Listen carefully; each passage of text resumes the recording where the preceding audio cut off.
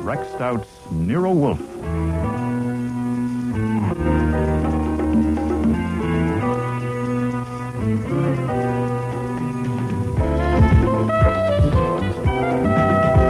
Starring Mabel Moore as Nero Wolfe and Dom Franks as Archie Goodwin.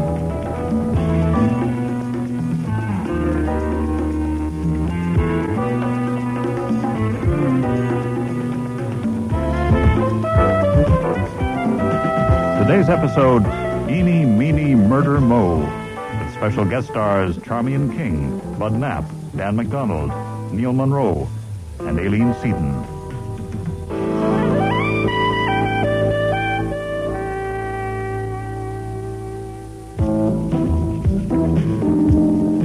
Since it would be a different story, and possibly no story at all if the necktie hadn't been there, I should explain about it. Nero Wolfe is a fastidious man. He's too fastidious to wear a brown silk four-in-hand decorated with tiny yellow curlicues and a large spot of Fritz's hollandaise sauce smack in the middle. So when Wolfe went to the orchid rooms, which he does every day from 4 to 6, he removed the tie and left it on his desk. That hurts me. I'm going shopping, Archie. I should be back. Oh, Fritz was hurt, too. He has left that tie just sitting there on his desk. He certainly has. Oh, what if someone should come in? It doesn't look right, Archie. Is this schlampig, yeah? Oh, yeah.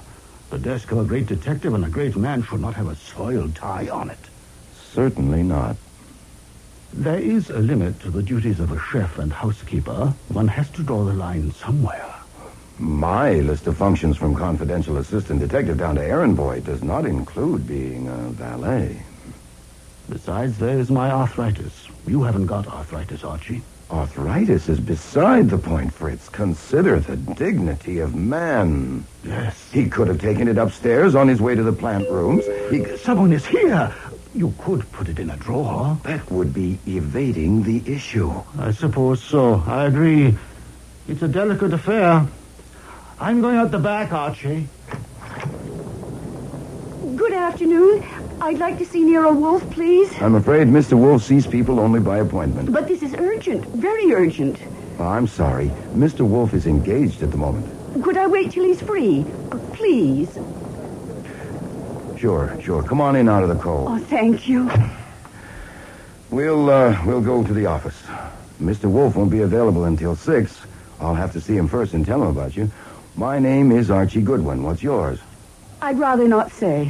Until I know if Mr. Wolfe will take my case. It's very confidential. Now, you'll have to tell him what your case is before he decides if he'll take it. And I'll be sitting there listening, so... Oh, also I'll have to tell him more about you than that you're 35 years old, weigh 120 pounds, wear no earrings before he decides if he'll even see you. I'm 42. What? Well, there you are. See, I need the facts. It's very confidential. But I suppose there was no sense in coming unless I tell you. That's right. Please sit down. Very well. My name is Bertha Aaron, spelled with 2 A's. I'm the private secretary of Mr. Lamont Otis, senior partner in the law firm of Otis, Eedy, Hideker, and Jett. I'm worried about something that happened recently, and I want Mr. Wolfe to investigate it. Were you sent by someone in the firm? Oh, no. Nobody sent me. Nobody knows I'm here. Well, what happened? Maybe I shouldn't have come. No. I didn't realize. Maybe I'd better not. Oh, well, suit yourself, Mrs. Aaron. Miss Aaron. Yes, I'm not married. Oh, this is silly. I've got to tell it. I owe it to Mr. Otis. I couldn't go to him about this because he's 75 years old and has a bad heart. It could kill him. Miss Aaron, why don't you tell me what happened? What happened was that I saw a member of the firm with our opponent in a very important case at a place where they wouldn't have met unless they wanted to keep it secret. You mean with the opposing counsel? Oh, no, the client. With opposing counsel, it might possibly have been all right. Which member of the firm? I'm not going to say. I'm not going to tell Mr. Wolfe's name until he agrees to take the case. Now, he doesn't have to know that in order to decide. Oh, dear, I'm in such a difficult position. I was afraid to go to any of the others in the firm because if one of them was a traitor, another one might be in it with him. Well, how could I be sure? Well, you could be wrong. Well, of course, that's unethical, a lawyer meeting with an enemy client, but there could be exceptions. It might have been accidental. No, it couldn't have been an accident. When and where did you see them? Last Monday, a week ago today, in the evening. They were together in a booth in a cheap restaurant. The kind of place she would never go to, never. I only went in there to use the phone. They didn't see me. Then one of them is a woman. Oh, I said she. Yes. The opposing client is a woman.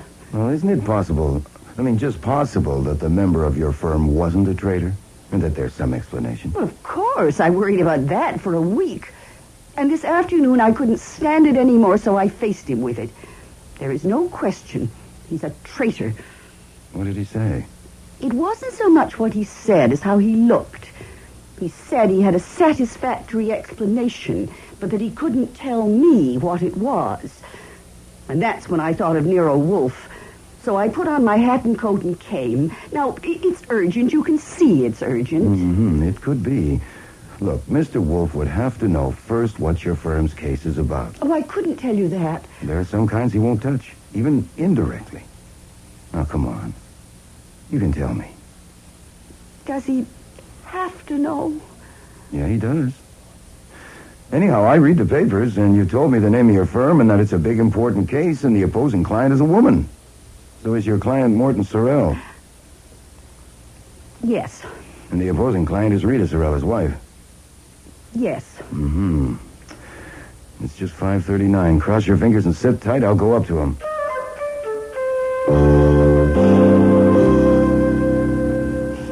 Excuse me for interrupting, but I have a problem. What time is it? It's 19 minutes to 6. It can wait 19 minutes. Oh, I know, but there's a snag. If you come down and find her there in the office with no warning, it would be hopeless. Find whom? A nice woman named Bertha Aaron. She's got a problem. It's a new kind of problem, and I came up to describe it to you so you can decide whether I go down and shoo her out, or you come down and give it a look. You have interrupted me. You have violated our understanding. Well, I said excuse me, and since you're already interrupted, well, I might as well tell you. She is the private secretary of Lamont Otis, senior partner of one of the top law firms in the country. They have a client, Morton Sorrell. Sorrell, the divorce case in the news? Well, there is a lot of Broadway star sues hubby for $30 million? The papers do tend to dwell on the sensationalistic. So that's why you pranced in here. I did not prance. I walked. You do quite well. I would have nothing to do with it. I knew you wouldn't get divorce evidence, and neither would I. But what's that got to do with this? You wouldn't even have to touch this. That marital squabble might be the central point of the matter. Send her away. I can't do that. I told her that I would Archie, try to I will not come down to the office till you ring me on the house phone and say that she's gone. But you haven't even heard of Archie, all the big-headed... that is my final word.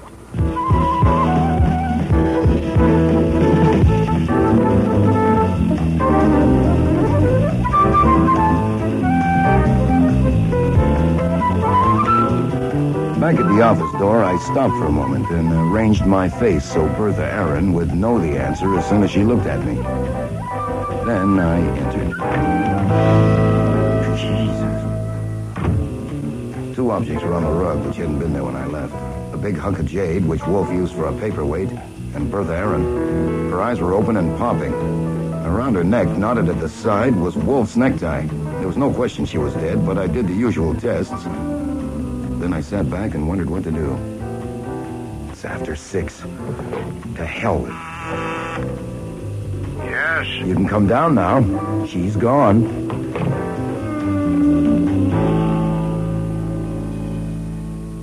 These germination charts, Archie, I want you to say... You said she was gone. She is. She's dead? Very. I presume that she was alive when you left her to come up to me. Oh, yes, sir, sitting in that chair. She was alone. No one came with her. The door was locked as always. Fritz is out shopping. When I found her, she was on her side. I turned her over to test for breathing. After I cut the necktie off... What necktie? The one you left on your desk. It was around her throat.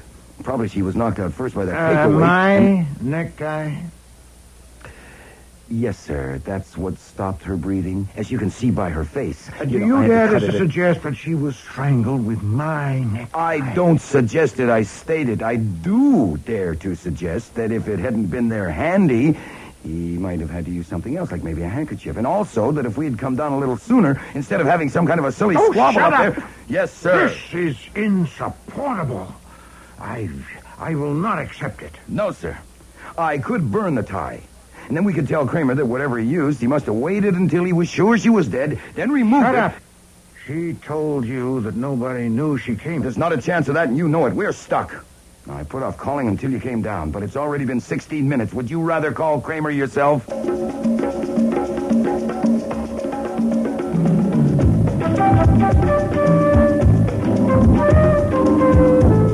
I still think you're lying, Goodwin. Inspector Kramer, you've been questioning me now for 5 hours. Now, look, you know me well enough. I know you well enough to know you're capable of saving something for your private use.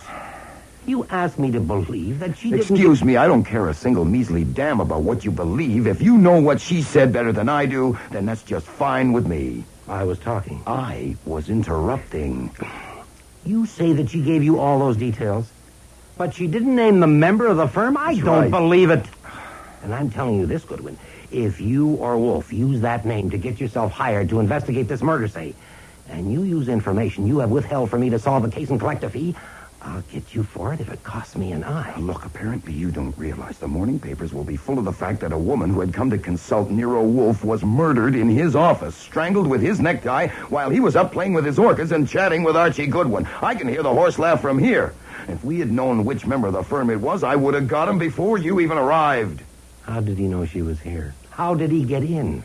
For the last time, I don't know. Now, I've discussed that with Rowcliffe, with you, with Pearlie Stebbins over there, and not discuss it again. Oh, what the hell. Come on, Stebbins, let's pack it up. Oh, Goodwin. Yeah. If it costs me both eyes.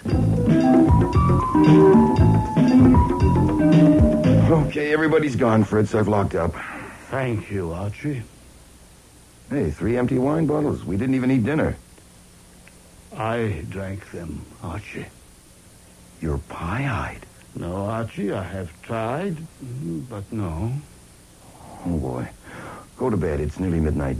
No, he will be hungry. He may never be hungry again. Pleasant dreams, Fritz.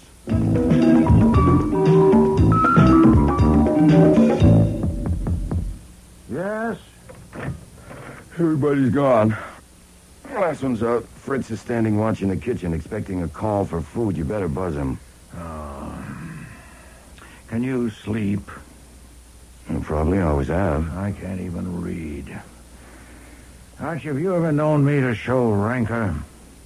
I'd have to look it up in a dictionary. Vehement ill will. Intense malignity.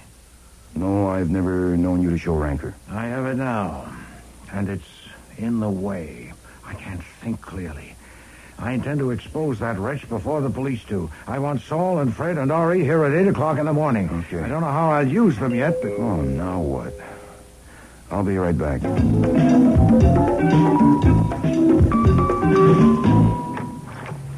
I would like to see Mr. Wolfe, please, about my secretary, Miss Bertha Aaron. You're Lamont Otis. I am. This is Miss Ann Page, my associate, a member of the bar. How do you do? My coming at this late hour is justified, I think, by the circumstances. Yes, I see what you mean. Just a minute. Hey, you over there. Across the street. Come on. Who are you, Jillian or Murphy? Come on over here a minute. What on earth is... Oh, yes, it's you. Sergeant Wiley. Come on up here. What for? May I ask what this is about? You may. An inspector named Kramer is in danger of losing an eye, and that would be a shame. Mr. Otis. Yes? I'd appreciate it if you'd answer a simple question. Were you asked to come here by either Mr. Wolfe or me? Certainly not. Was your coming entirely your own idea? Yes, No, but I don't... Excuse me, you heard him, Wiley. Include that in your report. It will say wear and tear on Kramer's nerves. Much obliged. Happy watchdogging. Come in, Mr. Otis, Miss Page. I'll tell Mr. Wolfe you're here.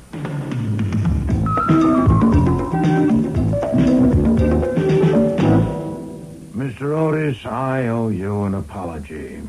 A valued and trusted employee of yours has died by violence under my roof. If you came to reproach me, proceed. I didn't come to reproach you. The police have told me how she was killed, but not why she was here. I think I have a right to know. How old are you, Mr. Otis? I'm 75. Why? I don't intend to have another death in my office, this time induced by me. Miss Aaron told Mr. Goodwin that the reason she didn't go to you with her problem was that she feared the effect on you. Her words, Archie? He has a bad heart, and it might kill him. Bosh. My heart has given me a little trouble, and I've had to slow down, but it would take more than a problem to kill me. She exaggerated it. She was so devoted to Mr. Otis that she had an exaggerated idea about his heart condition. Miss Page, why did you come here with Mr. Otis? Not because of his heart. Because he asked me to. I do shorthand. And if I tell Mr. Otis, will you take responsibility for the effect Damn it, on him? I take the responsibility. It's my heart. I doubt if the effect of telling him would be as bad as the effect of not telling him. I take no responsibility, but you have me as a witness that he insisted. Very well, Archie. Give Mr. Otis a copy of the statement you typed up for the police. Yes, sir. Perhaps if you looked at this paragraph first, Mr. Otis. I shouldn't have brought you, Anne. You'll have to leave. Believe me, Mr. Otis, you can trust me. On anything, believe me. If it's that bad, you shouldn't be alone with it. I must be. I couldn't trust you on this. You'll have to leave. You can wait in the front room, Miss Page. The wall and the door are soundproof. If you'll follow me, please. Yes, all right.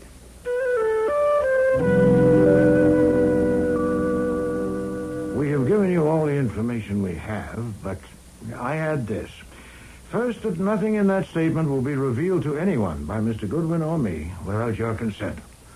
And second, that my self-esteem has been severely injured, and it would give me great satisfaction to expose the murderer. I would welcome your help. You are making a wholly unwarranted assumption. The police hypothesis, and mine, is the obvious one that a member of your firm killed Miss Aaron. That hypothesis could destroy my firm's reputation. Why should I help you? Because if you do, I will have two objectives: to get the murderer and to see that your firm suffers as little as possible. If you don't, I'll have only one. Mr. Wolfe, why should I accept that a member of my firm killed Miss Aaron? How did he know that she was here? She said that nobody knew. He could have followed her. Evidently, she left your office soon after she talked with him. Archie. Well, she probably walked here. It's not far. It would have been a cinch to tail her on foot. But how did he get in? Did he sneak in unseen when you admitted her? No, it's not possible. He saw her enter and knew that this is Nero Wolfe's address. He went to the phone booth and rang this number, and she answered. This phone on my desk. With me not here, that would be automatic for a trained secretary. Would she do that, Mr. Otis? It's quite conceivable, yeah. Okay. She answered. He said he wanted to see her at once and would give her a satisfactory explanation, and she told him to come here. And when he came, Fritz wasn't here. She let him in. All he was expecting to do was stall for time. But when he learned that she was alone in the office and she hadn't seen Mr. Wolfe yet, he had another idea, and he acted on it. It could have taken 2 minutes. All that is mere conjecture. Well, if you have one that fits any better, I do shorthand, too. The police have covered everything here for fingerprints? Sure. But in winter, I suppose the members of your firm wear gloves. May I have a glass of water? May I suggest some brandy? No, just water, thank you. For washing down these pills. Yes, sir, here you are. Will they help the pill? Yes, the pills are reliable. Thank you. How can I help you? By giving me information. It must be supposed that our killer was in a position to give Mrs. Sorrell information that would help her in her action at law against her husband. That's true? Of course. Here, privately with you, it's not merely her action at law, it's blackmail. Her demands are exorbitant and preposterous. And a member of your firm could give her weapons. Well, which one? Or ones? I won't answer that. Which member of your firm was in a position to betray its interests to Mrs. Sorrell? They all were. Our client, Mr. Sorrell, is vulnerable in certain respects, and my 3 partners and I conferred together on it. But it could only be a partner in the firm, that is Frank Eeny, Miles Haydecker, or Gregory Jett. And that's incredible. Is it equally incredible for all 3 men, or are there preferences? Please, you're asking me to Had talk... any of them any problems? Say with money, women, whatever. Certainly not. At least I shouldn't think so. Frank Eeny, who was the oldest partner next to me, would be in a very sound financial condition. He's a family man. Interests in other women? I think so, yes, definitely. It's very discreet. And Mr. Haydecker? Miles is extremely clever with money and has, I should think, amassed a considerable amount of it. Women, well, I think Miles is too interested in his work and his hobbies, chess and behind-the-scenes politics, to bother with women, including his wife. Now, Mr. Jett? Gregory is our junior partner. We made him a member of the firm just 2 years ago after he had made a spectacular success in 2 big corporation cases. Oh, yes? His financial condition is... I am in an extremely unpleasant position, Mr. Wolfe. You are indeed, sir. You'll find it worse when you talk with the police. Gregory is in the red. In his account with the firm last year, he made a bad investment, a Broadway show.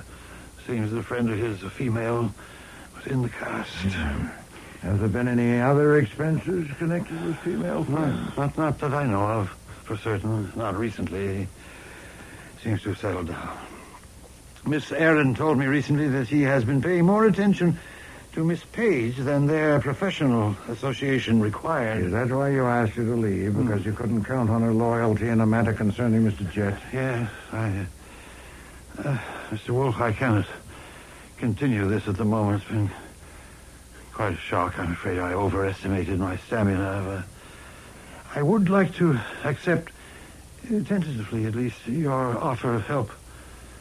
May I answer your questions tomorrow? At your convenience, of course.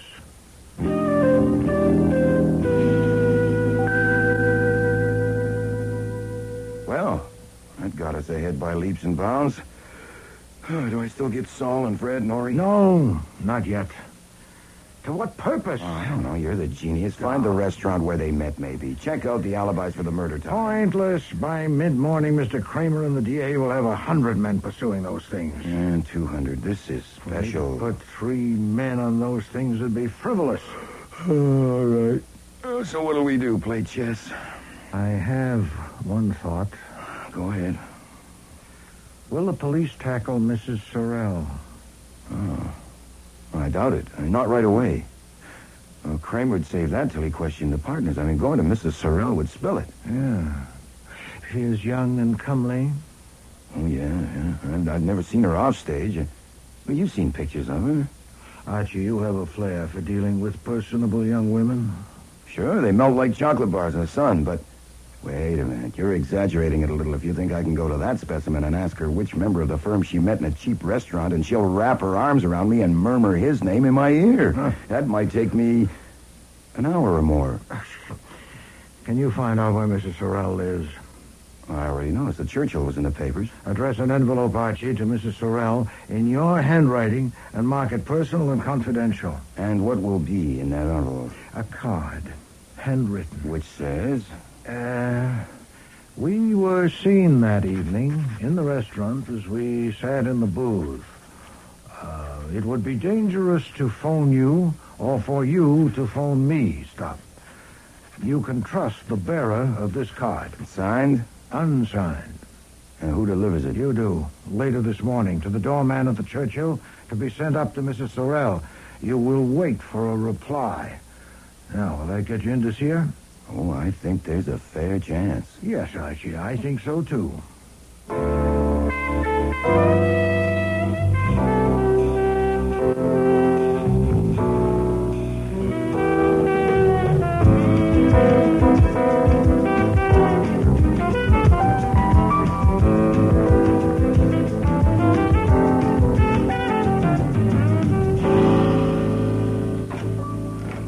You sent this?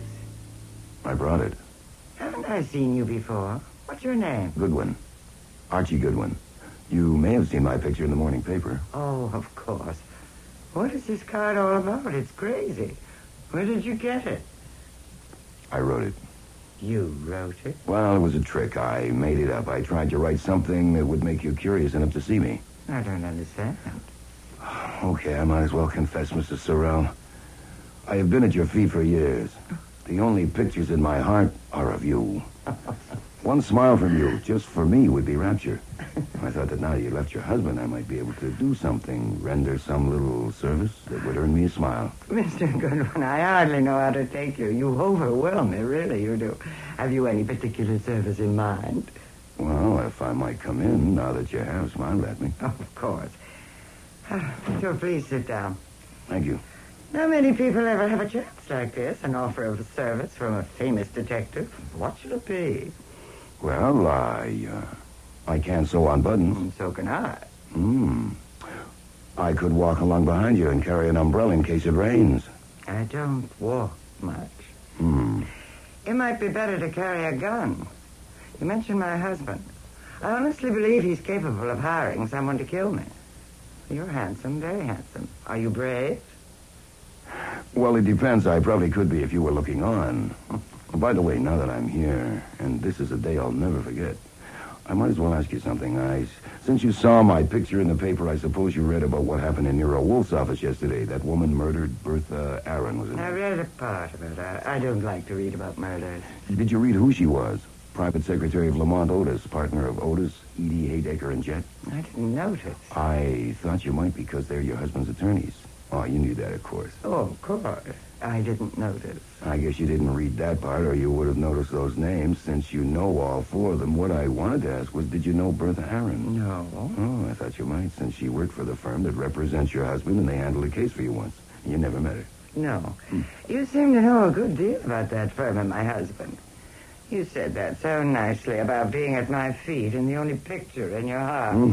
So they sent you, or Nero Wolfe did, and he's working for my husband. No, he isn't. Well, he's working for that law firm. That's the same thing. No, he's working for nobody but himself. Oh, you're lying. I only allow myself so many lies a day, and I'm careful not to waste them. Mr. Wolfe is upset because that woman was killed in his office, and he intends to get even. He is working for himself. He thought you might have known Bertha Aaron and could tell me something about her that could help. I can't. Oh, that's too bad. I'm still at your feet. I like you there. You're very handsome. I just had an idea. Would Nero Wolfe work for me? Well, he might. What would you want him to do? I'd rather tell him. Well, if you'd like to go now, I'd be glad to take you. He'll be free till 1 o'clock. I wonder. You wonder what? Nothing. No, I won't go now. I'll think it over. Oh, I'm sorry. I can't help. But I'd never met that woman. What was her name? Bertha Aaron. I'd never heard of her. I may ring you later today. I'll think it over.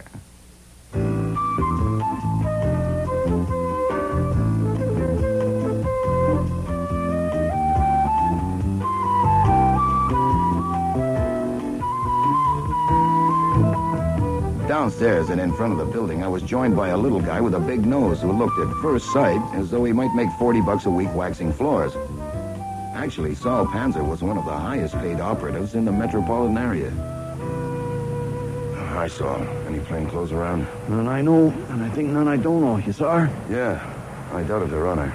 I stung her, and she may be moving. The boys are covering me. Yep. Bed at the north entrance, Ori at the south. I hope she takes the front. Yeah, so do I. See you in court, Saul. It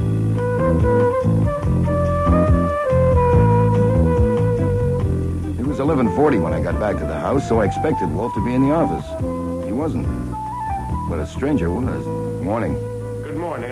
So I continued on to the kitchen, where I found the great man conferring with Fritz. You cannot use onions. Wolfe, we've had this discussion many, many times. I know we have. You forgot to leave the necktie on your desk. Oh. The man in there is Gregory Jett. He spent the morning at the DA's office. I excused myself because I wanted to hear from you before talking with him. Now, did you see that woman? Yes, sir. She's a gem. There is now no question about Bertha Aaron's basic fact, that a member of the firm was with Mrs. Sorrell in that restaurant. She admitted it. No, but she confirmed it. We talked for about 20 minutes, and she never mentioned the card after the first half a minute. She told me I was handsome twice. She smiled at me 6 times. She said she'd never heard of Bertha Aaron, and she asked if you would work for her. She may phone for an appointment. Do you want it all verbatim now? Now, later will do. The men are there. Yeah, Saul, Fred, and Ori are covering every entrance to that building, but it's wasted. She's not a fool, anything but. She's a very tough article, and she's after $30 million. What's biting Gregory Jett out there? I don't know. Shall we see?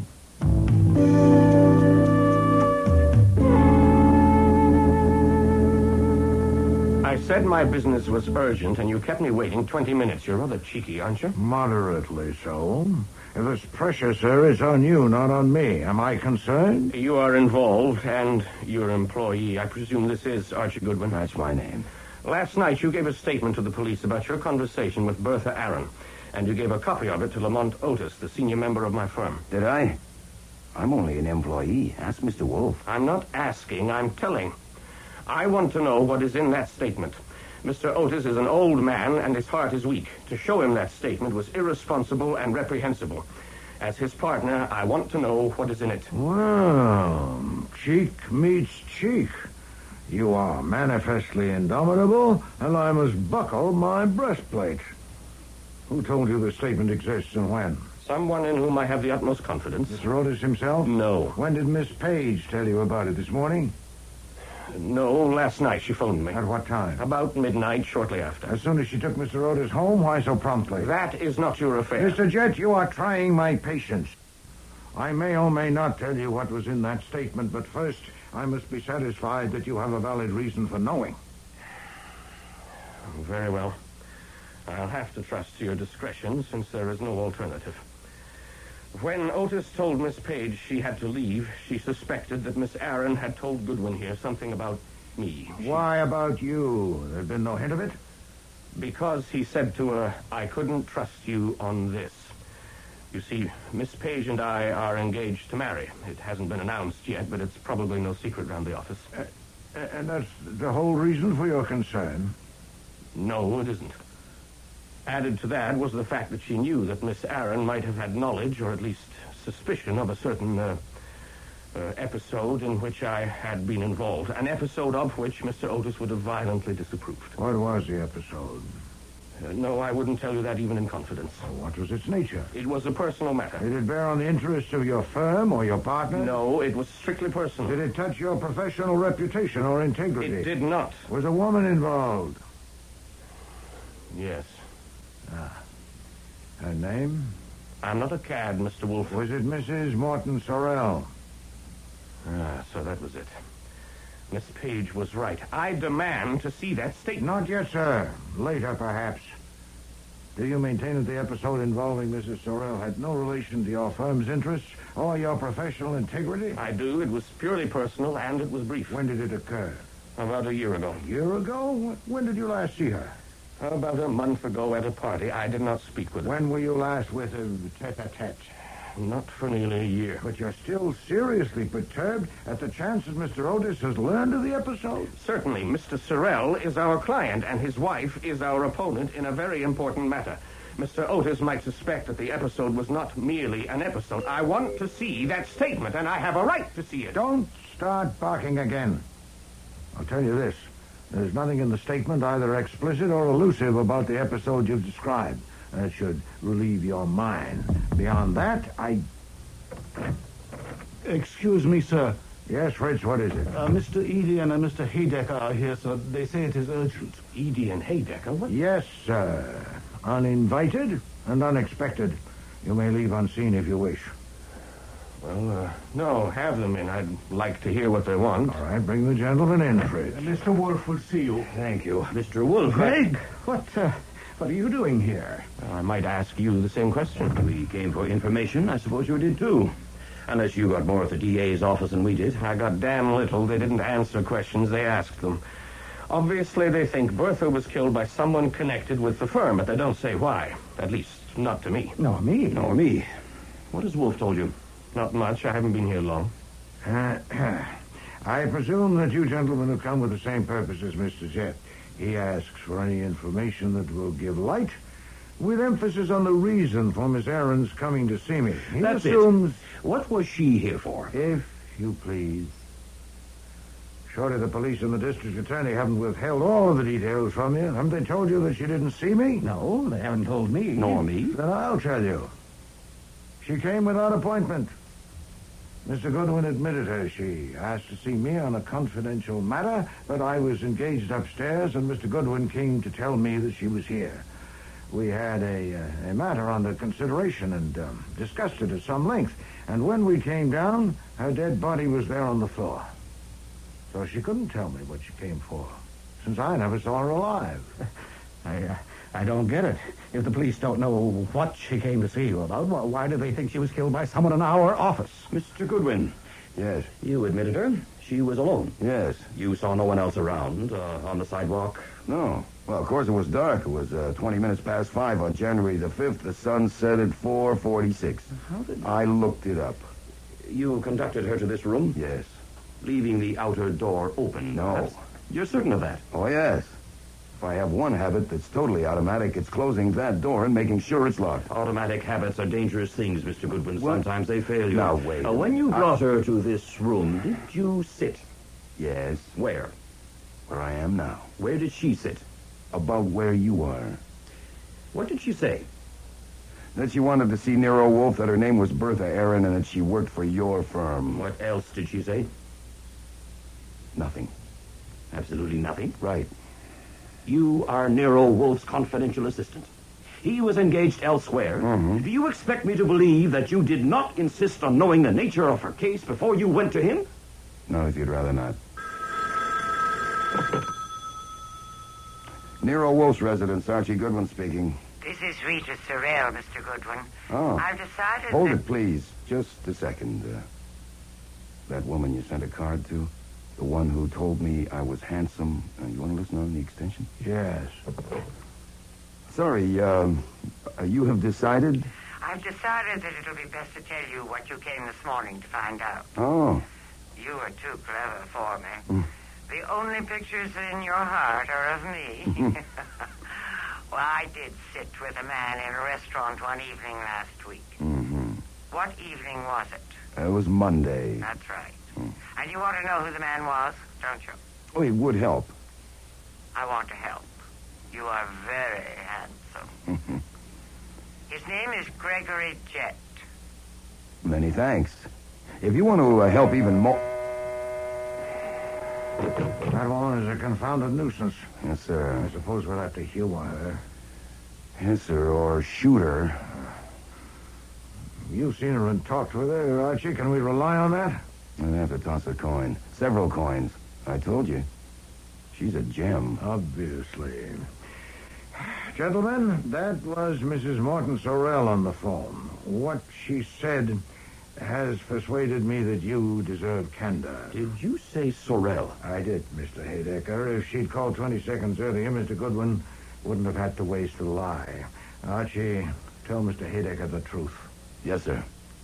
I did insist on knowing the nature of Bertha Aaron's case before I went to Mr. Wolfe, and she told me. She said she had accidentally seen a member of the firm in secret conference with Mrs. Morton Sorrell one day last week. After worrying about it for some time, she told him about it that afternoon and asked for an explanation. And he didn't have one. So he was a traitor. I don't believe it. Nor I. A member of the firm. Did she name the man? No, she didn't. Do you expect us to believe that Bertha Aaron would come to an outsider with a story? No more cross-examination, Mr. Haydecker. I indulged you before, but not now. Your questions are to be asked. I'll do the asking. As for Mr. Goodwin's bona fides, he's given a signed statement to the police, and he is not an ass. Good God. No wonder the police assumed... The assumption of the police is that Miss Aaron was killed by the man she'd accused of treachery, and that's an assumption I share with them. Evidently, the police have preferred to reserve the statement, and so have I, until now. But no longer, since Mrs. Sorrell has named the member of your firm that she was seen with.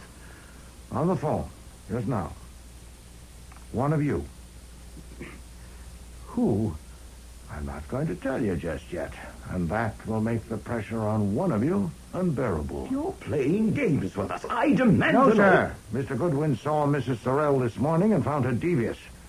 I need to substantiate her information before I use it. I need to know what each of you was doing on Monday evening of last week, 8 days ago. To what purpose? Because that was when one of you was seen by Miss Aaron in conference with Mrs. Sorrell.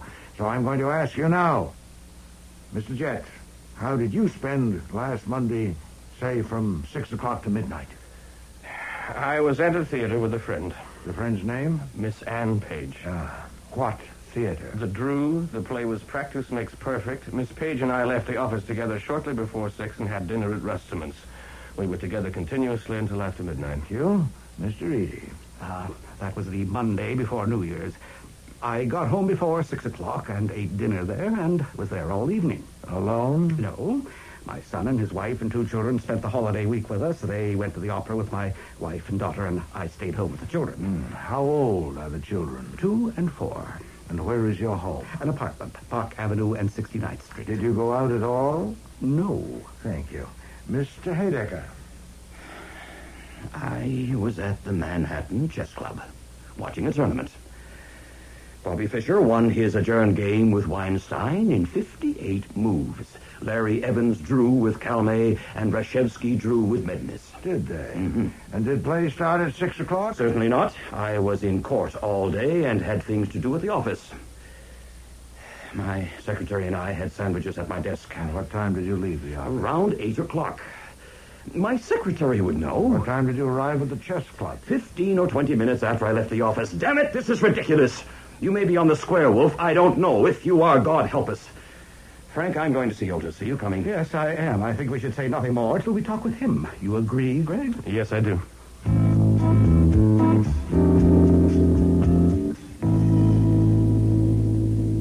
Do I get Saul and Fred? To what purpose?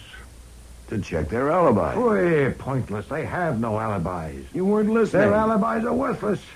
One with his fiancée, one watching a chess tournament, one at home with young children in bed asleep. I asked on the chance that one of them, possibly 2, might be eliminated, but no, there are still 3.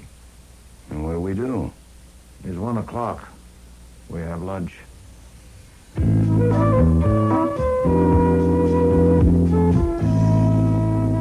Inspector Kramer arrived right after lunch. And was he glowering?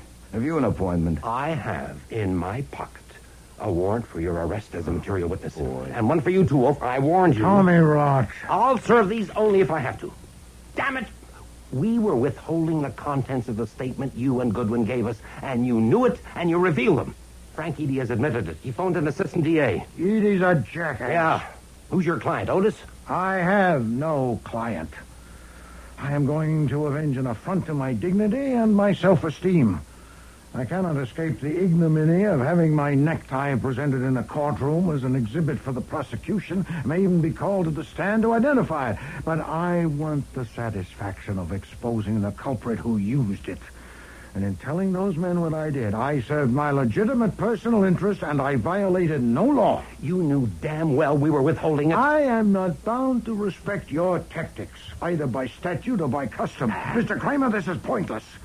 You have a warrant for my arrest as a material witness, but you don't serve it, so it obviously is only a cudgel for you to brandish. To what end? What do you want? I want the truth. Phoy. If I take Goodwin's statement as it stands, if he put nothing in and left nothing out, one of those 3 men killed Bertha Aaron, you agree? Yes. But if a jury takes Goodwin's statement as it stands, it would be impossible to get one of those men convicted. Explain, please. She got here at 5:20, and he was with her in this room till 5:39, right, Goodwin? That's right. Then you went up to the plant room and talked to Wolfe. Right.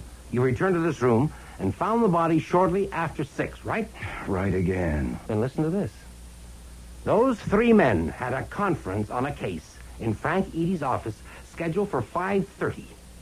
Eady and Jet were there ahead of time, and Haydecker joined them at 5:45. He says he had gone out on an errand which took longer than he expected. The 3 of them stayed there together until 6:35. Verified by Eady's secretary. Explain that. What was Haydecker's errand? He went to 3 theaters to buy tickets. We've checked. They don't remember him at the theaters. But even if you take him, what have you got? Bertha Aaron was alive at 5:39.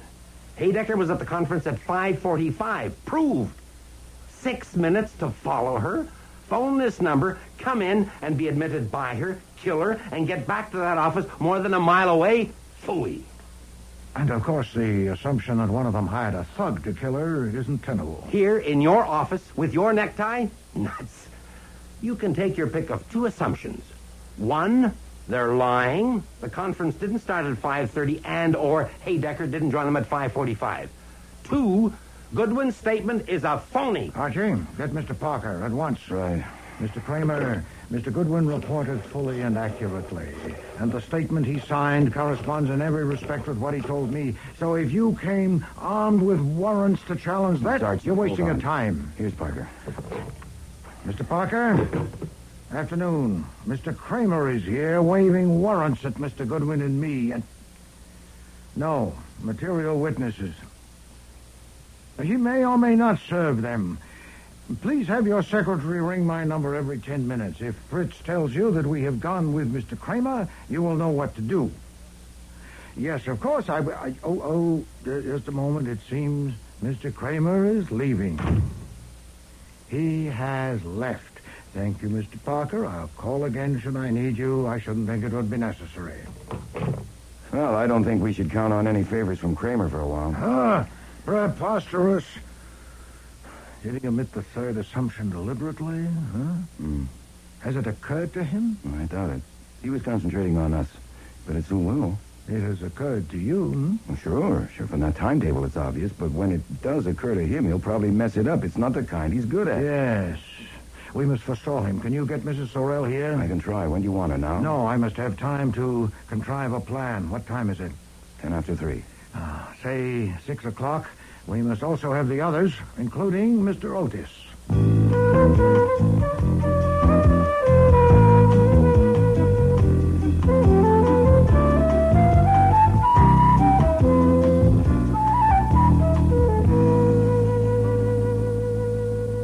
Mr. Wolfe. Madam.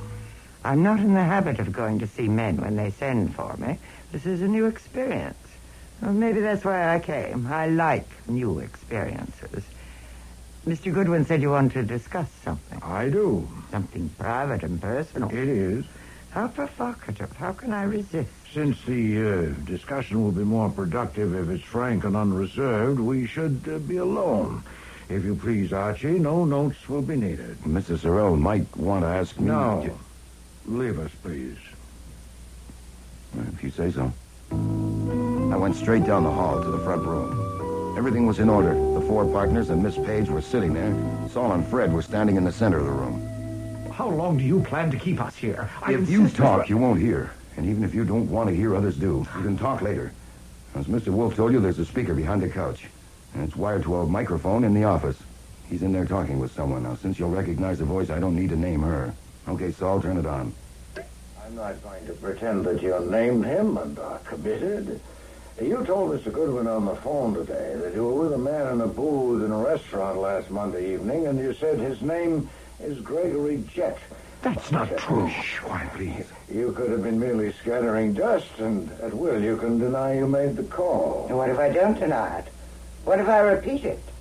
It was Gregory Jett. I wouldn't advise you to. Why not? Because it wasn't Mr. Jett. No. No, it was Mr. Haydecker. That's ridiculous. Shut up, Haydecker. That's interesting. Really interesting. So I sat in a booth with a man and didn't know who he was?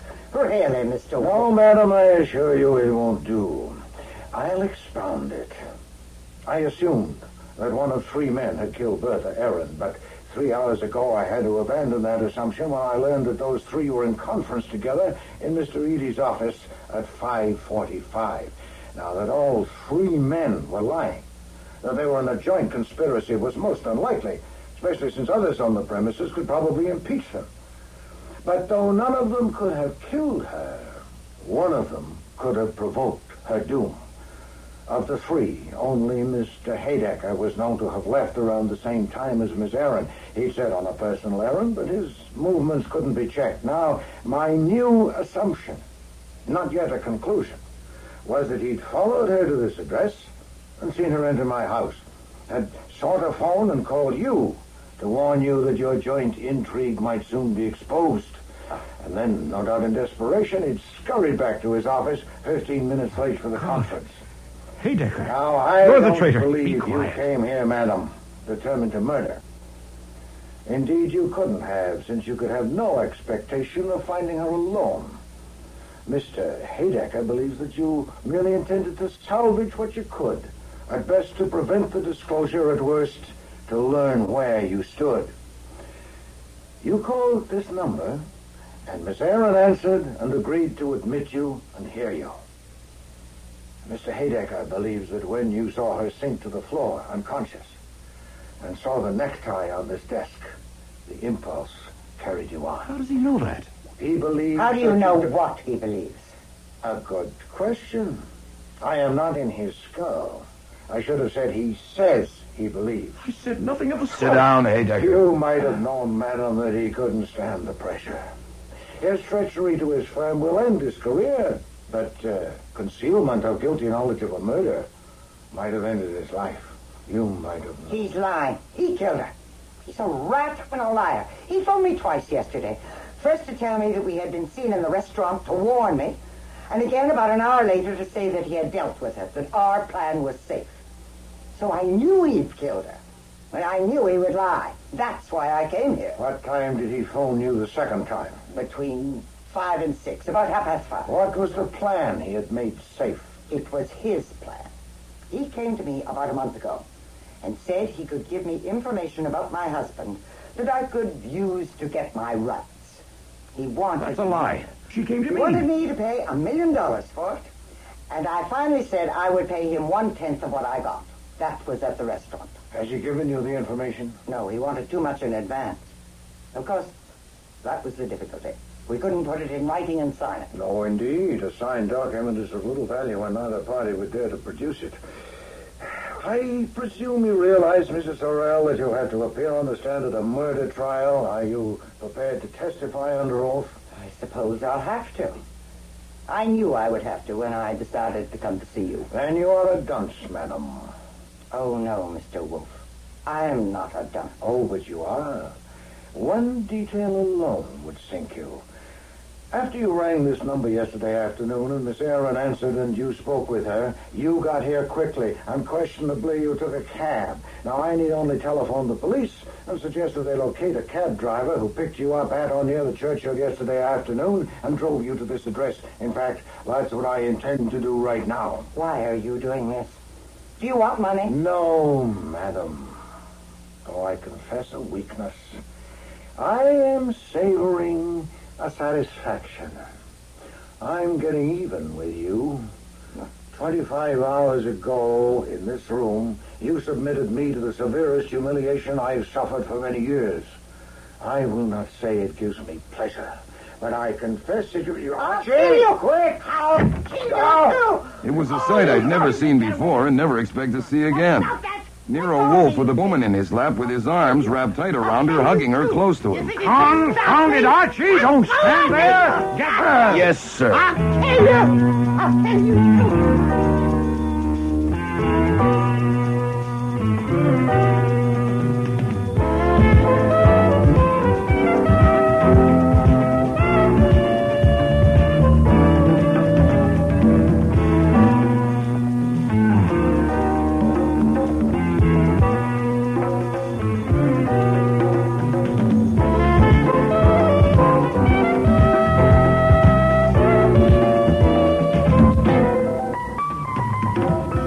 Starring in today's episode were Mavor Moore as Nero Wolfe and Don Franks as Archie Goodwin. Charmian King was Rita Sorrell, Bud Knapp, Mr. Otis, Dan McDonald, Miles Hadecker, Neil Monroe, Gregory Jett, Aileen Seaton, Bertha Aaron, David Hughes, Frank Eady. Cease Linder was Inspector Kramer, Alfie Scott, Sergeant Wiley, Nikki Guadagni, Ann Page, and Frank Perry was Fritz. Music was composed and conducted by Don Gillis. Technical operations by John Jessup. Sound effects, Bill Robinson. Production assistant was Nancy McElveen, and casting consultant, Ann Weldon Tate. Eeny, Meeny, Murder Mo was written and produced in Toronto by Ron Hartman.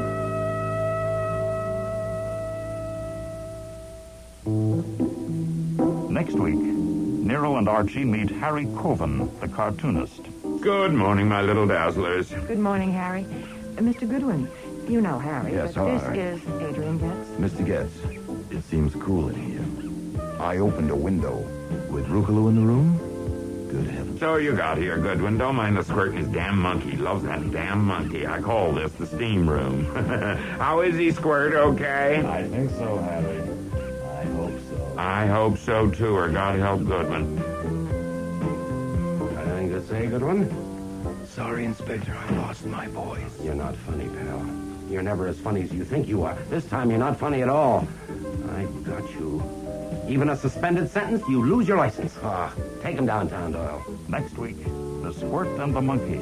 with guest stars Jack Creeley, Patricia Collins, Sherry Flett, Richard Monette, and Eric Peterson.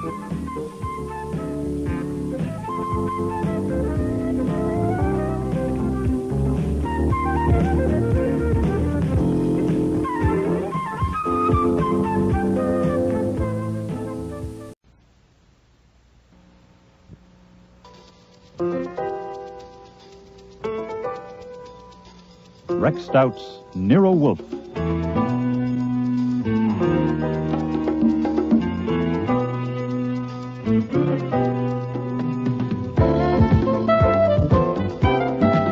Starring Mavor Moore as Nero Wolfe and Don Franks as Archie Goodwin.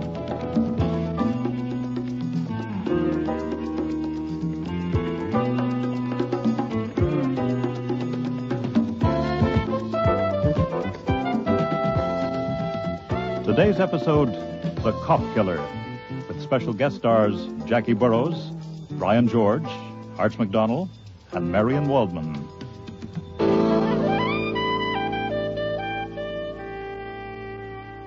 The truth of the matter is that everyone doesn't understand my sense of humor. It's not the first time my mouth has gotten me into trouble. Mr. Goodwin, you told me once that people in danger have only to mention your name. So when Tina and Carl from the barber shop turned up at the front door that morning, I didn't know at first how to deal with the situation. Nero Wolfe was due down from the plant rooms at any minute, and he's extremely finicky about seeing people without an appointment. Also, his fees are very high, and as his assistant, I am expected to screen would-be clients. I really should have sent Carl and Tina on their way. This is a so nice, safe room for you and Mr. Wolfe, two such great men. No, he's the great one. I just caddy and talk too much. Now, what's this about danger? We love this country, Mr. Goodwin. We love... Let me talk, Carl. We do love this country, Mr. Goodwin, and we want to see more of it. But you see, we don't know where to go. I have $50 here. Well, that wouldn't get you too far. Oh, no. The $50, this is for you. What? To tell us where to go. You know our name, Vardas. You know we are married. So there is no question of morals. Only all we want is to do our work and live in private, Carl and me. And we think... Archie, I want to see the germination records of those orchids. Oh, you didn't tell me we had callers. No, sir, because I knew you would be down soon. You know Carl. He takes your coat at the barber shop, yeah, and Tina's a manicurist there. It's all right. They're married. They just dropped in to buy $50 worth of travel. Yeah. Why he went? He's hungry? No, sit down, please. As you said, he's a great man. It makes him a little eccentric. Now, you were saying... We don't want Mr. Wolfe mad at us. No, forget it. He's only mad at me, which is chronic. Now, why do you want to travel? Is what I said. We love this country, and we want to go more into it. Far in. You're both scared stiff, aren't you? Now, what's this danger Carl mentioned? I don't think that makes any difference. It's no good, Tina. We must tell Mr. Goodwin if we want him to help us. Please. Hi.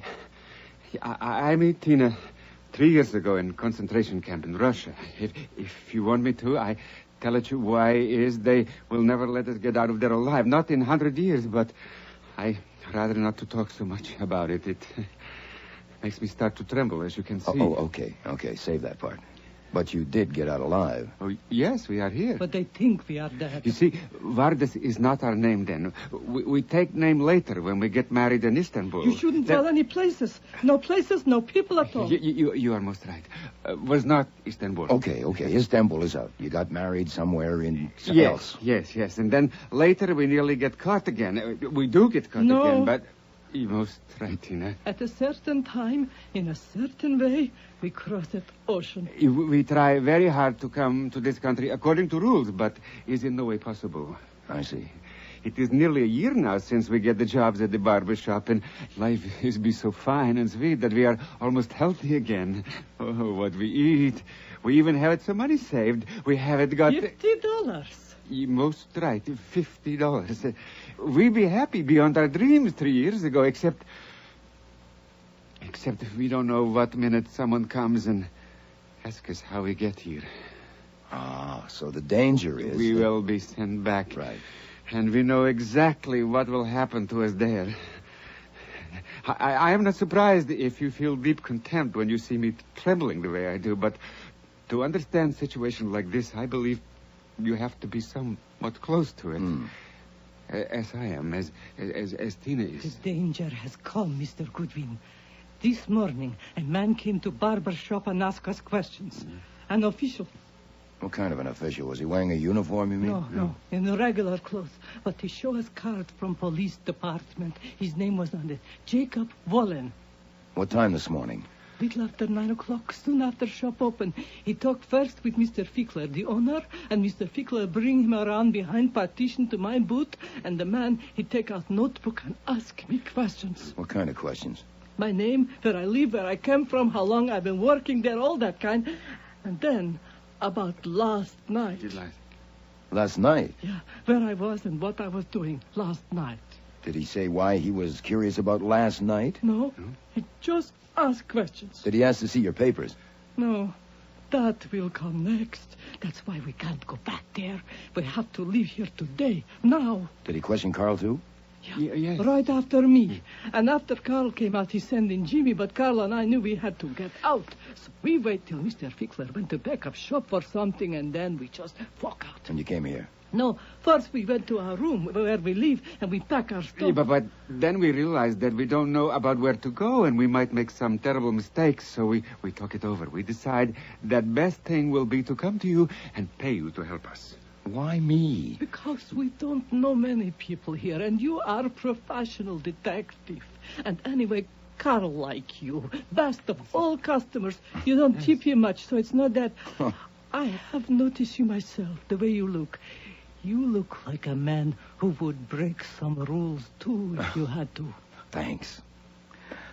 Ah, damn it. Now, why did you have to beat it? That alone fixes you. What else we can do? Well, he was questioning the others, too. He was concentrating on last night. What about last night? What were you doing? Out there breaking more rules? Oh, no, we don't. We go straight home and eat in our room as usual. Then I wash some clothes. And I read book. About 9 o'clock we go for And walk. we are in bed by 10:30. Our usual time. Well, then why did you run this morning? Mr. Goodwin, policemen asking questions has different effect on different people. Right. If you have a country like this one and you are innocent of crime, all the people of your country are saying with you when you answer the questions. Uh-huh. But two people alone can't answer policemen's questions anywhere in the world. Takes it whole country to speak to policemen, and Tina and I, we don't have it one. The country we had once, it is no longer a country. It is just a place to wait to die. Only if we are sent back there now, we will not have to wait. Please, Mr. Goodwin, take it $50. Take and tell us where to go. All little facts that will help us. Perhaps you can give us letter to some friends. It's not going to do any good. Now, if they're really after you, you'd be throwing your money away. Save it for a lawyer. Who are you phoning? Mr. Wolfe, in the kitchen. Yes? Are they gone? No, sir, they got themselves into a mess. I'm putting them in the front room till I get back. Where are you going? To get a shave. You can dock me. All right, you two. All right, in here. And keep away from the window and don't budge from this room till I get back. Oh no. I don't think we can't. Carl? I like him.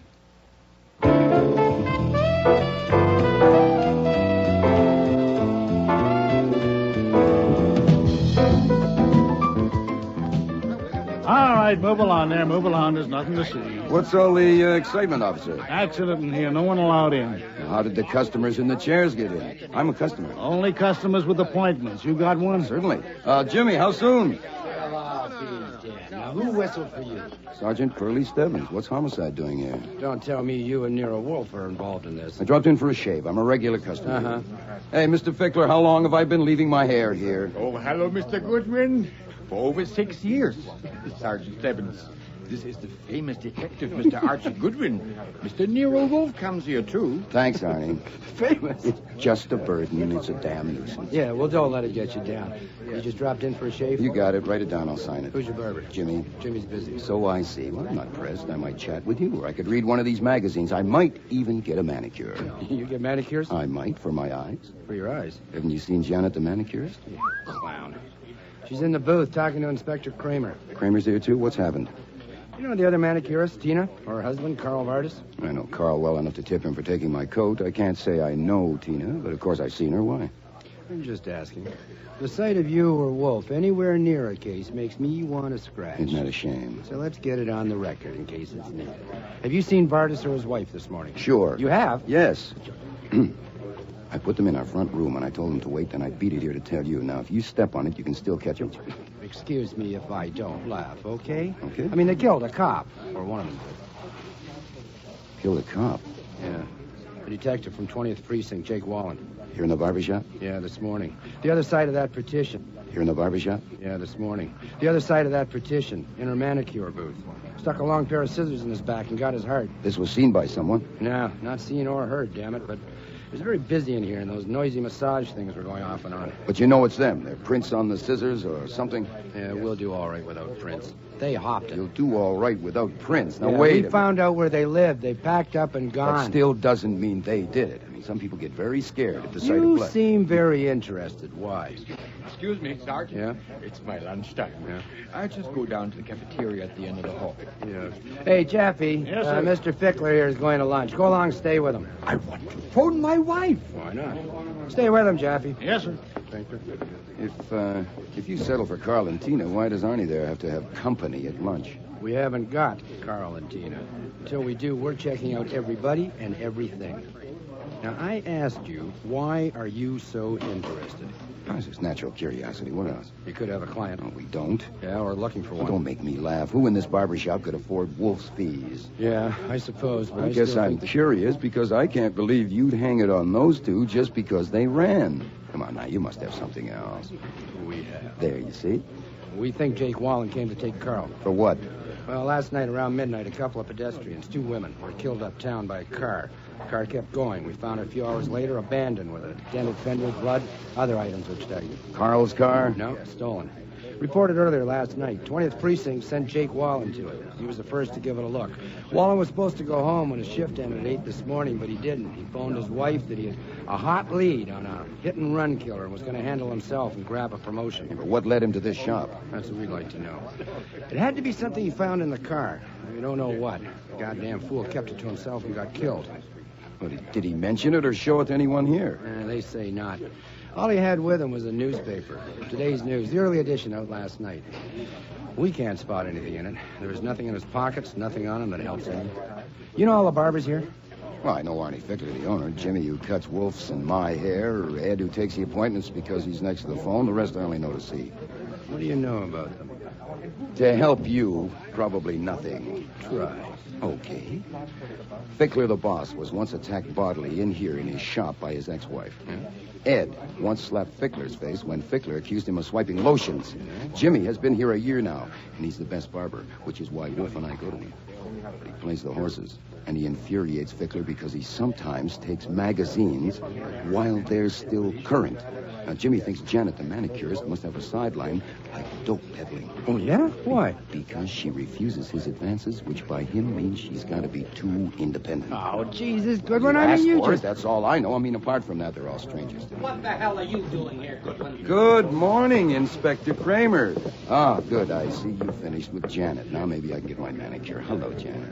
Hello, Mr. Goodwin. I asked you what you're doing here. I'm just waiting for a shave. I'm an old customer here. Ask Burley. Go ahead. straight, Stebbins? Yeah, he comes here regularly. I checked. Come in here, Stebbins, for a minute. Yes, sir. Yes, sir. Well, Janet, I was wondering where you were. What? Did you say something, Mr. Goodwin? No, there's nothing vital. And call me Archie. I'm not married. You're a detective, aren't you? Yeah. How can I keep them from putting my picture in the paper? You can't if they already have it, have they? I think so. I wish I was dead. Oh, come on now. Pretty young girl like you. I mean it. My folks in Michigan think I'm acting or modeling. I keep it vague and... Here, oh, my God. Oh, work is work. Anyhow, if your picture gets printed and it's a good likeness, who knows what'll happen? Yeah, this is my Gethsemane. You what? My Gethsemane, you know. I'm not sure. You know, where you have to make a decision. Oh, I see. What was the inspector asking you just now? I only wish I had some guts. Why? What would you do? I'd tell all about it. All about what? All about what happened. You mean last night? Why not try it out on me and see how it goes? How it happened this morning. how I was going back to my booth after I finished Mr. Levinson in Ed's chair. And he called me into Tina's booth, and he seized me with one hand on my throat so I couldn't scream. And there was no doubt at all about what he intended, so I grabbed the scissors from the shelf and, without realizing what I was doing, plunged them into him with all my strength. And his grip on me loosened, and he collapsed into the chair. That's how it happened? That's what I would tell them if I had any cuts. See, I would have to be arrested and then have a trial and then... Hold it. Who called you into the booth? The man that got killed, of course. See the marks on my throat? No, I don't. Too early for the bruises to show, I could say. Good Lord, that would get you top billing anywhere, wouldn't it? That's what I'm saying. Well, then go ahead and tell it. I can't. I simply can't. It'd be so damn vulgar.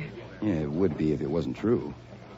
About your not being married, I hadn't even thought. There was an article in Collier's magazine last month about career girls getting married. Did you read it? No, I must have missed that one. Oh, that article was silly. I think a girl should get her career established first. That's why when I see an attractive man, I never wonder if he's married. But by the time I'm ready for one, these will be too old. See, that's why I wouldn't ask you if you knew anyone in show business, because I wouldn't take help from a man. I think that a girl... Ready, Mr. Goodwin? Oh, good, Jimmy. Just scrape of the face. Did you phone? Huh? Did that fathead Ed forget again? Oh, no. I just got caught needing a shave, that's all. You seem to have had some excitement here, Jimmy. We sure did. Hey, Carl. You know Carl? Sure. He killed a man in Tina's booth. What? Then they both ran. I'm sorry for Tina. She was all right, but Carl, I don't know. Hey, how's that? Too tight? No, it's fine. Jimmy, I'd watch it if I was you. You know, it's a little risky to go blabbing that Carl killed him unless you can prove it. Yeah, well, he had fits. Fits? Yeah, like he'd shake all over. And what did he run for? I couldn't say, but I mean, the cops are still poking around here. There's even an inspector. Yeah, this towel's hot now. Oh, yeah, it sure is. Hey, they're after evidence. You gotta have evidence. For instance, they want to know that man who was killed. Did he show me anything, or did he ask me anything about some article from the shop? That would be evidence, see? Yeah. What did he ask you? Hell, what didn't he ask? You think I was taking out insurance or something, you know? I told him where to get off. Oh, yeah? Yeah. He asked me what was I doing last night. Do you believe it? Come on. Yeah. Oh, you didn't tell him, eh? Nah, he kept on at me, so I figured, what the hell, and told him. Why not? That's my philosophy, Mr. Goodwin. Why not? It saves trouble. As long as my wife doesn't find out, huh? Yeah, all us in there asking questions. One at a time. Janet was the last. Well, who found him dead? Fickler. 10 or 15 minutes later, geez, he come yelling out of there. I damn near nicked my customer. How's the razor, all right? It's fine, just fine. Yeah, then the cops come. Man, it's been nothing but questions ever since. Who went behind the partition after Janet came out? They want to know. I tell them, how do I know? I had a customer at the time. When exactly did Carl and Tina leave? They must have asked me that 20 times. But I can't say and I won't say. Carl did it all right. But they can't prove it by me. They got to have evidence, right? But not me. Good one. Inspector Kramer don't like you being here. Neither do I, Sergeant. Neither do I. Yeah, thank God this didn't happen to be Wolf's day for a haircut. You never would have believed it. Speed it up just a little, Jimmy. Mr. Wolfe hates to wait lunch.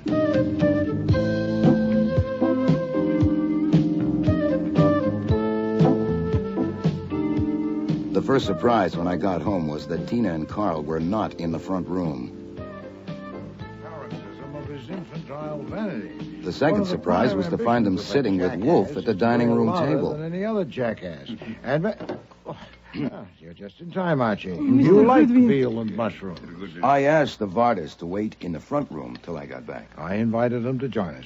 I don't sit at my table alone when there are unfed people in my home. Yes, sir, but there's a problem. Yes, Archie. I know you have a paroxysm if I try to bring up business during meals, but 18,000 cops would give a month's pay to get their hands on Carl and Tina, your guests. Oh, indeed. Why? Have you talked with them? No, I merely invited them to lunch. I see. I ran into Kramer and Stebbins at the barber shop. Oh, confound it. Yes, sir, and the rest of their squad that handles only one kind of case. It's quite interesting, really, but first lunch, of course. I'll go and put the chain bolt on. Please dish me up some veal.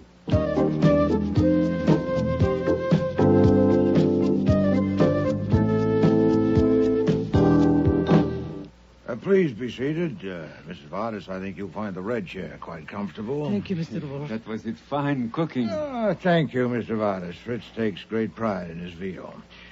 Now then, Archie, what have you gotten us into this time? Us? Yes, I'm responsible for their presence since they were my guests at lunch. Okay, if that's how it is. I did not invite them to come here, let alone to have lunch. They came on their own, and I let them in, which is one of my functions. Having started it, I'll finish it.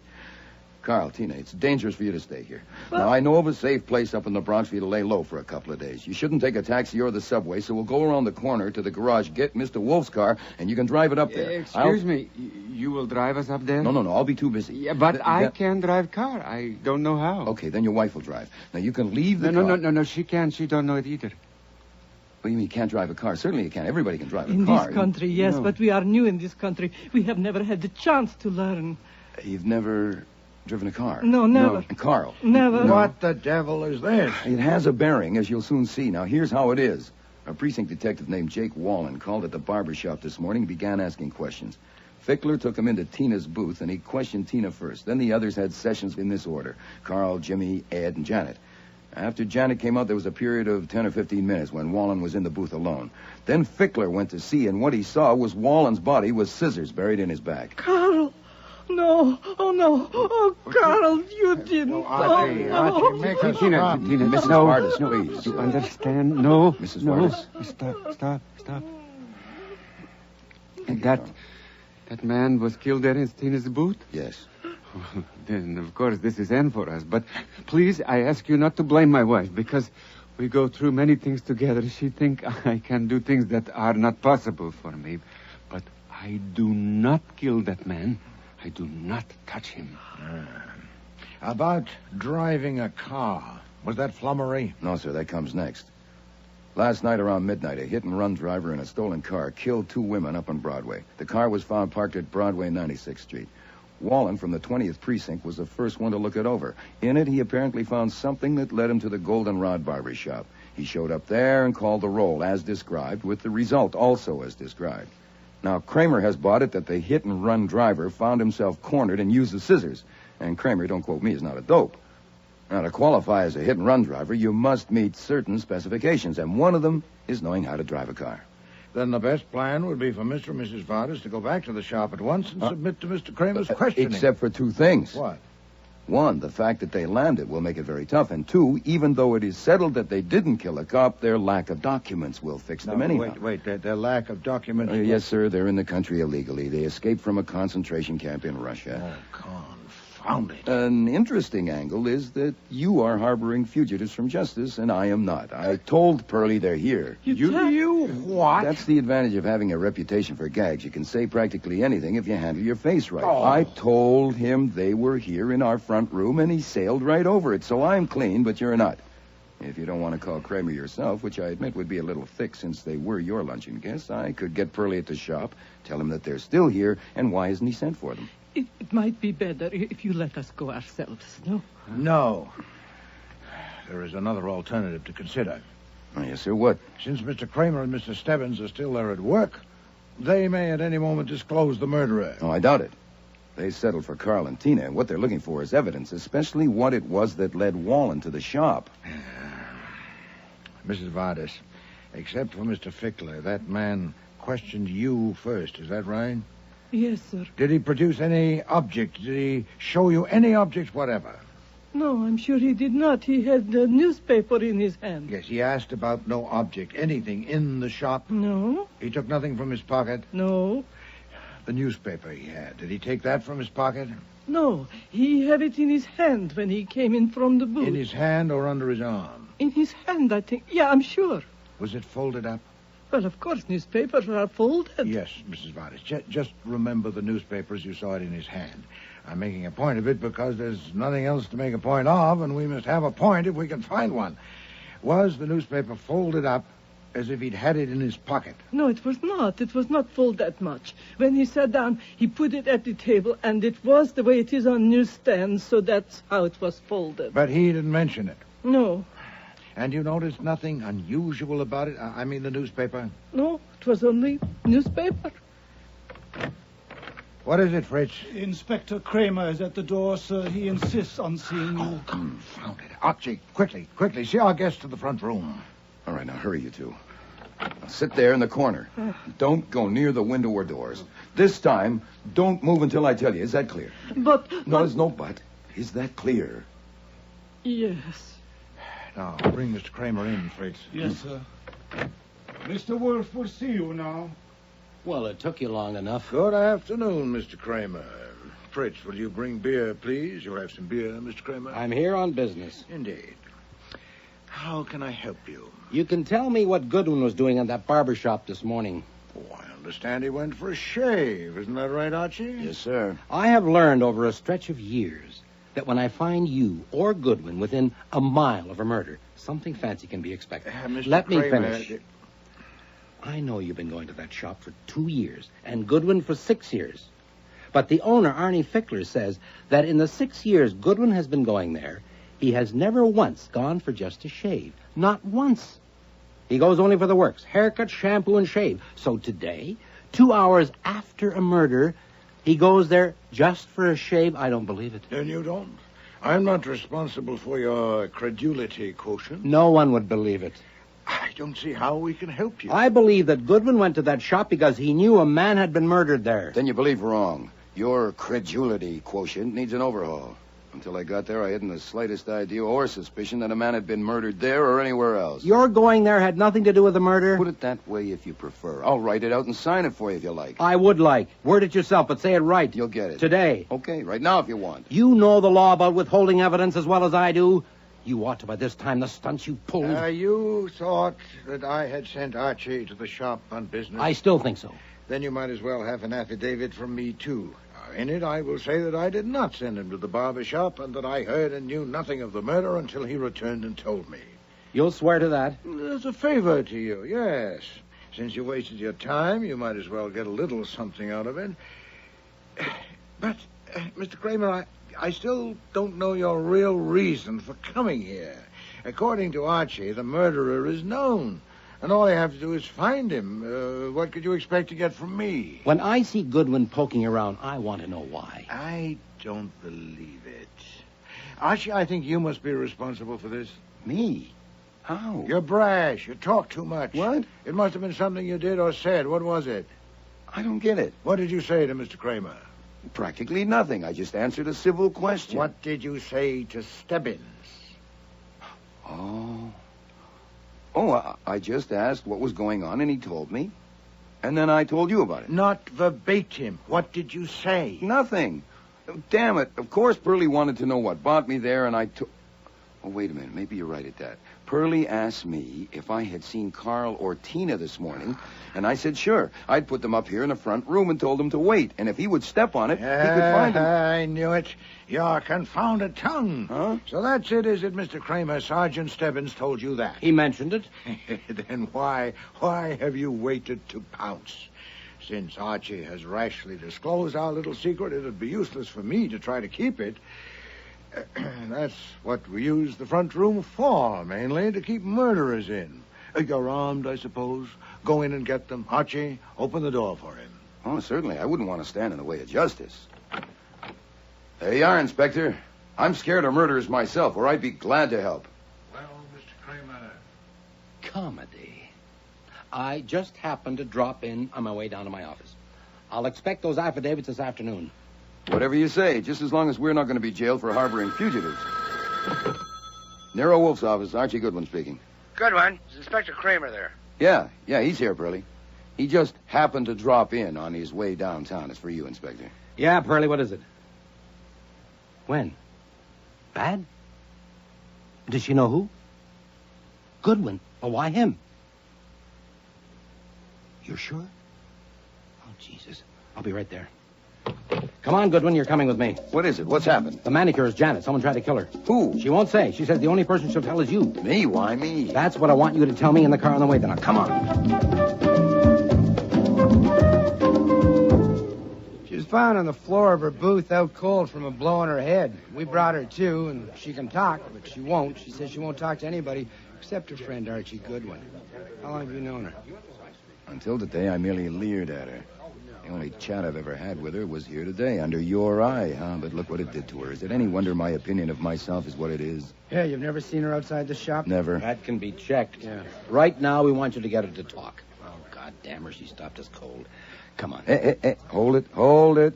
If I'm going to ask her questions, I ought to know what happened. Oh, Jesus, Goodwin. There are only 3 of us left here. I was on the phone. Jaffe and Sullivan were there on chairs. The barbers were working on customers. Someone wanted a manicure. Fickler called Janet. She didn't come. Where was she? On the floor of her booth, out cold.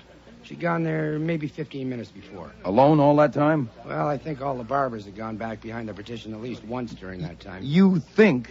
Goodwin, I said I was on the phone quite a lot. Oh, Jesus. How bad is she hurt? Well, not bad enough for the hospital. Doc let us keep her here. She was hit above the right ear with a bottle taken from the supply shelf. The bottle was big, heavy, full of oil. It was there by her on the floor. Any prints? Oh, come on, Goodwin. For God's sake, start a school. He had a towel in his hand or something. It is a barber shop. Come on. Just a minute. What did the doctor say when you asked him if she could have just been testing her own skull? Well, he said it was possible, but he doubted it. Come and ask her. Here's your friend, Archie Goodwin, Miss Stahl. Hello, Janet. Hi. How do you feel? Terrible? No, I don't feel at all. I'm past feeling. Can I have a look at that bump on your head? Oh, if you're careful. Can you tell me if it hurts? Oh. Well, doing your hair is going to be a problem for a while. Who did it? Send them away and I'll tell you. Certainly. You men, come on, get out. What if is? I had been here, this never would have happened. Now leave us. Now, look, Goodwin. Out. Come on, Sergeant. Wow. You sure showed them. Well, it was shocking. You could have been killed or disfigured for life. It could have ruined your career. Thank God you got a good thick skull. I started to scream, but it was too late. What started you to scream? Seeing him? Hearing him? It was both. I was sitting in the customer's chair with my back to the door. I was just sitting there trying to think, you know. I know. And then there was this little noise behind me, like a stealthy step. Uh-huh. And I looked up and I saw him reflected in the glass right behind me with his arm raised, and I started to scream, but before I could get it out, he struck. Right. You were sitting in the chair, this chair, with your back to the door like this, right? That's it. I was thinking And like... you saw his reflection in that crinkly glass partition there? Yeah. And you recognized him? Yeah. The glass is crinkly. It'd be hard to get a clear reflection. You're sure you recognized him? Well, of course I'm sure. That's why I wouldn't speak to them. That's why I had to see you. Why did you have to see me? Because of who it was. Who was it? It was that one with the big ears and the gold tooth, the one they call Stebbins. Or they call him Sergeant. Are you telling me that Sergeant Stebbins hit you with that bottle? Well, I can't say it was him that hit me. I think people should be careful what they accuse other people of. I only know it was him I saw standing behind me with his arm raised, and then something hit me. From that, one can only draw conclusions. Yeah, but Janet... Besides, he was rude to me this morning, asking me questions, and all day he's been looking at me in a rude way. Not the way a girl is willing for a man to look at her, because she has to expect that. Yeah, but Janet, that doesn't make sense. Well, does it make sense for Mr. Fickler or Jimmy or Ed to want to kill me? Why would they? But why would Stebbins? I told you. I've never known him to strike a woman without a cause. Oh. What did he have against you? I don't know. When they ask me that, I'll just have to say I don't know. Now, that's what you've got to tell me, how to answer things to reporters. I can't keep on saying I don't know, or why would they print it? What hit you? I don't know. Who hit you? I don't know. Why did he want to hit you? I don't know. Oh, God. I mean, who'd want to read that? What should I say to them? I don't know. We'll come to that. First, we're No, we ought to settle it right now. That's how you'll earn your 10%. My 10% of what? Of everything I get as my manager. Shake on it. Hey, that's a darn good idea, but I think... I can tell the reporters to ask you about things I don't know. It's called referring them to my manager. Janet, you tell the reporters I'm your manager, and I'll give you a lump that'll make that one seem as flat as a pool table. Oh, but I need some answers to give. Well, just say it's a mystery. People love a mystery. That's it. That's the kind of thing. Oh, I I knew I could count on you. Oh, what do I say when they ask me if I'm going to go on working here? Couldn't I say I don't want to desert Mr. Fickler in the time of trouble? Great. That's the ticket. Just came to me. That's the thing that we have to work on. How to handle reporters. Now, what they like best is to get the jump on the police. Now, if you can tell them something that the cops don't know, they'll love you forever. For instance, now... Yeah? For instance, what? Suppose for a minute that it wasn't Stebbins that hit you. But... Just suppose that it was someone else. Why would someone want to get you? I don't know. Maybe, just maybe, you do know something. But you don't know that you know it. You see what I mean? No. Well, maybe sometime today you saw or heard something, and this person, now let's call him X. X? Yeah, X. And if X knew that you told about it, that would put him on the spot, so that's why he had to kill you. Oh, I get you. You mean a motive. Exactly. It's just like a motive. Now, here's the point. If you can remember what it was you heard or saw that scared X, wow, those reporters will be your friends for life. Now, for God's sake, don't miss the chance. Concentrate. Okay. Remember everything you saw or heard here today and tell it to me now. Right. I don't remember anything. Concentrate. It was probably some little thing that didn't seem important to you at all. Maybe I could say that... No, it's got to be true. Oh, now let's... 4 to 9. I'm always punctual. Swell. Were the others here already? Some were and some weren't. Who was and who wasn't? Good Lord, I don't know. If you're going to expect me to remember things like that, then we might as well just quit. When I came to work, I was thinking of something else. A lot of the time, I'm thinking of something else, so how could I notice? I'll tell you what. I think you're ready. I'm going to send in a reporter. A reporter? Oh, God, I'm not ready. Sure you are. Just use your common sense and stick to facts. Oh, give me a minute. I want to fix my... You heard. We heard. I had to come up for air. If you shoot her, send her brain to Johns Hopkins. We can find it. Gee, did she knock herself out? I doubt it. It was a pretty solid blow to raise that lump. You didn't find a prince in the bottle. Bothering about Prince has been either. You better pick someone good to be that reporter from the Gazette. Can I go home now? No, she might insist on seeing her manager again. Oh, come on. Oh, well. I'll have to call Mr. Wolfe and let him know. I do work for him, you know. So I dialed the number that I knew best and reported. And then I waited. I waited for nearly 2 hours while they brought in a detective that Janet might think was a reporter. I think he came out even more confused than she was.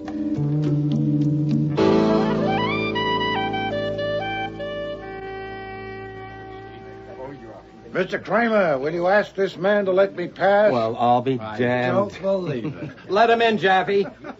Well, what happened? Dynamite? I came to get a haircut. Jimmy, are you free? Yes, sir. You want a haircut, huh? Yes, sir. As you can see, I need one. Oh, yeah. All right, Jimmy. Come and cut Mr. Wolfe's hair. You just dropped in? Like Goodwin this morning? Certainly not. Mr. Goodwin told me on the phone of his fruitless talk with Miss Stahl, and I thought it well to come. Okay, you're here. You don't leave your house on business for anybody or any fee, but you're here. And you're not going to leave until I know why, without any such crap as murderers in the front room. Not as short as last time, Jimmy. No, sir. Mr. Kramer, you can badger me if that's what you're after and get nowhere, but I offer a suggestion. Why not work first? Why don't we see if we can settle this business, and then if you insist, go after me? Or would you rather harass me than catch a murderer? You know how to catch the murderer? Quite possibly. I'd like to propose certain assumptions about what happened here today. Do you care to hear them? I'll listen, but don't drag it out. I won't. Please don't waste time challenging the assumptions. I don't intend to defend them, much less validate them. They're merely a basis of exploration to be tested. The first is this, that Wallen found something in the car that had killed 2 women. No, Jimmy, I don't like it this way. I want a direct view, not reflections. Turn me around, please. Like this? Thank you. Janet isn't here. Do you want her? If possible. Can she sit up? Stebbins. She says it makes her a little bit dizzy. Who'd notice? Bringer. Yes, sir. You were going to make some assumptions? Yes. The first is that Wallen found something in the car that led him to this shop. Some object, obviously, since there was no one to tell him anything. We made that assumption without any help. And it still holds? Yes. That's fortunate, since all of my assumptions concern that object. The second is that Wallen had it with him when he came here. I can support that with strong You don't evidence. need to. We made it and we hold it. Very well, that saves time. Not too short back there, Jimmy. No, sir. The third is that he had the object inside the newspaper he was carrying. It was an early edition of the news on sale last evening, not on sale this morning. He had it in his hand, folded to approximately the size of 12 inches by 9 inches. You know a lot about it. I know nothing you don't know. It's difficult to account for his carrying a stale newspaper in that manner unless it was a container for some object. At least the assumption is good enough to work on. The fourth is that whatever the object was, the murderer got it and disposed of it, because no object that could have led Wallen to this shop was found on his person or in the booth. The fifth assumption is that the murderer was neither Carl nor Tina Vardis. How do you know that? I shall want to know not why support that assumption. Don't waste time clawing at me. Since Carl and Tina are not involved and therefore didn't take the object away with them, it's still here in the shop. That is the sixth assumption. And it's good only if your surveillance of these people here all these hours has been constant and alert. Now, what about it? Could any of them have removed such an object from the shop? I want to know why you're excluding Carl and Tina. No, not now. First, we'll complete this test. We must know whether the object could have been removed by anyone other than Carl or Tina. No. How good a no? Good enough for me. No man has stepped outside this shop alone. Something could have been slipped to a customer, but that's stretching it. And we've had them under our eyes. Not apparently the one who assaulted Miss Stahl. That was in the shop. Is that a point? I suppose not. Then we assume that the object is still here. The seventh assumption is this, that no proper search for such an object has been made. Have you searched thoroughly, Mr. Stebbins? We've looked. Carl and Tina had to have taken it. Yes, but granting my assumption which excludes their taking it, has there been a proper search? No. Then it's about time. Mr. Fickler. Yes, Mr. Wolfe? You run this place and you can help us. But I address all of you who work here. Put your minds on this. You too, Jimmy. Stop a moment. Listen. Hell, I can work and listen too, Mr. You Wolfe. cannot. I want full attention. Okay. Miss Stahl, are you listening? What? What we're after is an object with something on it that identifies it as coming from this shop. Ideally, it should be the name and address or phone number, but we'll take less if we have to. We are supposing that it was inside the newspaper as Wallen was carrying it, so it should be flat and of those dimensions. Now, all of you went to the booth and were questioned by Wallen, but he showed you no such object and mentioned none. Is that correct? Yes. Yeah. No, he didn't. Then only the murderer saw it or was told of it. And later, when the opportunity came for him to dive into the booth and kill Wallen, he got the object and disposed of it somewhere in this shop. Now, I put it to you, and especially to you, Mr. Fickler, what is it and where is it? Maybe it was the newspaper itself. Possibly, but I doubt it. Where is the newspaper, Mr. Kramer? At the lab. There's nothing on it or in it that could have brought Wallen here. What else has been taken from here to the lab? Nothing else but the scissors and the bottle that was used on Miss Stahl. Then it's still here. All right, Jimmy, finish. Yeah, looks like a turkey to me, even with your assumptions. Say we find something like what you want. How do we know it's it? And even if we think it's it, where does that get us? We'll see when we find it. For one thing, fingerprints. Nuts. If it belongs here, of course it'll have their prints. Not their prints, Mr. Stebbins. Wallen's prints. As I understand it, he didn't go around touching things here. He entered, spoke to Mr. Fickler, was taken to the booth, and never left it alive. So if we find anything with his prints on it, we've got it. Have you your fingerprinting equipment here? Get it, Stebbins. And Wallen's prints from our file. The search must be thorough and will take time. First, I ask all of you to search your minds. What object is here, belongs here, that meets the specifications I've described? Now, surely you can tell us, Mr. Fickler. I don't know. Unless it's a towel. But why would he carry a towel like that? He wouldn't. Anyway, a towel wouldn't help us, so I reject it. Miss Stahl. I think he may have been keeping the paper because there was something in it he wanted to read. I know I often do that. Say it's an evening paper and I don't have time to... Yes, we'll consider that. Jimmy? I don't know a thing like that in the store, Mr. Wolfe. Not a thing. Hoy! Either you have no brains at all, or they're temporarily paralyzed, or you're all in a conspiracy. I am looking straight at such an object right now. What? Where? On that table. The magazine? Of course. You subscribe to them, Mr. Fickler. They come through the mail. Then the name and address is on them. That Time magazine, for example. The addressee is on the cover. Surely it deserves examination, and others, too. What if he took it from here and had it in his pocket when he stole the car and drove up Broadway, and in the excitement of his misadventure, he failed to notice it had dropped from his pocket and was on the seat of the car. And Wallen found it there, took it, and saw the name and address on it. Eh? You sent for the equipment and the prints, Mr. Stebbins? Then we ought to be able... Oh, I remember. You remember, Jimmy? This morning I was standing here, and you came in with a hot towel, and you had that magazine. You tossed it under there, and then you asked... Shut up, I you asked you, you've been steaming it. Too late, Jimmy. We all... Dumb brother. Get those scissors from him. I don't want anything else to happen. Found it. My barber.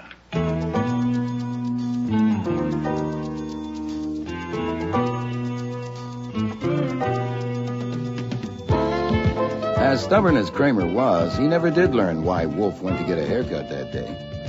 But he did learn plenty about Jimmy Corelli. Jimmy was wanted as a bail jumper under another name in West Virginia on charges of car stealing, drunken driving, and assault, to name just a few. He had a really colorful background. As for Carl and Tina, I took a strong position on them Tuesday evening in the office after they had been sent up to the south room to bed. You know damn well what'll happen. They won't go to Ohio or anywhere else. They'll stay here, and someday, maybe next week, they'll be in trouble again. And they'll come to me again because Carl likes me and because I rescued them this time. You rescued them? And I'll try to help them again, and you'll have to butt in again because you can't get along without me, and it'll go on like that year after year. Why not take care of it now and live in peace? Oh, shut up, Archie. I'm reading. Yes, sir, in an hour or so. There are people in the government who owe you something. For instance, Carpenter. I have Carpenter's home number, and I might as well get him now. Shall I make it person to person? I got my naturalization papers 24 years ago.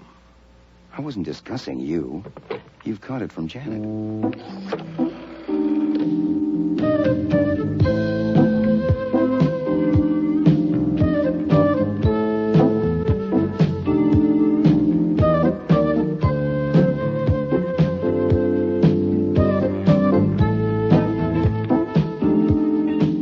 Starring in today's episode were Mavor Moore as Nero Wolfe, Don Franks as Archie Goodwin, and Cease Linder as Inspector Kramer. Jackie Burroughs was Janet, Brian George, Jimmy Corelli, Arch McDonald, Carl Vardas, Marion Waldman, Tina Vardas, Arnie Hart, Mr. Fickler, James Morris, Sergeant Stebbins, and Frank Perry was Fritz. Music was composed and conducted by Don Gillis. Technical operations, John Jessup. Sound effects, Bill Robinson. Production assistant was Nancy McElveen, and casting consultant, Ann Weldon Tate. The Cop Killer was written and produced in Toronto by Ron Hartman.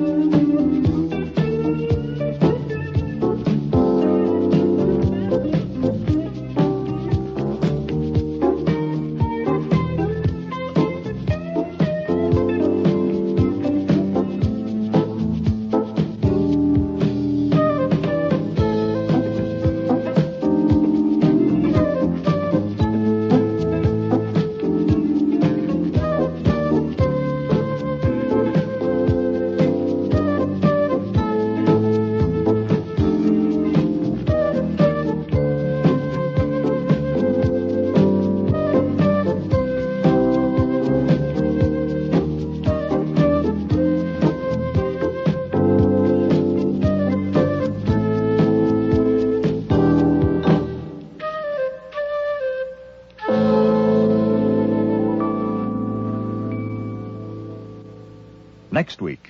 What's this? Well, as you see, it's a marriage license for Archie Goodwin and Margot Dickey. It cost me $2. Flummery. No, sir. No flummery. I could be mushy about it, but I won't. I will only say that I'm hooked at last. Margot intends to spread the tidings at the Christmas office party, so I have to be there. You are deranged. Sit down. I suppose it is a form of madness, but there, I've got it. It's like what Margot was reading to me the other night, some poem. I think it was Greek. Oh, love, resistless in thy might, thou mightest Shut shine. up and sit down. Yes, sir. We haven't set the date yet. We don't want to rush it. I don't believe it. You will. Archie goes to a Christmas party. There. That makes it unanimous. Thank you, Alf. My secret public place. I'll start again. There are times when love takes over. Santa Claus, where's yours? You have to drink, too. Well, he can't drink through the mask. No, I suppose not. There are times... When love takes over. Thanks, Alf. There are times when the little demons disappear down their rat holes, and ugliness itself takes on the shape of beauty. When the darkest corner is touched by light.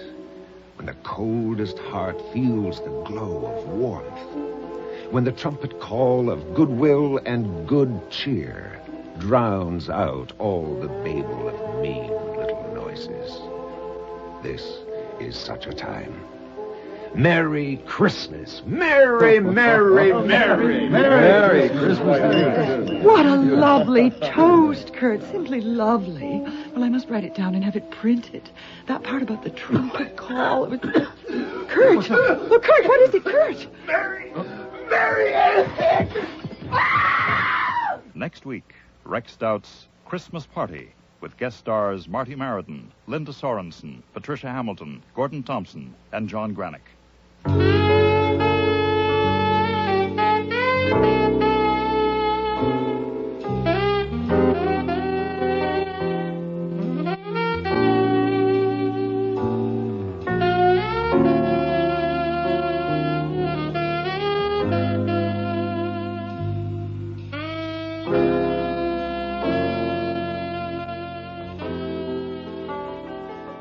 We hope you have enjoyed this week's Nero Wolfe episode. Be sure to join us for the remaining 9. If you enjoy listening to drama on radio, tune in tomorrow for Sunday Matinee on CBC AM, which features a story called The Eighth Wonder, a play about the original Siamese twins, Chang and Eng Bunker.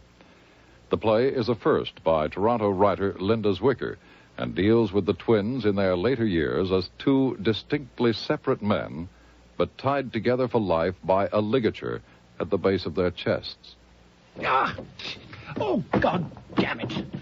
God, that hurts. What are you doing, Chang? I stubbed my toe. Do you mind? Well, don't just lurch forward like that. You absolutely snapped my head. Why don't you watch where you're going? An accident's an accident. If they made these bloody hotel doors wider... Well, there's nothing you can do about that except to be more careful in future. Why don't you keep your sanctimonious advice to yourself? Why don't you shut your quarrelsome mouth and the door while you're at it?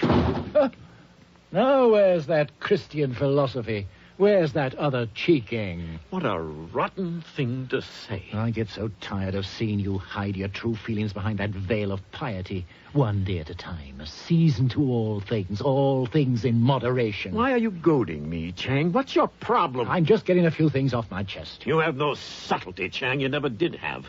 It never occurs to you to handle anything but head on. You always just bash right ahead. At least I have feelings. And I don't.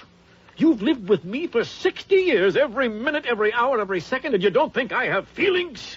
The Eighth Wonder by Linda Zwicker, tomorrow on Sunday Matinee. Also coming up on CBC AM on Friday, February 12th, our Playdate series features 2 plays. The first is Stopover Point by Audrey Thomas, and the second, The Answerer by Rex Deverell. Later that day, tune in for Nightfall, our horror series on CBC AM. We will be presenting a play called The Club of Dead Men, a dramatization by John Douglas of a short story by J. Wentworth Day. Please check your local listings for the exact times and dates of these programs. If you have any comments or suggestions about the radio dramas you hear, write to us at Post Office Box 500. Ladies and gentlemen, the ringing of that phone bell means mystery, adventure. Nero Wolfe's office, Archie Goodwin speaking. You want Mr. Wolfe to what? Mr. Wolfe will do nothing of the sort, Archie. Mr. Wolfe is thirsty. Hold on for a moment. The bottle opener's in the left-hand drawer of your desk. Thank you, Archie. Mr. Wolfe, I've got a man named Denby on the phone. He wants you to umpire a card game. Man is insane. He's offering a fee. The answer is no. I know nothing of card games, nor do I wish to learn. Okay. Well, the answer's no, Mr. Denby. Sure, I'll ask him again. After he finishes the beer he's working on. Goodbye. People appall me. The fantasies they indulge in. Bah, what on earth made that maniac think I might consent to preside at a card game? Well, seems he expects one of the players to be death.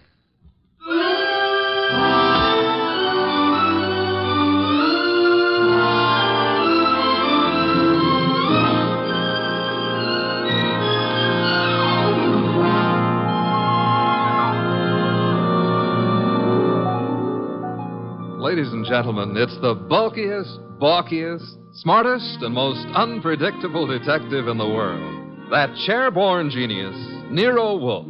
Created by Rex Stout and brought to you in a new series of adventures over this NBC network in the person of Mr. Sidney Greenstreet.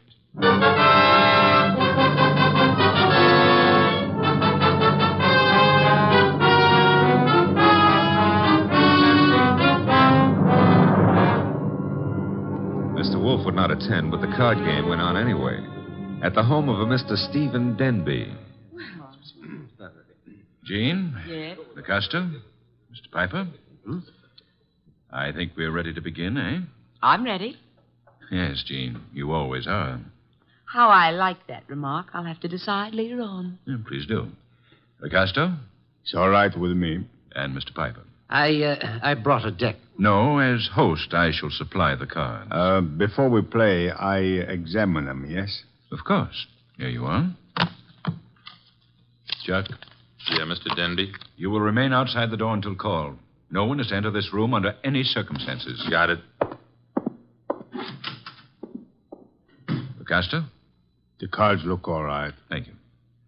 Now then, shall we make things absolutely clear? You mean, should you make a speech? I don't mind. But make it short, huh? I shall.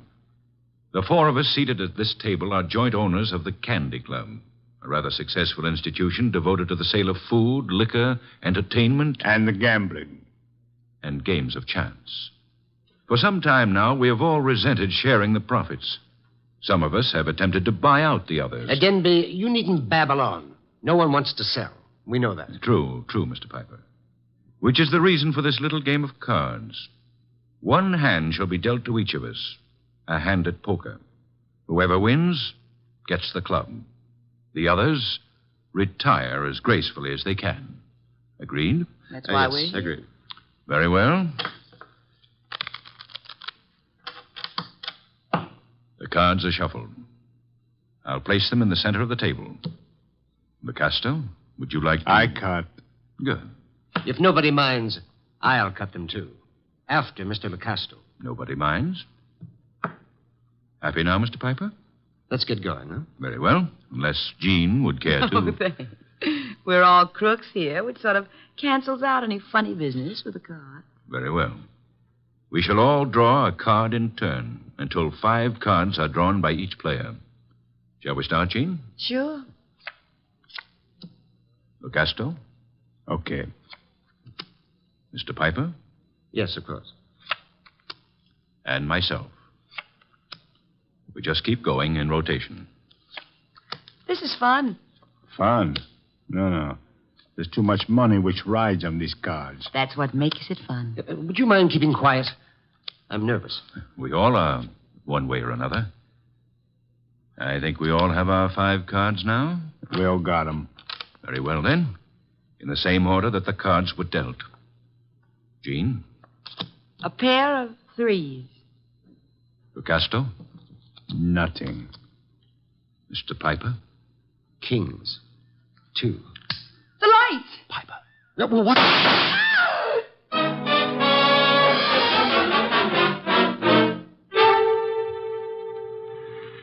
Da-da-da-da-da-da. Da-da-da. Hey. Hey, I don't like to seem stuffy, mister, but will you take your elbow out of my back? I'd be delighted to, Mr. Goodwin, but it's not my elbow. I don't care if it's your tibia maximus. Just take it away. Chuck wouldn't like that. Well, we have company. Mind if I look around? Keep right on walking, pal. Well, that would be Chuck behind me, huh? And you are... My name is Denby. You may remember it. Oh, yeah. You phoned a couple of hours ago about a card game. Now, look, just what is your boy poking in my back? I think it's a 38. You're not sure? It might be a 45. Chuck, is it loaded? Make a funny move, pal, and you'll find out the hard way. Yo, wait a minute. It's just a passing curiosity. Where are we going? My car. Get in. If you insist. I guess you do. Okay. I'll drive, Chuck. The car bulletproof? No, that's hardly necessary. Chuck shoots first. Well, that's a saving, I guess. The only thing is, I hadn't figured on taking a ride.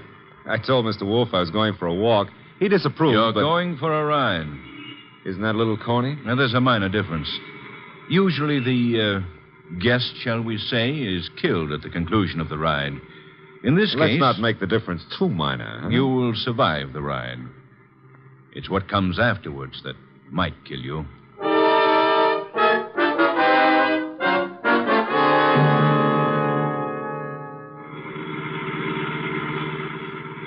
You see, Mr. Goodwin, my friends and I have a little mystery to solve. You want me to solve it? No. We want Mr. Wolfe to solve it. In order to do so, he must leave his house and come to mine. He has to in order to find the solution quickly. Why? Neither my friends nor myself have any desire to improve our acquaintance with the police. Therefore, we want the mystery solved before the police are even called in. Hence our need for Mr. Wolfe.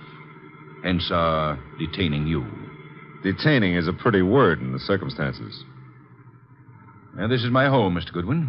Oh, well, I don't like the architecture. I think I'll stay out. Get going, pal. On second thought, Mr. Denby, what makes you think Mr. Wolfe is going to leave his house and come here? You. Unless he does so, he will lose you. Forever. The door, Chuck. Okay.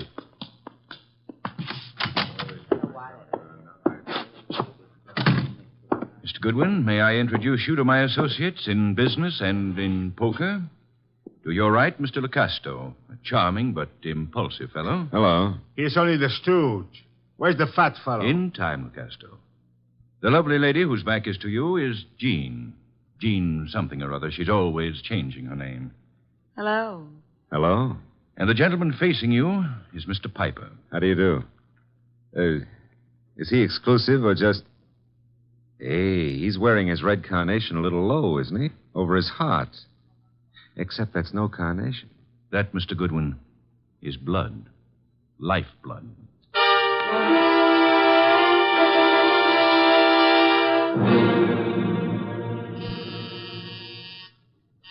Archie.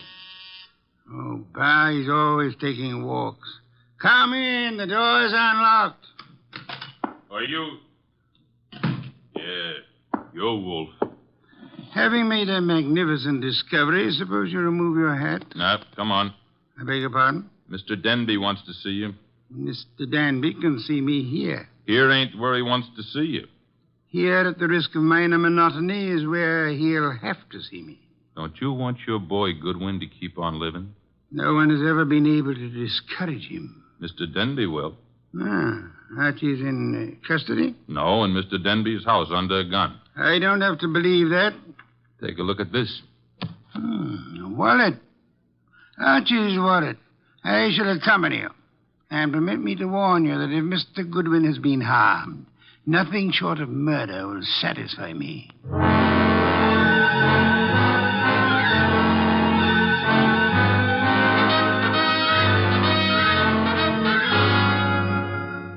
It's getting late. Wolfe isn't here yet. Maybe he doesn't worry about you, Goodwin. Well, he could have been delayed. Maybe an orchid needed a pollen transfusion or something. Besides, only the good die young. Then you must be very, very good, Archie. That remark I didn't care for. We sit here and wait for the fat one, but in the meanwhile, the police... The police will come when we notify them. But they will not like the delay we make to notify them. I say we waste time. I say the fat one will not risk coming. You say entirely too much. Is that so?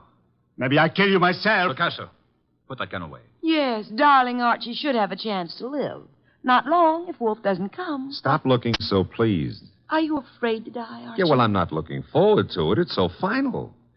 Besides, I didn't eat a hearty dinner, and... Oh, the Marines have landed. Who is it? Chuck, with Nero Wolfe. Let him in. Shut the door, Chuck. Stay outside. Archie? Hello, Mr. Wolfe. Oh, am I glad to see you. I regret I cannot say the same thing. But I asked you, why couldn't you stay at home instead of taking those confounded walks? I warned you it'd be dangerous. Yeah, but Mr. Wolfe, it wasn't the fresh air that got me. It was Denby. Mr. Wolfe, I knew you wouldn't come here without some sort of pressure. I thought the method I used would be most effective. Would you really have killed Archie if I hadn't come? I would have had no choice. I would have been stuck with a witness to an unsolved murder. Suppose I cannot solve it. I should be forced to apply the same logic to two witnesses. Mm-hmm. Mr. Wolfe, you really came here to save my life, huh? Nonsense. I came here for a fee, Mr. Denby. I have a check for $1,000 already made out. Clear it up. You forget. I left my home. I traveled unprotected through the streets of this city, exposed to motor accidents, to fresh air, too. You offer me $1,000. Will $2,500 do? Barely. Archie, will you take the check? Now, I presume you want me to find who killed the gentleman at the table, the one facing me, huh? His name is Mr. Piper. The name is no importance. Will you all sit at the table in the same position you were at the time of the shooting? Of course. Jean? Picasso? Good. Now for a look at the wound. The lights, I should imagine, went out for a while when the shooting occurred. They went out? Yes. Of the three of you at the table, which one had the best motive for the murder? We all have the same motive. The club. Helpful. There was no one else in the room at the time? No one. The door? Locked, with Chuck on guard outside of it. So much for that. The windows, I notice, are closed. They were closed when the murder took place? They were closed. The window panes are all unbroken, which eliminates the possibility of the shot being fired from outside of them, unless one of them was raised and lowered. That wouldn't have been possible. The windows are secured by catches. Archie, will you check that? Okay, Mr. Wolfe. I shall for the moment assume that the windows are neither lying nor untrustworthy. Does anyone remember anything unusual occurring at the time of the shooting? Well, someone whispered Piper just before the shot. Indeed. You all heard that whisper? We heard it. Man's voice or woman? Well, I can't say. A whisper doesn't reveal much of anything. The windows weren't open, Mr. Wolfe. Which leads to... The fact that it had to be one of us in this room. But which one, Mr. Wolfe? The murder weapon. Ah, yes. Has it been moved? Nobody touched it. It's laying on the floor where it was dropped. Interesting. If you look closely, you would observe two oil spots staining the rug between the revolver and the lady's chair, indicating... who sat at the right of Mr. Piper? I did. Why? Mr. Denby. Yes? If I were you, I would turn Mr. Lecasto over to the police. You are a liar. I warned you about that gun, Lecasto. Was it necessary to shoot Mr. Lecasto? In the arm, yes. He was reaching for a gun. He'll live, however, till the police take him away. What do I tell them? You could point out the angle of the wound. As you notice, Mr. Denby, the bullet entered Mr. Piper's heart from the right. Yes, so it did. Therefore, whoever sat to his right, well, that was Lecasto. Archie, you have the check? I have it. We may as well leave. Mr. Wolfe, you're sure Lecasto shot Piper? I have indicated the evidence. The rest will be up to the jury. Come, Archie. Uh-huh. Jean, Yes, Archie? now that my life expectancy has increased, what are you doing tomorrow night? Archie? I got to scram. Lancaster 7583. I'll be ringing your bell. Oh, Mr. Denby, you better do something about Lecasto's arm or he won't live to be executed. You see, the executioner likes them warm before he chills them.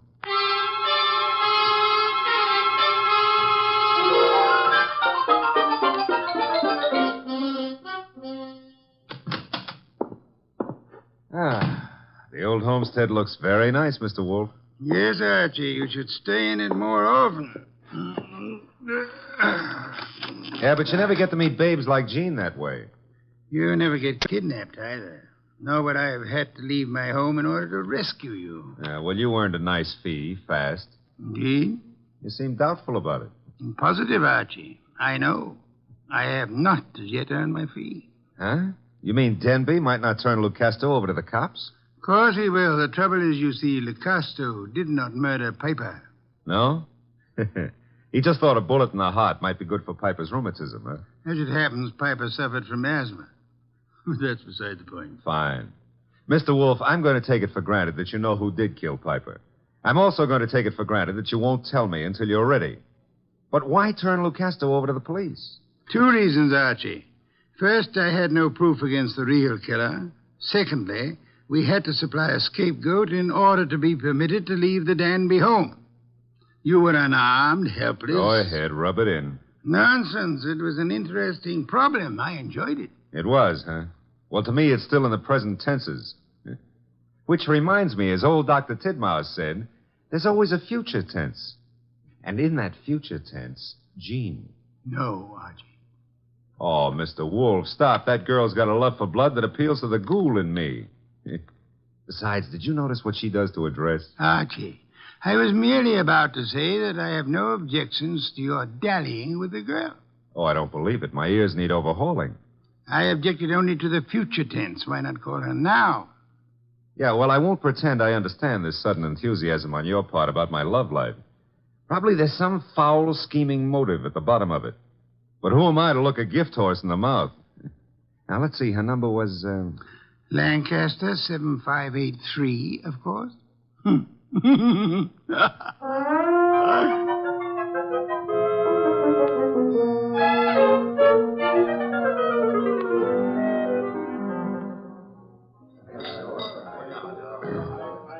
This is the most beautiful bar and grill I've ever seen, Archie. Drank, you mean? What? Never mind. All right. Archie, did anybody tell you you were beautiful, too? Well, a girl here and there has mentioned it. Oh, were they liars? Tell me, Jean, how did you ever get into the gambling den racket? Because I'm a crook? Well, I suspected that, but, I want another drink. You've had enough. I want another drink, and when Jean wants another drink, no gentleman who is a gentleman... Jean, get down. Oh, let me go. I don't want to climb under the table. You'll stay under here until the barrage stops. I guess the war's over. All right, Jean, get up. No, now I'm here. I like it. I'm going to stay here for months and months. Jean, do you realize that somebody just tried to kill you? And I thought you had such a nice, honest face. No, not me. Somebody out in the street. I don't know why, but Mr. Wolfe will. Come on, pull yourself together and let's go see him. The nice fat man? All right, I like him. You do? Why? Because he'd make such a big corpse. Is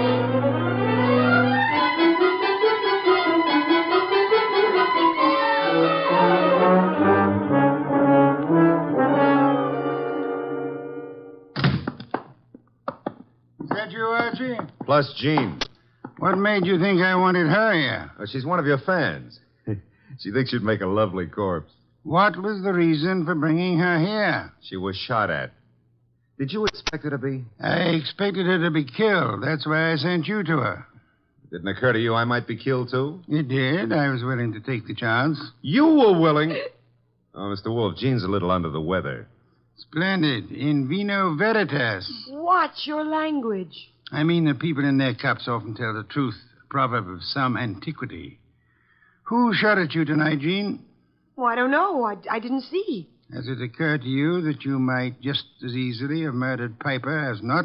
But Lucasto killed Piper. You said so yourself. I lied. Furthermore, why the attack on you if Lucasto was the murderer?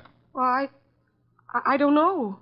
Did you also not know that Lucasto escaped from jail earlier this evening? You're making that up. Why should I?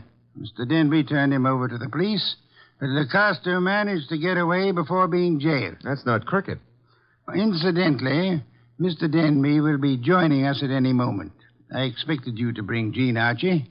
Therefore, with the exception of Mr. Piper, who is resting in the morgue, and Mr. Lucasto, who is at large, we shall have all the participants in the card game. With them, perhaps we can deal a new hand, Archie? Okay. Maybe it's the morgue to tell us Piper escaped. Oh, wrong again. Come in, Mr. Denby. Mr. Wolfe, I'm upset. I heard over the radio about Lucasto's escape. He'll try to kill us all. Why? Well, because we can testify that he murdered Piper. True. I beg your pardon. Lucasto did not kill Piper. But you said that he did. The only evidence against Lucasto was the angle of the entrance of the bullet that lodged in his heart. May I remind you of the whisper you all heard in the darkness preceding Piper's death? The whisper that said Piper? Precisely.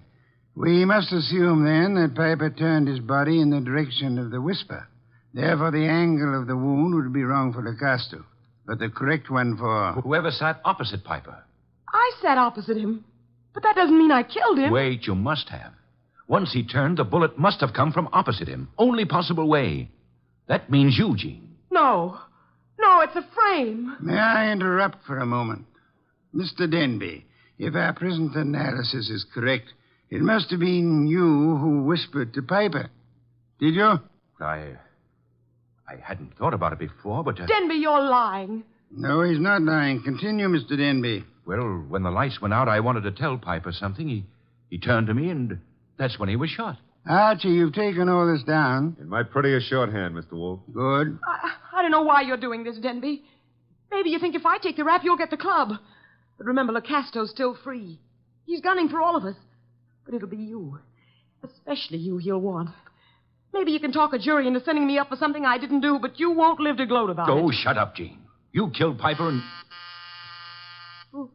Who's that? This is, of course, the murderer of Mr. Piper. No comments? Archie, the door, if you please. But you said I was the one who... What kind of idiocy is this? Archie, I said the door. Okay, but shall I ask him in or sock him? You will act as the situation demands. Yes, sir. But for once, I'd like to know what the situation is. Raise him, Goodwin, and keep him that way. Now back up into the living room. I don't back up good. My gears... You want it here? Never mind. I'll strip a gear. Archie, what are you doing? Just what the situation demands, backing up.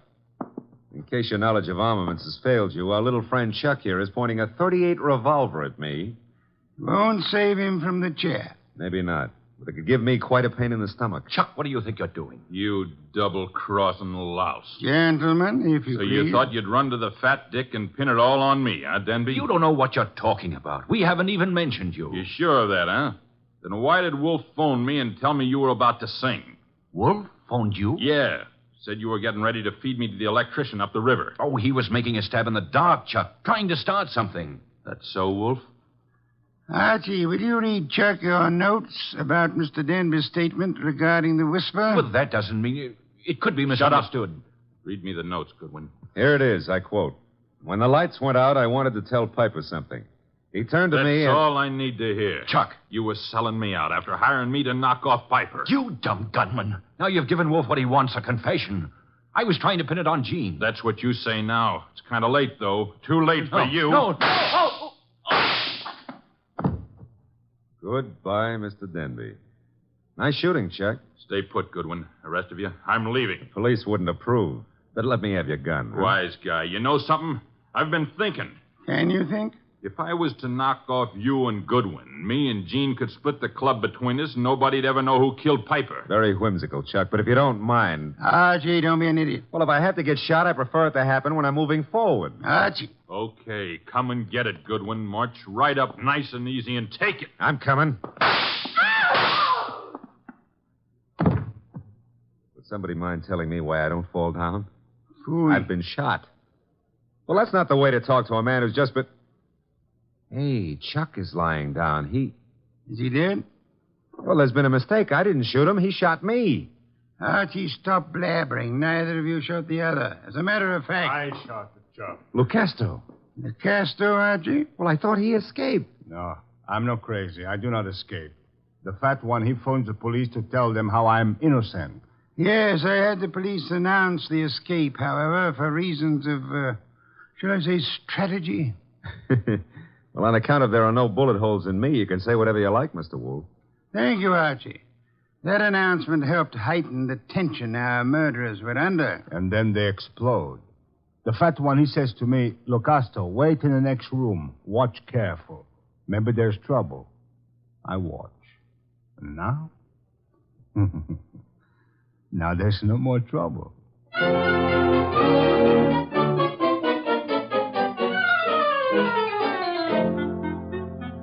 Well, place looks a lot tidier now with all those bodies removed, huh? Indeed.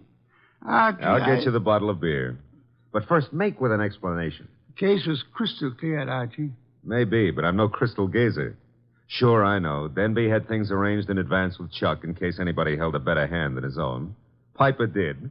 So Denby whispered to Piper after kicking the light switch and set him up for a shot by Chuck from the doorway. The angle would provide evidence against Lucasto. True. However, we had only Denby's word for it and Chuck's that the door was locked. All right. We know, but you knew before Denby and Chuck blew up. How? The oil spots on the rug, Archie? Well, they only showed the gun had bounced when the murderer threw it away. Spattered oil, very well-kept gun. They showed more than that.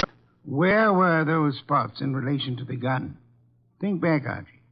Spots in relation... Oh, sure. They were between the gun and the door. Therefore, the gun must have been thrown from the door. Bounced twice, staining the rug before reaching its final destination. Ah, I get it now. That told you who'd fired the gun. But there wasn't proof enough, so you set up a nice atmosphere of suspicion and had the boys give each other away. All right, Mr. Wolfe, you're a genius, and you may have your beer. Thank you, Archie. As for me, I'm not a genius, but I remember a phone number. So if you'll excuse me, Mr. Wolfe.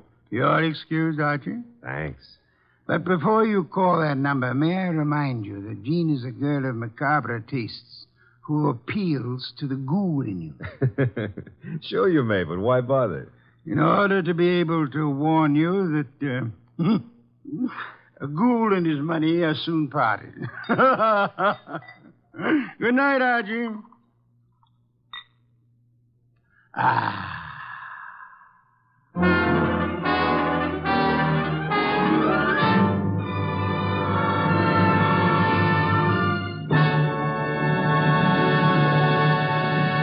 You have been listening to The New Adventures of Nero Wolfe, starring Sidney Greenstreet.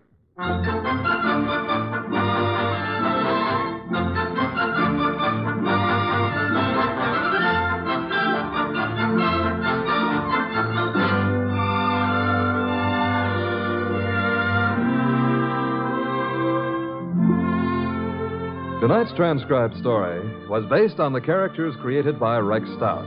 This is an Edwin Fadiman program. In the cast were Gerald Moore as Archie Goodwin, and Betty Lou Gerson, Jay Novello, Howard McNear, Barney Phillips, and Bill Johnstone. Next week at this same time, Nero Wolfe and Archie will bring you The Case of the Calculated Risk. Don Stanley speaking. 3 chimes mean good times on NBC.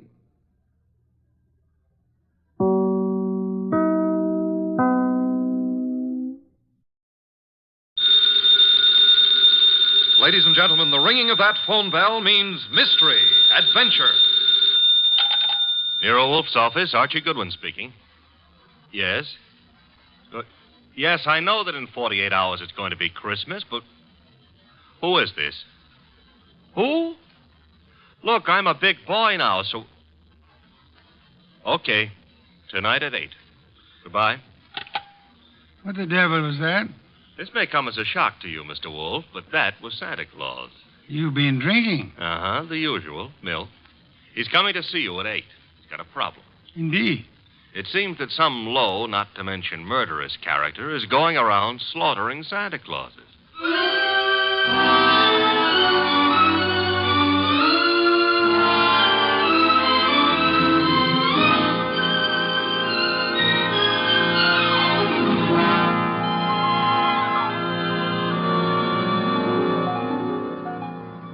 Ladies and gentlemen, it's the bulkiest, balkiest, smartest, and most unpredictable detective in the world. That chair-born genius, Nero Wolfe. created by Rex Stout and brought to you in a new series of adventures over this NBC network in the person of Mr. Sidney Greenstreet.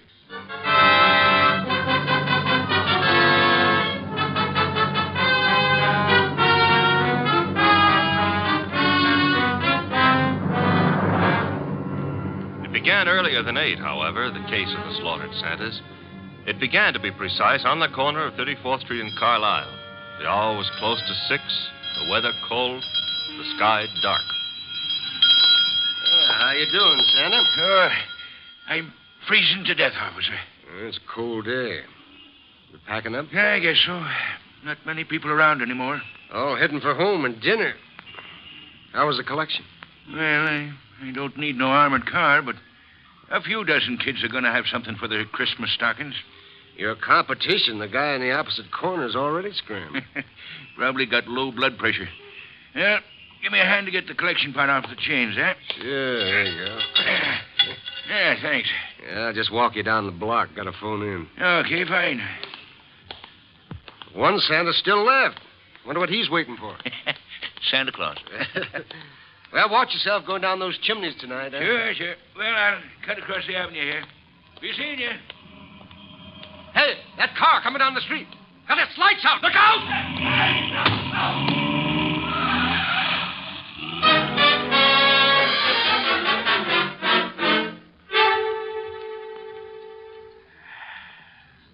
Hey, Peg. Huh? Did I ever tell you I love you? Oh, it's not me you love. It's the hot soup. Now, you're not the only woman who can cook a dish of soup. Huh? It helps, though. I'm just beginning to thaw out. Yeah, that's a cold corner you play Santa Claus on. Well, don't hurt to make a few bucks.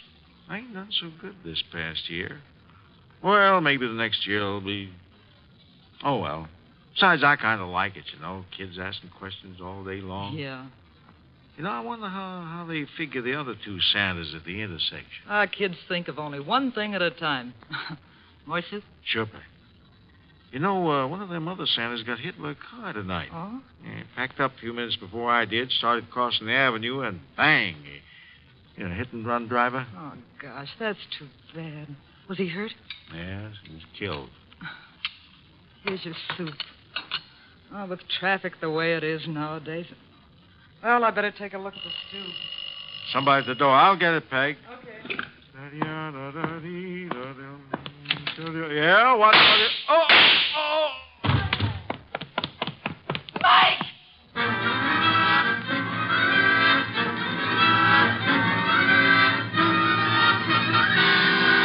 Mr. Wolfe? Yes, Archie? I've been thinking. Good heavens. Oh, I admit it won't bring about a national emergency. But, Mr. Wolfe, Christmas is only a couple of days away. If you're hinting about your present... No. I was just imagining you behind a team of reindeer. Your imagination is morbid. You'd make a wonderful Santa Claus. Phooey. You got the perfect build for it. Of course, as for character... Archie. Yeah?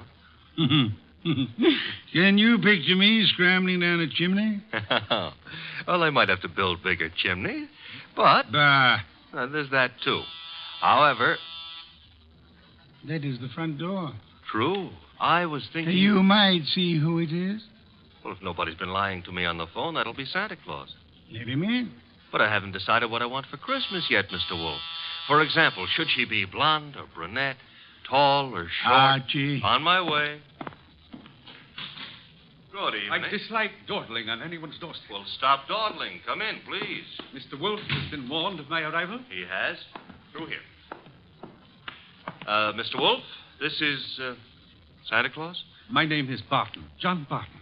How do you do, sir? I have no time for the social graces, Mr. Wolfe. I'm about to be murdered. Howdy, in my house, I have objections. I'm a frightened man, Mr. Wolfe. Indeed. This costume you see me in is responsible for it all. Why are you in it? I had a notion it might be, well, entertaining to play Santa Claus in public. I'm a wealthy man, sir. I can afford to have whims.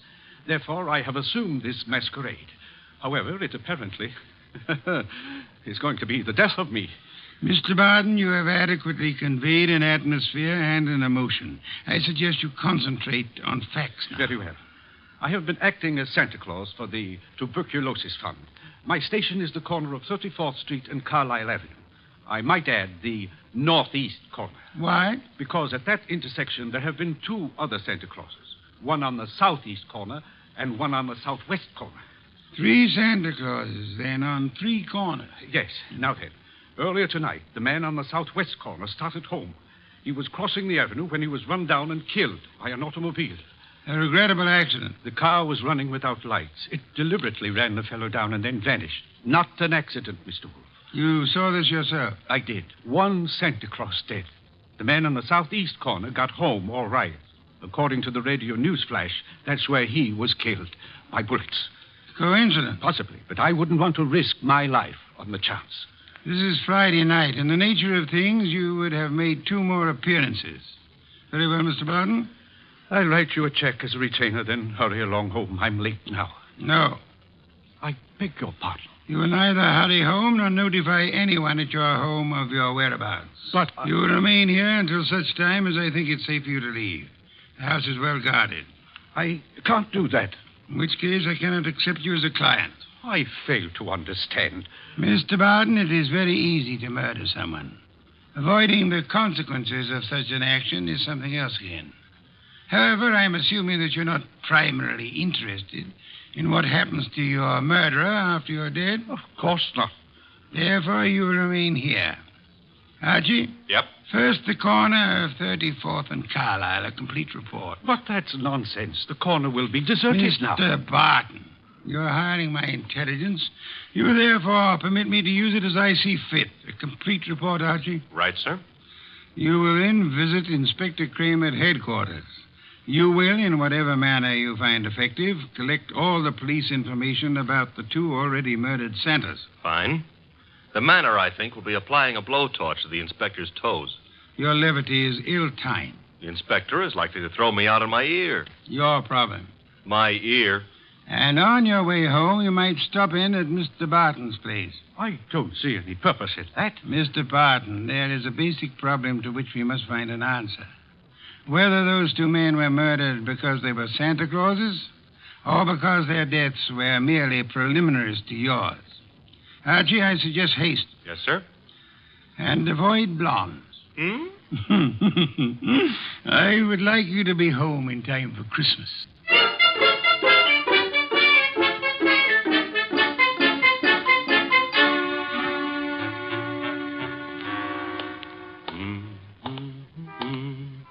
Hey, Bud. Yeah? Got the price of a cup of coffee? You sure you mean coffee? Either you're gonna dig it up or you ain't. Never mind the questions about my personal affairs, see? Oh, I apologize. Here. 2 bits. Thanks. You're welcome. Don't let me keep you. You're not. 34th and Carlisle, huh? During the day filled with milling throngs. Hey, that's a nice phrase. I'll have to remember it. Milling throngs.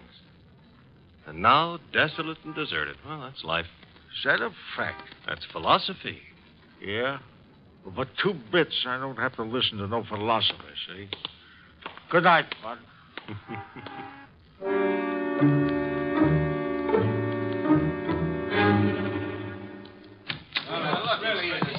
Uh-oh. The inspector's got company. If all you reporters will shut up and ask your questions one by one, I'll answer. Inspector Kramer, it's true a couple of Santa Clauses have been knocked off tonight? It's true that 2 men who have been employed as Santa Claus by charitable organizations have been murdered, yes. Any connection between those 2 guys, or does somebody just hate Santa Claus? Well, so far as we know, there is no connection. That means it could be maybe some kind of maniac who decided he doesn't like Christmas or Santa Claus. Is that right? The department is investigating along those lines. Like how? Well, we're checking all the local asylums for possible escaped lunatics. Yeah, but, Inspector, suppose this nut has never been in an asylum. That'll be all, boys. Oh, but listen, I said that'll be all. Now, anything new comes in, you'll get it, understand? Good one. Hello, Inspector. Yeah, I spotted you coming in. What happened? You decided to reform and got a job on a paper? Nope. I'm a public-spirited citizen, that's all. Yeah, I could add a few things to that description with practically no strain at all. Mr. Wolfe and I are very sentimental about Christmas. We object to Santa Claus being killed. Nuts. Oh, Inspector, aren't you in favor of Christmas? I'm in favor of Christmas. I'm in favor of motherhood. Leave motherhood out of this. Neither of us are mothers. Our chances of becoming mothers aren't too good either. And furthermore, Okay, you're not giving, so get out of here. Thank you, Inspector. But Goodwin, Yeah? in case Wolfe decides to send me something for Christmas, you know what I wish he'd send me? What? Your head.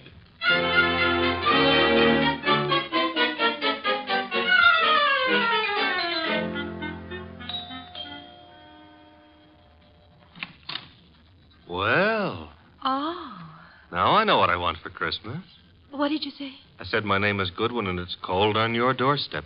Oh, I'm sorry. Come in. Mm-hmm. You didn't mention your name. I'm Laura Barton.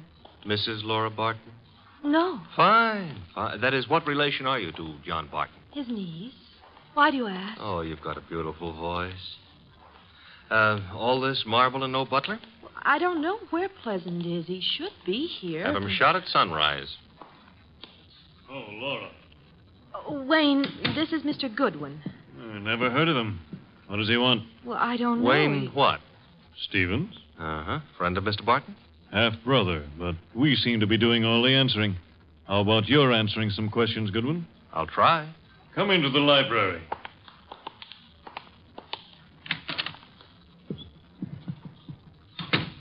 What do you want? For Christmas? Erase that.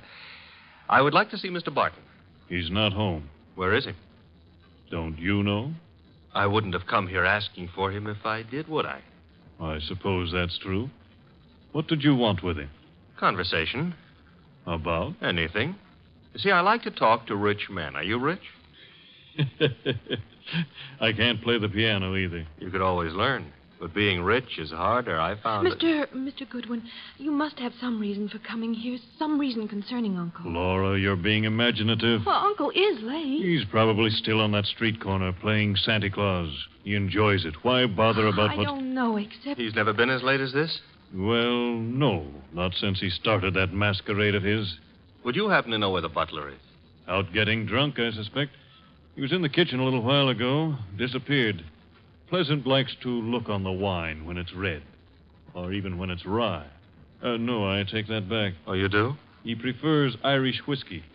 We don't stock it. Therefore... Oh, too bad. I better run along. Good night, Mr. Stevens. Miss Barton. Good night. I'll see you out.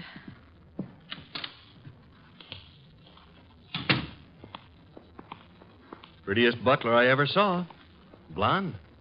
Now, old Dr. Tidmouse always said, beware of blondes because... Mr. Goodwin, Well, I'm waiting. Mr. Goodwin, you must know something about Uncle. Something you didn't want to tell us. Makes you think so. Well, otherwise your visit was just pointless. Let's suppose I know. Now, I might be a kidnapper. Oh, no. My honest brown eyes. Your first name is Archie, isn't it? Archie? Archie Goodwin. Goes together nicely, don't you think? You work for Nero Wolfe. You're going back to him now? I might be, but then again, I might be going to the movies. I recognized you. Your pictures have been in the papers. Take me with you to see Mr. Wolfe. You can trust me. I never trust blondes. That's unfair. Well, no, I don't trust brunettes either. Furthermore, I'm not sure Mr. Wolfe would want to see you, so So? So why don't you, trail me home,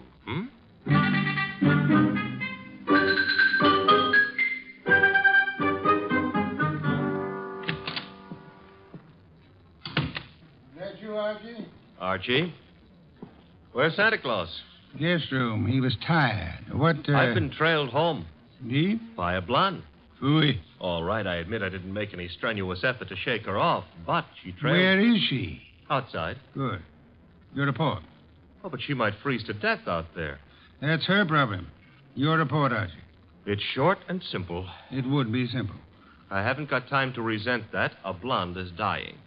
As for the report, corner of 34th and Carlisle is a very quiet spot at night. No one was around but a bum who got into me for a quarter. For coffee, he said. You will not put that quarter on the expense account. Stop worrying. That was a private gesture. There were 4 corners. Corner number 1 had a dress shop on it. Corner number 2, a drugstore with a beautiful redhead in the window making with a hair rinse. The ad said her name was Noreen, but it didn't give her phone number. Archie. 3rd corner was devoted to a shoe store, and the 4th corner had a bank on it. A bank? Uh-huh. Kind of thought we'd have a pause at that point. Mean something? Inspector Kramer's information consisted Oh, of... you're being coy. Kramer furnished the information the police could find no connection between the two murdered Santas. Except for the fact that they were both playing Santa Claus. Isn't that a little on the obvious side? This is an obvious case. The Barton home, Archie. Marble and old lace. A butler, his name is Pleasant, was among those missing. Among those present, Laura Barton, the old man's niece, and Wayne Stevens, his half-brother. Ah. Yeah, only for Laura. Stevens was not at all pretty. It was Laura Barton who followed you here. It was Laura. Archie, go upstairs and... Oh, now, wait a minute. The girl, the weather, common humanity demands that you have... Louis, you speak for yourself, not humanity. I'm human. On occasion, a debatable point. Very well. Let her in. Oh, thanks. Laura, come in. Laura Barton, Mr. Wolfe. How do you do? How much money do you inherit on the death of your uncle? What? That is known as the shock treatment. However, I need an answer. Uncle isn't dead, is he? That, for the moment, is irrelevant. How much? Half his estate. The other half? Wayne, Uncle's half-brother. Very well. Archie, will you go upstairs and inform Mr. Barton that his niece is here? Uncle is here? On my way.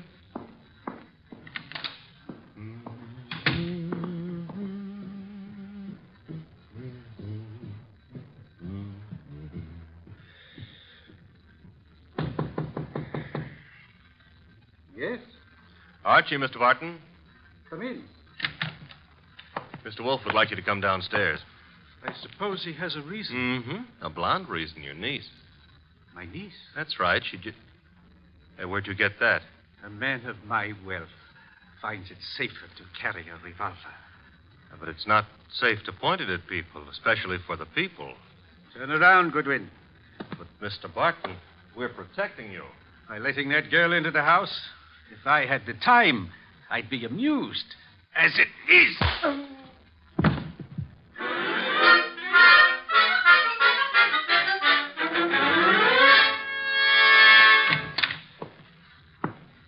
Archie, you been drunk? Good heavens. Uh-huh. Santa Claus came early. Your head? Which one are you referring to, my own or the one Santa gave me? You had better sit. No, I had enough trouble getting up a little while ago. I'm staying out of any positions in which I might have to do that again. Mr. Barton is among the missing. Indeed? Mm-hmm. Hit me on the head and used the back exit. I checked with Fritz in the kitchen on the way here. He offered a reason for his peculiar behavior? Laura Barton. So? I don't understand. Uncle wouldn't do... Uncle apparently has. He also, would appear, fancies himself in costume. Well, he used to be very much interested in the stage. He acted for a while a long time ago till the family objected. Archie? Got it. Nero Wolfe's office. Archie Goodwin speaking. You recite very nicely, Goodwin. This is Kramer. Let me have Wolfe, huh? Mr. Wolfe? Inspector Kramer. Yes, Inspector? The papers haven't been carrying it, Wolfe, but you're working on the Santa Claus case, aren't you? Possibility? You didn't send Goodwin down to headquarters on a possibility. Never mind. We're working on a line down here, Wolfe. Now, look, if it doesn't strain your professional ethics, you might be able to help. How? There's a bank on the corner of 34th Street and Carlisle. We got the thought that suppose a gang was preparing to take that bank tomorrow morning. Those Santa Clauses have been on the corner for nearly a week now. They might have noticed something about the bank's routine, guards or what have you, that could interfere with the gang's plan. A mighty ingenious and imaginative thought, Inspector. Hey, you didn't say yes or no. I have at the moment no opinion. That's all you're going to give us? At the moment. However, Inspector, in a very little while I shall give you, the murderer. Archie, Miss Barton will remain here. As for you... Yeah? You return to 34th Street and find our coffee-loving friend. You will persuade him in whatever manner you think best to return here with you. Huh? Yes. You know, I think it possible you may be able to put that quarter on the expense account after all.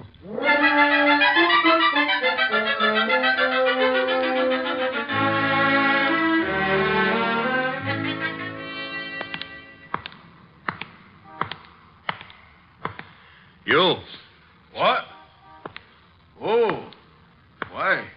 I've seen you before. Yeah, I've learned to love the neighborhood. That's why it's going to break my heart. What is? Leaving it with you. With... It's sensitive about having guns pulled on me tonight. Let go of me, will you? Not until I... Let me go. Yeah. Will you? Gun looks in a lot better shape than you do. You're coming with me. Oh, where? Mr. Wolfe would like to see you. Nero Wolfe? Yeah. Well, why? He's trying to salvage a quarter.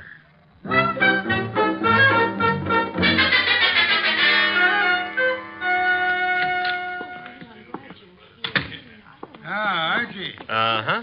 Complete with, he wouldn't give his name. He did have a gun to it, though. This one. Yes. Archie, you know Miss Barton, of course? Aye. And Mr. Stevens? He joined us a moment ago. Miss Barton thought she'd be happy if he were here. Hello, Stevens. That's not the only reason I came. My brother is still missing. I'm concerned. Yes. You, sir, will you sit down? Watching people stand makes me uncomfortable. I don't have to. You do. Archie is stronger than you are. All right. That's better. If you don't mind, Mr. Wolfe, I've never been here before, never met you. But you look as though you could handle things. I think my brother's been kidnapped. Possibility we shall have to consider. Miss Barton, perhaps you have a theory, too? Well, I don't know. Uncle's been behaving strangely for weeks now. What way?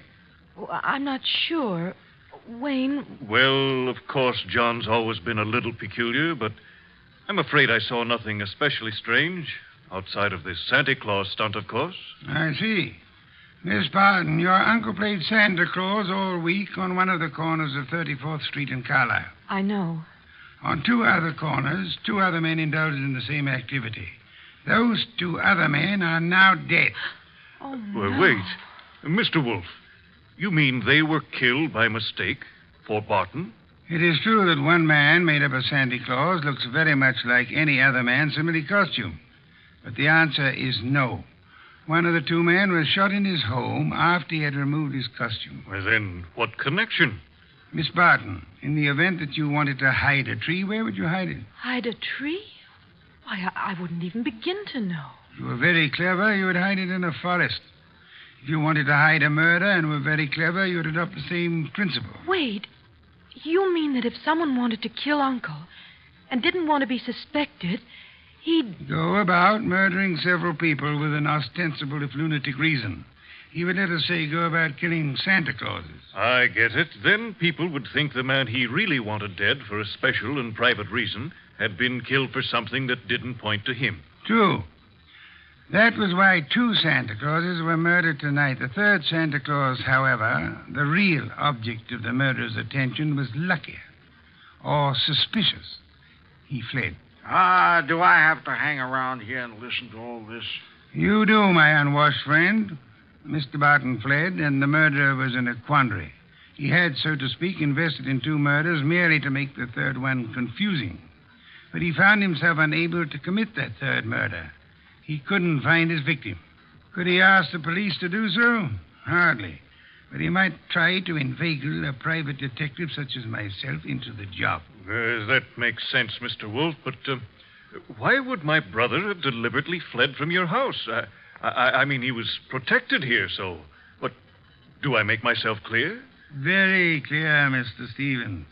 Archie, that gun you took from the dirty gentleman, you still have it? I still have it. Then would you mind pointing it at Mr. Stevens here until the police remove him?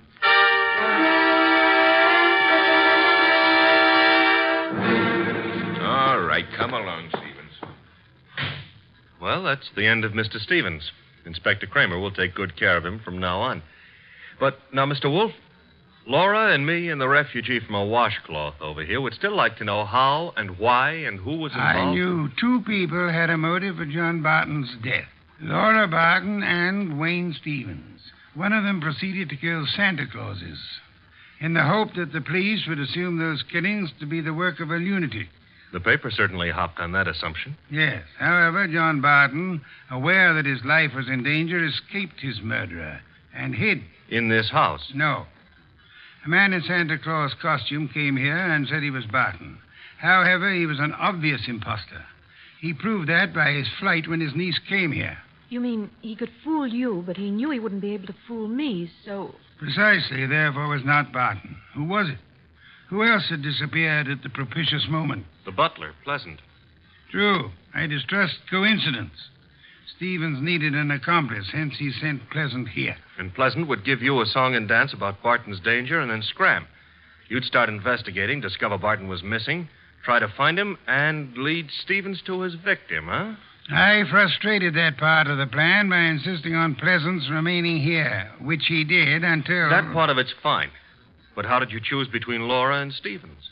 It was Stevens who knew, without being told, that Barton had been in this house and had fled from it. Yeah. You yourself mentioned that Stevens had only been here a moment, so you hadn't told him. Obviously, the butler phoned him as soon as he had hit you over the head and escaped. Furthermore, the butler masquerading as Barton had attempted to throw suspicion on Miss Barton. That convinced me of her innocence. Well, you've done it again, Mr. Wolfe, except for one minor detail. You're not very successful at irony, Archie. What minor detail? Where is Barton? In this house. Huh? When did that happen? You arrived home with the gentleman sitting near you. The bum? Wait a minute. This I ought to be able to figure out myself. Laura said Barton used to be an actor. That's item one, huh? Yes, Archie. Also, why is a supposed tramp hanging around a deserted intersection for handouts? The answer is he wasn't. He was keeping an eye out for trouble he knew was after him. Oh, so it turns out I gave a quarter to a millionaire. Uncle, your uncle. Well, that is... I know, my dear. Yes, I'm Uncle. I did rather a decent job, didn't I? No one recognized me. Except, of course, you, Mr. Wolfe. Not recognition, Mr. Barton. Logic. Archie, open some beer for us. Yes, sir. Logic, eh? Well, whatever it was, Mr. Wolfe, I owe you a good deal. How can I ever repay you? Oddly enough, the answer is simplicity itself. Make out a check.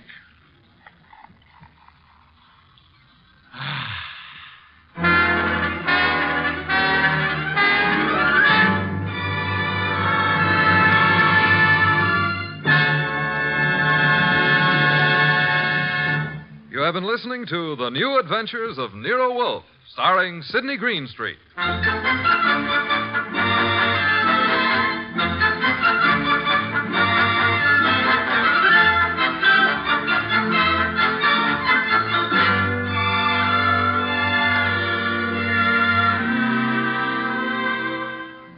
Tonight's transcribed story was based on the characters created by Rex Stout. This is an Edwin Fadiman program produced and directed by J. Donald Wilson. In the cast were Larry Dobkin as Archie Goodwin, and Howard McNear, Grace Lennard, Vic Rodman, Herbert Butterfield, Bill Johnstone, Gene Bates, and Bob Bruce. Next week at this same time, Nero Wolfe and Archie will bring you The Case of the Bashful Body. Don Stanley speaking. 3 chimes mean good times on NBC.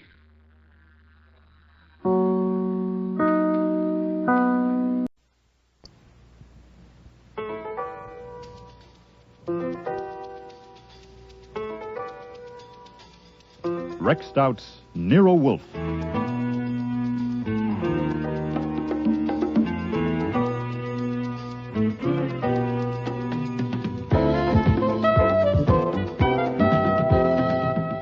Starring Mabel Moore as Nero Wolfe and Dawn Franks as Archie Goodwin.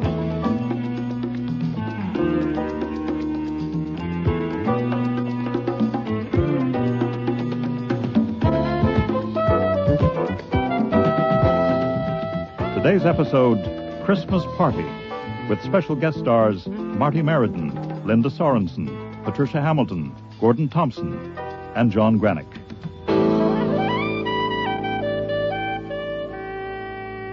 I'm sorry, Mr. Wolfe, but I told you 2 days ago that I had a date for Friday afternoon, and you said it was all right, so I'll drive you to Long Island on Saturday or Sunday. That won't do, Archie. Mr. Thompson will be at Mr. Hewitt's place only until Saturday noon. He's the best orchid hybridizer in England, and I'm grateful to be invited to spend a few hours with him. We should leave here about 12:30. I really am sorry, but I have to keep that date Friday afternoon. It's a Christmas party at the office of Kurt Bottweil. Now, you remember him. We did a job for him a few months ago. Yes. You may not remember a member of his staff named Margot Dickey, but I do. I promised her that I'd come to the party. Oh, pfui. A party? I have only one opportunity. Then take it. Your idea that a car is a death trap if I'm not driving is unsound. You can take a taxi. I hope to get some useful information from Mr. Thompson, and you will take notes. Not if I'm not there. Hewitt's secretary knows orca terms as well as I do, and so do you. Archie, how many times in the past year have I asked you to drive me somewhere? If you call it asking, maybe 18 or 20. Not excessive, surely. If my feeling that you alone are to be trusted at the wheel of a car is an aberration, then I have it. We will leave for Mr. Hewitt's place Friday at 12:30. All right. All right. I didn't intend to spring this on you till tomorrow, but I guess it will have to be now. Here, take a look at this. What's this? Well, as you see, it's a marriage license for Archie Goodwin and Margot Dickey. It cost me $2. Flummery. No, sir. No flummery. I could be mushy about it, but I won't. I will only say that I'm hooked at last. Margot intends to spread the tidings at the Christmas office party, so I have to be there. You are deranged. Sit down. I suppose it is a form of madness, but there, I've got it. It's like what Margot was reading to me the other night, some poem. I think it was Greek. Oh, love, resistless in thy might, thou mightest Shut triumph. up and sit down. Yes, sir. We haven't set the date yet. We don't want to rush it. Now, you may not want me to be here anymore, but that's up to you. As far as I'm concerned, I'd like to stay. I'd hate to end such a long association. The pay is okay, especially if I get the raise at the first of the year, which is a week from Monday. I'm used to my room upstairs, and I like Fritz's cooking, and the billiard table in the basement, and the one-way glass panel in the front door. Archie, sit down. I've told Margot all this, everything, including the fact that you're allergic to women, and we've discussed it, and we think it might be worth trying, say for a month. When we get back from the honeymoon, we could take over the second floor, and if the trial works out, the new furniture or the decorating would be up to us. I mean, since she works for an interior designer, we could get things wholesale. I don't believe it. You will. What about Miss Rowan? We won't drag Miss Rowan into this. What about the thousands of others you dally with? Not thousands. Not even 1,000. And I'll look up Dally. Oh, for heaven's sake, sit down. No, sir. Right now, you're stirred up. We'd better discuss this some other time. In a few days, you may hate the idea of having a woman in your house even worse than you do now, or you may have cooled down to a simmer. Could I have my license back, please? I want to go and show it to my bride-to-be.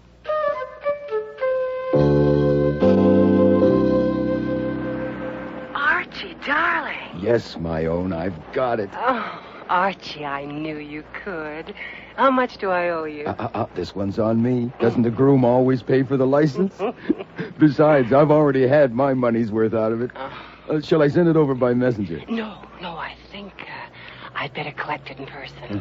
Where are you? I'm in a phone booth. I'd just as soon not go to the office right now. Mr. Wolfe wants to be alone to boil. How about the Tulip Bar in 20 minutes? I feel like buying you a drink. Oh, no, lover. I feel like buying you a drink.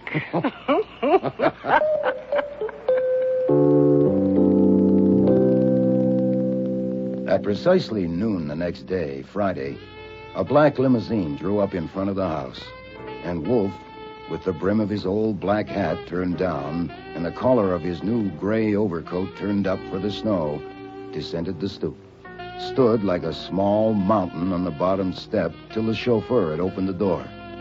Then he crossed the sidewalk and climbed in. I watched it from above, from a window of my room. Then I showered and got dressed for the party.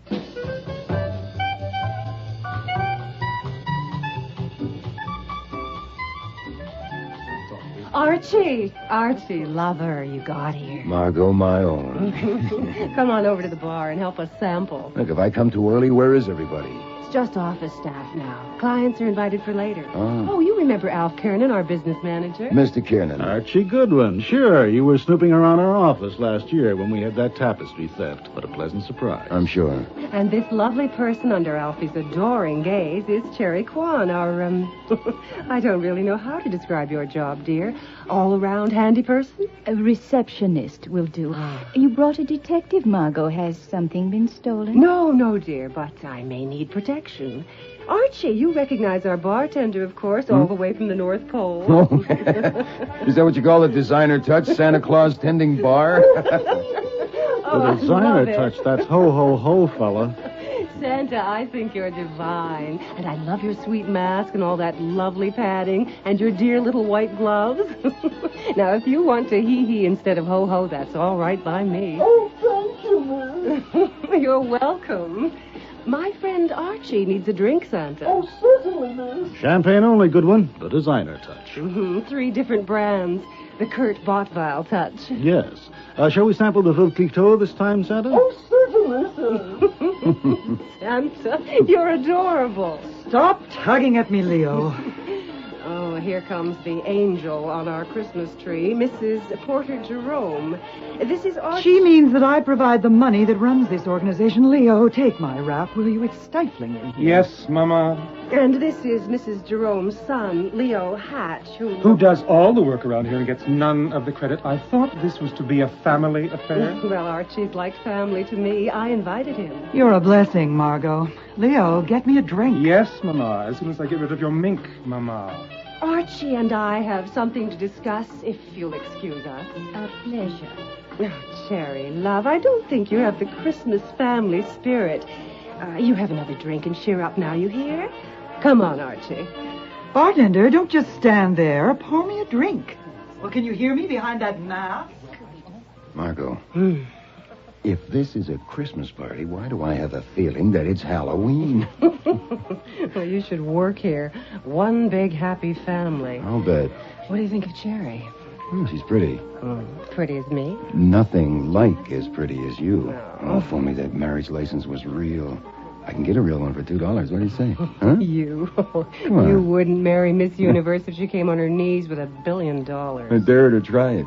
Did the license work? Like a charm. Absolutely perfect, Archie. Oh, good. I mean, no. That means it's all over between us. Oh, yeah. Archie, darling, look, I'll be a sister to you. I don't need a sister. Okay. I'm the rejected suitor, but I want the license back for a souvenir. Archie, that's sweet. No, it's serious.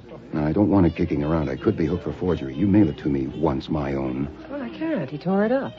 The hell he did? Where are the pieces? Gone. He threw them in his wastebasket. Now, you will come to the wedding. What wastebasket? Where is it? In his office last night after dinner. Will you come to the wedding?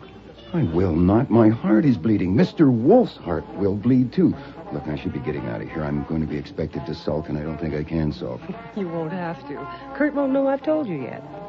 Look, here comes my intended now. Merry Christmas! All my blessings to my loyal staff and fellow workers. Merry, merry, merry. Merry Christmas. Oh, Goodwin, I didn't know you were here. Welcome. Thank you, sir.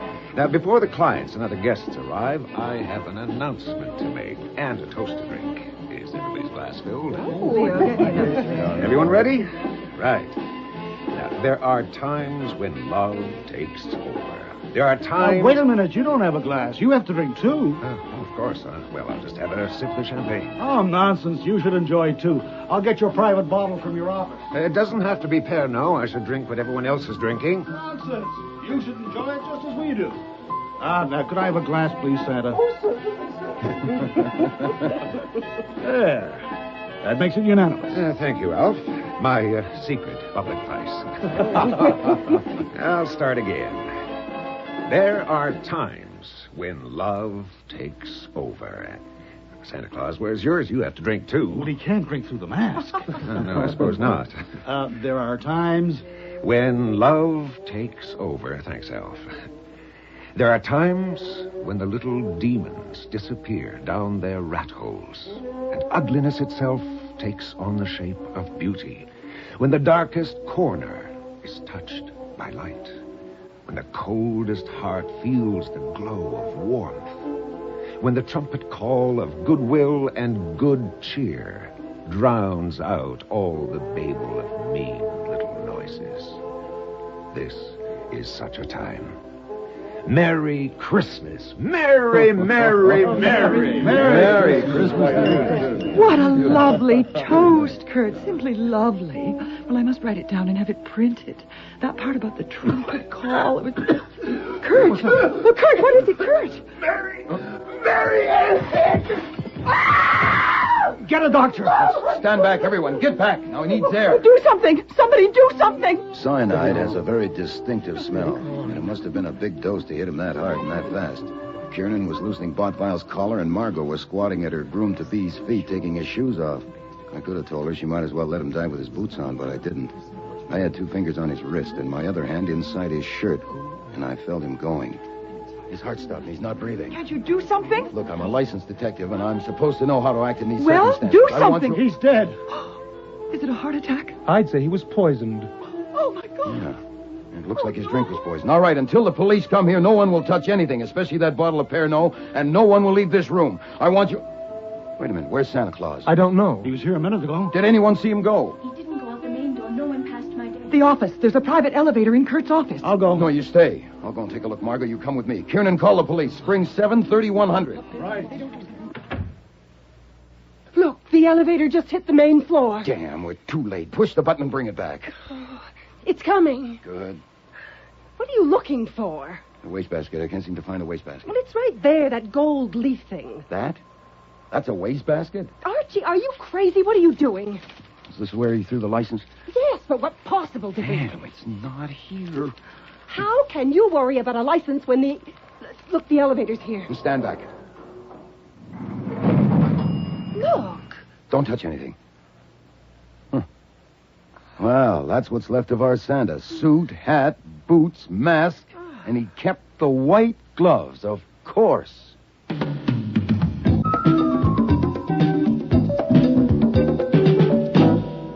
Mr. Kiernan and Mr. Hatch will be taken to the district attorney's office for further questioning.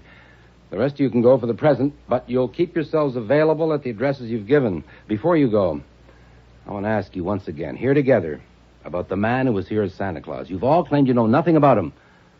Do you still claim that? Inspector Kramer. Yes, Mr. Kiernan. I'm not objecting to going to the DA's office for 3 hours. I haven't objected to anything. But we've told you all we can. I know I have.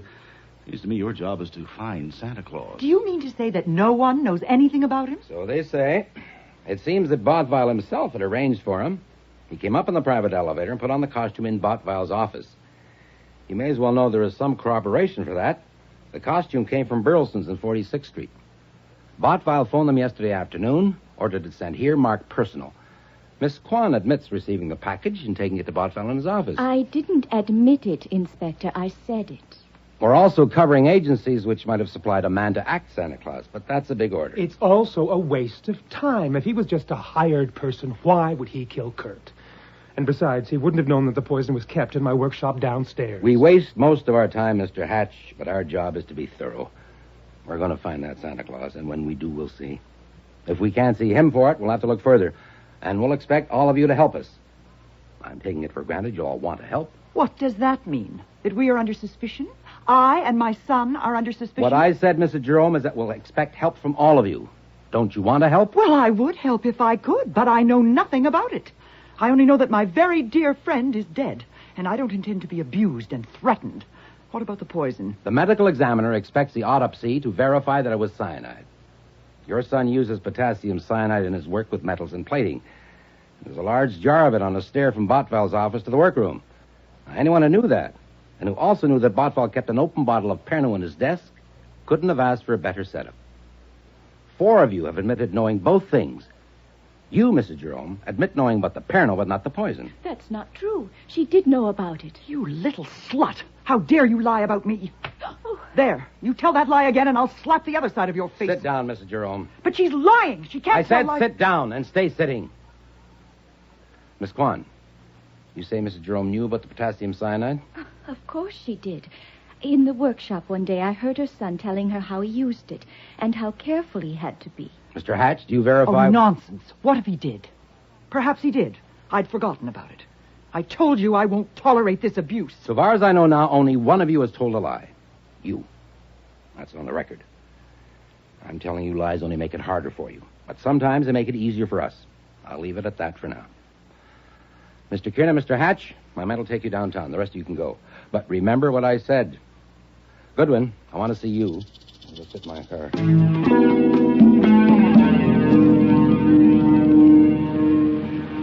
Get in. Look, if you're taking me downtown, I want something to eat first. It's past my mealtime. You're not wanted downtown, not right now.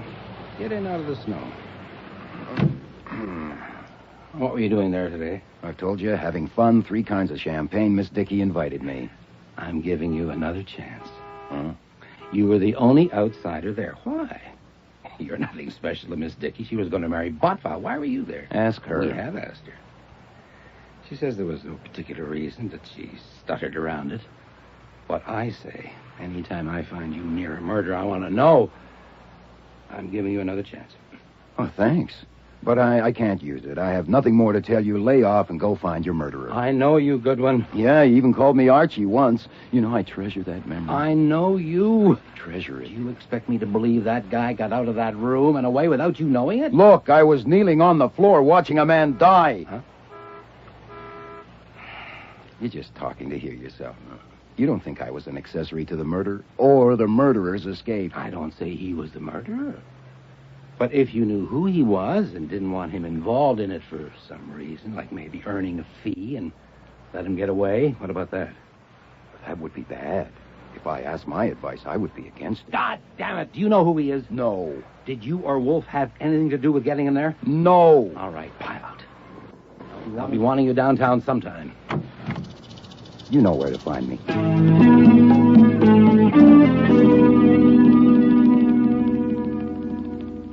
You know, I approve of your rule not to discuss business during a meal, but this is my meal, and you finished yours. I've got something on my chest, and it's not business, it's personal. The death of Mr. Botvile was reported on the radio at 7 o'clock. Oh, yeah. You were there. Mm-hmm, yeah, I was there. I was kneeling by him when he died. But what I want to report is what happened before he died. It's about the marriage. Miss Dickey has called it off. She told me she had decided to marry Botvile. Oh, indeed. Yes, sir. It was a jolt, but I would have recovered in time. I'm going to blot her out. For me, of course, this is satisfactory. Oh, I know it is. Huh, how'd you make out in Long Island? Long Island? Well, Did Mr. Thompson have anything new to say about orchids?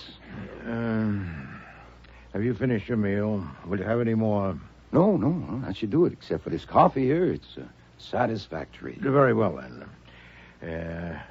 I, too, have something on my chest. Oh, yeah? It's not easy. Perhaps the best way to begin is to show you something. Well, go ahead. What is it? These white gloves.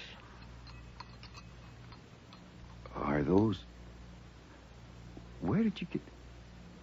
Are those the white gloves? Yes. How'd you get them?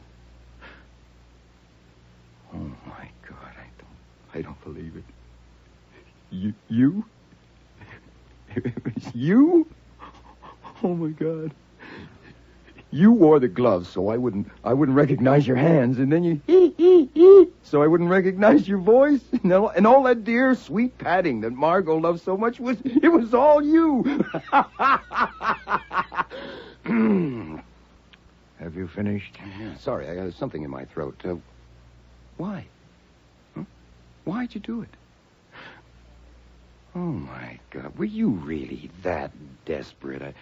The thought of a woman living in your house, of losing an employee after you'd got used to me?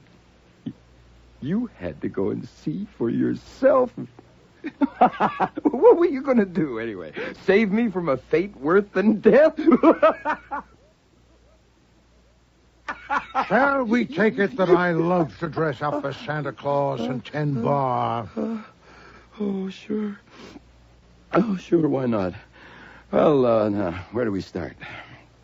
Do you want to know what happened after you left? The details can wait. First, where do we stand? Was Kramer there? Yes, certainly. Did he get anywhere? No. He probably won't till he finds Santa Claus. Oh, my God, about 1,000 men are looking for you this very minute. Where did you get the gloves?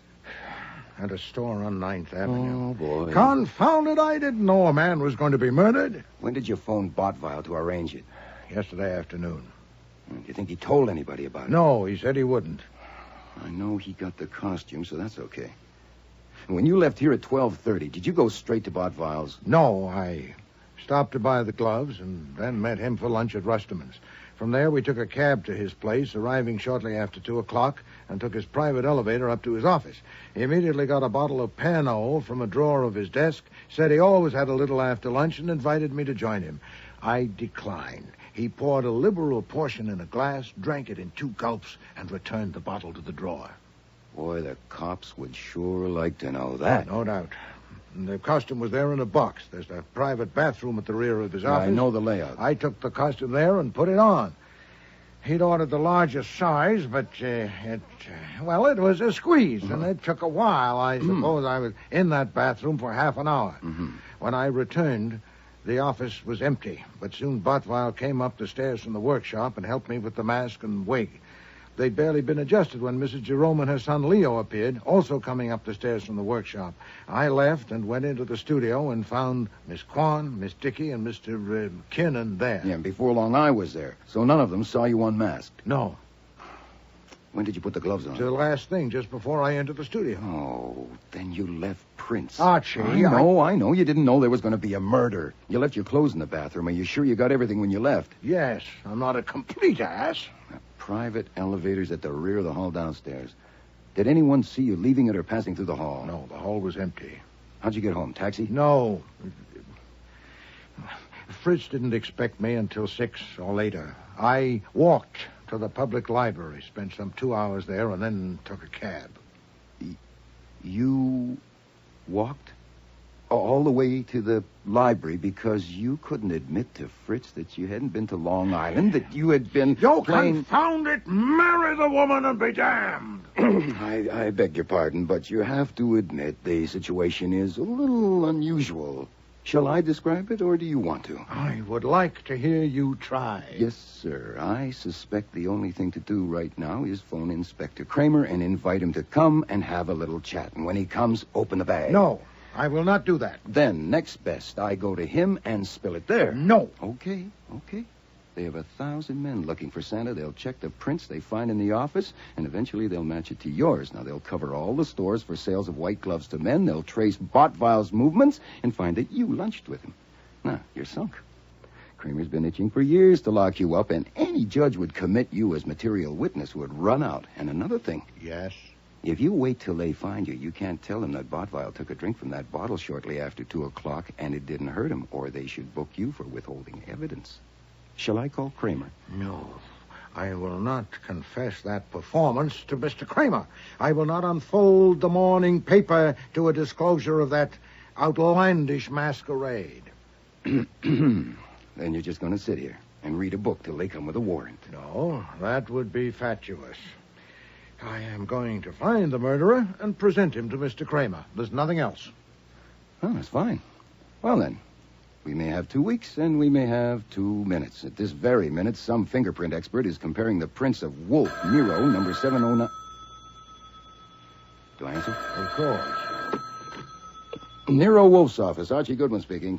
Goodwin? Well, Inspector Kramer, what a pleasant surprise. I want you down in my office at 10 o'clock tomorrow morning. All right, sure. Anything special? 10 sharp. Well, I've already told them 6 times I know absolutely nothing about Santa Claus. They may not ask again. Now, I want a complete report of what happened there after I left. But first, I want background. In your intimate association with Miss Dickey, you must have learned things about those people. What? Not much. I guess I have to explain something. My association with Miss Dickey was not intimate. Oh, choose your own adjective. I meant It's no not an innuendo. adjective. This isn't going to be easy. See, Miss Dickey's a very good dancer. She's an exceptionally good dancer, and for the past couple of months, I've been taking her here and there, and last Monday she asked me to do her a favor.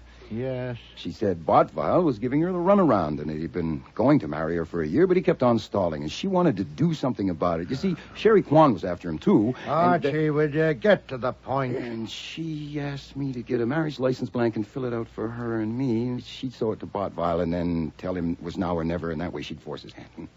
Archie. Yes, sir. Are you telling me that license was... Yes, sir. I want to make it clear that I had no intention of showing it to you. I did that on the spur of the moment because you were being so stubborn. I was being stubborn. Yes, sir.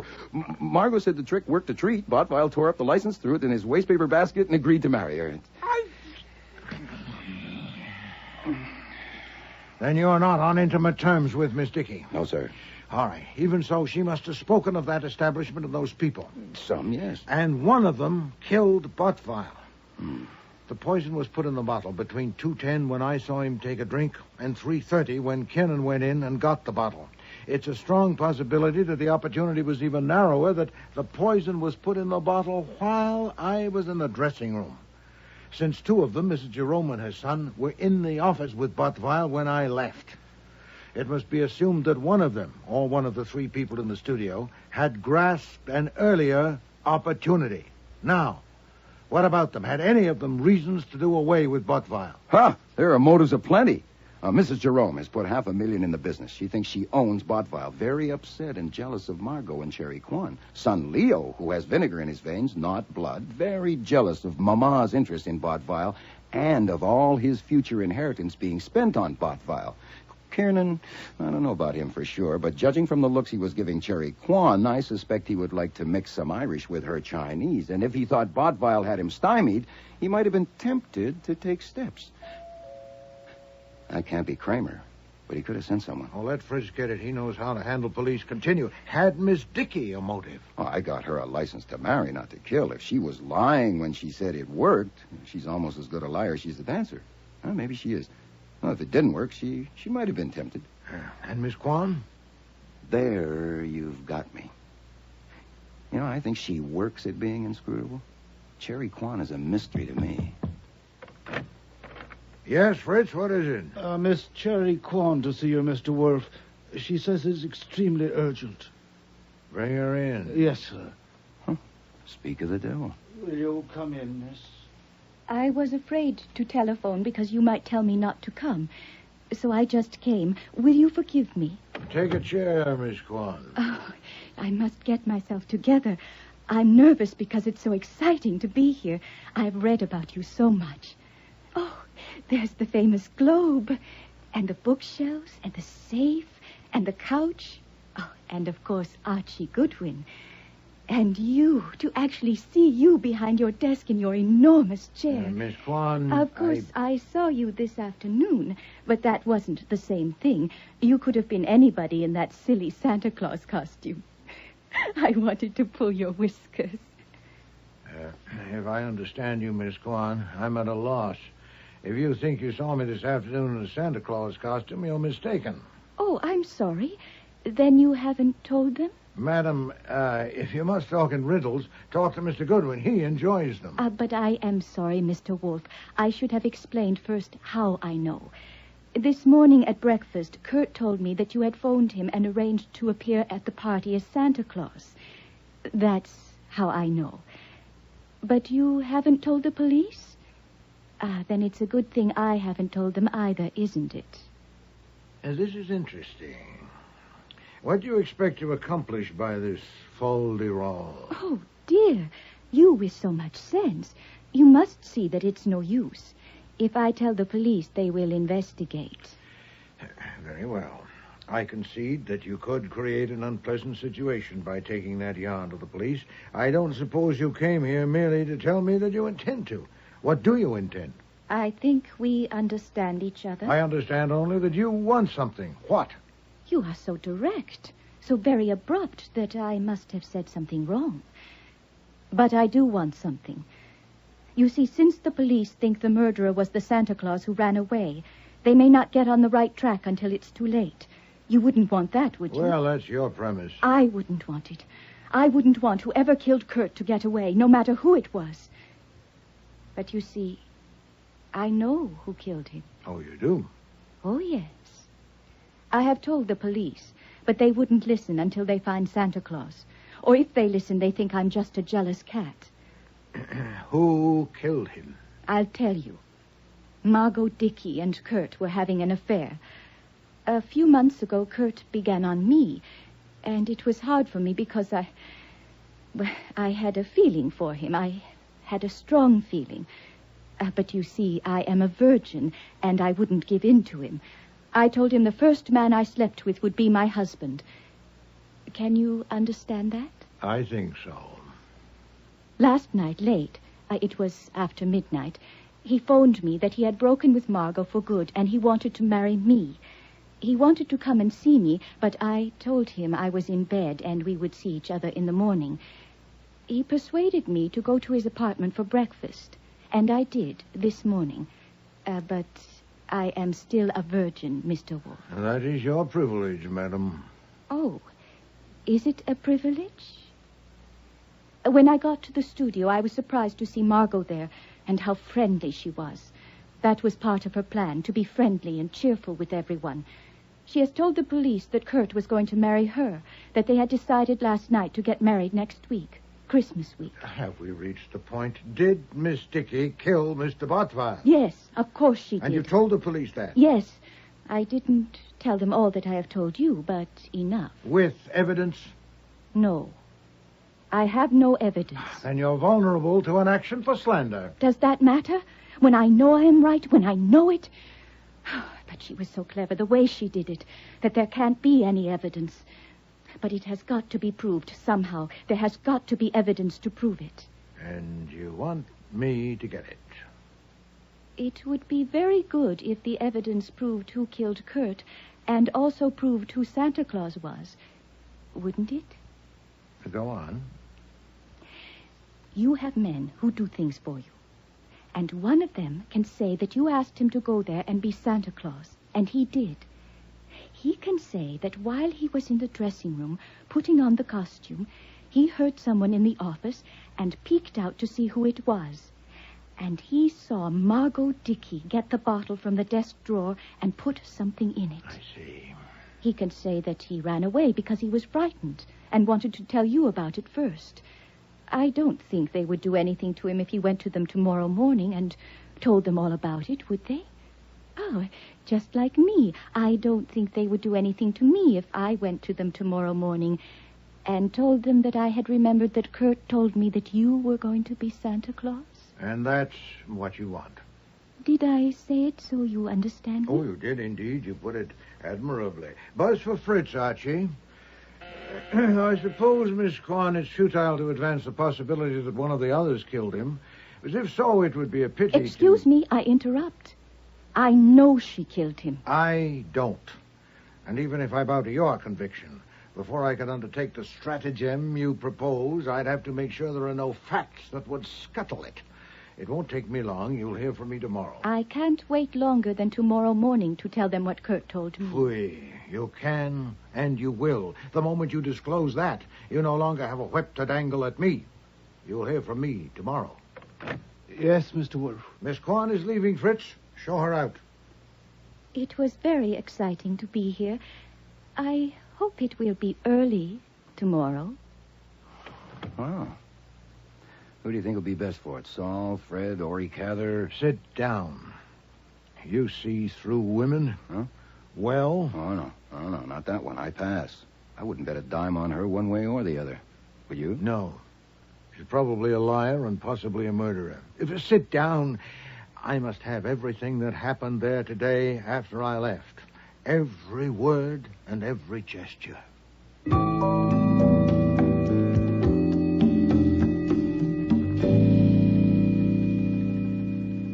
You read your statement over? I have read it. I am ready to sign it. And you've left nothing out? Nothing I can think of. Nothing in any way relevant. Goodwin, I'm going to give you a break. Again? That statement says specifically that you've reported everything you did there yesterday afternoon. Yeah, as I said, I've read it. So? So who put your fingerprints on some of the pieces of paper in Bottwell's wastebasket? Well, I'll be damned. I forgot to put gloves on. You don't forget things. So you have deliberately left it out. I want to know why, and I want to know what you took from that wastebasket and what you did with it. Yeah, I'm also damned because I thought I knew how thorough you are, and apparently I didn't. I wouldn't have supposed you would go so far as to dust the contents of a wastebasket when there was nothing to connect them. But I see I was wrong. Oh, boy, I hate being wrong. Well, we learn something new every day. You haven't answered my question. Now, look. Santa Claus had run. Kiernan was calling the police, and I guess I was a little rattled. And I must have looked around for something that might give me a line on Santa Claus, and my eye lit on the wastebasket, and I went through it. I haven't mentioned it because it wasn't very bright, and I like people to think I'm bright, especially cops. Now, there's your why. As for what I took, the answer is nothing. You want me to write that in? You are very bright, and you don't get rattled. Yes, I want you to write that in. And initial it. As you wish. This may take a little time. I'm a slow writer. Say, I hope I'm not holding you up.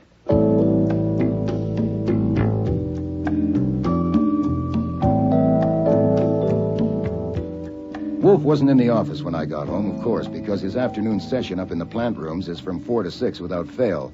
There was no note on my desk from him, so apparently there was still no instructions. But there was information on it. My desk ashtray, which is purely decoration, since I seldom smoke, had 3 cigarette butts in it, Faro brand. The kind Saul Panzer smokes. Yes, Fritz. No, it's not Fritz, it's me. I'm back. Oh, you. Yeah, me. There's nothing urgent to report. They found my prints on the stuff in the wastebasket, but I escaped without loss of blood. Is it all right for me to empty my ashtray? Yes, please do so. But then what do I do? I'll tell you at 6 o'clock, possibly earlier. Damn. Nero Wolfe's office. Archie Goodwin. Archie, it's Saul. Glad to hear you're back home safe. Well, I'm glad somebody is. What's up? Message for Mr. Wolfe. Yeah. Tell him everything is set. No snags. That's all? Right? Be seeing you. Mm-hmm. Yes. Saul called and said to tell you everything is set, no snags. Oh, well, satisfactory. Well, congratulations. Am I in the way? Oddly enough, no. Have chairs in place for visitors. 10 should be enough. 4 or 5 will come shortly after 6 o'clock. I hope not more. Others will come later. Refreshments? Liquids, of course. Nothing else. Anything else for me? No. Satisfactory youth.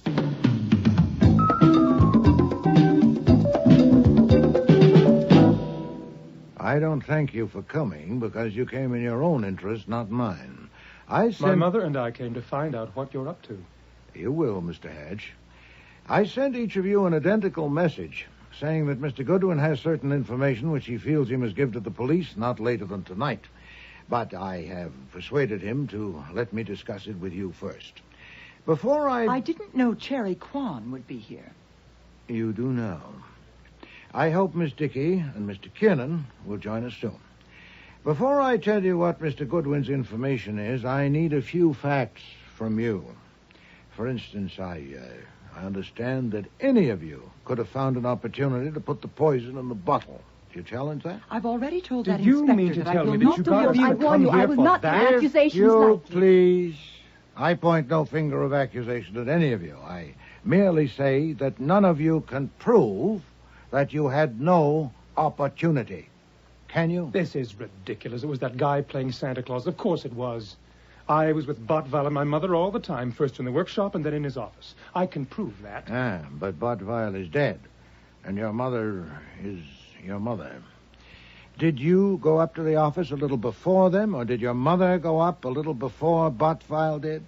Is there acceptable proof that you didn't? And the others have the same problem. Miss Kwan? If you mean I can't prove I wasn't in the office alone yesterday, no, I can't. What information has Goodwin got? We'll get to that. A few more facts first. Mrs. Jerome, when did you learn that Botval had decided to marry Miss Kwan? What? What did you say? No, Mother, no. Kurt marry her? That little strumpet? Oh, this is wonderful. Really wonderful. Goodwin hasn't got any information, and neither have you. Why you wanted to get us together and start us clawing at each other, I don't see that. I don't know why you're interested, but maybe I'll find out if I give you a hand. Maybe we all put poison in the bottle, and that's why it was such a big dose. If it's true that Kurt had decided to marry Cherry and Alf Kiernan knew it, that would have done it. Alf would have killed 100 Kurts if it would get him Cherry. If Mama knew it, she would have gone for Cherry instead of Kurt, but maybe she figured there would soon be another one, and she might as well settle it for good. Shut up, Leo. Are you sure, Mama? I was about to say that Sherry would seem to be the most likely. Mr. Wolfe. She has the best brain of the lot and by far the strongest will. But I understand that while she says Kurt was going to marry her, Margot claims that he was going to marry her.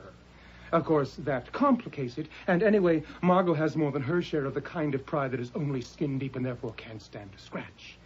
If Kurt did decide to marry Cherry and told Margot so, he was an even bigger imbecile than I thought he was. Which brings me to me. I am in a class by myself. I despise all of them. If I'd taken to poison, I would have put it in the champagne as well as the Pernod and really enjoyed myself. But I have my... Out of my way, I've got to see him. Mr. Wolfe, I couldn't stop him.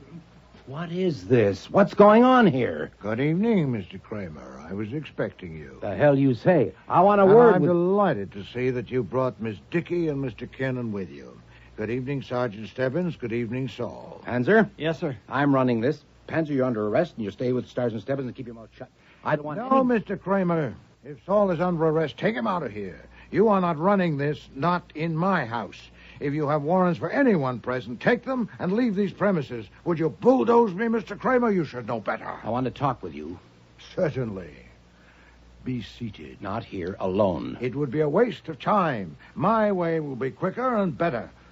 You have a choice, sir. Either go with whomever you can lawfully take, or sit down while I tell you who killed Kurt Bottweil. Now, Miss Quan, if you don't mind moving, Mr. Kramer likes that chair. You know who killed Kurt Bottweil? I confess that I stretched it a little, but I soon can and will. First, some facts for you.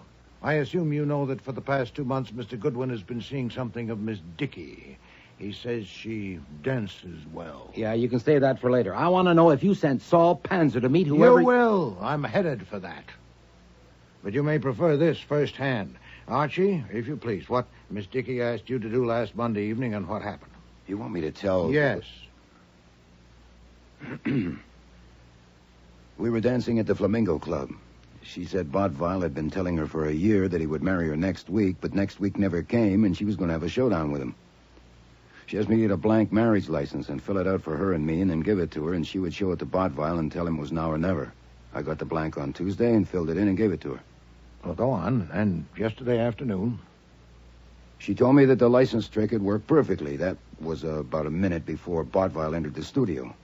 I said in my statement to the DA that she told me Bottweil was going to marry her. But I didn't mention the marriage license because it was immaterial. Did she tell you what happened to the license? She said Bottweil had torn it up and put the pieces in a wastebasket by the desk in his office. That was the night before, Thursday evening. And what did you do when you went to the office after Bottweil had died? I dumped the wastebasket, put the stuff back in piece by piece. No part of the license was there. You made sure of that? Yes. Any questions, Mr. Kramer? No. Goodwin lied in his statement. I warned him. I'll deal with that later. What I want to know is... Then Cherry took it. You took it, you professional virgin. I did not. Mr. Wolfe, I am not going to wait any longer. Miss Quan, I'm doing this. Another fact, Mr. Kramer. Yesterday, I had a luncheon appointment with Mr. Bottweil at Rusterman's restaurant. He had once dined at my table and wished to reciprocate. He'd asked me to do him a favor on the way, to stop at a shop and pick up a pair of white cotton gloves, medium size, for a man. You bought the white gloves? It struck me as a peculiar request, but Mr. Bottweil is a peculiar man. At lunch, he explained somewhat vaguely what he wanted them for. I gathered he'd taken pity on some derelict he'd seen on a park bench and had hired him to serve refreshments at the office party, costumed as Santa Claus. And he decided that the only way to make his hands presentable was to have him wear gloves. You shake your head, Inspector. You're damn right I do. You would have reported that. No reason on earth not to. I didn't report it because I thought you'd find the murderer without it. The derelict Santa had obviously skedaddled out of fright, since he couldn't possibly have known of the jar of poison in the workshop, among other things. And, as you know, I have a strong aversion to involvement in matters where I've no concern or interest. You're reporting it now. I am indeed, because I understood from Mr. Goodwin that you were intensifying your search for the man who was there as Santa Claus. And with your army, it probably wouldn't take long to get to me, and I'd be under inquisition.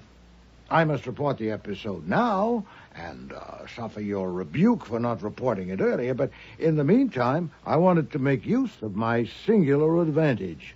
I knew that the man who acted Santa Claus was almost certainly not the murderer, and I needed first to have a talk with one of these people, and I did so when Miss Kwan came here last evening. Why, Miss Kwan? Mr. Wolfe. You can decide later whether such details matter. With Miss Kwan, I discussed her associates at that place and their relationships, and I became satisfied that Bottweil had, in fact, decided to marry her. That was all.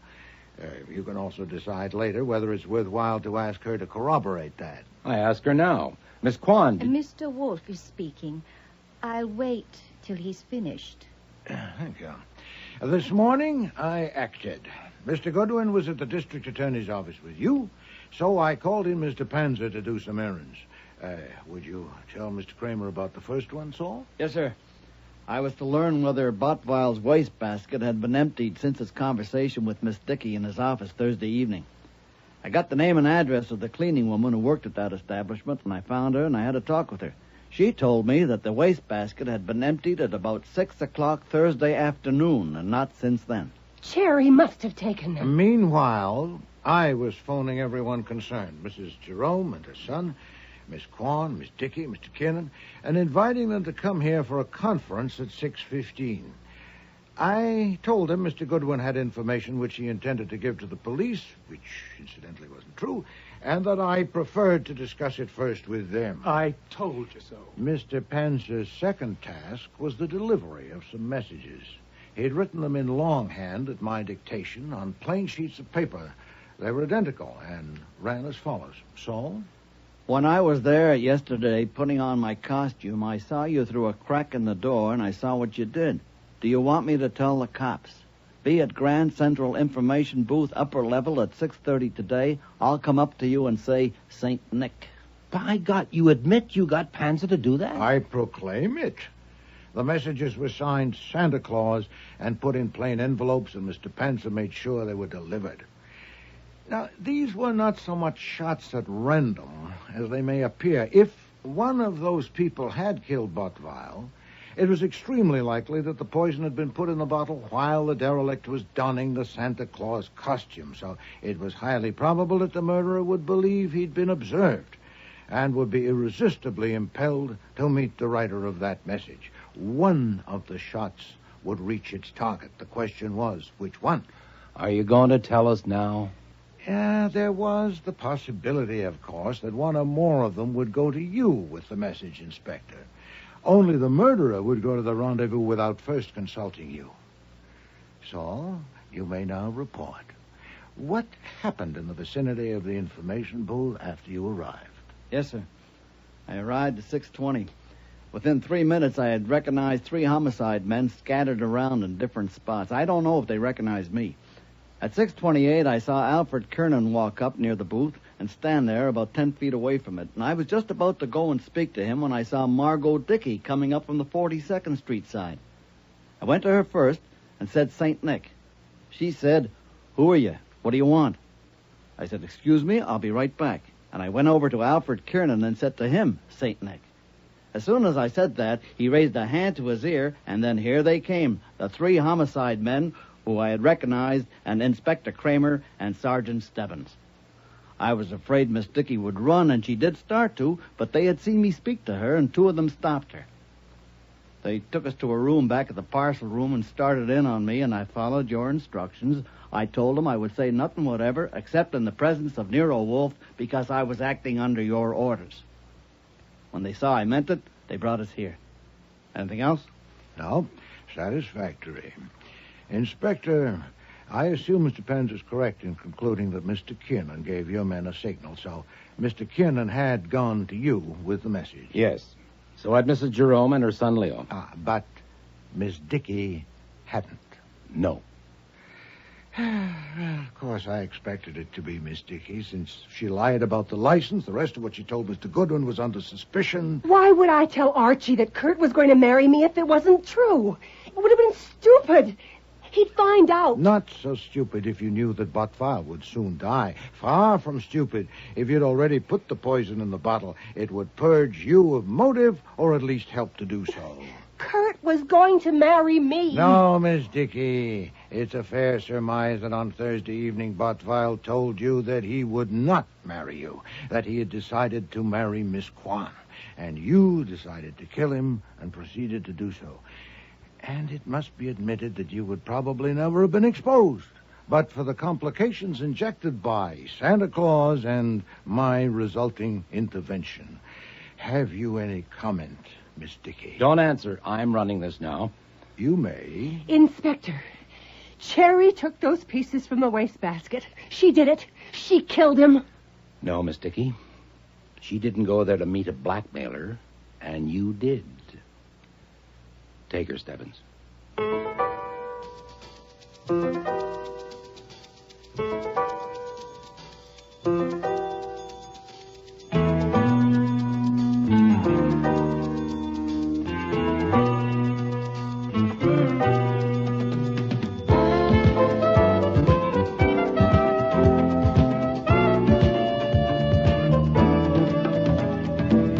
Starring in today's episode were Mabel Moore as Nero Wolfe and Don Franks as Archie Goodwin.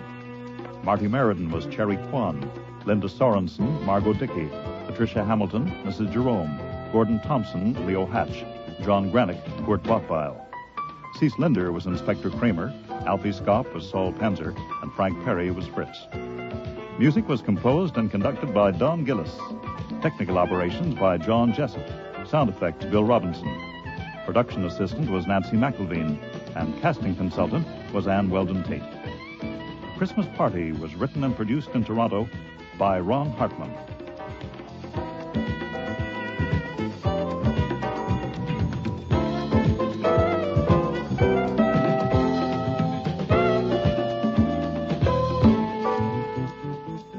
Next week. Is that amphagel you're taking? It is. I haven't had to take this stuff since that hideous experiment with eels in the spring. Nero and Archie meet society's foremost hostess. You remember me, Mr. Wolfe? Oh, indeed I do. You're the woman who came here 2 years ago and tried to bribe me to play the clown. Bribe? That's silly. I offered you $2,000 to come to a party and be the detective in a murder game. $2,000 and all the beer you could drink for a few hours' work. Archie is introduced into society. This is my brother, Daniel, Mr. Goldwyn. Goodwin. What? The name's Goodwin. Of course. Daniel, will you show Mr. Gordon to the office? Goodwin. And when you're finished, please join us on the terrace for cocktails. Thanks. You know the girls and Larry, of course, and I hear you've met Mr. I've had the pleasure. So the only one you don't know is Dr. Brady. This is Mr. Goldman. No, the name is Gulenwangle. The party game was murder. Are you going to faint? No, I'm all right you? now. I never scream, really. I never do, but it just seems so, cutting myself with glass so soon after Miss Huddleston. Yeah, well, just take it easy. I didn't scream when I cut myself. I'm not quite that silly, really. I'm not. I But know. I screamed when I saw the piece of glass lodged in the bath brush. It seemed so... Here, let me see that. There. Next week, cordially invited to meet death, with guest stars Barbara Hamilton, Terry Tweed, Ken James, Lynn Darragon, and Tom Harvey.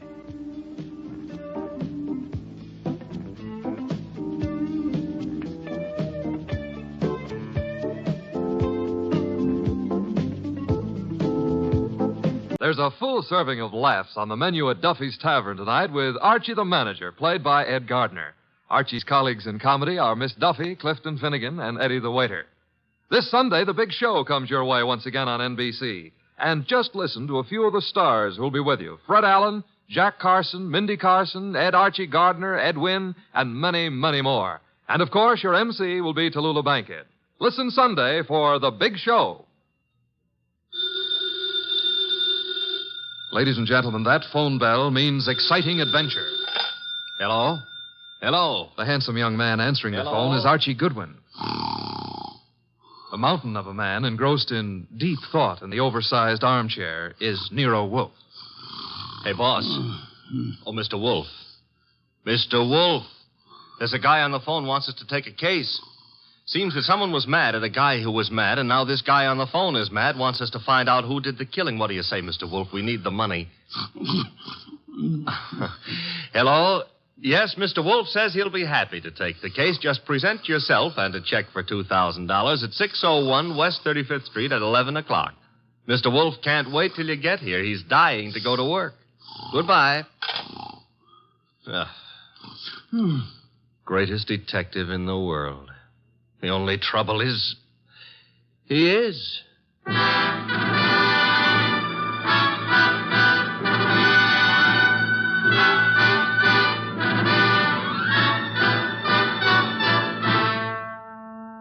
Yes, listeners, Archie is so right. He is the greatest detective in the world, and the fattest, and the least energetic.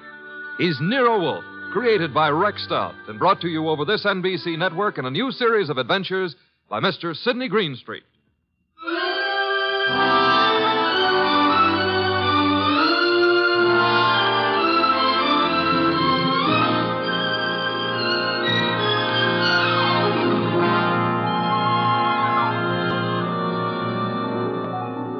Tonight, it's The Case of the Beautiful Archer. That's a good title. And it was a good case, too. It began in the consulting room of Dr. Raynard Townley of the Townley Sanitarium, skipping a jump north of Nyack, New York, when a very lovely young lovely glared across the desk at the good doctor. Shall we pretend you don't know who I am, Dr. Townley? How could we possibly do that, my dear Diana Lawrence? 23 years old, daughter of one of our better-known sculptors, Michael Lawrence. You were born in Johannesburg, educated in London and Paris, and live at present 100 yards from here in your father's cottage on Berry Hill Lane. How's that? It's intended to be staggering, isn't it? You take no cream or sugar in your coffee, were winner of the Women's National Archery Tournament for 1947, and have an exceedingly high temper. Let's stop the nonsense. You have an inpatient here named Willard Garth. Well, Willard Garth happens to be my fiancé. Yes, he has mentioned the fact during his analysis. And, well, has he by any chance mentioned his reasons for suddenly refusing to see me during the past 5 weeks? He didn't have to, Miss Lawrence. Well, what do you mean? I mean that I recommended he give you up as a bad job. What? Yeah, well, I suppose you had some purpose in saying what you did. Of course. I'm the boy's doctor. You think you're in love with Willard Garth, I know, but actually, you're infatuated with the Garth millions. You take a lot on yourself, don't you, Doctor? I consider it important to relieve Willard of all painful external pressure. You've done well for Willard, Dr. Townley, relieving him of me. I think so. Now, let's see you relieve yourself of me. You, purchased the gun for this occasion, Miss Lawrence? Yes. And what exactly do you hope to accomplish with it? A quick and complete reversal of your decision about me. I'm not as easy to handle as Willard is, you see. And if you intend to ruin my life, then I intend to end yours, here and now. The phone is ringing. Let it ring. Just as you say. It's the house phone, Miss Lawrence. It may be Willard, you know. Oh, Willard? Yes, he usually phones me from his room at about this time every day. Oh. Well, all right. Answer it, but be careful what you say. You're in command, it seems. Hello? Oh, why, hello. I thought it would be you, Willard. Look, my boy, Diana Lawrence is here. I've had a talk with her, and I've reconsidered my opinion. Yes, I'm quite serious. If you're at all sensible, you'll see her regularly and plan on a marriage as soon as you're discharged. Yes. Oh, you do? Very well. I'll see if she'll talk to you. Miss Lawrence. Yes? Do you want to speak with him? Give me the phone. Of course. Here you are, and I'll take this gun. There we are. Now, stand away, Miss Lawrence. But Willard's on the phone. Willard's not on the phone. No one was on the phone. The ring came from the push-button bell under my desk here. Oh. Sometimes I find it convenient to interrupt my consultations with a phone call. Oh, you smug, deceitful, self-sufficient... Murder is a vexatious business. You'll be grateful to me one day. All right. Give me my gun and let me go. The gun, I'm afraid, stays with me. Here in this Majolica cabinet. I'd scarcely feel justified in trusting you with it. And now, with your permission, or without it, the interview is ended.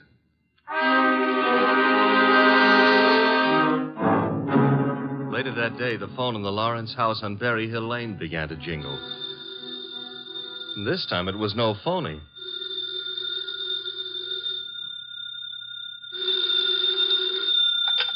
Hello? Diana? Yes? Willard, darling. Diana, darling, it's Willard. Imagine.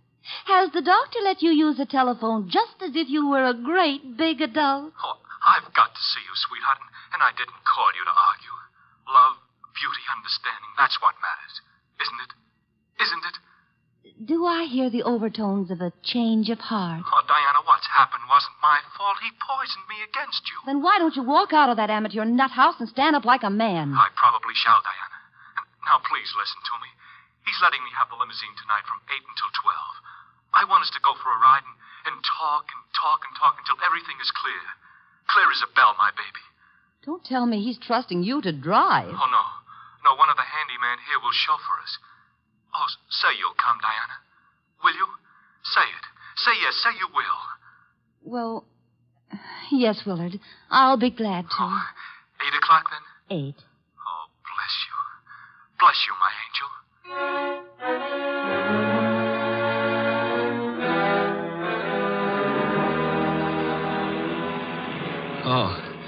Oh, so that's it. You want my father's money. That's what you love, not me. Willard, the chauffeur will hear you. It's the way Townley says it is. He's right. He's right. Oh, why did I let you talk me into this? What a fool I was to have come at all. You're sick inside, Willard, so utterly, hopelessly sick. Oh, so now I'm hopelessly sick. Yes, you are. You're trying to confuse me. Take advantage of me. Wind me around your finger. Just because I love you too much. That's it. That's my illness. Of course, I see it now. You're the thing I must get rid of. You with your beautiful, beautiful face and your twisted values. You're at the bottom of all my agony. Willard! Willard! I'm saving myself. I'm saving myself. Once you're dead, the sickness is ended. I'll be safe. I'll be safe. I'll be safe. Willard.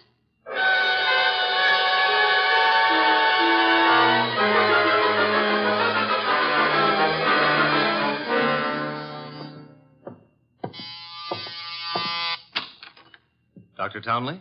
Yes. Come in. Mr. Wolfe's been expecting you. Come in, Dr. Townley. Come in. Have a chair. Thank you, Mr. Wolfe. I'm so happy you've agreed to take this case. Have a glass of beer. Oh, no. Never at this time of morning, thank you. Well, Doctor, the newspapers check with what you told me.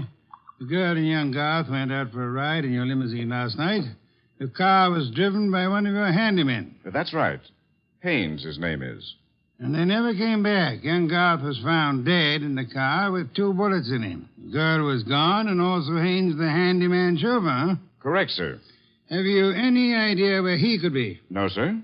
And the young lady, tell me about her. She's Diana Lawrence, daughter of Michael Lawrence. The sculptor? The sculptor. She lives with him in a small cottage near my sanatorium on Berry Hill Lane. An extremely aggressive and self-centered female with more than a slight flair for violence. Your description might easily lead me to suspect her of this murder, sir. Well, I'm aware of that. And I don't think you'll be far off the mark. As I told you on the phone, she tried to murder me yesterday morning. The police have made no headway in locating her? No, the homicide division has contacted her father, but he's remained quite noncommittal. He simply says that he's sure she's incapable of killing a fly and that he hasn't laid eyes on her since 8 o'clock last night.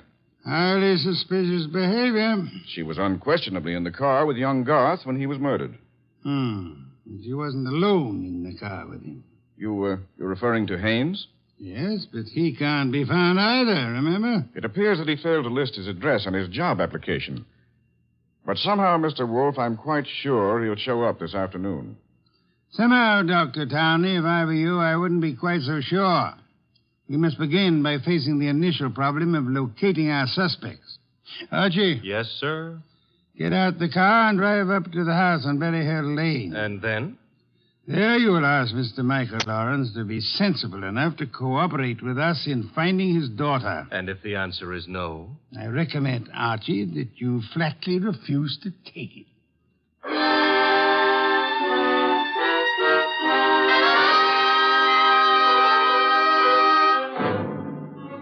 Mr. Lawrence was no simple baby to handle. He was in a studio when I walked in, chiseling on a statue of a boy and a girl, both wearing less clothes than the law allows. And before I got a chance to state my name, he commenced giving me a free lecture on the marble work of art. She's good. Really good. She's practically superb. The Ariadne. The what Ariadne? The girl in the statue. Oh. That's Ariadne, tragic nymph of Greek mythology. Don't tell me you're not familiar with Apollo and Ariadne. All right, I won't. The Apollo, on the other hand, is unfinished. The face, you see, it lacks something. The passion of yearning, Olympian desire. And yet, you know, the two figures have motion. Like your daughter? Eh? Your daughter, Diana, she's got motion also. As I hear it, she's been in motion ever since she murdered Willard Garth last night in the back end of a limousine. So you're another flatfoot. Not exactly. I'm paid in private by Nero Wolfe. Nero Wolfe? Yeah. You don't mean that a creditable man like Wolfe thinks Diana killed young Garth? Well, he'd like to talk over the possibility with her. How laughable.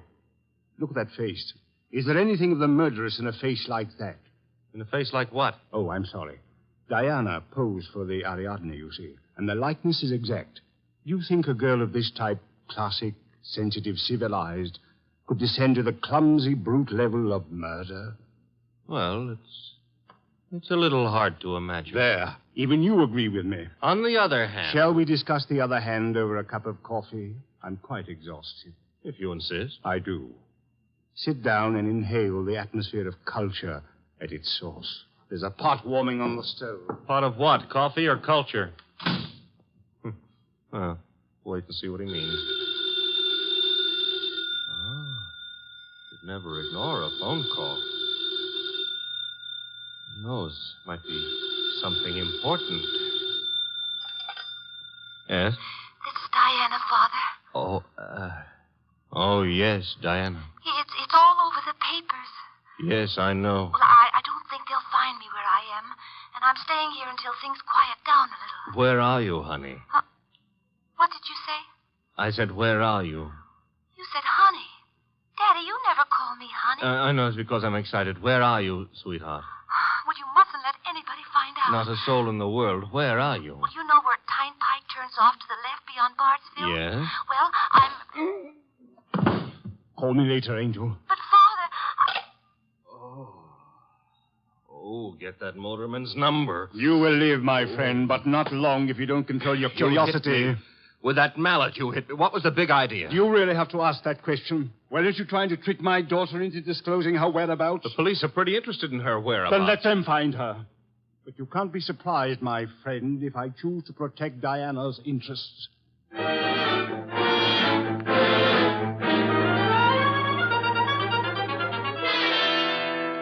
So he's working on an Apollo and Ariadne, is he, Archie? Who cares about Apollo and Ariadne? The point is how he worked on my gourd. That, of course, was unfortunate, my boy, but...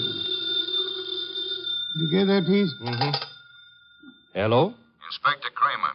Hold it. For you. Here. Thanks. Yes? Wolf? How are you, Inspector? I hear you're in on the Garth killing. Not very deeply, I am afraid. We're still trying to locate the Lawrence girl. Well, you can forget about that. Yeah? Yes, we've already located her and released her on a habeas corpus. That sounds interesting. Her father had a lawyer on our heads before she was in here 10 minutes. Too bad you couldn't have held on to her. Oh, I don't know. I'm not so sure we want her. Why not? Well, first of all, it's not likely she did it. No? No. Ballistics stated that the bullets that killed Willard Garth were not fired from point-blank range. And she was sitting beside him on the back seat. I see. Also, we found the murder weapon in the grass near where the limousine was parked, and she admitted it was hers. That sounds like a poor reason to release her. Well, the point is she wasn't in possession of the gun when the killing happened. At least so she says. No, who what? That doctor. What doctor? Townley. The guy who runs that sanitarium. According to her, he took the gun away from her for safekeeping at noon yesterday.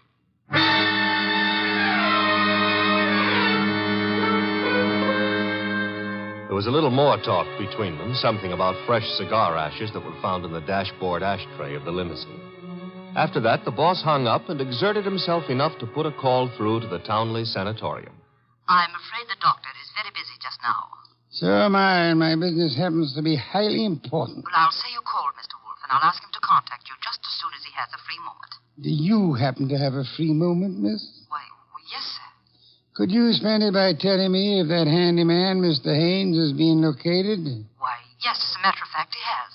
One of the staff just found out where he lives, Mr. Wolfe. Well? He has a little cottage at 206 Dockside Road. That's out near Sheepshead Bay. Thank you. Archie. I'm going someplace, I suppose? You are? You're going to Sheepshead Bay.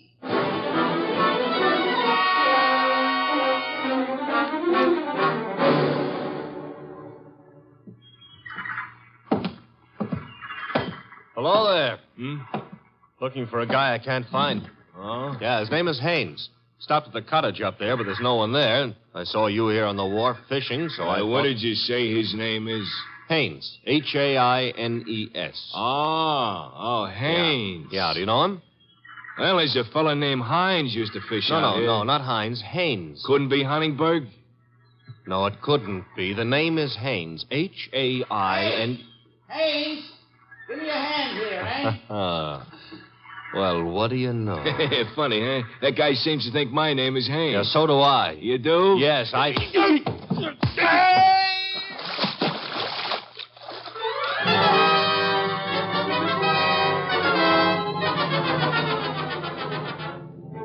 I got back to our house soaked to the skin and minus Haynes, and just in time to see the boss in the exhausting process of walking across the room to answer the phone. Hello? This is Dr. Townley. You called me. So I did. About the murder?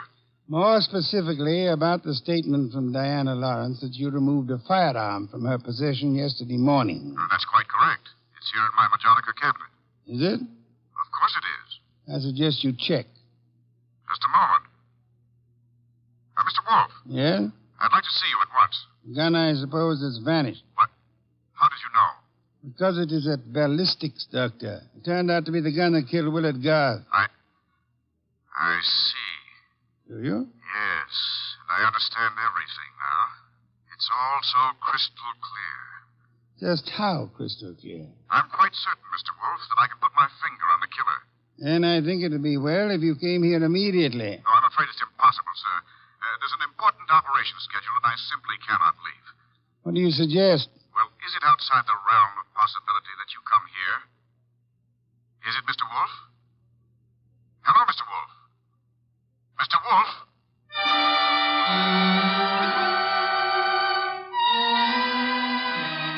When my boss has to leave the house, it's a major tragedy. Sometimes he rages, sometimes he curses the whole detective business, lock, stock, and barrel. And sometimes he keeps very quiet and grips the side of the car desperately and tries not to inhale any fresh air. This was one of the quiet times.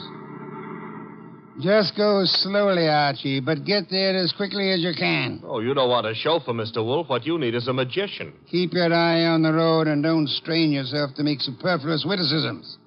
Why don't you try relaxing a little? I hear there hasn't been a man-eating tiger sighted on the Sawmill River Parkway in the last 500 years. Your liberty is out of order. Don't try to make light of a deplorable situation.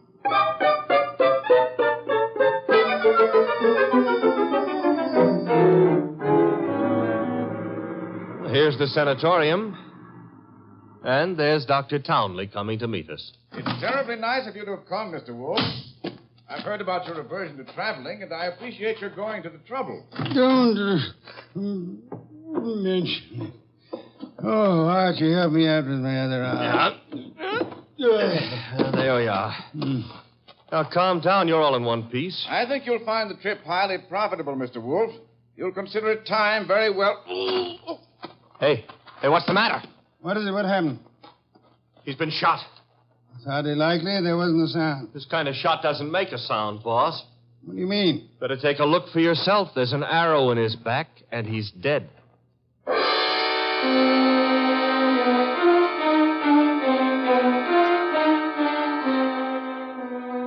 We remembered that Dr. Townley had said Diana Lawrence had won the Women's National Archery Tournament for 1947. The Lawrence house was visible through the trees 100 yards away, so we started for it and the sculptor's studio. There's no one around. So this is his latest effort, Apollo and Ariadne. Yeah. Done a little work on it since I was here. The Apollo's face is more finished and... Hey, boss. Yes? You know, somehow or other, Apollo looks a little familiar. I wouldn't be surprised, Archie. I think if you examine it closely... Mr. Wolfe. Our host. You remember me, don't you? I met you once at a dinner party at your house, the time they opened the new museum on 67th Street. Of course, Mr. Lawrence. And to what do I owe the honor? It's not much of an honor. Dr. Townley has been murdered. No. I am afraid Mr. Goodwin is being accurate. He's been murdered with a bow and arrow. And what does that mean to you, Mr. Lawrence? I'm sorry. I've been a fool. An awful fool. You can't blame yourself too much. If you'd cooperated with the police instead of looking out for your daughter's interest, the man would still be alive. But I assure you Where's the girl? She should be here now. She phoned me a while ago and said she was coming by for passage money to Rio. You were looking for me? Boss, Diana. Put the gun down, Angel. And tie a rope around my neck? Might I inquire if your plan is to kill us all, Miss Lawrence? Oh, what would yours be if the world was after you for something you didn't do? Wouldn't you be willing to risk persuading a jury of that? Thanks, no. I'll skip that chance. Father, get me the money. Diana, sweetheart, don't make me a part of your murders. That's asking too much of love. Don't you know I'm not guilty? No, Diana, I don't. Leave that gun lay, Diana. Haynes. Looks like I walked in on the nose. That's him, boss, the guy who soused me. Take a little of your own advice. Relax, Archie. What do you want here, Mr. Haynes? I want to give up and try to straighten out this little deal. Mr. Lawrence. Yes? Here's your money back. You got a right to call me a welcher. I promised I wouldn't give evidence against the girl, and you paid my price. But enough is enough, and right here and now I'm unloading. Just what does this mean? It means I saw her do it. Oh, you stupid, lying, rotten... Oh, yeah. Grab her, Archie. Grab her. Get the pair of them out of here.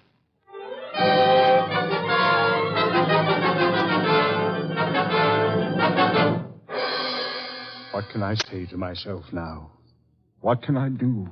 I'm sorry, Mr. Lawrence, but it's not necessary to eat your heart out. Many fathers before you have done their best and failed. But I had a special duty toward Diana. Special duty? Yes.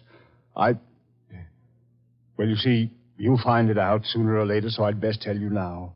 I'm not a real father. I adopted her 9 years ago when she was 14. I see. And I should never have done it. I realize now that I wasn't equal to the task. Well, all's not lost yet. They may not convict her, you know. Yeah? I said they may not convict her. But how could they fail to convict her? She killed Garth, didn't she? Did she? She shot him. But the gun was in Townley's possession. She could easily have stolen that. She could have broken into his office later. It wasn't locked. What wasn't locked? The Majolica cabinet. I believe you mean what you said, Lawrence, the Majolica cabinet. For the life of me, I can't see how you could know whether it was locked or not, unless you had the experience of opening it. Could it be that you went looking for the gun yourself after Townley said he had confiscated it?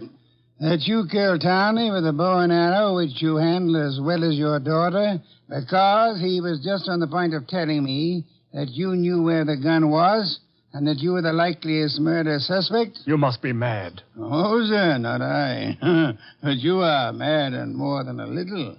You hated Willard Garth. It was you who were making the marriage impossible. You loathed him, and in the end, you killed him. How could I have killed him? I'll tell you a little secret, Mr. Lawrence. The police found cigar ash in the dashboard tray of the death car. Chemical analysis showed that the ash was from an El Adoro cigar. What have you got in your left hand, sir? In my... an El Adoro cigar. And in my right hand, a Derringer. Powerful and admirable little weapon, Lawrence. I suggest you show proper respect for it by dropping all this here and now. You don't wish to hear me say the rest, that you were horribly in love with Diana, your own adopted daughter? In love and hopelessly, eternally frustrated? You begrudge me the triumph of accusing you of having bribed Haynes to let you take his place at the driver's seat of the limousine? And further bribed and threatened him into putting on his show of merry pranks and false confessions to confuse us all beyond measure? You said I loved Diana. Would I do all this to her if I did? Oh, but of course, such love as yours is really hate. You were content to see her dead rather than relinquish her. Like all miserly, small-hearted men, you would rather kill the thing you love than muster the generosity necessary to seeing it attain happiness. That's enough out of you. I should think it was much too much. It is.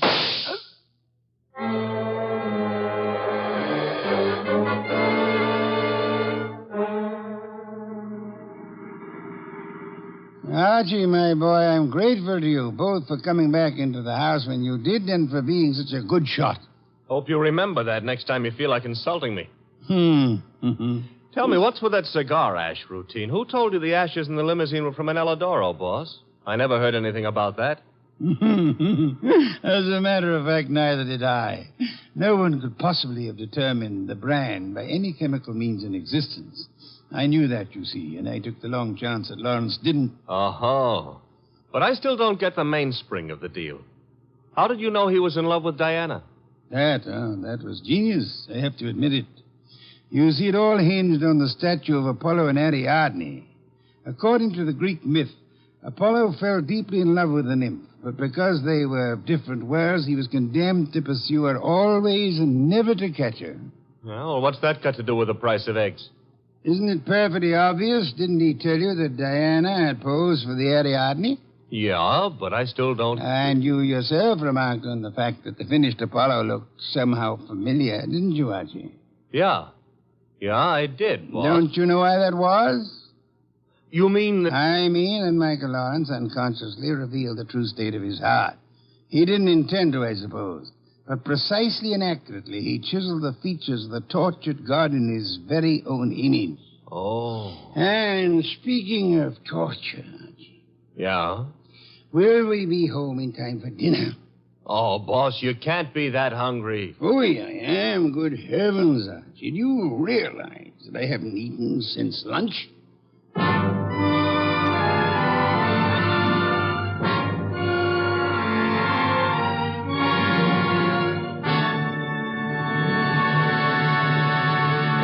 You have been listening to The New Adventures of Nero Wolfe, starring Sidney Greenstreet.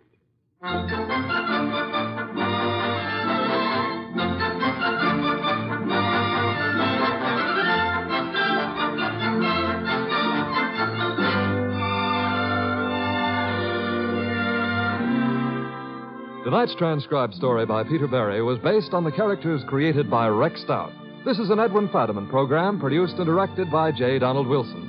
In the cast were Larry Dobkin as Archie Goodwin and Gigi Pearson, Ted Von Elst, Bill Johnstone, Peter Leeds, and Jay Novello. Next week at this same time, Nero Wolfe and Archie will bring you The Case of the Brave Rabbit. Don Stanley speaking. There's fun and laughs later tonight when Ed Archie Gardner stars as Archie the manager in Duffy's Tavern. As usual, Duffy won't be there, but Archie will be there, armed with his own whimsical version of the English language. Another Friday favorite you'll hear later is The Delightful Life of Riley, starring William Bendix as Chester A. Riley.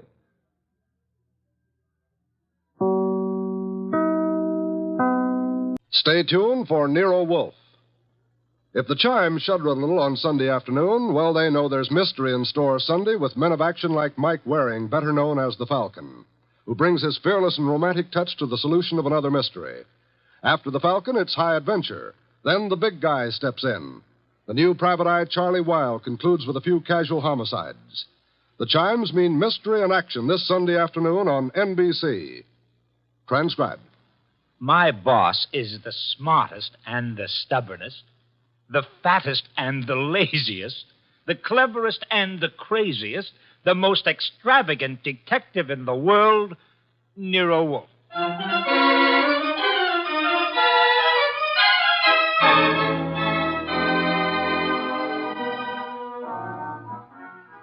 It's the adventure of Stamped for Murder, with that brilliant, eccentric private detective, orchid fancier, and gargantuan gourmet, Nero Wolfe, starring Sidney Greenstreet.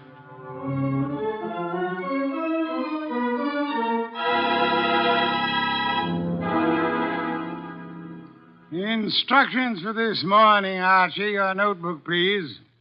First, Mr. Salinsback. Inform him that the Long Island peafowl he sent were most unsatisfactory.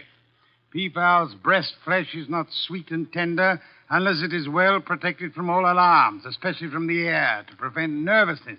Long Island is full of airplanes. Look, Mr. Wolfe, I shall want a dozen chickens that have been raised on blueberries and a fresh-killed lamb for tomorrow. Mr. Wolfe, please listen. There's... Mr. Goodwin, be quiet, and then dinner on the following day becomes a problem. Mr. Wolfe, dinner any day is going to be a problem if we don't pay Sausenbach's bill. Then pay it. With what? The bank account's empty. Ridiculous. There were $4,000 yesterday. But you bought that shipment of orchid bulbs from Winold Gluckner. Mr. Wolfe, we need money. You've got to stop eating and drinking beer long enough to earn some. Phew, you're an alarmist. Will you, for the love of heaven, stop turning down clients and turn an honest dollar? I've got a couple of prospects right outside the door. Send them away. No, sir. Send them away. Tell them I've gone to Egypt. Nothing doing, sir. Confound you, Archie. Obey orders. Send them away. Miss Kent, Mr. Rodman, come in, please. Thank you. Confound you, Archie. You're mutinous. Yes, sir, and you're stuck with it. This is Miss Gloria Kent and Mr. Rodman. They arrived as advertised with a pressing problem. Good morning. You people are here by sufferance only. I shall speak to Mr. Goodwin about it later. Yes, indeed. I don't like pressing problems, Miss Kent. What are yours? My father. Indeed, I'm not a court of domestic relations, Miss Kent. What did your father do? Beat you? Withhold your earnings? Discourage your suitors? Mr. Goodwin should have informed you this office does not undertake cases involving marital or family problems. But that's not... If Mr. Goodwin had not been beguiled by your pretty face, he might have warned you and avoided this embarrassment to you and annoyance to me. Now, take it easy, take it easy. How many times have I told you you don't know how to handle women? Then suppose you let Miss Kent handle me. Well, it's simply this, Mr. Wolfe. I had some money my mother left me. My father's just spent it without my permission. I want it back without a scandal. Thanks, Miss Kent. How much? How spent? $10,000. Father bought a treasure map. Indeed, from whom? A pair of swindlers named Cross and Halleck. They've driven him crazy, talking about fortune salvaged from the SS this and the SS that. He's got a map and old letters he studies. He's childish. Many fortunes have been recovered. Many more await on the sea bottom. How do you know your father has been duped? Well, I know. You do, Mr. Rodman. Yes. Cross and Halleck bought some old letters from me, written by my grandfather from Hawaii. They used them to manufacture the map and evidence. And that's what they sold to Kent. Father thought he was being so clever. He had the paper analyzed. Of course, the document research laboratory said the letters were genuine. They were. But something new had been added. I'd have never known if Mr. Rodman hadn't told me. You're a party to the swindle, Mr. Rodman? I was not. I never knew what they were up to. Mr. Wolfe, you've got to help me. I can't do anything with Father. I can't convince him. Even Mr. Rodman can't. No, Miss Kent, I'm sorry. This is not for me. But you must. You must. Not in my office, madam. No tears. Please, Archie, stop her. Okay. Archie, when Miss Kent has finished her disgraceful exhibition, show them out. How dare he walk out on us like we were... Easy. I know him. You don't. He gets into a panic when women cry, or else he's curious about what Fritz is cooking for lunch. Now, just wait a minute, please. Oh, aren't you ashamed of yourself walking out like that on that poor kid? That hysterical gamma. She's lost all of her money. She needs help. I charge high fees, Archie. So charge a small fee. Do you want her to starve? Good heavens. Starve? How monstrous. I'm not kidding. While you'll be in here smelling your dinner, she and her father will be starving. I thought you were bringing me a paying client.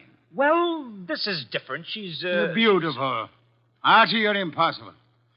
Oh, very well. Go back into them. Get names, addresses, facts. I am not committed to Miss Kent's case, but we'll see. Be a tribute I pay for your weakness for a pretty face.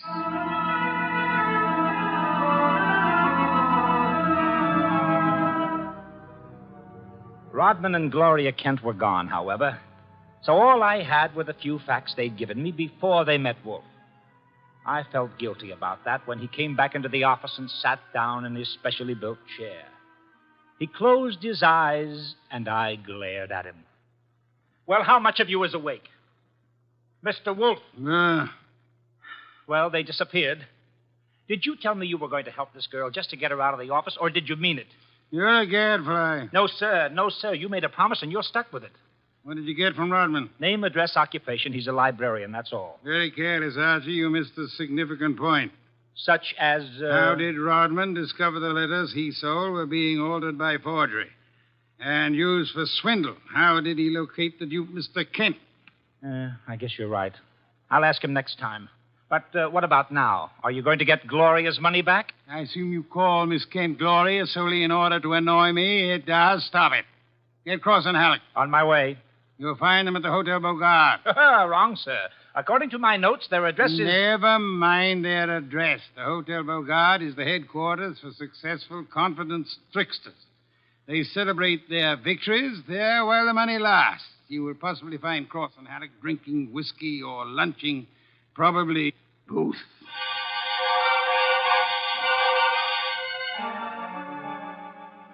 I located Cross and Halleck in the hotel bar and lured them back to our place on 35th Street. Wolfe was sitting behind his desk with his hands crossed on his impressive middle, at peace with his lunch and the world when I ushered them in. He sat bolt upright and scorched me with a look. Good afternoon, Mr. Wolfe. The tall one's name is Cross, the short one is Halleck. They want to help me invest my money. Gentlemen, Mr. Nero Wolfe. What? Who? Nero Wolfe. Hey, what is this? Confound you, Archie. How drunk are they? Not too drunk for business. Let's get out of here. Come on. Wait a minute. You want me to keep him here, Mr. Wolfe? Not by violence, Archie. Come back here, gentlemen. Unless you want 7 years in the state penitentiary. What? You got nothing on us, Wolf. Nothing. I have the Kent case. The Kent? That's a laugh. We're sitting pretty. You are not, sir. You imagine you possess legal immunity. Mr. Kent believes you are grotesque balderdash and will not sue for fraud. Miss Kent cannot sue because she is reluctant to accuse her father of wrongfully obtaining her money. Ergo, you think you're invulnerable. Now, listen. But you forget me. I'm a detective with a fee to earn. A big fee. Quiet, Archie. I am determined to get that fee. Therefore, as Miss Kent's agent, I can and will bring action against you. I'm indifferent to her tears or her father's disgrace. I'm indifferent to anything outside of money. You will return the $10,000 to me at once, sir, or you will be in jail by morning. You mean that? I do, Mr. Cross. Alec. Come here. Come on, hurry. Okay. Here, Mr. Wolf. Alec and I have decided we don't want to get in any trouble with you. Here's your $10,000. Let's have it. Give the dough to Kent, Mr. Wolf, and get the letters and map back for us. You got a reputation for being tricky, but honest. We trust you. Come on, Alec, let's go. Well, how about that?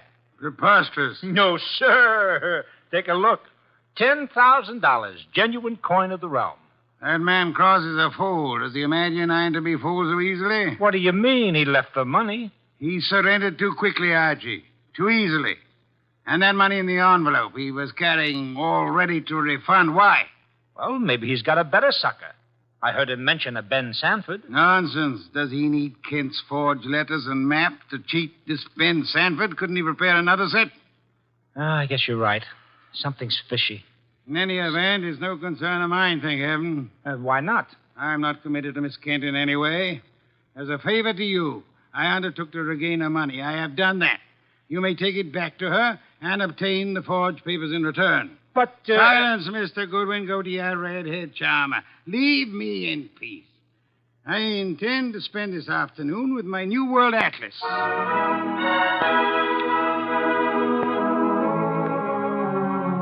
I left him 3,000 miles up the Amazon with his magnifying glass and drove up to East 69th Street. The Kent house was a broken-down little brownstone, and as I went up the stoop, the door opened and Gloria Kent burst out like a skyrocket. Hey, Miss Kent, easy. Let go of me. Let go. What's wrong? Wrong.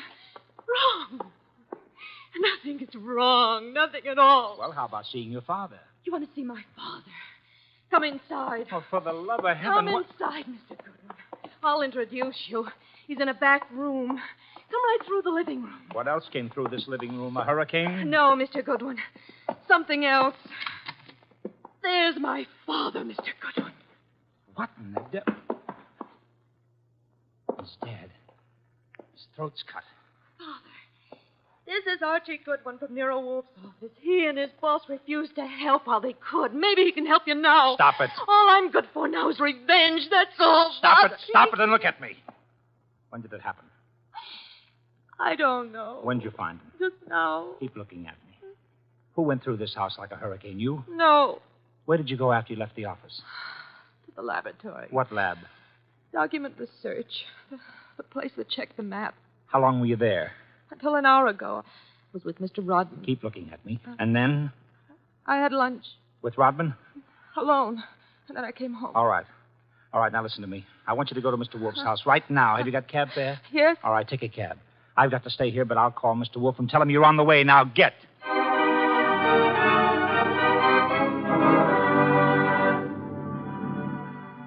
I called Wolfe, told him everything, and he instructed me to advise Inspector Kramer, who arrived with the homicide squad. I gave the inspector everything while the squad photographed and measured, print dusted and detected. At 3:30, Kramer took me back to the house on 35th Street for a fight with Wolfe. It's a great story, Wolf. Great. Kent buys a phony treasure map. Everybody knows it's phony except Kent.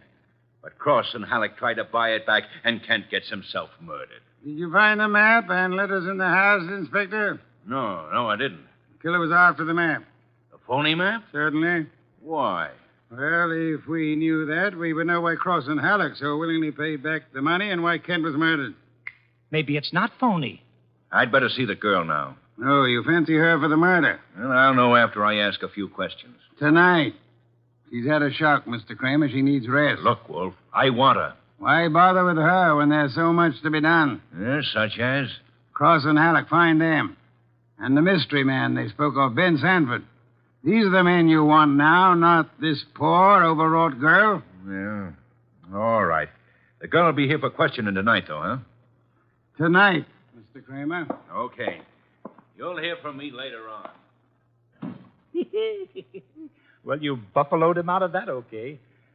Say, why don't you want her questioned? Is she guilty? I don't know. Well, what did she say when she got here? She said nothing. She never arrived. She never what? She never arrived. Well, then why did you tell Kramer she was resting? Would he have believed the truth? She must be found. More important, we must learn why forged letters and forged map produces turmoil. Find the killer and you find the map. You said so. I said the reverse, which is an altogether different statement. Archie, I want a photograph of that map. Get it. Oh, sure. Any particular camera you want me to use? You'll find a photograph of 200 Vanderbilt Street. Are you kidding? The lab cannot check the authenticity of old papers without photographing them in ultraviolet light, infrared light, and so on. If this document research lab has examined those papers, they will have photographs. Get them.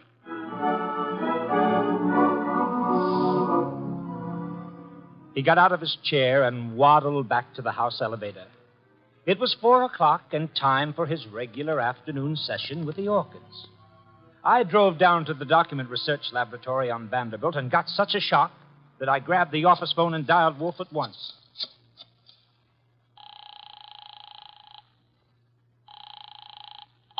This is Nero Wolfe. Mr. Wolfe, Archie here.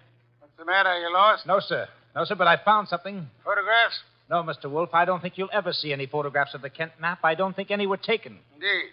But guess who runs the document research laboratory? No, don't guess. You probably know. A man named Ben Sanford, and he's sitting right here looking at me. Bring him home with you. Home? But it's 4 p.m. This is the sacred hour when you pray over your orchids. And Mr. Sanford can join the ceremony.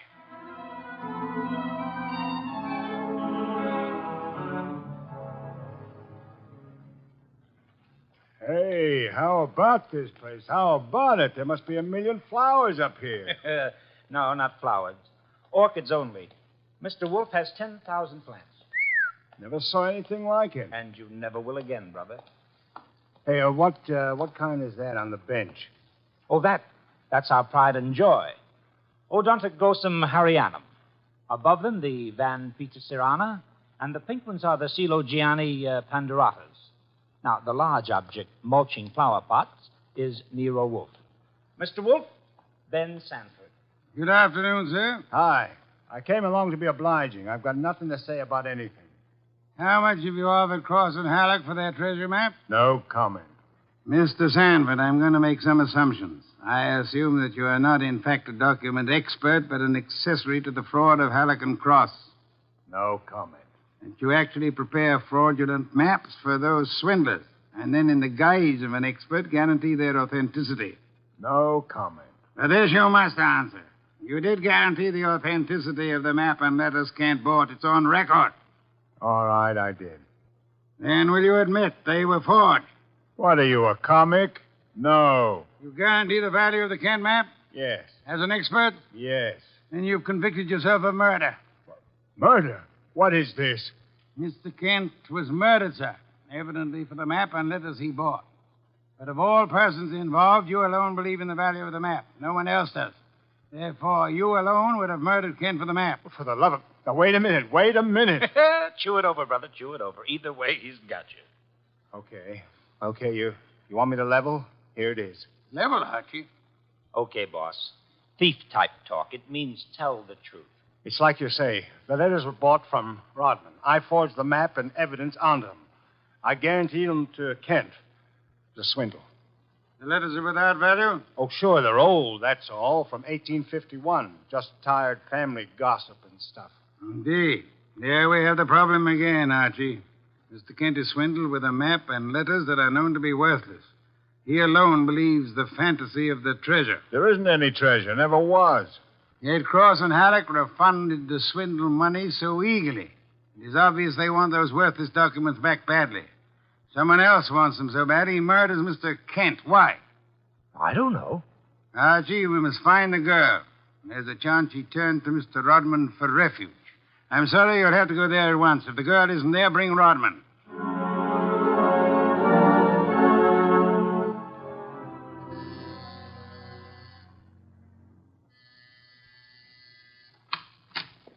Yes? Hello, Rodman. Remember me? I'm Archie Goodwin from Nero Wolfe's office. Oh, yes, of course. I came to get Gloria Kent. There's been a change in plans. Tell her to come out, please. Gloria? Well, she's not here. Why should she be? Haven't you heard? Heard what? Well, I guess you'd better come down and see Wolfe. Mr. Goodwin, I'm afraid I can't. I'm rather busy. Look, Rodman, maybe you ought to know. Old man Kent was murdered. What? Yes, just after you and Gloria left us. Kent murdered? Well, this is awful, Mr. Goodwin. You want to see Mr. Wolfe now? Get your hat. Murder? Well, believe me, I never wanted this. I'm going to tell Nero Wolfe the whole mess. Every word of it. Okay, then. Come on, let's go. Yes, of course. Just a minute. I'll get my hat in the bedroom. Murdered? Kent? I never dreamed. Oh. Come on, Rodman. Come on. What? I didn't hear you.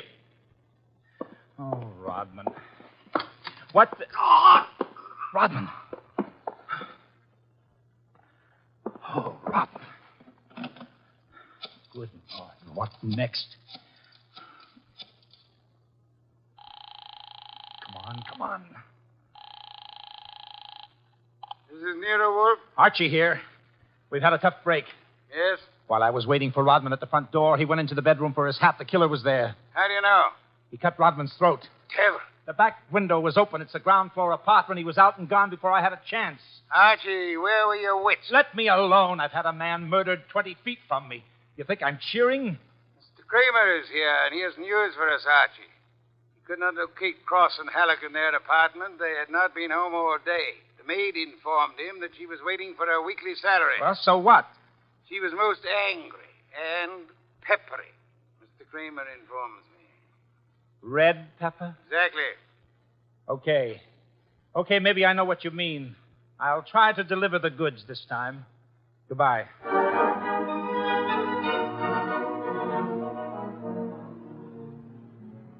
I drove down to the apartment house on Gramercy Square where Cross and Halleck lived, took the elevator up to the 10th floor, found the right door, and slipped in with a pass key.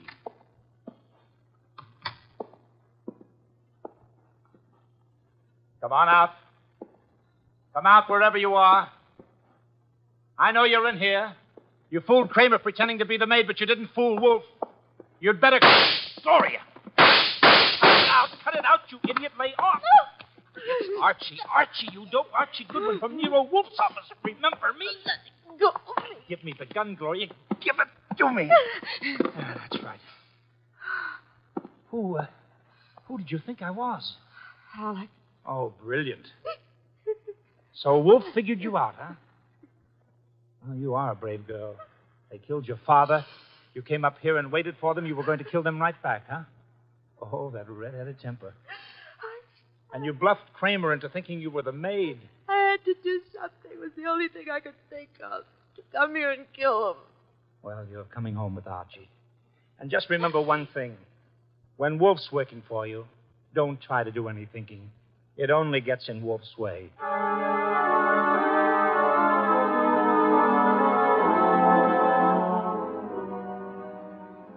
I got Gloria Kent back to the house at 7 o'clock. I parked the car, brought her into the office, and got the shock of my life. There was a convention on. Wolfe was there, with Inspector Kramer representing the cops. Cross, Halleck, and Sanford were there representing the crooks. When Kramer saw Gloria, he scowled first at her and then at Wolfe. So it was a slick one after all, Wolfe. You didn't have the girl. You had no intention of producing her. Please, Mr. Kramer, that can wait. There are other matters more important. I dine at 8. That leaves me 1 hour to solve your murders. Murders? More than one? Yes, 2. Elmer Rodman. By heaven, Goodwin, if you... Please, Mr. Kramer, not now. First, Miss Kent. Good evening, Miss Kent. I presume you have met these gentlemen, Cross, Halleck, and Sanford? Yeah, I'll take your purse, please. Why? Don't think me as naive as Mr. Goodwin, miss. When you left your home after the murder of your father, you took the map and letters with you. They're in your purse That's now. not true. Archie, the purse. Thank you. We have here an interesting situation.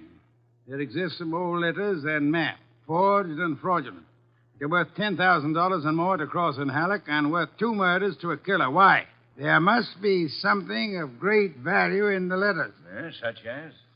Something which Mr. Sanford could not see, although he worked on the document closely. Yet something which could be made manifest. What is the answer, Miss Kent? You know it? I swear I don't. Secret writing, Archie. Bring the chafing dish from the dining room. Right. Secret writing? I saw nothing when I worked on those letters. Naturally, Mr. Sanford, the writing is invisible. But heat is an agent. It makes most forms of secret writing visible. The chafing dish, boss. Thank you, Archie. Place it before me and light it. Right.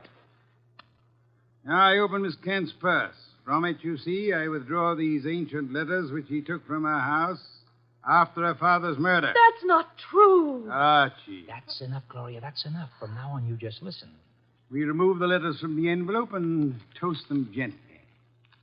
The secret ink vintage 1851 will easily succumb to the agency of heat. Careful. Those envelopes will catch fire. Hey, they're caught. Don't be upset, Mr. Cross, Mr. Halleck. The envelopes. They'll burn safely in the dish. We can concentrate on the writing. Watch closely. I don't want to be accused of trickery. You fat fool. The envelopes are everything. Put 'em out, Sanford. Don't sit there. Put 'em out. Why, Mr. Halleck? Well, the stamps, the missionaries, are worth a fortune. The missionary. Of course. You know that. Mr. Cross knows. So does Mr. Sanford, right? Yeah. Of course, Sanford knows, you old fool. Let me... Mr. Sanford is not alarmed. Why not, sir? I don't know what you're talking about. $50,000 or $100,000 is burning before your eyes, Mr. Sanford. Cross and Halleck are burning their fingers, putting out the flaming envelopes. And you sit there quite indifferently. Why? Well, You know the value of the missionary stamps on the letters you bought from Rodman. But you know these aren't the real letters. Isn't that it? Not the real letters? I told you I'm tough to crack, Wolf. You didn't fool me with those dummies. Dummies, how do you know? Mr. Cross didn't know. Mr. Halleck didn't know. How did you? Well, I'll tell you, sir.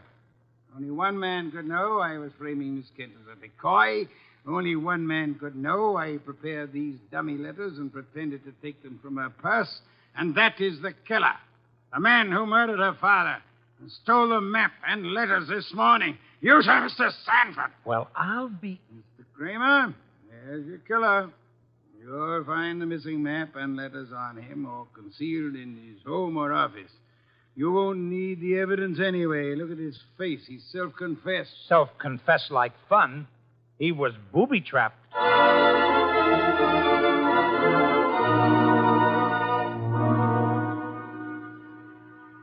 No, Mr. Craner.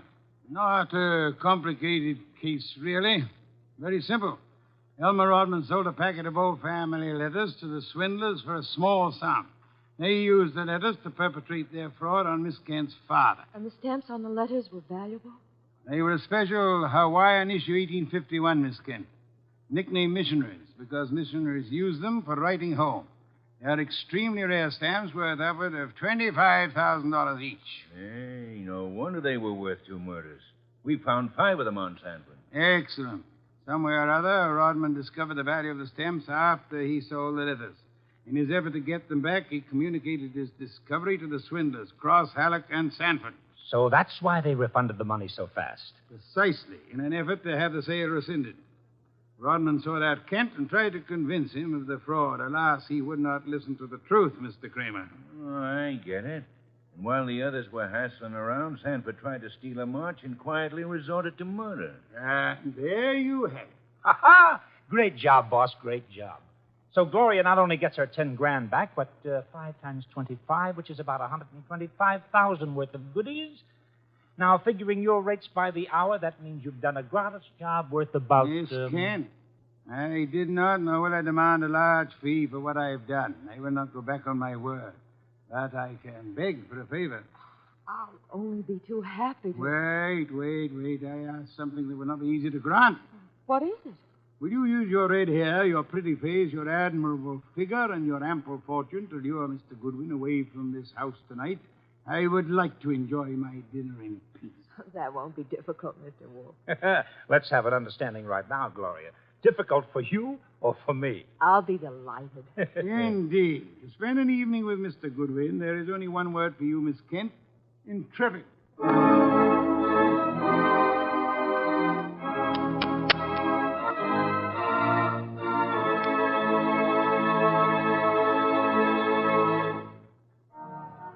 You have been listening to The New Adventures of Nero Wolfe, starring Sidney Greenstreet. Tonight's story by Alfred Bester was based on the famous characters created by Rex Stout, produced by Edwin Fadiman, and directed by J. Donald Wilson. In the cast were Wally Mayer as Archie Goodwin, and Gene Bates, Howard McNair, Jay Novello, Larry Dobkin, Bill Johnstone, and Herb Vigran. Music by Joseph Enos. Next week at this same time, Nero Wolfe and Archie will bring you The Case of the Careworn Cup. Don Stanley speaking. The preceding was transcribed. 3 chimes mean good times on NBC. The chimes ring for Dennis Day and Judy Canova tomorrow night on NBC. Also, Judy Canova prepares to go operatic tomorrow because her special guest is Ezio Pimza. This is Chester William Bendix Riley. The Man Called X follows on NBC.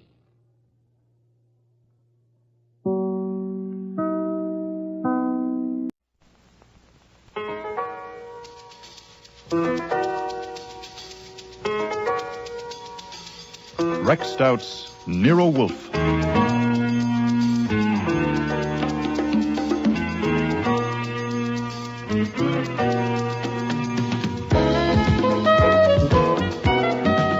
Starring Mabel Moore as Nero Wolfe and Don Franks as Archie Goodwin.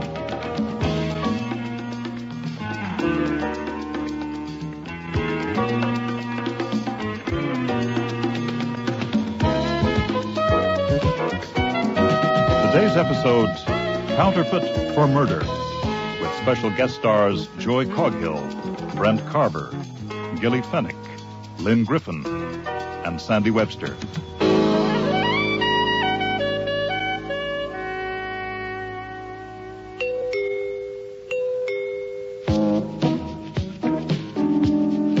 I was on my way out to deposit a check in Nero Wolfe's bank account when I saw her through the frost on the one-way glass panel of the front door. Now, my rule is never be rude to anyone unless you mean it. But when I saw her there on the stoop, her gray hair straggling all over her dirty face and her coat missing a strategic button, well, I meant it. I don't want any, thanks. You would have once, Buster. 30 years ago, I was a real treat. My, how time flies. Hey, wait! I want to see Nero Wolfe, the detective. Sorry. Do I gotta walk right through you? There are difficulties, lady. 1, I'm bigger than you are. 2, Mr. Wolfe only sees people by appointment. 3, he won't be available till 11 a.m. 4, my watch says 10. I'll come in and wait. No. I'm half froze. No go. Listen, are you nailed down? I'm just fascinated. What's your name? My name's Annis. Hattie Annis. What do you want to see Mr. Wolfe about? Listen, I'll tell him when I see him. You'll have to tell me, Mrs. Annis. Miss Annis. Oh, I'm sorry. My name's Archie Goodwin. I'm Mr. Wolfe's assistant. I know who you are. Oh. And if you think I look as if I can't pay Nero Wolfe, there's going to be a reward, and I'll split it with him. Now, you want a reward, you go to the police. Listen, I wouldn't trust no cop if he was a baby and stark naked. I got it. Right here in my purse. What have you got? I'll tell Nero Wolfe. Listen, Buster, I'm no Eskimo. Let the lady in, will you? No, it's no go. We got strict rules around here. Go around the corner and have a coffee, or duck into the cleaners and have them fix that coat button. What? Come back at 11:15, and maybe Mr. Wolfe will see you. That's all I can do. Okay, I'll be back. You keep this package for me, Buster. Oh, what's in it? It won't bite. And don't you open it till I get back. I don't want no cop to get hold of it.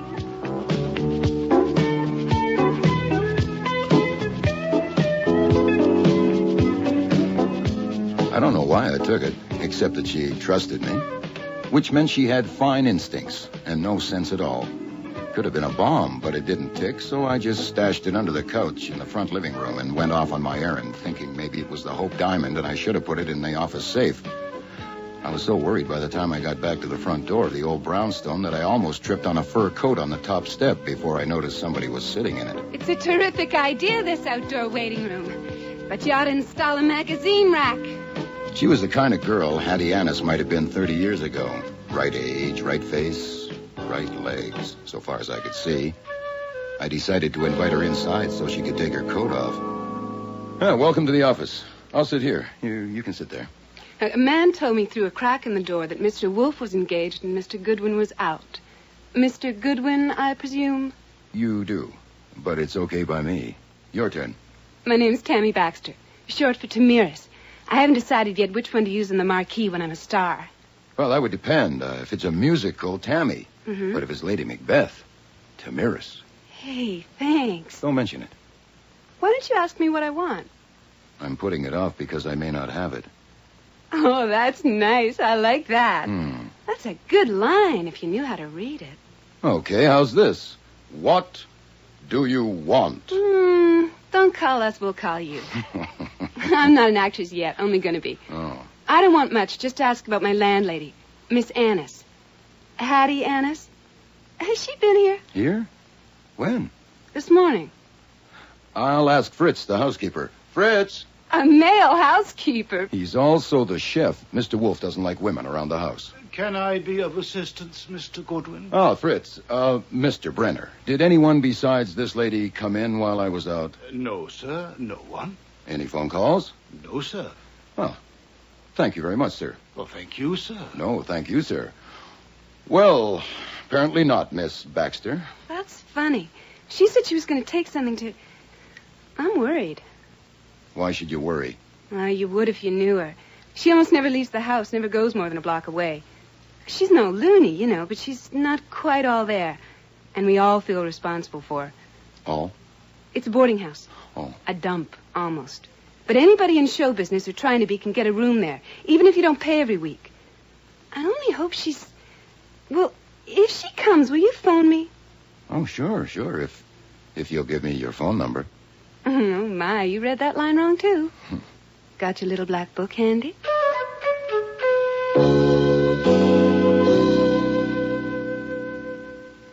I don't care if it is the Hope Diamond in that package, Archie. I will not see your Miss Annis. But when you see her, Mr. I'm Wolfe... not going to see her. I have letters to dictate to you, one about a rare orchid they found in Brazil, No. and no unpunctual elderly delinquent is going to interrupt... Maybe a witch can be 20 minutes late. A what? Maybe something happened to her broomstick. Now, no, of course, nobody believes in witches anymore. Certainly I don't. But now I'm not so sure. She has this strange fascination. You know, have I got a screw loose? Yes. A witch, you say? Oh, she must be. I'm bewitched. All right, I'll give her 2 minutes, but not unless she flies here within the next 5. Otherwise, I shall go and sample Fritz's chestnut soup. That'll be her now. I'll go and get it. Remember, 2 minutes.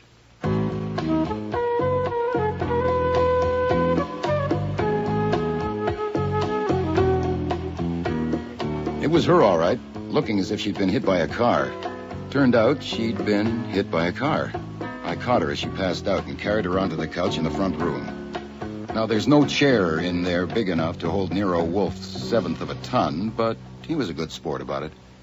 I am perfectly capable of standing for 2 minutes, Archie. Oh, you don't look it. You do fine for Falstaff. I take it you are feeling better, Miss Annis. Yeah. You told Mr. Goodwin a car came up over the curb and hit you. Not hard enough to knock me down.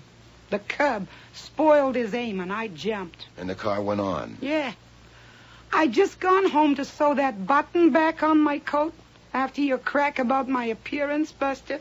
And I almost got back here when that... Did you see who was driving the car? No, he come up behind me. Or she did. So I stumbled back here and I rang the bell. And I got you before you hit bottom. And I missed out again. What? Carried in the arms of a man, and I didn't even know it. Oh, what's life up to? Madam, I told Mr. Goodwin I would give you 2 minutes. Let us make the most of them. Oh, some wonderful day. Buster here carries me over the threshold, and Falstaff gives me 2 minutes. Hey, and here's another one with coffee. Oh, thank you, Fritz. You're quite welcome, sir. For the lady. Yeah, if you please, Fritz, yeah. Hey, I like him. Miss Annis, Mr. Goodwin tells me you have something you think is good for a reward. What is it? Do you happen to know that all stage people are crazy? They have no monopoly. Thank you, Fritz. Yes, sir. Hey, that's good coffee, Fritz. Thank you, madam. I like him. I was born in this house on 42nd Street. I always lived there. And my father owned a theater. You see, stage people are special. They always have been. And that house is only 8 minutes walk from Times Square. Hell, I only need 1 room and a kitchen, so they can live there. They pay me when they can. Well, who lives there now, Miss Annis? 5 of them. Huh? 3 men and 2 girls. And they all use the kitchen and keep their rooms decent. At least they're supposed to. I never go in. My room's on the 2nd floor front, you see. If you please, madam, to the point. I'll get there, Falstaff. Oh. That's good coffee. Yeah, it is. The ground floor is the parlor. And nobody goes in there much since my mother died 2 years ago. But once a week, I go in and I take a look around. When I went in yesterday, a mouse run out from under the piano and went in back of the bookshelves. You believe a mouse can run up a woman's leg? No. No, neither do I. No. So I got my umbrella from the hall, and I poke around behind the shelves. But he didn't come up. Oh, must we listen to a Beatrix Potter tale? So I took some books out. And in back of them was a little package I'd never seen before. Aha. And I opened it. And that's what I brought. Yeah, it's under the sofa, sir. I'll get it. We can split the reward 3 ways. You, me, and Buster here. Open it, Buster.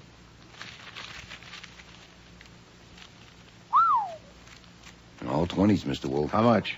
2 inches, 250 to the inch. That would make it About $10,000. Very tidy, madam. It belongs in the hands of the police. Hey, no, you don't. You take it to the cops and goodbye. Listen, whoever drove that car knew I had it and tried to kill me. I'll get it. All of a sudden, Grand Central Station.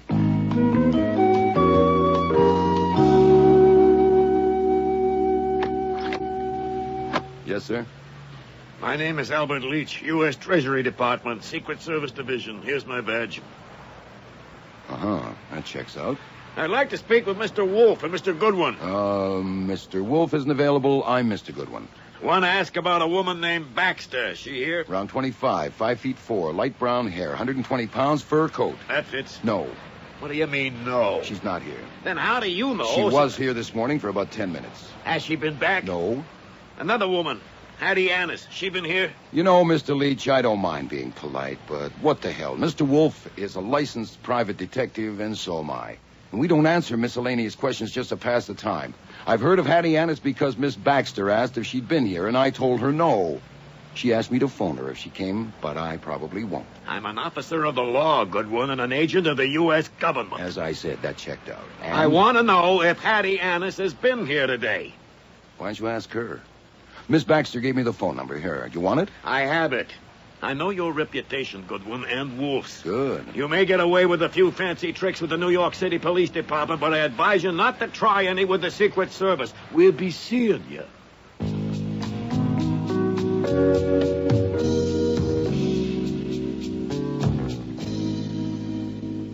Hold everything, Mr. Wolfe. Those bills are counterfeit. Yes, we know that. You do? How'd you find out? Miss Annis just told me so. You knew they were phonies? Of course. Why would he hide real money in my parlor? And why would I bring it to Nero Wolfe? How did you find out, Archie? That was a T-man at the door. A what man? A T-man, a Secret Service agent of the U.S. Treasury. That's their job, counterfeiters. He wanted to know if a woman named Baxter was here this morning. Tammy Baxter?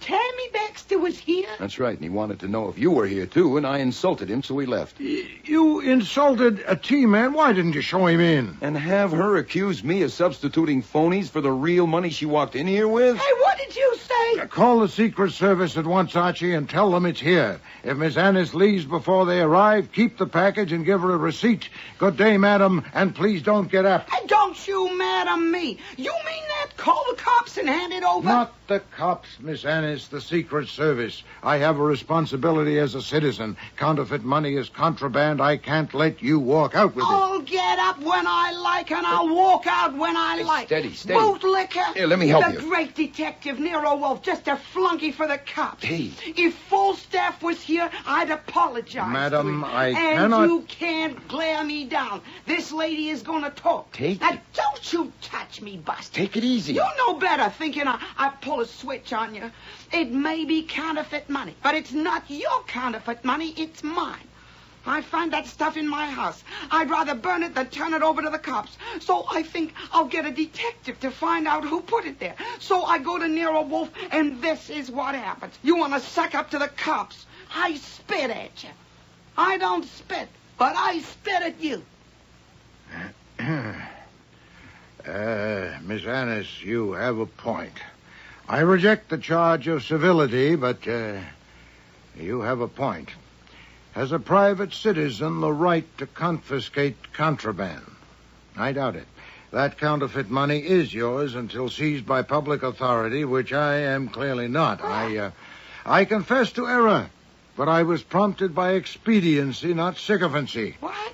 I merely wanted to get clear of the muddle.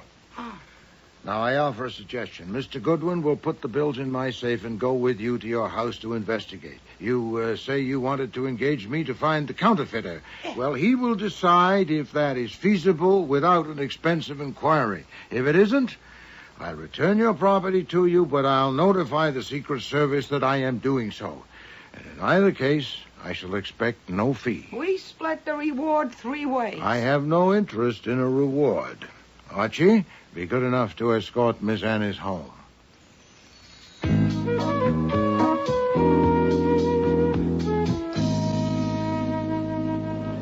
Okay, there it is on the corner. Let's go. No. You wait for the green light. Can't you see that cop over there? That's all they're good for, waving their arms. Okay, now we can go. Why do you hate cops, Hattie? Now, don't you call me that. Not till I know I can trust you. Okay, Miss Annis. Why do you hate cops? My father. The cops shot him down. Huh? No provocation. He was just in the way. Never even apologized. Said it was a mistake. Mistake. That's all they ever make, mistakes. I'm sorry I opened the wound. Listen, tell me about this Tammy Baxter. She must be involved somehow because that T-man... That could have been Tammy, Buster. Why not? Well, she only has 1 suit, 2 dresses, 3 blouses, 2 skirts, and her fur coat was rabbit. A counterfeiter would have had more clothes. I thought you said you never went into their rooms. Well, only when they arrive here. When did she arrive? 3 weeks ago. What do you know about her? I don't ask for references. I just size them up, you know what I mean? Hey, here we are. Come on in. Hattie, is that you? Yeah, it's me. Where on earth have you been, or above it or beneath? Without you, this house is a sepulchre. There are no oranges. Oh, how'd you do, sir? Archie Goodwin, Raymond Dell. Mr. Dell plays Shakespeare. Oh, good for you, Sir Raymond. Oranges here in the kitchen, Ray. I went out and got some. Oh, listen, Hattie, do you know where... Oh. Martha Kirk, Archie Goodwin. And what do you play, Juliet? Thank you, kind sir. But I'm not ready for that yet. Hattie, do you know where Tammy is? 2 phone calls, a man. No, I ain't seen her. Are you looking for a room, Mr. Goodwin? Mr. Goodwin ain't in the theater, Raymond. He's a reporter. He come to write a magazine piece about me and my house. You mean we'll all be famous? Oh, something like that. Come on, Mr. Goodwin. He wants to see the house. I hope the beds are made. We'll see you both later. Come and have brunch, Ray. Listen, have you seen the kitchen knife anywhere? How was that? Was that okay? Just fine. They're interested, and that'll help. Is this the parlor? Yeah, I got the blinds down so it's dark. Oh. Hey, mind the sofa. I'll get the light. Oh, that's better. Hey, nice fireplace. Now, here we are. I put the books back like they were, but everything else is just... Hold it. What's the matter, Buster? Come here. Behind the sofa. Easy. Oh, my God. It's Tammy. Yeah. Now you'll never get your name up in lights.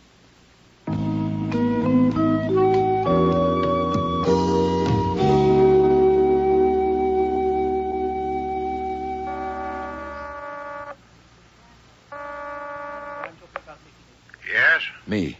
Calling for Miss Annis's house to report a complication. Went into the parlor to look at the bookshelf and found Tammy Baxter on the floor with a kitchen knife in her chest. The girl who came in this morning and the T-man was interested in. I'm keeping my voice low because this phone is in the hall and there are people in the kitchen with the door open. I have my eye on it. Have you called the police? Miss Annis won't, so I'll have to. I suppose I ought to contact Leach, the T-man. Why him? To tell him the lady whose health he was inquiring after is dead. But I need instructions. When I start answering questions, what do I say? Oh, not again. Again what? Again you. Huh? Your talent for dancing merrily into a bog is extraordinary. I am not dancing, and I am not merry. It would be a nuisance to have to explain why we postponed reporting that counterfeit money. Oh, that. I could omit the detail that we knew it was phony, at least until they find my fingerprints on it. Phooey! That woman has got us into the worst kind of... She says she's not going to see any cops and has locked herself in her room. Even if they break the door down, I doubt if they'll hear much. Now, one will get you 10. She won't even tell him where she went this morning. But if you prefer me to confess that we know all prefer to about obliterate the entire episode. Confound the woman. Oh, all right. Omit that detail. Okay. Now I'll call the Marines.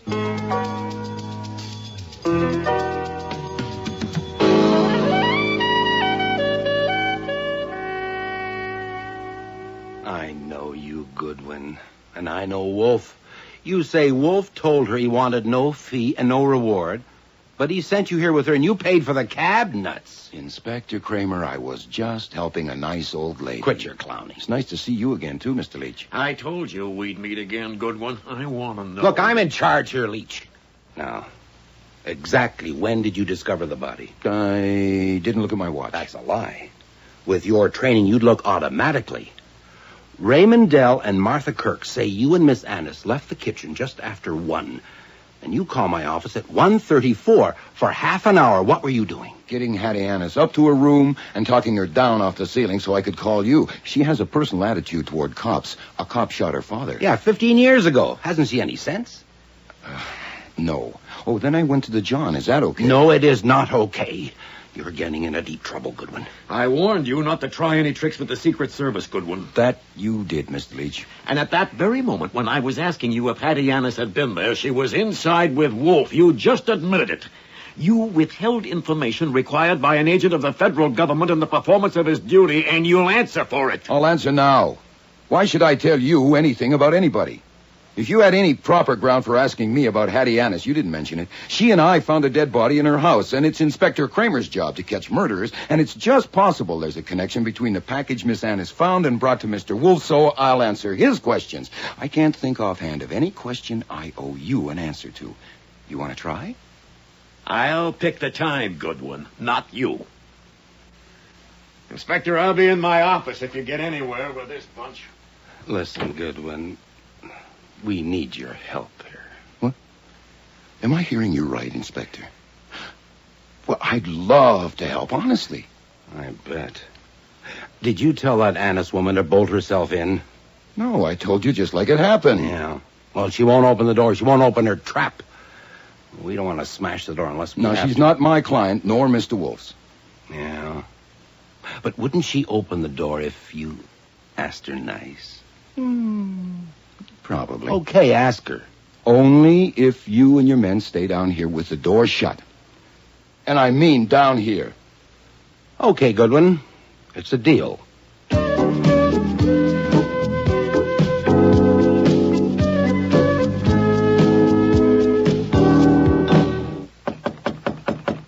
Who is it? Me, Buster Goodwin. I'm alone. Let me in. I want to ask you something. Where are they? They're downstairs. Look, I'm not a flunky. Okay. Get in here quick. Thanks. Hey, you might have brought me something to eat. You're no good. Well, if I'm no good, why'd you let me in? Because I thought you had something to eat. Actually, if I wasn't any good, would I bother to come and tell you to stay away from that door because they're going to bust it in? No, they won't. Why won't they? Because they know if they do, I'll shoot. You've got a gun? No, but they don't know that. Oh, May I have permission to call you Hattie? No, not till I see what happens. Okay, Miss Annis. Now, here's a gen. If Inspector Kramer and his football squad have to smash that door down to get at you, it's an absolute certainty they'll take you downtown and hold you as a material witness. A witness to what? They're investigating a murder that occurred in your house, and you're a suspect, whereas if you let them in polite... Wait a minute. I'm a suspect? Sure. Now, when you came home to sew the button on your coat, you could have done it then. You suspect me? No, of course not. Look, even if I'm no good, I'm not a half-wit. Ay, they'll have to carry me. They will. And in handcuffs. And they'll need them. All right, Buster. I've never hired a detective before. You want me to sign something? Who are you hiring, Miss Annis? I'm hiring you. Call me Hattie. Thank you. But you can't hire me. I work for Nero Wolfe. Then him. To do what? What? To show the cops. To make them wish they'd never set foot in my house. No to way. make them eat dirt. He wouldn't take the job. If you hired him to investigate the murder, he might fill your order on the side. But I doubt if you could afford it. I'll pay him $42,000, and that ought to be enough. What'll you sell besides the house? The yacht? Now, don't try to be funny, Buster. It's in tax-exempt bonds in the bank. You want me to sign something or not? Now, that's not necessary now that I can call you Hattie. All right. You may not be available later today, so we'll leave it that you've hired Nero Wolfe to investigate the murder. Now, if he doesn't take the job... Well, why wouldn't he take the job? Because he's a genius and he's eccentric, and geniuses don't have to have reasons. Now, you leave the door unbolted, and I'll tell Kramer... I will not. If they break in that door, they'll pay for it, Buster. Okay, you have it your way, Hattie. And before I go, I might as well start earning that $42,000. You got a stamp pad in that desk? Yeah. What for? Your fingerprints, Hattie. All 10.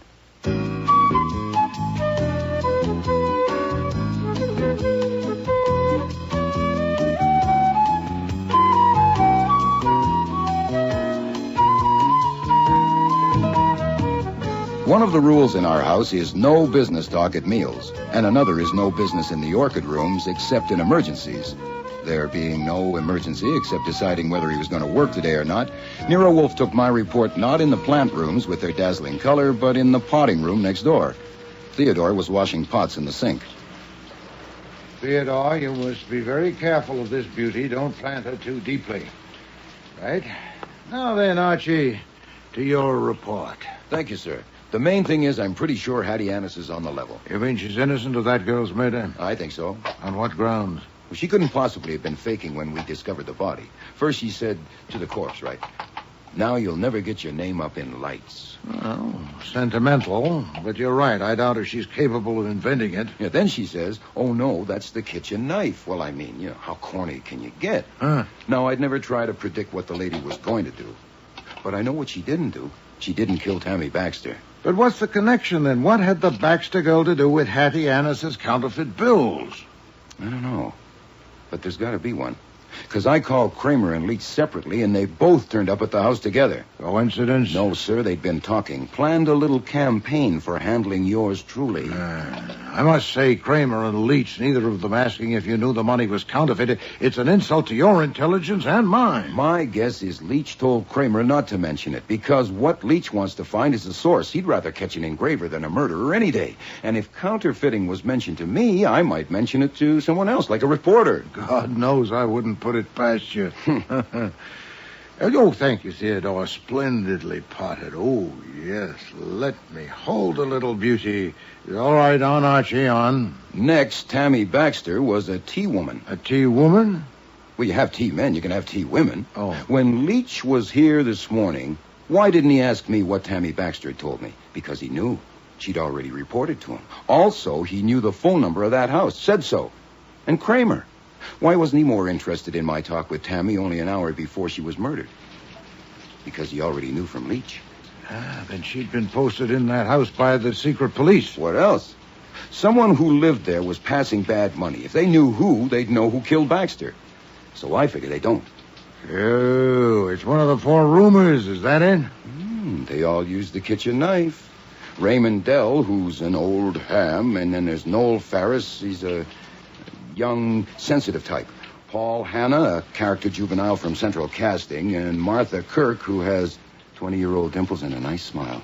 They work irregularly, but that's showbiz. Nonetheless, one or more may have an alibi. Check. Oh, if Hattie Annis is your client, Go on. you probably want to phone our lawyer since you don't like leaving your clients in the coop. Oh, phooey, lawyers cost money. Those bonds of hers may not exist. She's probably an indigent. Not a chance. She's my favorite screwball, but she's not a liar. I'm in her debt. She made Kramer ask me a favor. Oh, all right, then. Call Parker. Have him get her out on bail. Fine. Now that's settled, I assume you don't intend to let go of your client's property unless a court orders you to. What property? The package. According to Kramer and Leach, we're not supposed to have guessed the bills are phony. I thought I'd try the package for fingerprints, okay? No objection. But there'll be other prints than yours. Hers, for instance. How will you know them? I got hers before I left. You took... There are 7 good prints, 12 fair ones, and 14 smudges. The only ones you can identify are mine and Hattie's. Either he wore gloves or he wiped it. Confound you, Archie! You dropped the pot. Then pick it up. Yes, No. You look after it, Theodore. Oh, confound you, Archie, I say again. Why ask permission for something you've already gone ahead and done? Because I had to know you'd taken her on as a client. Oh, phooey.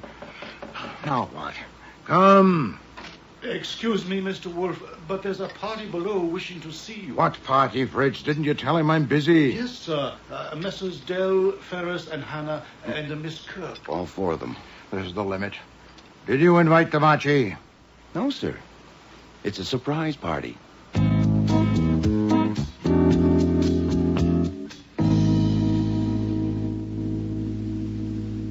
Perhaps you'd be good enough to explain this intrusion. Are you the spokesman, Mr. Hanna? No.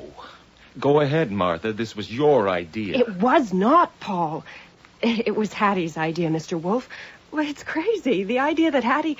Well, it's just crazy. It may well be, Miss Kirk. Mr. Ferris, what is she talking about? She means the idea that Hattie killed Tammy Baxter. It was Hattie's idea that we should come and see you. Crazy. It is not, Noel. Right, Raymond? Idiot children, snapping and yapping in the face of tragedy. Oh, shut up, Raymond. Death isn't tragedy. Life is tragedy. It isn't life or death. Was it Miss Annis's idea that the 4 of you should come and expound philosophy to me? Miss Kirk, do I gather she spoke with you? I was coming downstairs, and they were carrying her out, and she saw me and said she had hired you and Mr. Goodwin to make the cops eat dirt, and we had to come and tell you everything we told the cops. They were carrying her, literally, bodily? Yes, 2 men. Had they forced the door of her room? Yes. Possibly actionable. For the record, Miss Annis is my client, but my job is not what she said. It's to investigate the murder committed in her house. It was committed by a sex maniac. Twice last week, a man followed Tammy right to the door. Well, I offered to ambush him, but she said no. If he did it again, she'd handle him. She would, too. Sir Lochinvar Hannah. Damn clever, these sex maniacs. Must have had a set of keys and known exactly where to find the kitchen knife. You keep harping on that, Noel. I identified it because anyone could, with that nick in it. I did. Oh, God. The thought that the knife I'd used so often to slice tomatoes. Spare us your sensitivity, Noel. We came here to serve a friend in whose debt we are, not to prattle. We know that Hattie was not herself. We cannot judge her.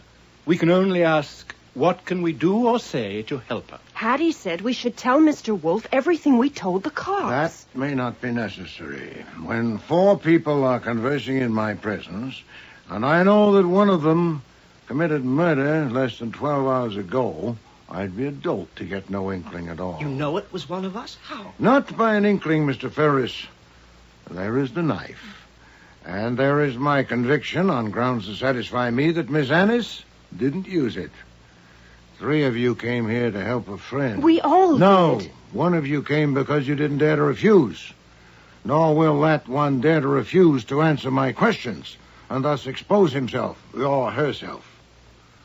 If I fail, it'll be because I haven't asked the right questions, and I don't intend to fail.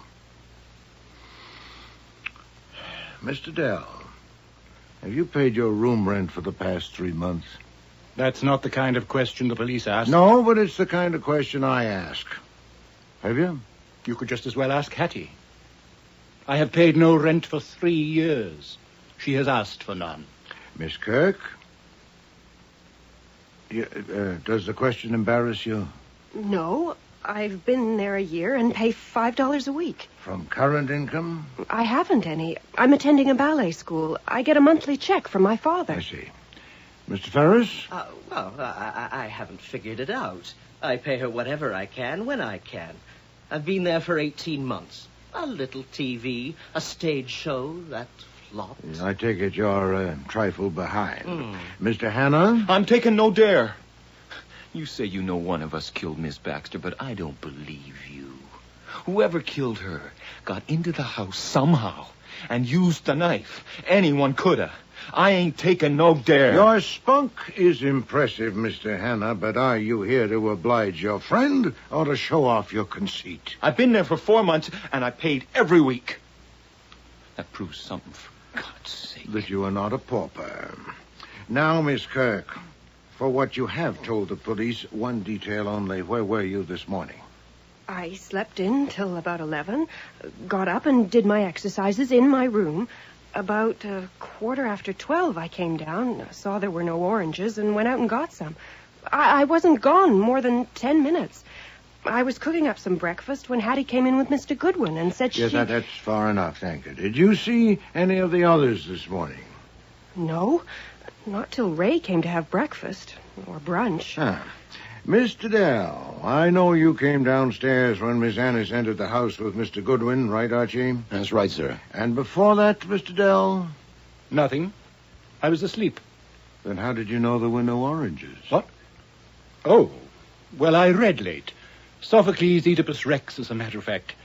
About 5 o'clock, I wanted an orange. There weren't any in the kitchen, so I went back up to my room. At night, you read. How do you spend your afternoons? What's that got to do with it? I'll be the judge. Oh. All right.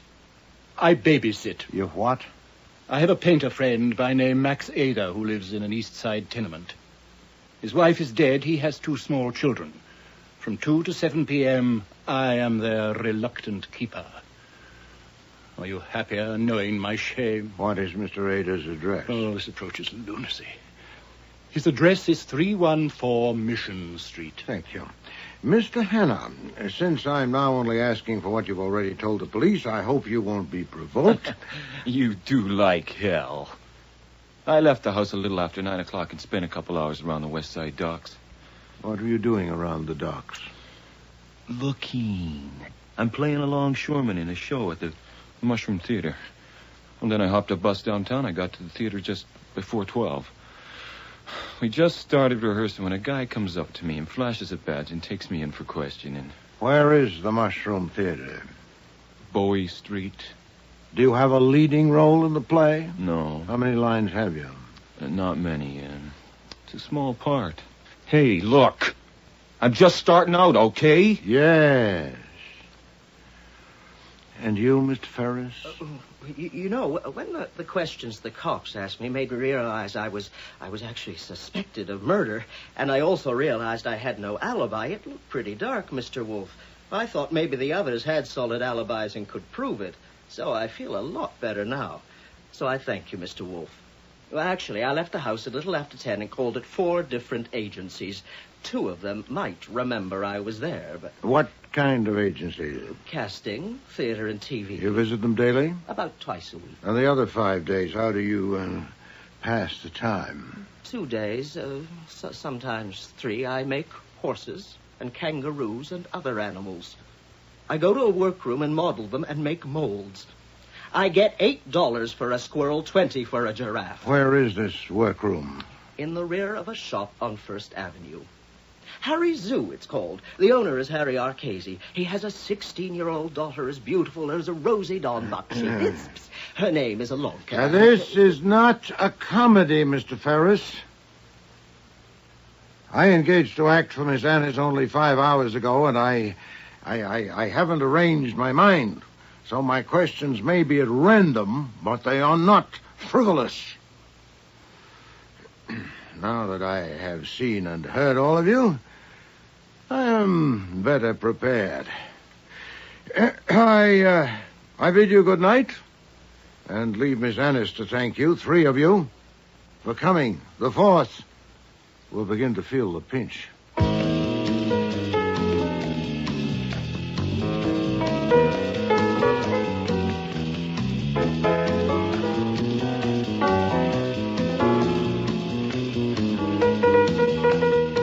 After I showed them out, I got back to Wolfe in his office. He was leaning back with his eyes closed, a sure sign that he was anything but asleep. Then he opened them and shot me an order. Get Saul and Fred and Ori at 8 in the morning in my room. Then he shut his eyes again. There's no use asking why he wanted to bring in the 3 best operatives south of the North Pole to the tune of a couple of $100 a day plus expenses, but Wolfe doesn't waste dough like that on a mere inkling. I never did get to find out why, because at 7:30 the next morning, Leach, the T-man, turned up with a federal court order. He wanted the package. What the hell, I gave it to him. He gave me a receipt, and Kramer arrived with a state court order to pick it up as evidence in a murder case. All I could do was show him the receipt from Leach and suggest they split it half and half. Kramer became undignified. Damn you, Goodwin. Did you know that money was counterfeit? I told him point blank no, and felt better. It's always a relief to get a lie off your chest, but 10 minutes after he left, I got a phone call, an invitation I couldn't refuse to have coffee with the district attorney before it got cold. Goodwin, this is serious. Maybe the most serious trouble you've ever been in. It's up against stiff competition, sir. And I think you'll find it in your interest to overcome your tendency to crack wise. Yes, sir, we shall overcome. You dispose of evidence in a murder case. I have? You deliberately arranged for Mr. Leach to beat Inspector Kramer to that package. I did. But Leach asked for it first, that's all. And I don't suppose you have any idea why the Secret Service was interested in that package? He kept me there for 8 hours and didn't learn a thing. What I learned was that they hadn't got anything out of Hattie Annis either. They let her out on bail witness. I figured Parker, the lawyer, would have taken her back to Wolfe's. Her in mind. What I didn't have in mind was another surprise party. I think you know everybody, Archie. Inspector Kramer, Mr. Leach from Treasury, Miss Annis, her boarders, Mr. Dell, Mr. Hanna, Mr. Ferris, and Miss Kirk, and, of course, Sergeant Stebbins at the door. Happy Thanksgiving or whatever. I hope I didn't interrupt. You already have. Thank you. Okay, Wolf, we didn't come here just to hear you speak. Oh, yes, you did. Well, if you got something, let's have it. You know well enough I have something, Mr. Kramer, or you wouldn't have come. You told me on the phone that you had a stroke of luck. I did have, but I invited it.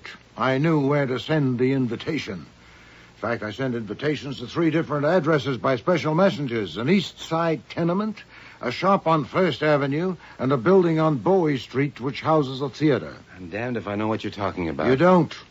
But the others do. Those places sound familiar, Miss Kirk? Yes, they do. The tenement, Mr. Dell, is where you, well, shall I use your word, babysit? If you must. And the shop, Harry's Zoo, if I remember correctly, Mr. Ferris, is where you work between engagements. The work is very artistic. I did not say otherwise. And the theater in the building on Bowie Street, Mr. Hanna, your stamping ground, I believe. You know I played there. I told you. Indeed you did. Okay. So where did you have this stroke of luck? In a sense, at all 3 addresses. But my expectation was centered on one of them.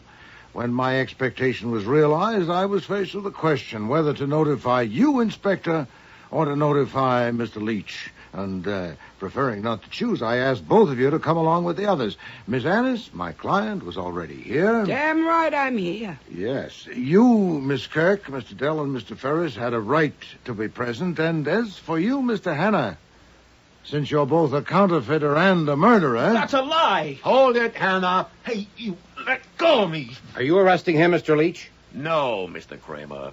Are you? Nobody's arresting me. Let go. Sit down, Hannah.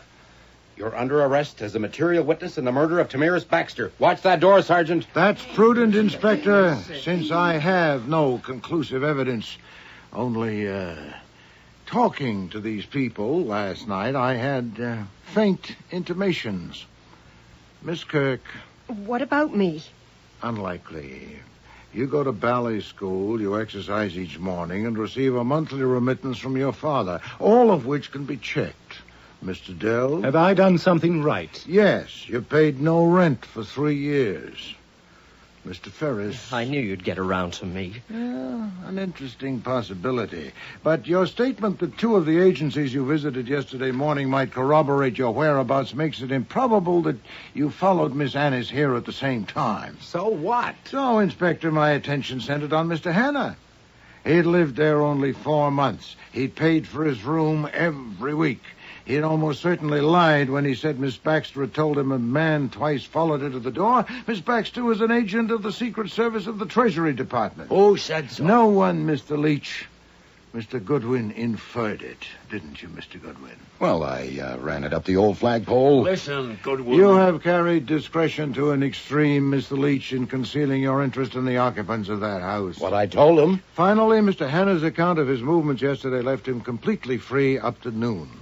He could have followed Miss Annis here, then back to her house, stolen a car, and when she left the house a second time, tried to run her over, thinking she still had the incriminating package. Well, he failed. So that's of little consequence now. Damn little consequence in anything you've said so far. Oh, I could speculate further. Did he kill Miss Baxter because she'd seen him try to kill Miss Annis with the car? She was certainly in the neighborhood. And perhaps confronted him when he returned to the house?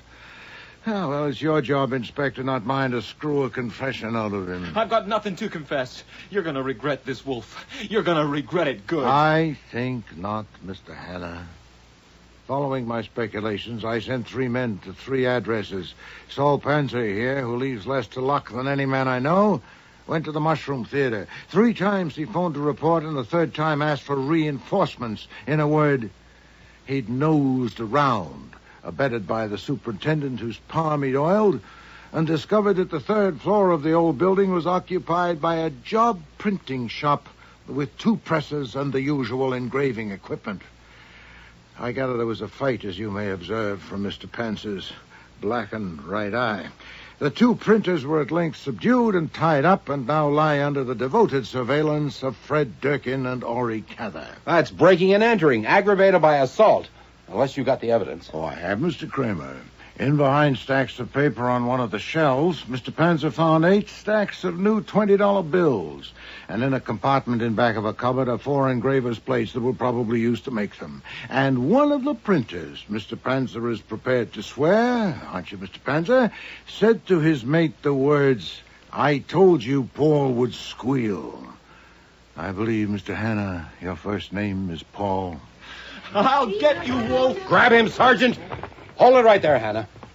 So, gentlemen, I was faced with a dilemma.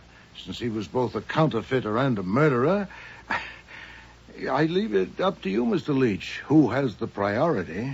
But since Mr. Kramer seems to have him under arrest... You see, Falstaff, I told you, don't trust the cops.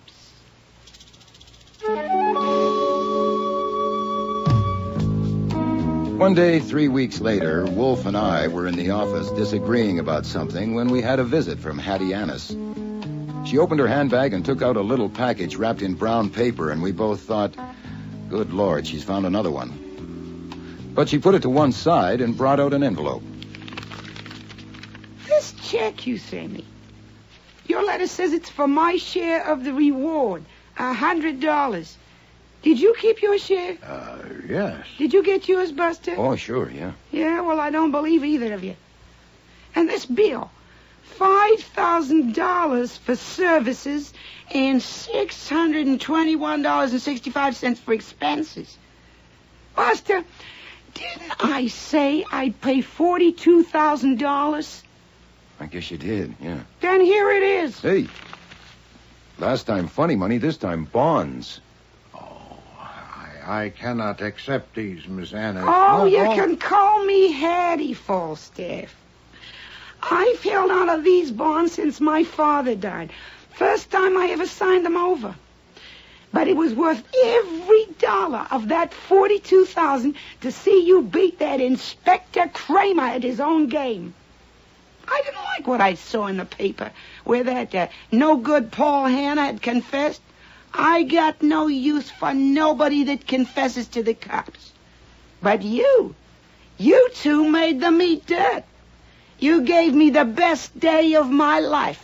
Well, thank you, Miss Alice. Hattie. Hattie?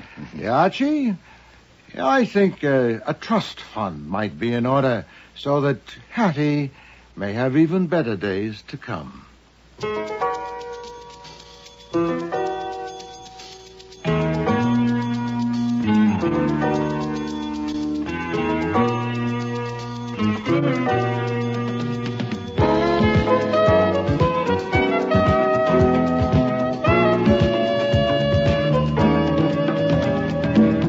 Starring in today's episode were Mabel Moore as Nero Wolfe, Don Franks as Archie Goodwin, and Cease Linder as Inspector Kramer. Joy Coghill was Hattie Annis, Brent Carver, Paul Hanna, Gilly Fennick, Raymond Dell, Lynn Griffin, Martha Kirk, Sandy Webster, Leach, Nikki Guadagni, Tammy Baxter, Peter Blay, Noel Ferris, and Frank Perry was Fritz. Music was composed and conducted by Don Gillis. Technical operations, John Jessup. Sound effects. Ladies and gentlemen, the ringing of that phone bell brings you mystery, adventure. Nero Wolfe's office, Archie Goodwin speaking. Just a moment, please. Hey, boss, Mr. Tom Wilcox wants an appointment. How about 1 o'clock? Archie, no appointments today. I intend to pot some dendrobium offsets. 1 o'clock will be fine, Mr. Wilcox. See the Tom Wilcox who was acquitted yesterday of the murder of that singer, Keith Hansen? Mr. Wilcox, are you the Tom Wilcox who... Oh, you are. I see. What does he want with me? Mr. Wilcox, why do you seek Mr. Wolfe's services? I see. Well, our fee is $1,000 with a retainer of $500, okay? Oh, yes, Mr. Wolfe will see you. What's that? Hey, what was that? Hey, Mr. Wilcox. Archie, stop shouting, hey. He whispered someone was at the window. Then I heard a shot and he dropped the phone. Boss, I'm afraid we've just lost a client.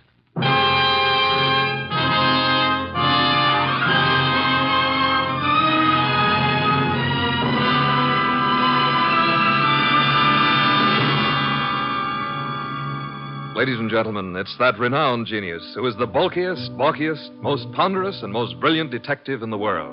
Yes, none other than that chairborne mass of unpredictable intellect, Nero Wolfe, created by Rex Stout and brought to you in a new series of adventures over this NBC network in the person of Mr. Sidney Greenstreet.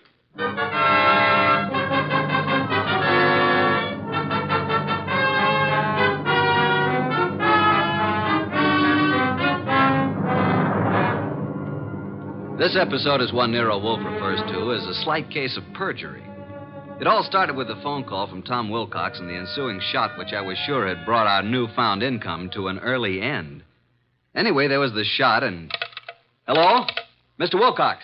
Hello? Oh, boss, I've certainly waited long enough for him to come back to the phone. We may have just lost a nice bankroll. Nonsense, Archie. Other clients will rescue us. Now for a cold bottle of beer, Archie. We're almost out of beer. I better get over there and see what happened to Mr. Wilcox. The beer first. Nero Wolfe's office, Archie Goodwin speaking. Oh, Wilcox, you all right? Was that a shot? It was, huh? I'm glad it missed. Tell him to come right over here. Yeah, you dug the slug out of the wall. Well, come right over. Boss, the police never found the gun that killed Keith Hansen. No gun was found. Wilcox said he thinks he was shot at with a .32. He dug the bullet out of the wall. The murderer of Hansen must now be after Wilcox. If Wilcox is telling the truth. He was acquitted. The society gal, Mrs. Patricia Park, established his alibi, said she was with Wilcox at the time the murder was supposed to have occurred. I read the papers, Archie. Where's last night's paper? Wow, boss, look at her picture. Ooh, she's a honey. Archie, will you get me some beer? Well, if you move your arm 6 1/4 inches, you can't possibly miss it. Mr. Wolfe, this is Tom Wilcox, our new client. How do you do? Archie, the red leather chair for Mr. Wilcox. Mr. Wolfe, I'd like your aid in finding the murderer of Keith Hansen. Indeed.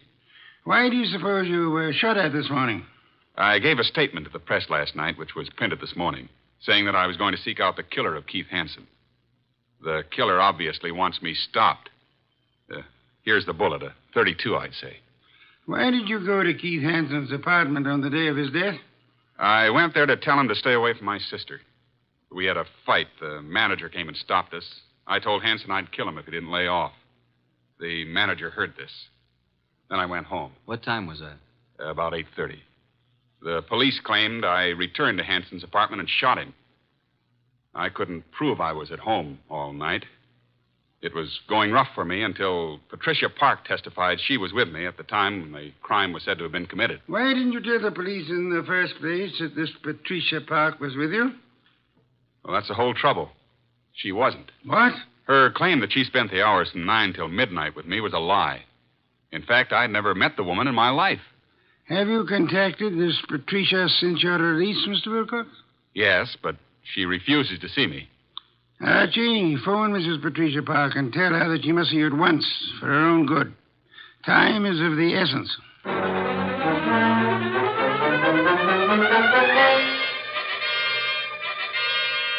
And what else can you tell me, Mrs. Park? Mr. Goodwin, I haven't anything more to say than I've already said. All I want is a simple answer as to why you lied about being with Tom Wilcox. Well, Tom Wilcox is a very fine man, but he isn't telling you the truth. Did you commit the murder and succeed in establishing your own alibi by swearing you and Tom Wilcox were together 10 miles from the scene of the crime? I did not. Do you own a gun? Don has one around. Who's Don? Don's my husband. Oh, is he here? I doubt it. He's never here. Spends most of his time at the bookies, throwing away every cent he can get his hands on. I've had to cut his allowance to practically nothing. Doesn't he work? No. He studied medicine, but gave it up. He was an illustrator for years, but gave that up when his eyes were burned in a plane crash. Mm-hmm. Where's the gun? It's in the desk. It used to be in here. What caliber? I don't know. Where were you at 10 o'clock this morning? Why, I think I was with the cook. Someone fired a shot at Tom Wilcox this morning through the window. No. Oh, no. Archie, please don't continue with this investigation, please. How well did you know Keith Hansen? Not very well, but enough to realize he was no good. Mr. Goodwin, if you'll drop this case, I'll give you $1,000 cash. Not interested. But I am interested in learning why you lied, why Tom was shot at this morning, and why you should try to bribe me. You must stop for your own sake. How will it benefit me to step out of it? The killer tried to stop Tom Wilcox. You might be next, and he may not miss this time. Go on. Why have you been protecting Wilcox? I believe Tom Wilcox was innocent. And I didn't want him to be sentenced to die, so I lied at the trial. He told us today he'd never seen you before. That's true. But he looked so innocent, so clean and good and decent. That's not very believable. If you don't think Wilcox killed Hansen, who do you think did it? Please believe me, Archie. I don't know. I tell you. Hi, sis. Hey, what's the matter? Are we intruding? Oh, hello, Marge. Brad, come in. This is Mr. Goodwin. My sister and brother-in-law, Marge and Brad King. How do you do? Hello. What gives, and who's Mr. Goodwin? A private detective, Marge. I've just explained to Mr. Goodwin that I wasn't with Tom Wilcox at the time of Keith Hanson's murder. Pat, why did you tell him that? Mr. Goodwin, I hope you will not use this knowledge against Pat. Did you all know Keith Hanson? Yes. And my husband and Keith went to school together. Keith, Don, and I were on the same polo team. Where were you at the time of the Hanson murder, Mr. King? He and Don were attending a horse show at Madison Square Garden. Marge and I didn't want to go. We stayed here. Where were you at 10 this morning, Mr. King? Why, I had an appointment with my dentist, Dr. Flagg, Rockefeller Center. And you, Mrs. King? I was shopping. Ilsa's salon, a sale on dresses. Why all this questioning? Marge, someone tried to kill Tom Wilcox this morning. What? May I use the phone, Mrs. Park? Yes, of course. First door to your left. Suppose you try to find the gun. Marge, that gun is missing from the desk. I haven't seen it. Do you know the caliber, Mr. King? 32, I think. It must be in the house. For your sake, I hope you find it.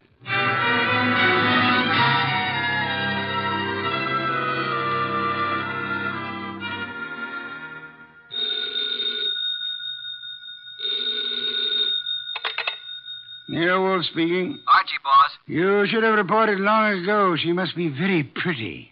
Pat Park admits she lied. She claims now she was with her sister, Marge King. Marge and her husband, Brad, have alibis, and all have alibis for this morning. I'll check them before I return. Where were they the night of the Hanson murder? Well, Brad and Don Park, that's Pat's husband, were at the Madison Square Garden horse show. Pat and Marge were together here at the house. Impossible to verify the Madison Square alibi at this date. Check all the rest and come home for lunch. It's Oysters Rockefeller. Has Inspector Kramer arrived yet? He has, and left the police records on the Hanson murder. He has taken the bullet Wilcox brought to be checked at ballistics. Good. Pat had a .32 caliber gun in the desk in the library. It's now missing. Indeed. And, boss, Pat just offered me $1,000 to quit the case. When I refused, she said if I didn't lay off, something might happen to me. Oh, dear me. That would be most upsetting, eh? After lunch, I want you to visit the late Keith Hanson's apartment. Bye.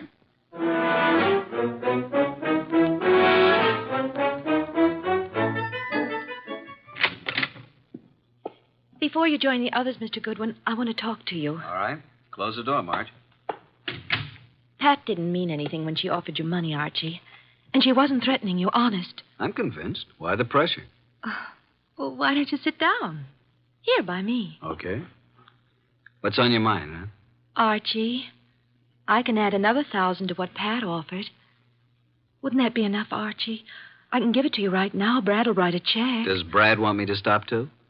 He said you couldn't be persuaded. Every one of you seems to have had a reason for killing Hanson. None of you apparently liked him. Now, be a good little girl, Marge, and stop trying to act like a Delilah. If you're innocent, you have nothing to worry about. You're stuffy. I hope you do get hurt. Thanks a million. Now let's join the others. Well, Pat, did you find the gun? I can't find it anywhere. Oh, Mr. Goodwin, this is Don Park, my husband. How do you do? How are you? Have you seen the gun, Mr. Park? Not for ages. You're a detective, eh? Yeah. May I ask where you were this morning about 10? Why? Well, frankly, I was at my bookies. Where's that? I can't tell you, but I'll call him and you can check it. Were you and Brad together at all times during the horse show the night of Keith Hanson's murder? No. Brad wandered away a couple of times, and I saw some people I knew. You know how it is. We'd meet at intervals. Archie, you're wasting your time. None of us is guilty. I made a fool of myself, that's all. Tom Wilcox was such a decent man that I hated to see him have to pay for taking Keith Hanson's rotten life. If a man's guilty, why should you butt in? You never use your head. Pat is one person who thinks of others before herself. Marge, forget it. Now you've got private detectives snooping around. What are you after, Goodwin? Who are you working for? Why don't you let my wife alone? The case is closed, isn't it? Maybe. Don, this just makes it more interesting to Mr. Goodwin. As a matter of fact, I think you all know more than you're telling. I still think Tom Wilcox killed him. And there's only one reason why Pat should protect him. Don, that's enough. Nice, happy family, suffering all the torments of a guilty conscience. Is that it? What are you trying to do, Mr. Goodwin? Get your nose poked? Not exactly. If not, you'd better leave. Okay, Mr. King, I'll run along. Mr. Wolfe will be anxiously waiting to hear about this. So long.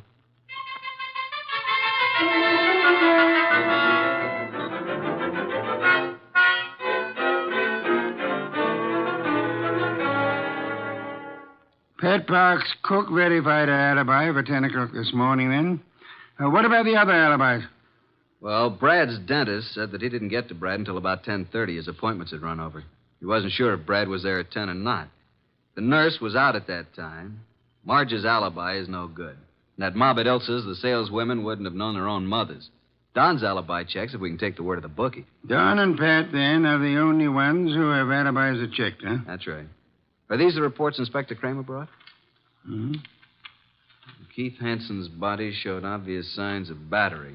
Lips were swollen and lacerated, clothes disarranged. Knuckles of the right hand were skinned, nose fractured. Major contusion over the right eye. The eyes were closed.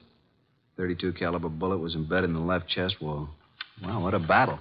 I am of the opinion that Hansen was battered by two different people. I think someone arrived after Wilcox was thrown out by the manager, and this someone gave Hansen another beating. Really, boss? Come, let's have dinner. Then you must get over to Hansen's apartment.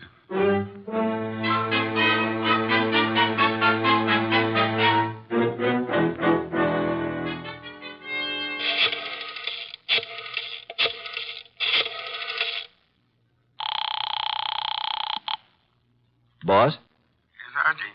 What have you found at Hansen's place? Well, the desk yielded one thing of interest. Keith's address book.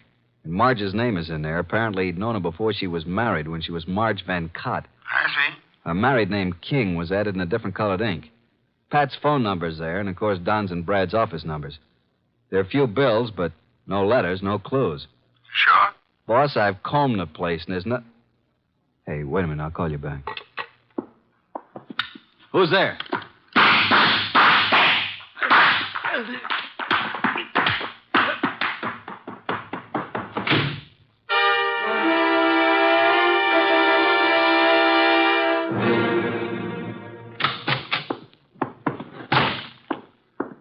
Archie, you know I dislike the banging of doors. Sign of ill breeding. Archie, what happened to you? Target for tonight, Archie Goodwin. Your forehead's bleeding. You better have Fritz fix it. Well, my head can wait. Some guy certainly surprised me at Hansen's. Creased me on the forehead. Good thing I snapped off the lights. He emptied his gun at me. We scuffled and he got away. And then I dug his slug out of a chair. I think it's a .32. But look at this, boss. A little round piece of glass. Found it on the floor. It's very small, very smooth, and concavo-convex in shape. Half an inch diameter. Watch crystal? Don't think so. The edges are too smoothly ground. I'll examine it under a magnifying glass. I'll get it, boss. Oh, hi, Tom. Come in. It's Mr. Wilcox, boss. Archie, hey, what's happened to you? Somebody tried to scalp me. Good evening, Mr. Wilcox. The red leather chair, Tom. Archie, please finish your report. Did you notice anything else of importance at Hansen's apartment? Is that where this happened? Yeah. Well, there were dozens of gals' photos scattered around. Photos, eh? But no letters, Archie? Not a one. There must be some letters, Archie. Love letters. Wherever we have girls' photos and telephone numbers, I assure you there are bound to be love letters. That is what we must find. But then we'll have a motive. Yeah, but where do I look, huh? Go to Hansen's dressing room at the Club Diablo. I have just phoned the place. A female singer is substituting for Hansen, but she won't arrive until supper hour. Mr. Wilcox, accompany Mr. Goodwin, if you please. Keep your eyes open. I need the boy. Then you do love me, boss? Come on, Tom. Let's look at this Club Diablo.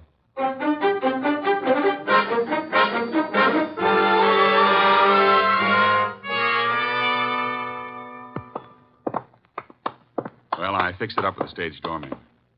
Here, this is Hansen's dressing room.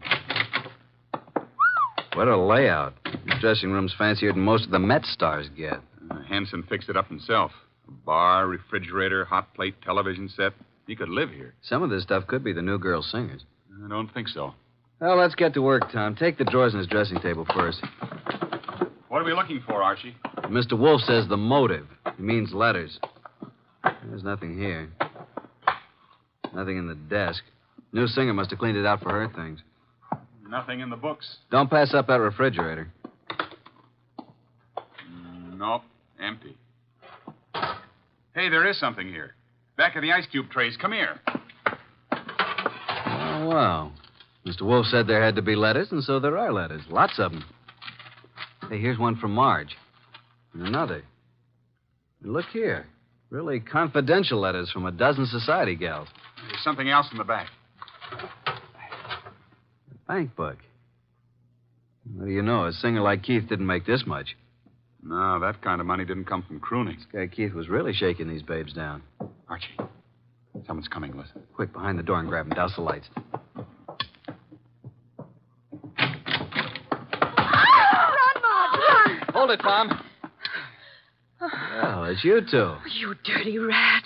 Higgin woman. Tom, what are you and Archie doing here? The letters. Oh, Archie, you found them. Archie, please, give me those letters. Don't touch. I'll just put them safely away in my pocket. Besides, you didn't write all of these. Give them to me. At least give me my letters. I'll tell you what. You go on home and stay there, and we'll leave it up to Mr. Wolfe. Tom, take him outside. I want to use this phone. Come along, ladies. Let us oblige Mr. Goodwin. I'll meet you at the stage door, Archie. Right.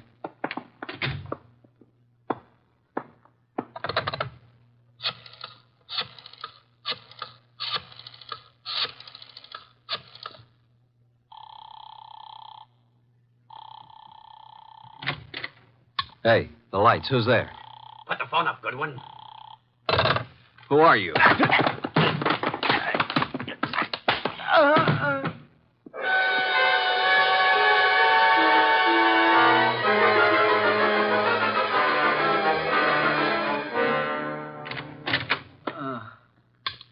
Archie, what happened? Are you hurt? Here, let me help you. I'm all right. I guess. Ooh, my head. Did you see anybody? No, I didn't. I shouldn't have left you. Turn out the lights before I saw him. He whispered. Got away with all the evidence. Where are the girls? I sent them home in a cab. Well, let's get over to Mr. Wolfe. This is tough luck. If I'm not mistaken, his next move will be to have a little get-together with all concerned. Come on.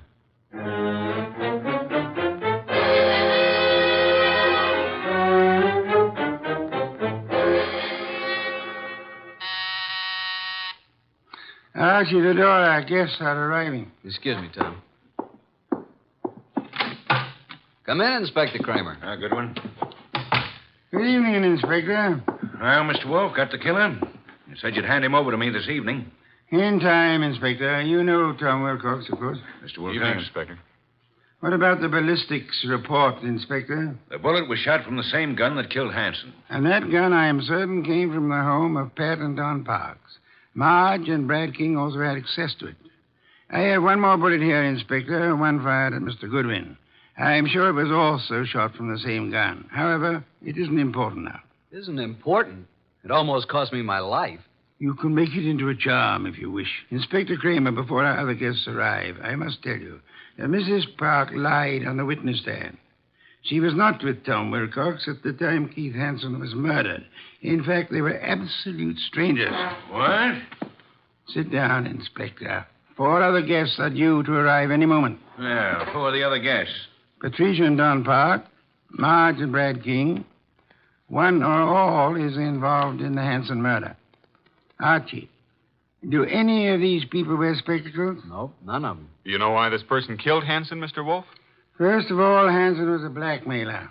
The girl Marge was the current victim. The letters Hanson held were the threat. I'll explain later. Well, then Pat must have thought that Marge killed Hanson to get the letters, and she lied on the stand to save Tom's life because she believed Tom was innocent. Where's this Marge King? I'll have her picked up. Sit down, Inspector. Archie, I believe our guests are arriving now. Come in, come in. How are you? Good evening. Archie, chairs. Inspector Kramer, Patricia and Don Park, Marge and Brad King, and this is Tom Wilcox. We met at the Club Diablo this afternoon. All right, Mr. Wolfe. Which one is it?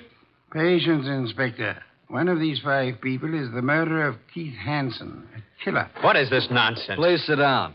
Mr. Wolfe speaking. Go ahead, boss. Any one of you had sufficient motive to have committed the Hanson murder. Not one of you has established a bona fide alibi. You who are actually innocent must tell the truth, or you shall all suffer as accessories after the fact. Mr. Wolfe, you're wasting your time. Marge, several years ago, you were secretly married to Keith Hanson. It lasted but 1 week. You gave Keith the money to get a divorce from you at Mexico. He didn't, which made you a bigamist when you married Brad.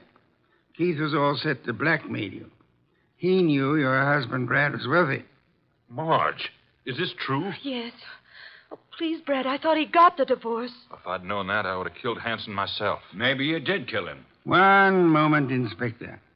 Patricia, you lied on the stand to protect Tom Wilcox here because you believed your sister Marge was guilty of Hanson's murder. Why did you believe her guilty? Were you at the scene of the crime? Marge, it's time to tell the truth and clear all this up. You won't be satisfied until you're in jail. Will you shut up? Quiet, please. Go ahead, Marge. All right. Keith Hanson was shot from the bedroom while I stood talking to him in the living room. You went there to buy back your letters? Yes, Pat drove me to his apartment. There was no place to park, so she said she'd drive around the block until I came out. That's why she's never been sure whether I killed him or not. That's right. Because I feel I might have shot him if I'd been in your place. Because of what Hanson did. What was it he did? Keith Hanson demanded $10,000 in exchange for the letters. Pat loaned me the money, so Brad wouldn't know. What? Is that true, Pat? You loaned her $10,000? I got to Keith's apartment about 9:30. He looked awful. He obviously had been in a fight. The room was mussed up and his nose was bleeding. Yes, go on. He went to the bedroom to get the letters and came back saying they were gone. I didn't believe him. Keith said he knew who had taken them and he'd have them back by morning. He grabbed the money from me and put it in his pocket. He was just about to tell me who took the letters when there was a shot from the bedroom door. Keith Hanson fell to the floor, but I didn't see anyone. I wanted to get my money from his coat pocket, Pat's money, but I couldn't touch him. His staring, wide-open eyes were horrifying. I ran and I ran. Poor baby, why didn't you tell me? I think you're lying, young lady. You took the gun from your sister's desk, and when Keith Hanson didn't produce the letters, you deliberately shot him. You didn't even offer him any money. You kept it yourself. No, I didn't. Oh, Pat, don't believe him. Inspector Kramer, she's innocent. I know who did it. Oh, no, Brad, stop. Oh, Brad, what do you say? All right. Break it up. Yeah, so do I know, Brad. That's why you left the horse show. I've thought you were guilty all along. All right, Inspector. Now you know. I don't get this, boss. Inspector, ladies and gentlemen, please. First, which of you had some medical training? Medical training? Oh, Keith Hanson and I both went to medical school. Why? That is most enlightening, Mr. Park. Marge and I were nurses' aides during the war. Then perhaps you can interpret this medical phraseology for me. These few lines from this little medical book. Archie, hand it to Dunpop. Will you read it, please? Top of page 75. It says the form of pernicious anemia commonly found in the human is... Now, Don, hold your hand over your right eye and read on. What? Also common to the many lower... Now, cover the left eye and read with the other. What is this? Go ahead. Well, many lower animals and this light isn't so good. Step close to me. Yes, thank you. Mr. Park, here is the contact lens for your right eye. I'm sure you've been tremendously handicapped without it all day. Inspector Don Park is your murderer. Don't move, Park. Keep away, I warn you. Drop that gun, Park.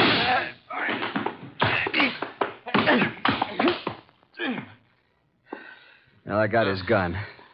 There you are, Inspector. He's all yours now. Okay, come on. Okay, Goodwin. But I'll get out of this. You trapped yourself, Don, by your contact lens.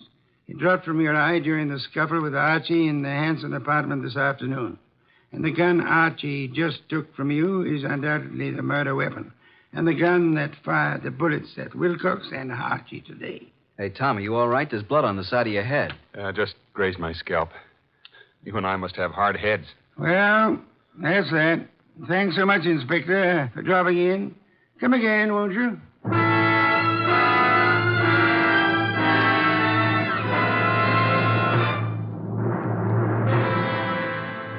This was a rough day's work, boss. Some beer, Archie, please. Right. Hey, what was that business about the medical training? Marge said the body of Keith had staring, wide-open eyes, preventing her from touching the body. But the police found the eyelids closed. How did they get closed? Well, he must have bothered Don, too, and he closed him. His medical training. Right. A layman would never touch the eyes of the dead. Marge couldn't, not even to get back the $10,000. Here's your beer. Why did Don do all this, boss? Obviously, he learned of Hanson's blackmail scheme and was trying to force him to agree to split Marge's $10,000.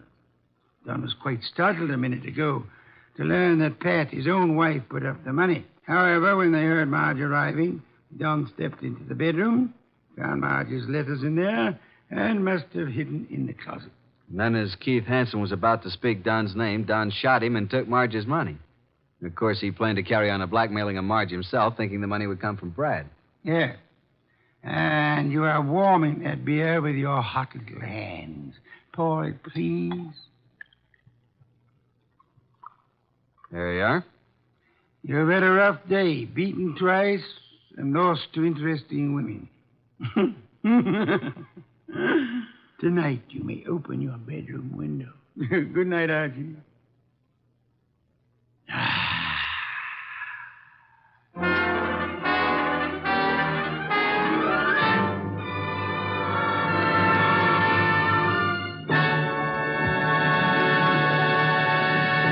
You have been listening to The New Adventures of Nero Wolfe, starring Sidney Greenstreet.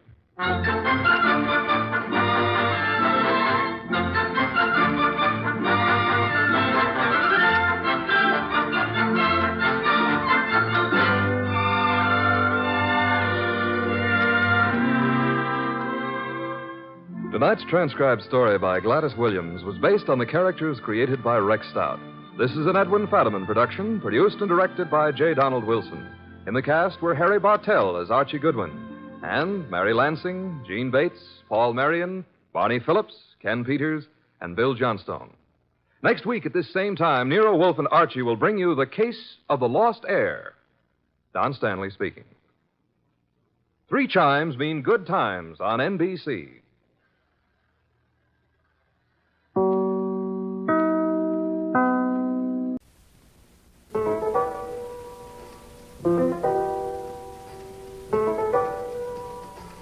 Rex Stout's Nero Wolfe.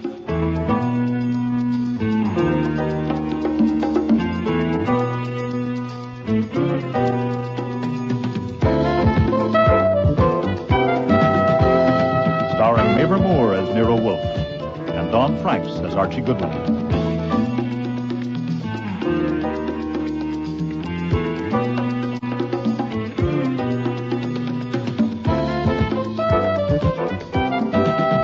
Today's episode, Disguise for Murder, with special guest stars Lally Cadeau, Jack Creeley, Neil Monroe, Eric Peterson, and Fiona Reed.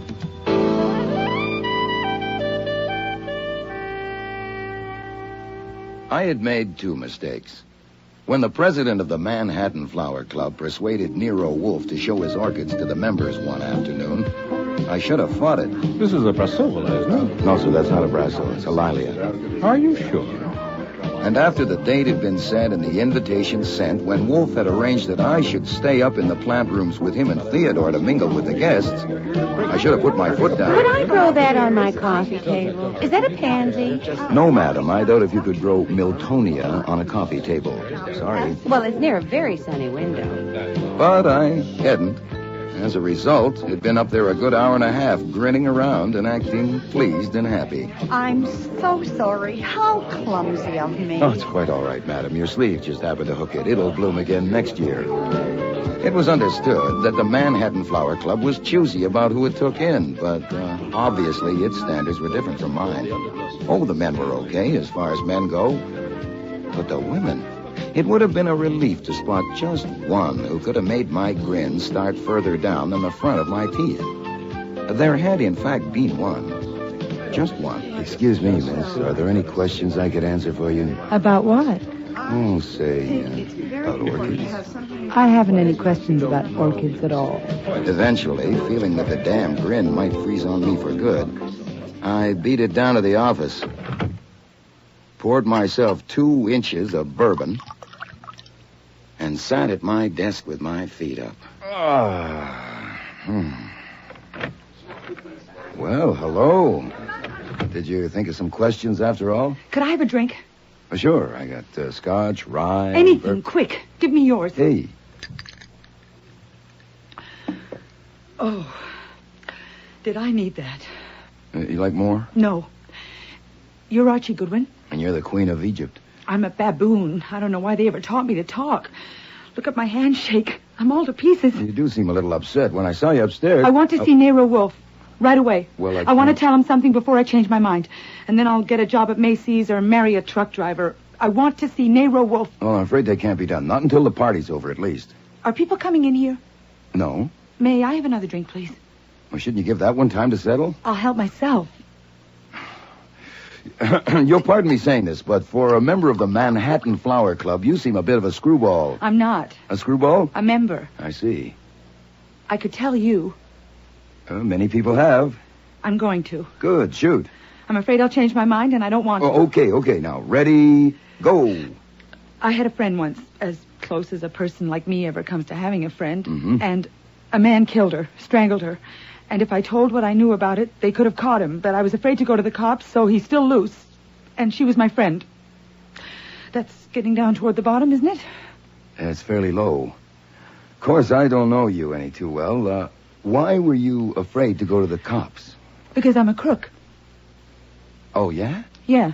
Oh, what do you do? Steal orchids? No, certainly not. I wouldn't be small and I wouldn't be dirty. At least, that's what I thought.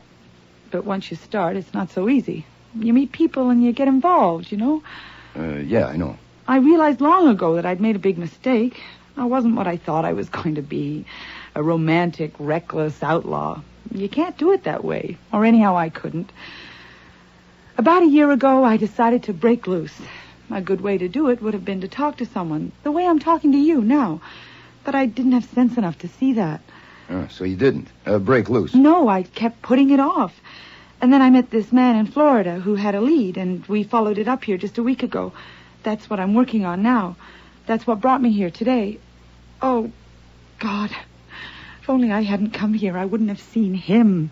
Seen who? I should have looked away from him, turned away, quick, when I realized who he was. But I was so shocked, I couldn't move. Oh, God, how dumb could I be? I just stood there staring at him, thinking I wouldn't have recognized him if he hadn't had the hat on. And then he turned and looked right at me. And he saw that I knew. Oh, God. Mrs. Orwin asked me what was the matter. And then I saw Nero Wolfe, and it gave me the idea of telling him. And then I saw you going out, and as soon as I could break away, I came down to find you. Oh, there. I feel better now. Yeah, it's good bourbon. Is it a secret who you recognized? No. I'm going to tell Nero Wolfe, then he can't touch me. Why not? Because I'll get Nero Wolfe to tell him that if anything happens to me, he'll know who did it. You'll know, too. You'll both know. Well, we would if we had his name and address. He must be quite a specimen to scare you that bad. Speaking of names, what's yours? Do you like Marjorie? So-so. I used Evelyn Carter in Paris once. Do you like that? It's not bad. What are you using now?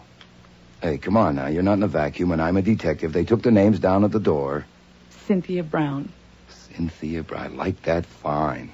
Now, upstairs you were with two men and a middle-aged lady. That's Mrs. Orwin. Yes. And she's the current customer, then, the lead you picked up in Florida. Yes, but that's finished. Hmm? Since I'm telling you and Nero Wolfe, I'm through. Oh, the job at Macy's or marry a truck driver. Who did you recognize upstairs? Can anyone hear us? No. No, that door goes out to the front room. Today it's the cloakroom. This room's soundproof, including the doors. This has to be done the way I say. Sure, why not? I wasn't being honest with you. Oh, well, I wouldn't expect it from a crook. Start all over again. I don't just want Wolfe because I'm scared. Mm-hmm. I'm scared, all right, but I want him to get that man for murder. Will he do that? Well, he might. Now, what kind of evidence have you got? Have you got any? I saw him that day in her apartment. Whose apartment? My friend's, the one I told you about. I stopped in to visit her that afternoon. I was just leaving. Doris was inside the bathroom. And as I got near the entrance door, I heard a key turning in the lock. And that man came in. When he saw me, he just stood and stared. I I knew Doris didn't want me to meet her bank account, and of course I assumed it was him making an unexpected call, so I mumbled something about Doris being in the bathroom and got the hell out. Oh, God, if I'd known. I went and kept a cocktail date and then phoned Doris's number to ask if our dinner date was still on, considering the visit of the bank account. There was no answer. They found her body the next day. There wasn't a word about the man in the papers. No one had seen him come or go. And I didn't open my mouth. I was a lousy coward. And you just saw that man again upstairs looking at the orchids? Yes. That's a pretty good script. It is no script. I wish to God it was. Okay. He looked straight at me, and his eyes. Yes. Archie? Yes, sir. What the devil are you doing down there? Come back up here. Soon. I'm talking with a prospective client. This is no time for clients. Come at once. I have to go upstairs. Mr. Wolfe sounds a little pressed. Do you want to wait here? Yes. If Mrs. Orwin asks about you... I didn't feel well and went home. Okay. Now, it shouldn't be long. The invitations say 2:30 to 5. If you want a drink, help yourself. Well, keep the door closed. Well, what name does this murderer use when he goes to look at orchids? Come on, damn it. What's his name? I don't know. You don't? No. Well, describe him then. You wouldn't believe... Not now. I want to see what Nero Wolfe says first. Look, if you can't trust me... Oh, it's not that. Honest. Look, I might as well tell you. You'd never want any part of me anyway. This is the first time in years that I've talked to a man just straight. You know, just human. You know, not figuring on something one way or another. I've enjoyed it very much, Mr. Goodwin. You just call me Archie. But describe him for me. Just sketch him out. Not until Nero Wolfe says he'll do it. You'll understand why then. I had to leave it at that.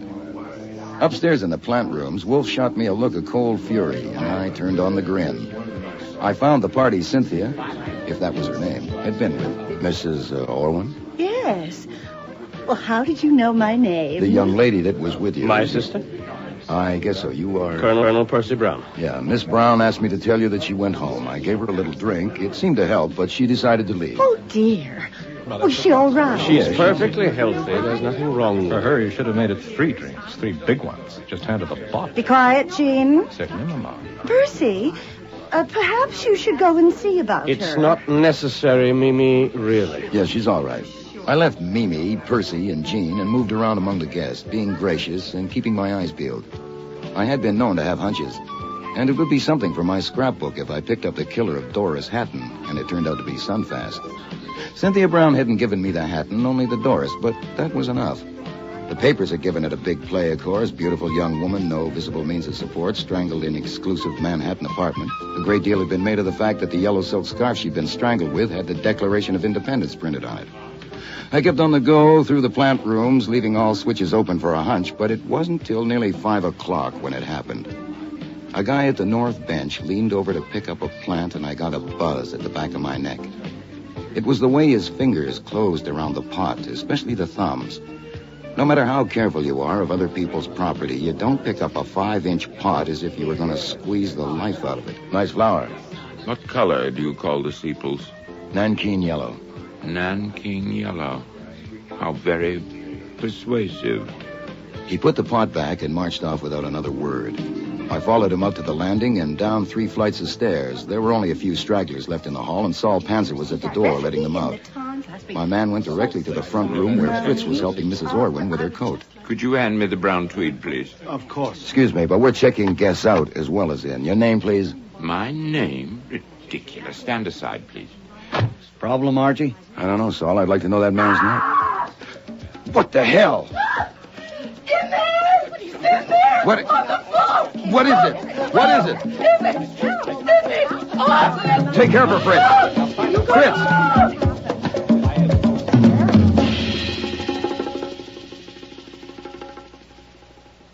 I'm here, Arch. It's too late, but send Fritz down the block for Dr. Vollmer. Right. Oh, no one leaves, Saul. Keep everyone that's left. Gotcha. Yes? It's me in the office. You better come down. That prospective client is here on the floor, strangled. I'm sure she's gone, but I sent for Doc Vollmer. Is this flummery? No, sir. Come down and look at her and then ask me. Hey, you can't go in there. All right, don't come in here. On knowing what... My God. Yes, sir. How did it happen? Don't know. Who is it? Don't know. The man at the door won't let us leave. No, sir, and you can see why. Now, outside, I certainly please. can, but we know nothing about it. My name is Carlyle, Homer N. Carlyle, Executive President of North American Foods. This is my wife. How do you do? How do you do? My wife is merely acting under impulse. I wanted to see the office. I didn't even go in. I'm sorry. We're both sorry. I'll do the talking, Ellen. Now, we have an appointment, and there's no reason why we should be detained. Look, we're all sorry, but you can't leave. I insist. Look, if nothing else, your wife discovered the body. We're stuck worse than you are with a corpse in our office. We haven't even got a wife that had an impulse. Please do it. What's going on there, Saul? This guy insists on leaving. Of course I insist on leaving. You can't hold me here. Colonel Brown, I'm afraid... Saul, stop him. What the hell do you people think? You were warned, Colonel. Now, if you'll all... Guilt. What? Guilt. The compression got too great and boom, he exploded. I was watching him. Who the hell are you? My name is Morley. I'm a psychiatrist. Well, that's swell. Now go back in the front room and watch all of them. With a wall mirror in there, you can include yourself. This is illegal. You can't hold me here. Trying to... My appointment is very... Now listen to me. Make me stay. Oh, here's Nero Wolfe. My name is Homer N. Carlyle. I am president of North American Foods. Be quiet. I only wanted to see your office, and there she was on the floor. Archie, get this tigress off me. Ellen, stop it. Oh. Hush. Madam, you have torn my lapel. My wife is distraught, sir. It's because... shut up. Distinguished group of sincere and devoted gardeners. Phoy! Saul! Yes, sir. Are you armed? Yes, sir. Put them all in the front room and keep them there. Let no one touch anything around this door, especially the knob. Yes, sir. Archie, come in the office with me.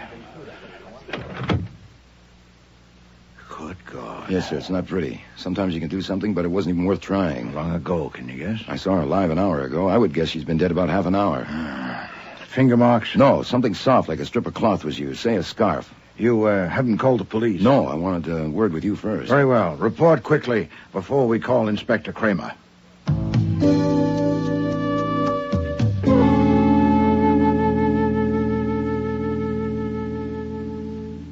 Saul. Yes, Inspector? You and Fritz were in the hall all afternoon. The hall and the front room, yeah. Who did you see enter or leave the office? I saw Archie go in about 4 o'clock. I was just coming out of the front room with someone's hat and coat. I saw Mrs. Carlyle come out just after she screamed. And in between those two, I saw no one enter or leave. We were very busy at that time. What about you, Fritz? I saw no one. I didn't even see Archie go in. Excuse me, Inspector Kramer. Yes? My duties here are of the household and not professional. Your men are still busy in the office. The front room is full of guests. And now here you are in my dining room. I need to know how long you are going to be in my dining room. Mr. Wolfe needs his dinner. Well, I'll be goddamned. All this disturbance. It can't be helped, Fritz.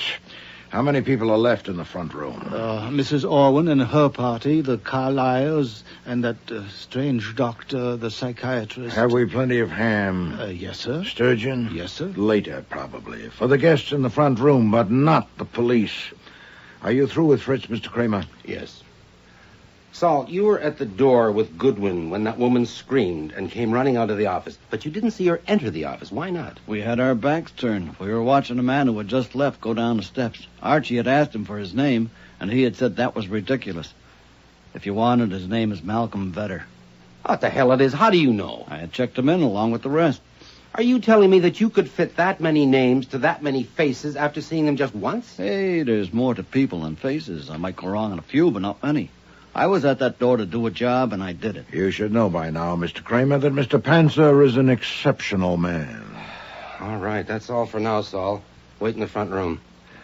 Rowcliffe, you heard the name Malcolm Vedder. Check it on that list and send a man to bring him in. Yes, sir. Jesus, there are 219 names on that list. Yes. This house won't hold that many. Not all at once. They came and went. Oh, great. Goodwin's story. I mean, the girl's story as Goodwin told it. You got it exactly as she told it to me. Sure I did. Nothing saved, nothing held back? No. What do you make of the girl's story, Wolfe? What followed seemed to support it. I doubt if she would have arranged for her death just to corroborate a tale. I accept it. I credit it. What do you know about the killing of Doris Hatton? Oh, newspaper accounts. Love nest killing in Manhattan's most exclusive apartment building. Who paid the rent? Something like that. Yeah. Why can't police find him? Are they protecting I him? don't read the tabloids. 3 of our best men spent a month trying to start a trail. One of them is still working on it. Nothing, not .1. Yes, I sympathize. Oh, you sympathize. Great. Well, maybe you can sympathize with the way I feel about the fact that Goodwin sat there in your office and was told that that man was right here on these premises. And did he pick up a phone and call us? No, he went upstairs and watched to see if anybody squeezed some flower pot. You're irritated, Inspector. Not that he was on the premises, but that he had been. Also, I was taking it with salt. The girl was a screwball. Also, she was saving specifications for Mr. Wolfe. Also, I know you. How many of the 219 guests were men? I'd say a little over half. And how do you like it? I hate it. Mr. Kramer, something has occurred to me that does not seem to have occurred to you. Naturally, you're a genius. What is it? Something that Mr. Goodwin told us. I want to consider it a little. We could consider it together. Later. Those people in the front room are my guests. Can't you dispose of them? Yeah, I'd like to dispose of them. Let's see the woman who found the body. What's her name, Carlyle?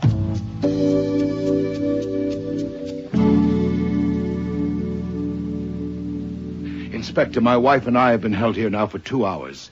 I know you have your duty to perform, but citizens have a few rights left, thank God. Now, why are we being detained? Mr. Carlyle, a woman was murdered here today. Well, that has nothing to do with us. I warn you. If my name or my wife's name is published in connection with this miserable affair, I'll make trouble, and I'm in a position to. Your wife discovered the body. By accident. May I say something, Homer? It depends on what you say. Oh? What do you mean by oh? I mean that I sent for your wife, not you. But you came with her. Why? Well, to protect her, of course. Does she need protection? Certainly not. I mean... Then why don't you just sit down while I ask her a few questions? You wanted to say something, Mrs. Carlyle. Only that I'm sorry for the trouble I've caused. There, do you see? I wouldn't say you caused any trouble exactly, except for yourself and your husband. The woman was dead whether you went in there or not. Now, I have to ask you some questions, if only as a matter of form, because you discovered the body. There's no question of you being involved more than that, is there? How the devil could there be? How long had you been downstairs before you went into the office? Oh, we had just come down. I was waiting for my husband to get his things. Had you been downstairs before that? No. Well, only when we came in. What time did you arrive? A little after 3, I think. At 3:20. Were you and your husband together all the time, continuously? Of course. Well, you know how it is. He would look a little longer at something sometimes, and I would move on a little. We were together the whole time. Do you see what I meant, Inspector? My wife has a habit of being vague. This is I'm just not another... actually vague. It's just that everything is relative. For instance, who would have thought my wish to see Nero Wolfe's office would link me with a horrible crime? My God, you hear that? Link. Why did you want to see Wolfe's office? Why, to see the globe. What globe? Oh, yes, it's famous. I'd read about it, and I wanted to see how it looked. A globe 3 feet in diameter. Oh. What? I didn't see it. Well, you were distracted. By the way, did you know her? Had you ever seen her before? You mean her? Yes, her name was Cynthia Brown. We've never known her or seen her or heard of her. Had you, Mrs. Carlyle? No. Inspector, surely you can see how this has upset my wife. Haven't you asked enough questions? Oh, I suppose, for now. Thank you, both of you. We won't bother you again unless we have to. Rowcliffe, pass them out. Oh, Inspector? Yes? I don't suppose... would it be possible for me to look at the globe now, just a peek? For God's sake, Ellen, come on. Excuse me, sir. What is it, Rowcliffe? We're all through in the office, sir. We've covered everything. Nothing is being taken away, and it's all in order. We were especially careful with the contents of the drawers of Wolfe's desk. My desk? You went through my desk? Oh, yes. She was killed there. She was strangled with something, and murderers have been known to hide things. Did you get anything at all, Rowcliffe? I don't think so. Of course, the prints have to be sorted, and there'll be lab reports. How do we leave it? Seal it up, and we'll see tomorrow. You stay here and keep a photographer. The others can go. What? Have that woman sent in, Mrs. Irwin. Orwin, sir? I'll see Wait her. a minute. You're going to seal up what, the office? Certainly. You don't mean that. We work there. And we live there. All our stuff is in there. Go ahead, Lieutenant. Mr. Kramer, have you the effrontery It's routine. That's a lie. It is not routine. It's my routine. Your office is not just an office. It is the place where more fancy tricks have been played than any other spot in New York. When a woman is murdered, they're sealing it as routine. No, Mr. Kramer, I'll tell you what it is. It is the malefic spite of a sullen little soul and a crabbed and envious mind. It is the childish rancor of a primacy too often challenged and offended. It is the feeble wriggle of a word. I've been hearing about you for years. I'm Eugene Orwin. This is my mother. Inspector. My mother is not feeling well. At the request of your men, she went in with me to identify the body of Miss Brown. Take this chair, Mrs. Orwin. I would like to make a statement on behalf of my mother and myself. I hope you'll permit it. Mr. Orwin, I sent for your mother. I am a member of the bar. A statement would be welcome if it's relevant. I thought so. So many people have an entirely wrong idea of police methods.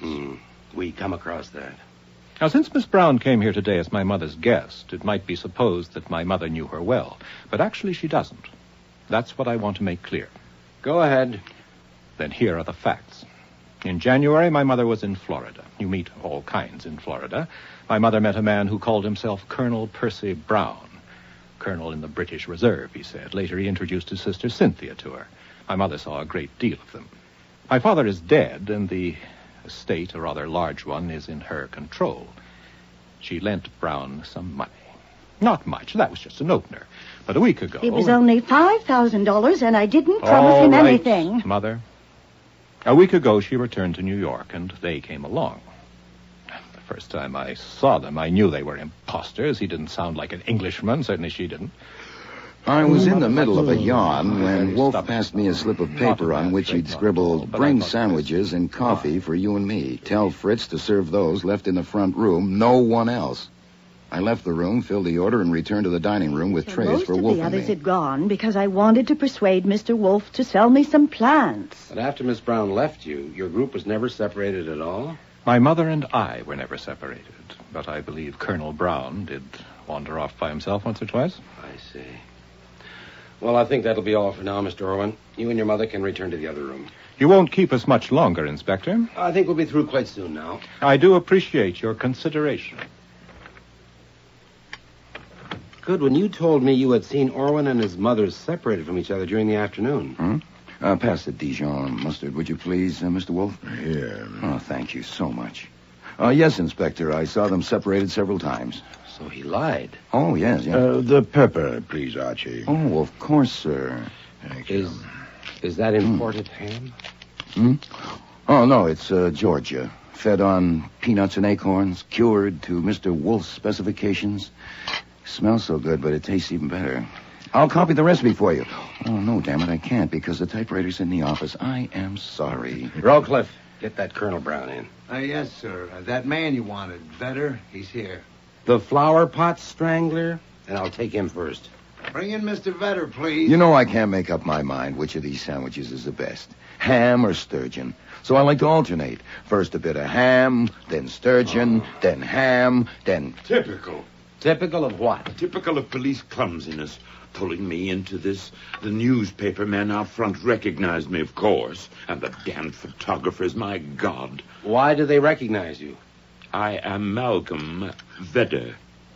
Oh, yes? I am not unknown. I am currently starring in The Primitives on Broadway. Oh, an actor. Yeah. Oh, it'll be tough for you having your picture in the paper.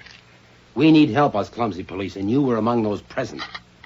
You remember this flower club? I am not, sir. I came at the kind invitation of a friend, Mrs. Arthur Beauchamp. And were you with this Mrs. Beauchamp this afternoon? I was not. Mrs. Beauchamp had to leave early to keep an appointment. I chose to remain to look at more orchids. If only I'd left with her, I would have avoided this dreadful publicity. Were you acquainted with Miss Cynthia Brown or her brother, Colonel Percy Brown? Did you see them upstairs? I saw no one that I had ever known or seen before, except for Mrs. Beauchamp. Did you know Doris Hatton? Who? Doris Hatton. Doris Hatton? She was also strangled. I remember now. Yes? God, imagine strangling a beautiful woman. Put out the light. What? And then put out the light. Did you know Doris Hatton? Othello. No, I didn't know her. I only read about her. Damn it all. I only came here to look at orchids. God. A little more mustard, please, Mr. Wolfe.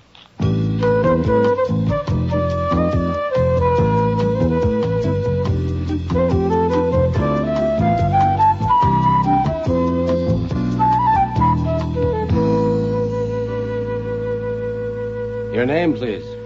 My name is Colonel Percy Brown. Which army are you in? I think it will save time if I state my position. I will answer fully and freely all questions that relate to what I saw or heard since I arrived here this afternoon. Answers to any other questions will have to wait until I consult my attorney. Well, the trouble is, I'm pretty sure I don't give a damn what you saw or heard this afternoon. I want to put something to you. As you see, I'm not even wanting to know why you tried to break away before we got here. I merely wanted to... Forget it. Now, on information received, I think it's like this. The woman who called herself Cynthia Brown, murdered here today, was not your sister. She was working with you on an operation of which Mrs. Orwin was the subject. Now, as far as I'm concerned, that's only background. Otherwise, I'm not interested in it. My work is homicide, and that's what I'm working on now. I'm listening. For 2 months now, you've been on intimate terms with Cynthia Brown. She certainly must have mentioned an experience you had recently. A friend of hers named Doris Hatton was murdered.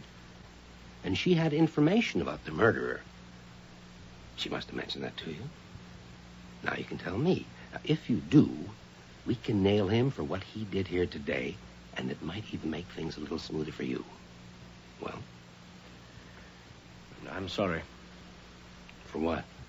I'm sorry I can't help. Do you expect me to believe that during all those weeks she never mentioned the murder of her friend? I'm sorry I can't help. Oh, I'm sorry, too. Okay. We'll go on to this afternoon. On what you said you'd answer fully and freely, do you remember a moment when something about Cynthia Brown's appearance, some movement she made, or the expression on her face, caused Mrs. Orwin to ask her what was the matter with her? No, I don't believe I do. I'm asking you to try. Try hard. Well, I may not have been right there at the moment, in those aisles, in a crowd like... We weren't rubbing elbows continuously. You do remember when she excused herself because she wasn't feeling well? Yes, of course I do. Well, this moment I'm asking about came shortly before that. She exchanged looks with some man nearby, and it was her reaction to that made Mrs. Orwin ask her what was the matter. Now, if you saw that look and can describe the man, I wouldn't give a damn if you stripped Mrs. Orwin clean and 10 more like her. I didn't see it. You didn't? No. You didn't say you're sorry. Well, I am, of course, if it helps. Oh, to hell with you. Levy, take him out and tell Stebbins to send him down and lock him up. Material witness. And he's got a record somewhere. Find it. Yes, sir. I wish to phone my attorney. There's a phone down where you're going. If it's not out of order, take him, Levy. And tell the men to start gathering up. We're leaving. Everybody out to my office. But there's one more, sir. One more what? In the front room, a man. Who? His name is Nicholson Morley. He's a psychiatrist. Oh, let him go. This is a goddamn joke. Yes, sir. Clear up, Rowcliffe.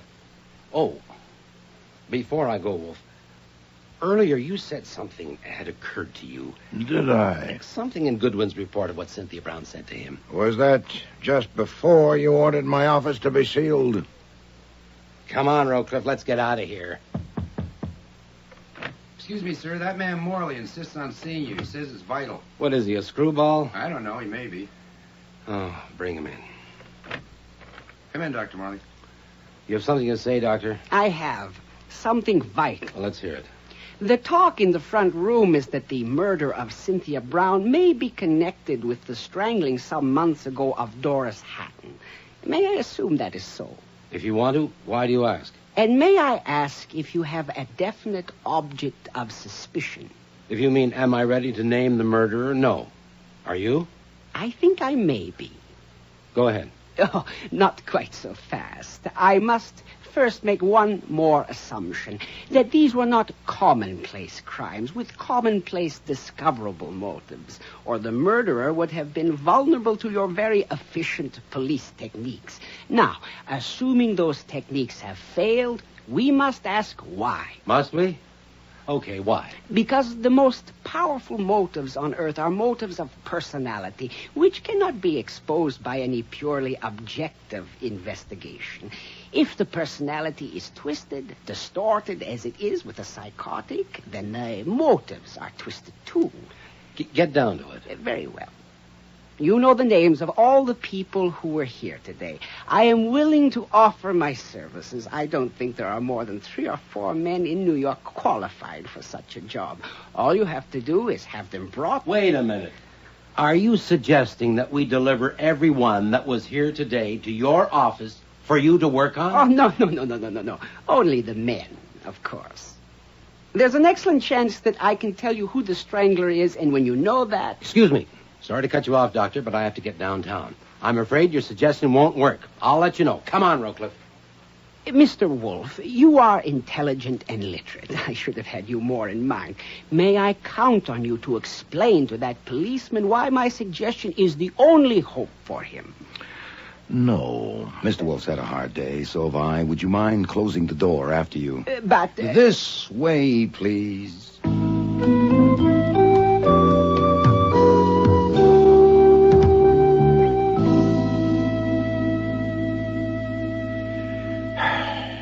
They've all gone.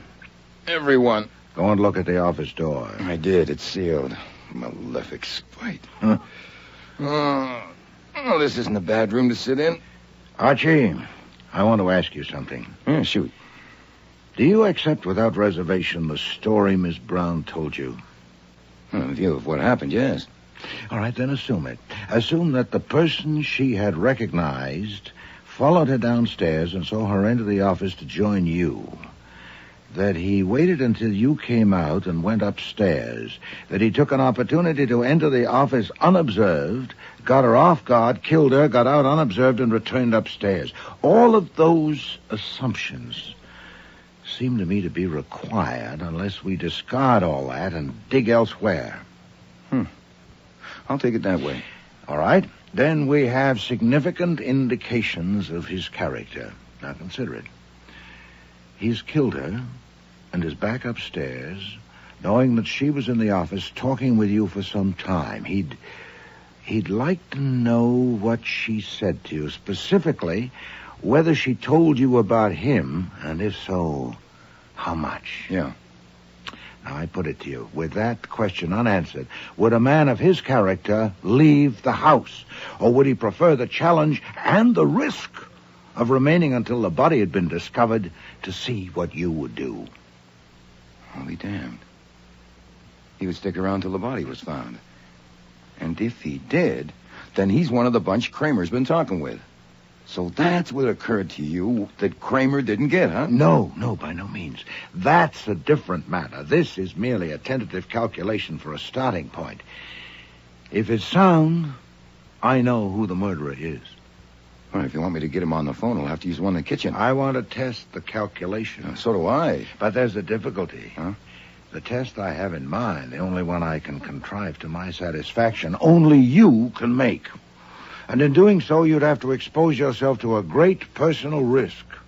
Well, since one of you flinched or faltered in the face of danger to me. Oh, this danger is extreme. Well, so is the fix you're in. The office is sealed, and in it are the book you're reading and the television set. Now, let's hear the test. Very well. The decision will be yours. Pass me the Manhattan telephone directory and an envelope from that bureau drawer there. Take paper for yourself. Here you are. Now, take this down while I look up the address. She told me who to send this to and more. I have kept it to myself because I haven't decided what is the right thing to do. Stop. I would like to have a talk with you first, and if you will phone me tomorrow, Tuesday, between 9 o'clock and noon, we can make an appointment. Please don't put it off, or I will have to decide myself. I gather from the grammar I signed my name. Oh, yes. Hell, we could forget the calculation and send this to every guy on that list and wait and see. I prefer to send it to only one person. The one indicated by your report of that conversation. The one to whom I am addressing this envelope. There. That will test the calculation. And save postage. The extreme danger, I suppose, is that I'll get strangled? I don't want to minimize the risk of this, Archie. I'll have to go to Times Square right away and mail this. May I have the envelope, please? Of course. There you are. I don't believe it.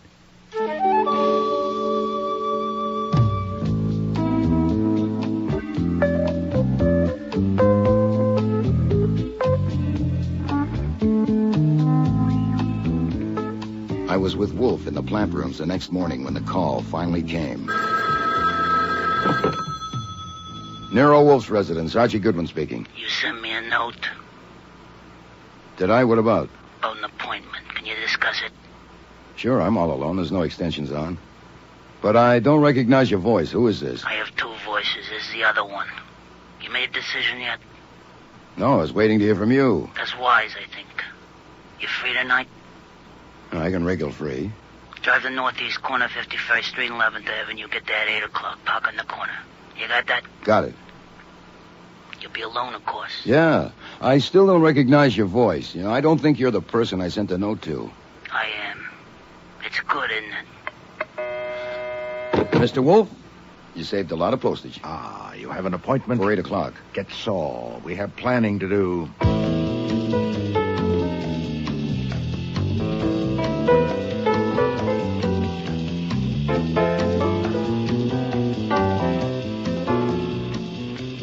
By the time I left to keep the appointment, we had no less than 7 contingency plans.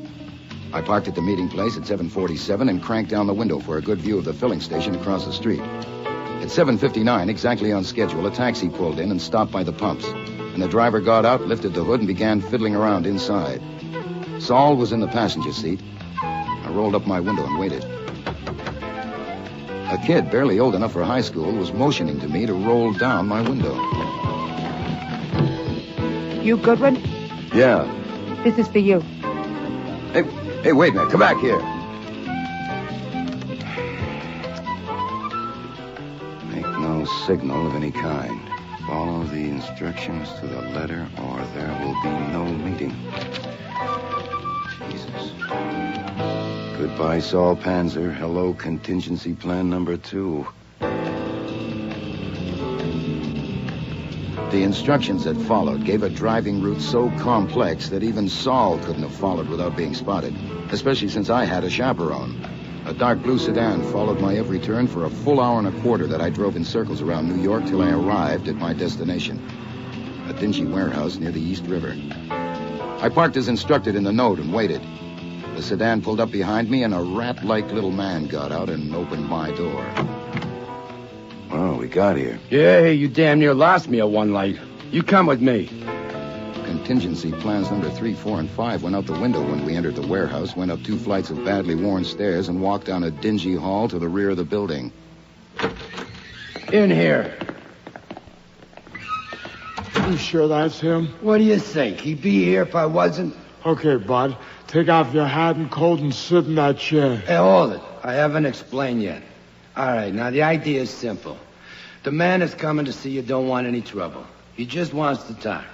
So we tie you in that chair and we leave. He comes, you have a private talk. He leaves, we come back and cut you loose. Plain enough? It's too damn plain. What if I won't do it? Then he don't come and you don't have a talk. What if I walk out now? Go ahead. We get paid anyhow. You want to see this guy? There's only one way. We tie you in a chair. Look, I don't want any trouble either. How about this? I sit in the chair, you fix the cord to look right, so I'm free to move in case of fire. There's $100 in my wallet in my breast pocket. Before you leave, help yourselves. A lousy C. For Christ's sake, shut up and sit down. All right, suppose I show you what else is in my pocket. Here, like this gun. Ah, jeez. And suppose we all go for a little walk down to the nearest police station. Okay, wise guy. And then what do we do? Hey, look. You either want to see this guy or you don't. Seeing how you got the gun out, I guess he's got to know you. I don't blame him for wanting your hands arranged for. Make up your mind. Well, that was it. There were no contingency plans left. And I'd promised Nero Wolfe that if this should happen, I would turn around and go home. Okay, I'll do it, but don't you tie him too tight. You know, I've been around the block, and I can find you guys again if I care to. And don't think I can't. Just put a gun on the table and sit. How long will I have to wait? You'll see. Not long. They did a really thorough job of tying my hands to the back legs of the chair and my ankles to the front legs. Then they left. And I waited. But not for long. The door opened and my man entered. He was wearing a gray pinstripe suit and a dark gray Homburg with a topcoat over his arm. He had gloves on. Hello, Mr. Goodwin. Would you have known me? Not from Adam. Let's talk. So she told you about me.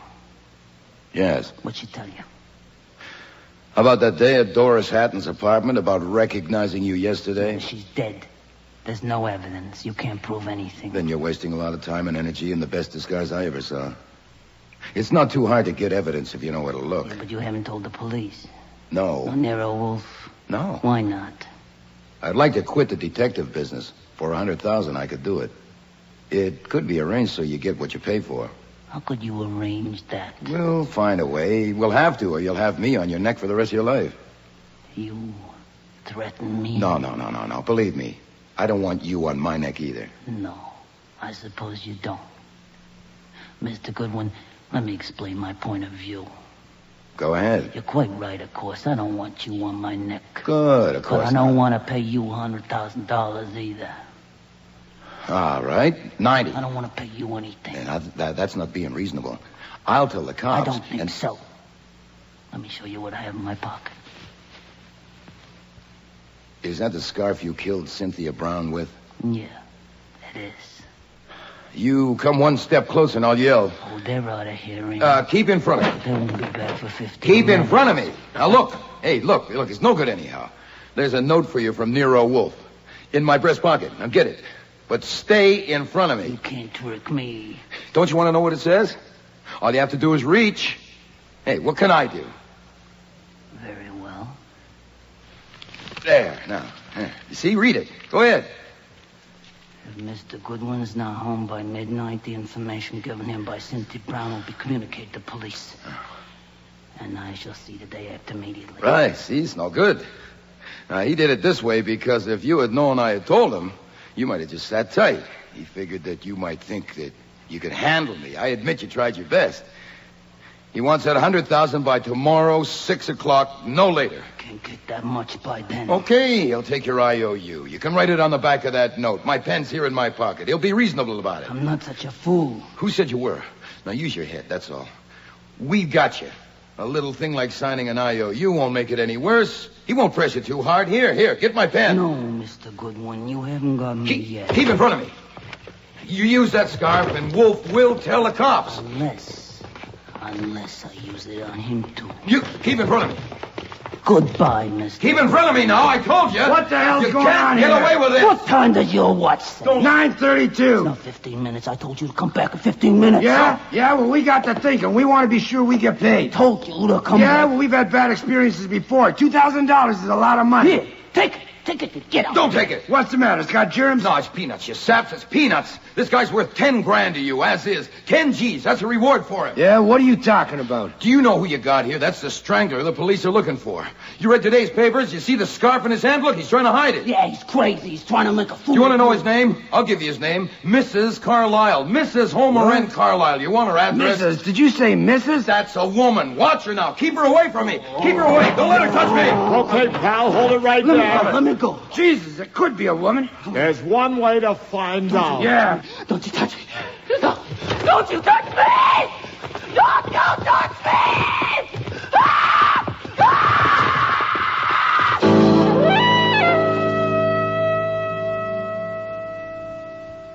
Well, I hope you're satisfied. You and Goodwin have got your pictures in the paper again. Got a lot of free publicity. And I got my nose wiped. But you got no fee. No fee. I suppose you thought you could pry a fee out of somebody. That's why you suppressed evidence. Oh, now, Mr. Kramer, I suppressed no evidence. Okay, I can't prove it, but I know it. If she hadn't been described to Goodwin, how did you know to send that blackmail note to her? I explained to you. I concluded that the murderer was among those who remained. Yes, but why her? There were only 2 women who remained. Obviously, it couldn't have been Mrs. Alwyn. With her physique, she'd be hard put to pass as a man. Besides, she's a widow, and it seemed a sound presumption that Doris Hatton had been killed by a jealous wife. Yeah, but why a woman? Why not a man? Yeah. I told you in my dining room that something had occurred to me, and I wanted to consider it. Yeah? Later, I would have been glad to tell you about it if you hadn't acted so irresponsibly and spitefully in sealing up this office. All right. That made me doubt if you were capable of proceeding properly on any suggestion from me, so I decided to proceed myself. Get to it. What occurred to you? Well, simply this. Miss Brown told Mr. Goodwin that she wouldn't have recognized the murderer if he hadn't had a hat on. So? She used the masculine pronoun, naturally, throughout that conversation because it had been a man who'd called at Doris Hatton's apartment that October day, and he was fixed in her mind as a man. But it was in my plant rooms that she had seen him the other day, and no man wore his hat up there. But nearly all the women had hats on, so it was a woman. I don't believe it. You have a record of Mr. Goodwin's report of that conversation. Consult it. I still wouldn't believe it. Well, there were other little items. For example, the strangler of Doris Hatton had a key to the door. But surely the provider who had so carefully avoided revealment wouldn't have marched in at an unexpected hour to risk encountering strangers. And who so likely to have found an opportunity or contrived one to secure a duplicate key as the provider's jealous wife? You can talk all day. I still don't believe it.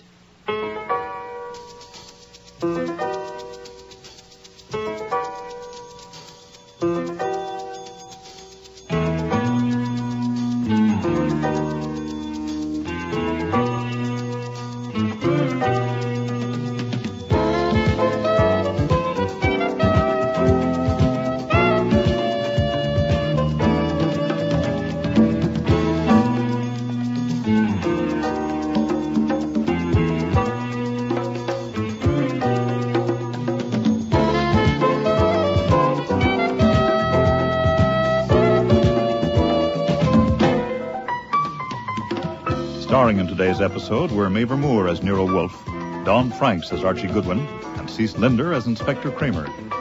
Lally Cadeau was Mrs. Carlyle, Jack Creeley, Malcolm Vedder, Neil Monroe, Colonel Percy Brown, Eric Peterson, Dr. Morley, Fiona Reed, Cynthia Brown, Denise Ferguson, Mrs. Orwin, Michael Tate, Gene Orwin, Henry Raymer, Homer N. Carlyle, Nick Nichols, Charlie, Jim Morris, Skinny, Alfie Scott, Saul, and Frank Perry was Fritz.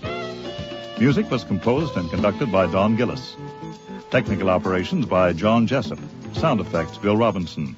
The production assistant was Nancy McElveen, and casting consultant was Ann Weldon Tate. Disguise for Murder was written and produced in Toronto by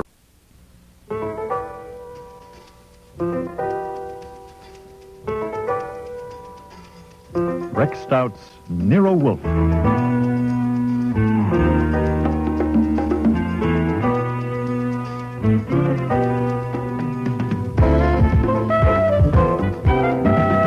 Starring Mavor Moore as Nero Wolfe and Don Franks as Archie Goodwin.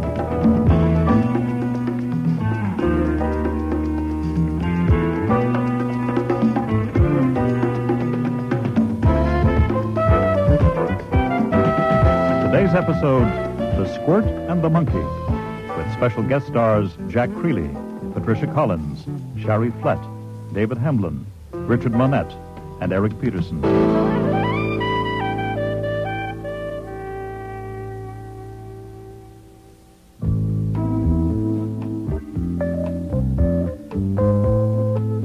I was doing two things at once.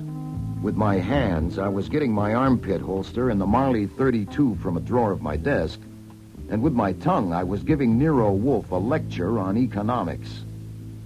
The most you can hope to soak our client is $500.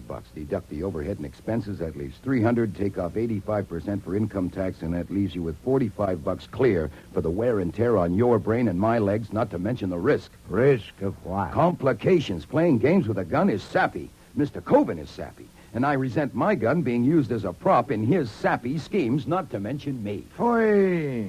It's a thoroughly conventional proceeding. Huh. Mr. Coven has engaged us to find who stole his gun.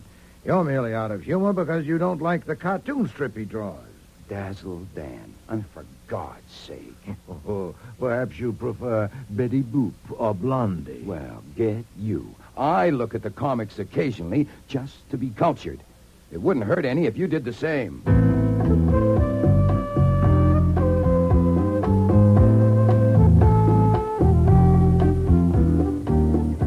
It was true that I didn't care for Dazzle Dan, even though it was syndicated to 2,000 newspapers, and I didn't care for its creator, Harry Coben, who had called at our office Saturday evening. Also, I didn't care for the job he wanted us to do, because Harry Coben had programmed it so he was going to do the detecting himself. The only difference between me and a messenger boy was that I was taking a taxi instead of the subway to his house on 76th Street. Yes. I have an appointment with Mr. Coben. Are you the man from Fernari's? No. My name is Goodwin. Mr. Coben isn't available yet. Call back later. Just excuse me for a minute. My appointment is for noon. It is now about... Is that my dress? No, it's Archie Goodwin, expected by Mr. Coben at noon. It is now 2 minutes past 12. Oh, come on now. Bring him up, please. Interruptions, shouting, noisiest goddamn place. Come on, then, up this way. Thank you. When you have an appointment with Sir Harry, always at an hour. Dearest Pete, you are going to stop calling my husband Sir Harry. You're wrong. It's a plan.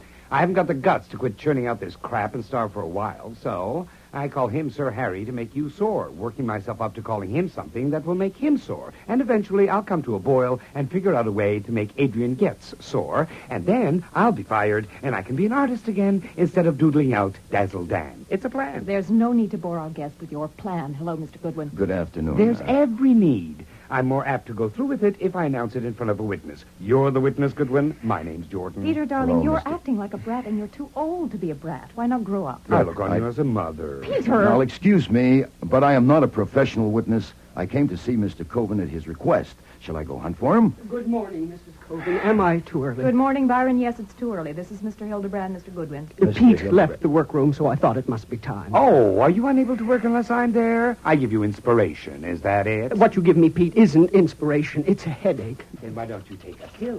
You are a royal pain.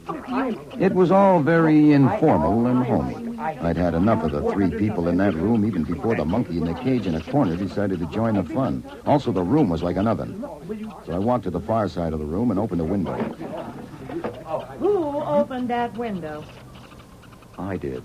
Well, please shut it at once. Rukaloo will be dead in an hour. Certainly. And now that I have your attention, finally, Rukaloo's coughing. Are you all right, baby? Listen to him. Pneumonia already. That's an idea. That's what I'll do when I woke up to making Getz sore. You Open must a be window. Archie Goodwin. I'm Pat Lowell, Mr. Coven's manager. Hello.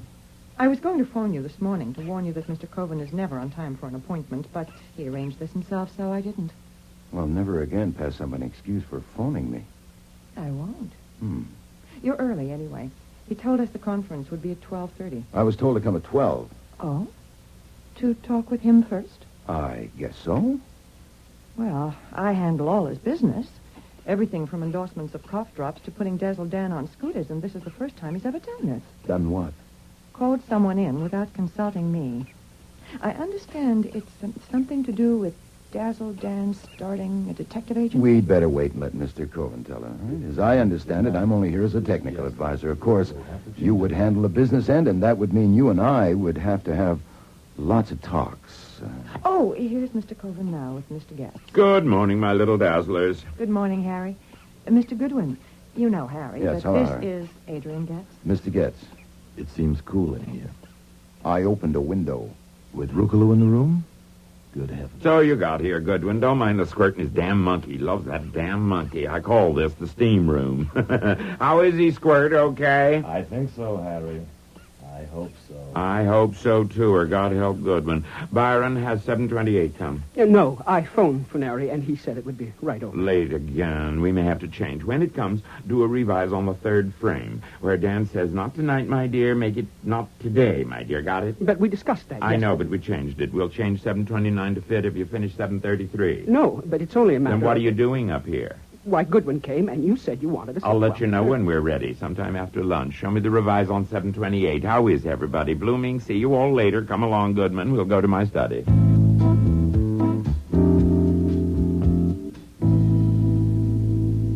Sit down. Thanks. Well, this room's a little more comfortable. What? It's cooler. Oh, yeah. I'm eating my breakfast now. You had yours. Huh? Yeah, oh, yeah. Is this where it happened? What? The theft. Oh, yeah. Did you bring the gun? Yeah. Let me see it. It's the one we showed you at the office. Marley 32. It's just like your stolen one. Is this the desk where you kept it? In the left-hand drawer in the back. Loaded? Yes, I told you so. Yeah, so you did. And it's been there in that drawer for 2 years. But last Friday when I looked, it was gone. And you think it was taken by one of the 5 people whose names you gave? I think it may have been. You didn't put it like that, but skip it. You gave us the 5 names. Your wife, Marcel, your manager, Pat Lowell, the 2 artists who draw Dazzle Dan, Pete Jordan and Byron Hildebrand, and Adrian Getz out there, the one you call Squirt. Yes. Well, then they're all here, and we can go ahead and get on with it. As I understand it, I am to put my gun there in the drawer where yours was, and then you get them up here for a conference. Right. I ask you to show us how a detective searches a room to give us an idea of the picture potential. You better not start with the desk. Start maybe with the shelves back there. And when you come to do the desk, I'll push my chair back to be out of your way. And then I'll have them right in front of me. Then you open the drawer and take the gun out. I thought you were to do that. I know, that's what I said, but this is better because they'll be looking at the gun and you, and I'll be watching their faces. The one that took my gun is going to have a surprised look on his face, and I'm going to see it. And if there are 5 looks of surprise? What do you mean? At seeing me take the gun out of your desk, those who don't know you had a gun there. But they do know. All of them? Certainly. Everybody knows everything around here. They thought I ought to get rid of it. Now I wish I had. You understand, Goodman, all there is to this. I just want to know where the damn thing is and who took it. I'll handle it myself from there. Yeah. Okay, the gun was here. Yes, the rear compartment. Like this? Yes. Okay, get him up here. Just a minute. What's the matter? I'm going to have to get my nerve up. I'm never much good until late afternoon. You called the conference for 12:30. I know I did. I do things like that. But I've got to dress. I'm still in my bathrobe. Don't try to rush me, understand? Now, look. Let me explain how Mr. Wolfe charges. If it takes more of my time than he thinks reasonable, he adds an extra $100 an hour. Now, keeping me here until late afternoon would be expensive. Well, it only might take an hour or so. An hour or so, yeah. Do you know how much I make an hour? Over $1,000. More than $1,000. Oh, excuse me. What do you want, Marcel? Going to get dressed now, are you, dear? I came to see if Mr. Goodwin was staying for a while. Yes. I thought you might be, Mr. Goodwin. You ought to have something to eat. We don't do any cooking. We even have our breakfast sent in, but there are some sandwiches. Oh, well, I don't want to be rude, but are they in the room with the monkey? Oh, no. Well, wouldn't that be awful? Downstairs in the workroom. I'm sure you'll be much more comfortable there. As you see, there's smoked turkey, sturgeon, caviar, and that's hot corned beef on the warmer. Just help yourself. Thanks. Well, why doesn't someone turn the radios down? What? I said, why doesn't someone turn the 2 radios down or off? Oh, one's Byron's and the other's Pete's. They like different programs when they're working, so they have to go for volume. That's grand. Adrian, what are you doing? I'm trying to work here. What the hell are you doing? Why did you turn my radio off, Mr. Getz? That was uncivil, I know. It was only that I wanted to ask Mr. Goodwin something. Shoot. Did you know when you opened that window that cold drafts are dangerous for tropical monkeys? Sure. I was trying it out. That was thoughtless. You may turn your radios on again. Goodwin, God help you. Why, does he sting? Don't ask me why, but watch your step. I think he's a kobold. Oh, yeah? What's a kobold? A sort of goblin. Well, the muse calls. Want to see an artist create? Come and look. No, thanks, I think... What? What did you say? I said no, thanks. I think I'll go and chat with the monkey. And I did go and talk with the monkey for a while. When the heat got to me, I went back to the workroom and watched the artist for a while. Nothing I saw changed my opinion of Dazzle Dan. But I had to admire the way they did him. Working from rough sketches, which all looked alike to me, they turned out the finished product in 3 colors so fast they could barely keep up. Then I sat down and concentrated on the experiment of listening to 2 radio stations at once for a while. When my brain started to curdle, I got out. A door toward the front of the house was standing open. I stepped inside when I saw Pat Lowell was there. Look, you listen a minute, Miss Lowell. We're here on a desert island, and for months you've been holding me at arm's length, and I'm desperate. It is not mere propinquity. In rags and tatters as you are, without makeup, I've come to look upon you. I'm busy. Go play with a coconut. Then I spent another half an hour or so looking through the glass of the front door at the outside world. The view was nothing to brag about. And the afternoon passed like that. Eventually, when I was thoroughly fed up, I went upstairs in search of Lord Harry. The study was empty, so I tried next door. Mr. Coven? Oh, sorry. Mrs. Coven was lying in the middle of a king-size bed there. I needn't have apologized. She was sound asleep, so I quietly closed the door.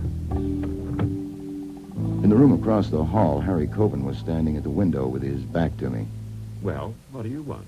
It's going on 4 o'clock. I'll be going soon and taking my gun with me. I was standing at the window thinking. Oh, yeah? Any luck? Fame and fortune aren't all man needs for happiness, even with a loving wife. Marcelle is my third, you know, and she's wonderful. She's 14 years younger than me, but that still isn't all that's needed for happiness. Look, it's 4:15, and it's getting dark. I would call it late afternoon. Now, what do you say we go ahead? I want a drink. Will you join me? It's a bit early for me. I'm not supposed to drink until 5 o'clock, but I'll make this an exception. Bourbon, all right? Say when. Cheers. Oh, I need this today. Suppose we take the refreshment into the study and go over our act. Don't rush me. Oh. Oh, all right. Come on, bring your glass. Goodwin, you don't understand the pressures on a man in my position, the responsibilities. Yeah, I see what you mean. I wouldn't want to be in your shoes. Okay, then, here we are. You sit at the desk there. You're right. I search the shelves back here, and then I come to the desk, and I open the drawer, and there's a gun, and you watch the expression on everyone's faces. Then I go and get... Wait a minute. What's the matter? We have found your gun. What? It's empty. Take a look. That's the gun you put in It there. isn't. Mine was clean and bright. Is it yours? I don't know. It looks like it. How in the name of God... How do you think? Someone with hands took mine out and put yours in. It could have been you, was it? Me? No. How could it have been me? I didn't even know where mine was. Yeah, you said you didn't. I had to stretch you out and tamp you down, keeping me here the whole goddamn day, and now this. If you ever talk straight and to the point, now is the time. Did you touch my gun? No. Do you know who did? No, but you're... All right, shut up, damn it, shut up.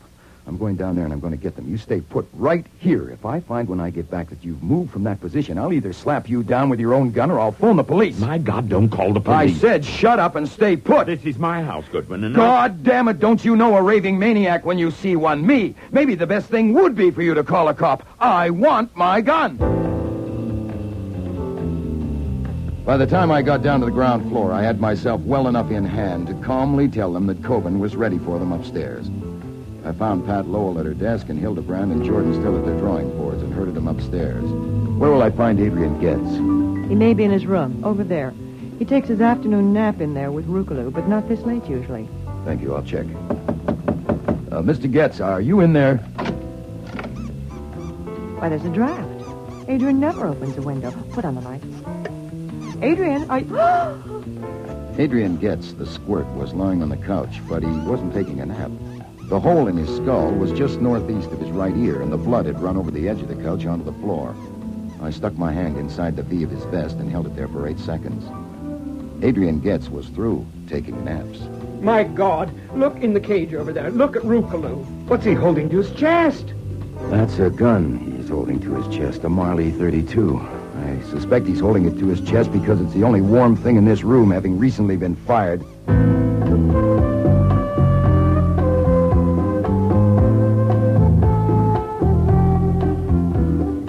Over the years, I haven't told the cops more than a couple of dozen barefaced lies. Maybe not that many. Well, on the other hand, I can't recall any murder case where Wolfe and I have simply opened the bag and given them everything we had. Except one. And this was it. On the murder of Adrian Getz, I let Inspector Kramer have it all. And it worked just fine. You're a liar, Goodwin. Oh, sir.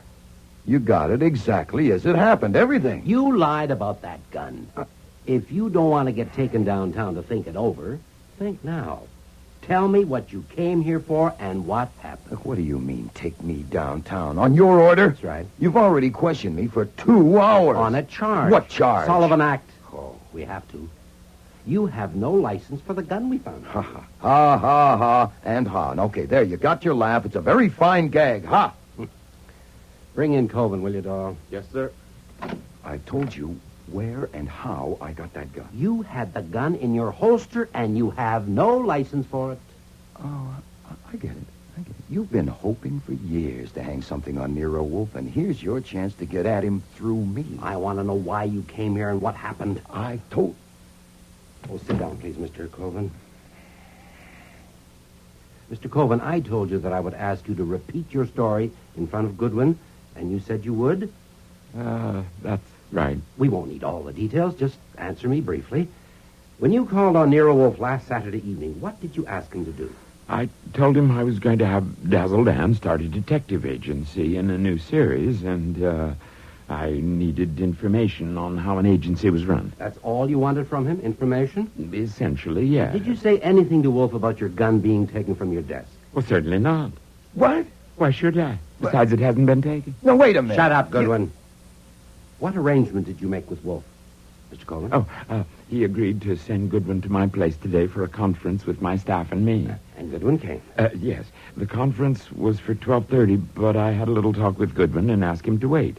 I wanted to think it over some more. I'm like that. I put things off. Was your talk with Goodwin about your gun being gone? Certainly not. Oh, I did mention the gun, actually. I told him I didn't have a license for it, and I asked him how to go about getting one. Did you show him the gun? Well, I pulled the drawer open and we glanced in at it, and he said he had one of the same make. Did you or Goodwin take your gun out of the drawer? No, absolutely not. Did he put his gun in the drawer? Absolutely not. When I took my gun from my holster to show it to you, did you... Nothing doing. You're listening. Just the high spots for now. Did you have another talk with Goodwin later? Yes, around 4 o'clock up there in my office. I told him I was ready for the conference, and he went to call the others. Then what happened? Well, after a while, he came back alone. And without saying anything, he came to the desk and took my gun from the drawer and put it under his coat. And then he went to the phone and called Mr. Nero Wolfe. When I heard him tell Wolfe that Adrian had been shot, I got up to go down there, and Goodwin jumped me from behind and knocked me out. When I came to, he was still talking to Wolfe. I don't know what he was telling him, and then he called the police. He wouldn't even... Hold it. That covers that. One more point. Do you know of any motive for Goodwin's wanting to murder Adrian Getz? No, I don't. Then if Getz was shot with Goodwin's gun, how do you account for it? Now, you're not obliged to account for it, but if you don't mind, just repeat what you told me. Well, I told you about the monkey. Goodwin opened a window, and that's enough to kill that kind of monkey, and Getz was very fond of it. I understand Goodwin likes to kid people. Of course, I don't know what happened, but if Goodwin went in there later when Getz was there and started to open the window, you can't tell. When Getz once got aroused, he's apt to do anything. He couldn't have hurt Goodwin any, but Goodwin might have taken out his gun just for a gag, and Getz tried to get it away, and it went off accidentally. That wouldn't be murder, would he? No, that would be only a regrettable accident. That's all for now, Mr. Coven. Take him out, Doyle, and bring in Hildebrand. I want to use that phone. The lines here are all busy. There's one downtown. Do you want to hear Hildebrand before you comment? Oh, I'm crazy to hear Hildebrand. No doubt he'll explain that I tossed the gun in the monkey's cage to frame the monkey. Yes, let's just wait for Hildebrand.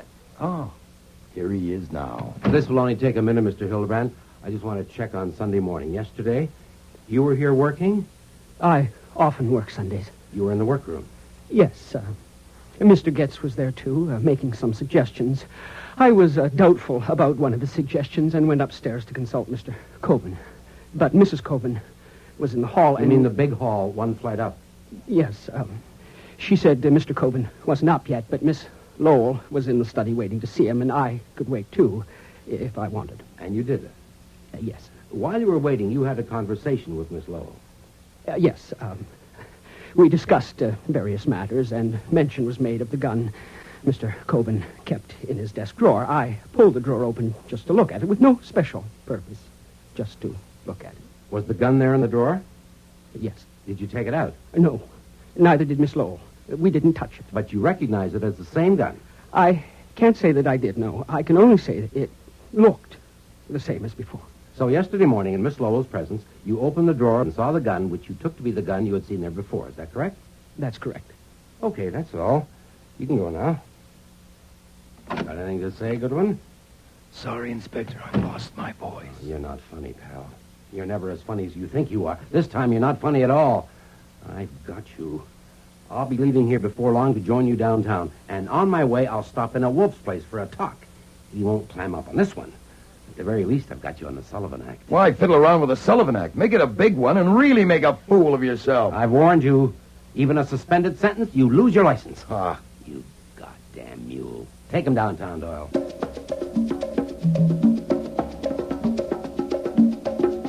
It was after 9 o'clock before they finally let me use the phone at the cop shop. I know where you are and how you got there. Mr. Kramer is here. Really? I have phoned Mr. Parker, but it's too late to do anything tonight. Have you eaten yet? No, sir. I'm afraid of poison, and I'm on a hunger strike. You should eat something. Mr. Kramer's worse than a jackass. He's a demented jackass. I intend to persuade him to release you at once. Wolfe couldn't budge Kramer, because it wasn't until 2 p.m. the next day before Parker finally got bail posted and I arrived back home.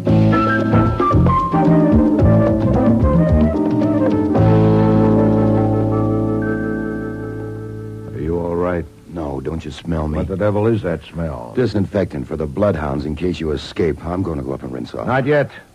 Have you eaten? Enough to hold me. Then we'll get started. Look, it'll help if we first get it settled about my leaving that room with my gun in there in the drawer. Shut up and sit down. I deny that you were in the slightest degree imprudent. Even if you were, this has transcended such petty considerations. Your notebook, take a letter.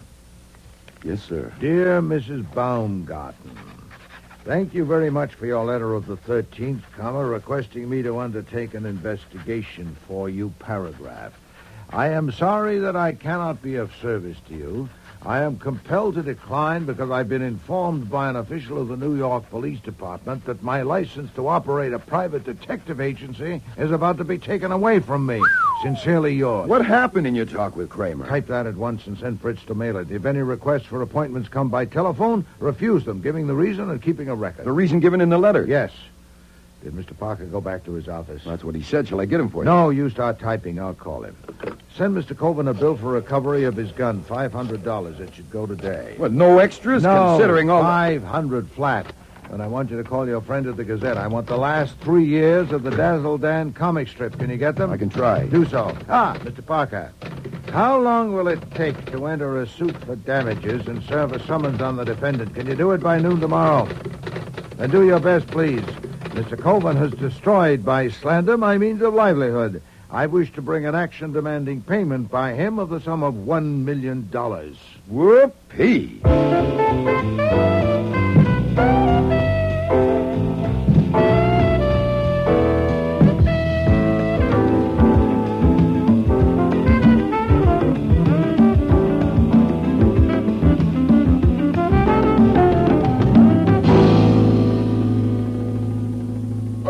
There you are, sir.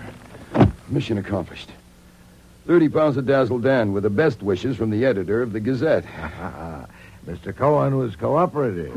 He thought it was a bargain.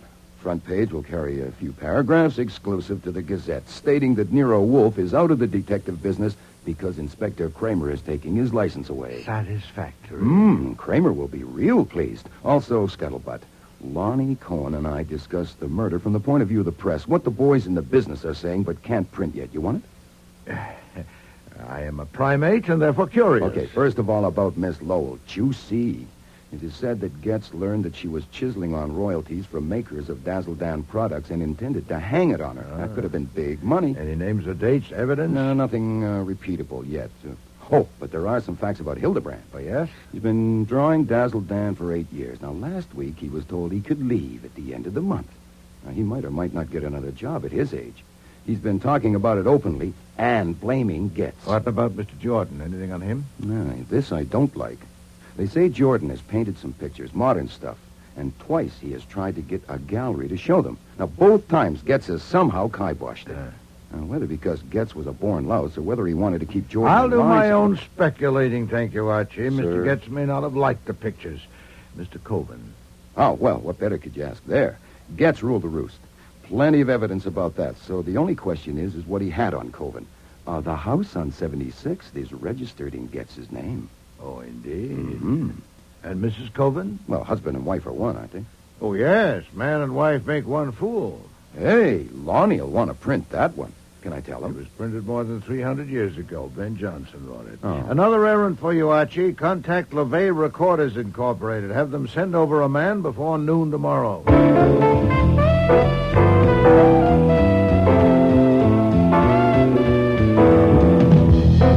It wasn't till nearly dinner time that I got to take that much-needed shower. After dinner that evening, we were all hard at it in the office. Fritz unfolding gazettes, finding the right page, and tearing it out. I was banging away at my typewriter on a detailed report for Mr. Parker in the slander suit against Harry Coven. And Wolfe was at his desk concentrating on a methodical study of 3 years of Dazzle Dan. It was well after midnight before he pushed back his chair and got up.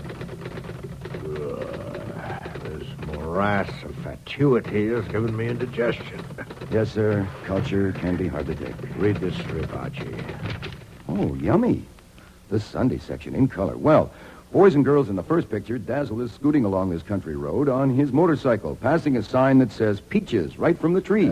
Aggie Ghoul and Haggie Cruel proprietors. It isn't necessary to read aloud. Comics are meant to be read aloud. And in the second picture, Dan says, give me a dozen. Notice how the two women are dressed. The old one is wearing a potato sack, and I think that's supposed to be a mink coat on the young one. Look at frame 5. The old one is handing the young one a coin and saying, here's your 10%. Haggie, and Haggie says, thank you very much.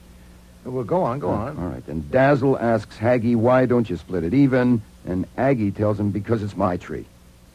Huh? Well, am I supposed to comment? If it would help, yes. All right, if you mean the mink coat, Pat Lowell's may not be paid for. There have been 2 similar episodes, one each year with the same characters. Then it may be paid for. Is that all? Well, that's all for now. I'm not a brain, I'm a typist. I gotta finish this damn report.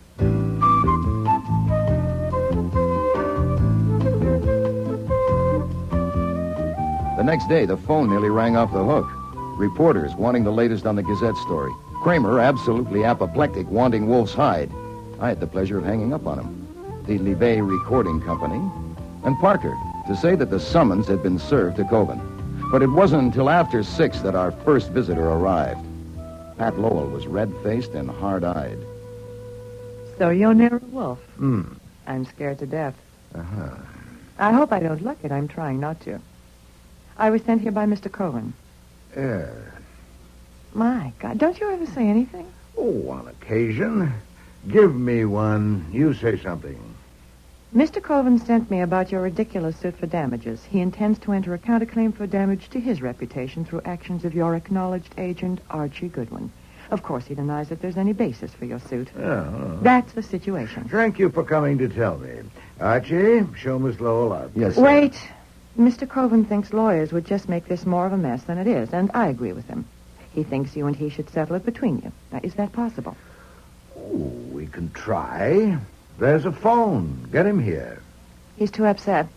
I'm sure he'll find it more practical to deal with me, and if we can come to an understanding, he'll approve. I guarantee that. I doubt if that will get us anywhere. For one thing, a factor in both claims is the question, who killed Adrian Getz and why? I'd have to begin by considering that aspect. I'd have to ask you some pointed questions, and I doubt if you'd dare to risk answering them. Oh, what kind of questions? Well, for example, how's the monkey? Oh, I can risk answering that. It's sick. It's at the Spire Hospital. They don't expect it to live. Exposure from the open window? Yes, they're very delicate, that kind. Last August and September, a monkey had a prominent role in Dazzle Dan. At first, it was depicted maliciously, on a conjecture by someone with a distaste for monkeys. Thereafter, it was drawn sympathetically. The change was abrupt and noticeable. Why? On instructions from Mr. Coven? Well, You hesitate. I was thinking back. Mr. Getz objected to the way the monkey was drawn, and Mr. Cohen had Mr. Jordan do it instead of Mr. Hildebrand. Mr. Jordan likes monkeys? Yes. But Mr. Hildebrand does not. No, not that one anyway. Rookaloo bit him once. Ah. Isn't this pretty silly, Mr. Wolfe? Are you going on with this? Unless you walk out, yes. How did you feel about the monkey? I thought it was an awful nuisance, but it had its points as a diversion. But it was my fault it was there since I gave it to Mr. Getz. Oh, indeed? When? About a year ago. A friend returning from South America gave it to me, and I couldn't take care of it, so I gave it to him. Mr. Getz lived in the Coven house? Yes. Then actually, you were dumping it onto Mrs. Coven. Did she appreciate it? I know I should have considered that. I apologized to her, and she was nice about it. Did Mr. Coven like the monkey? He liked to tease it, but he didn't dislike it. He teased it just to annoy Mr. Getz. I am told that it's generally believed, though not published, that the conception of Dazzle-Dan was originally supplied to Mr. Coven by Mr. Getz. That Mr. Getz was the continuing source of inspiration for the story and pictures, and that without him, Mr. Coven will be up a stump. What about that? Talk, just cheap talk. Good, I'm glad to hear you say so. If that belief could be validated, I admit I'd be up a stump myself. I don't understand. Well, to support my claim against Mr. Coven, I need to demonstrate that Mr. Goodwin did not kill Mr. Getz. If he didn't, then who did? One of you 5, huh? But all of you had a direct personal interest in the continued success of Dazzle-Dan. And if Mr. Getz was responsible for the success, why kill him? So, you see, I'm not silly at all. We've been at it only a few minutes, and already you've helped me enormously. I didn't say Getz had nothing to do with the success of Dazzle-Dan. After all, so do I. I didn't say he won't be a loss. Everyone knows he was Mr. Coven's oldest and closest friend. We were all quite aware that Mr. Coven relied on him. Please, Miss Lowell, please, don't spoil it for me. Don't give me a point and then try to take it back.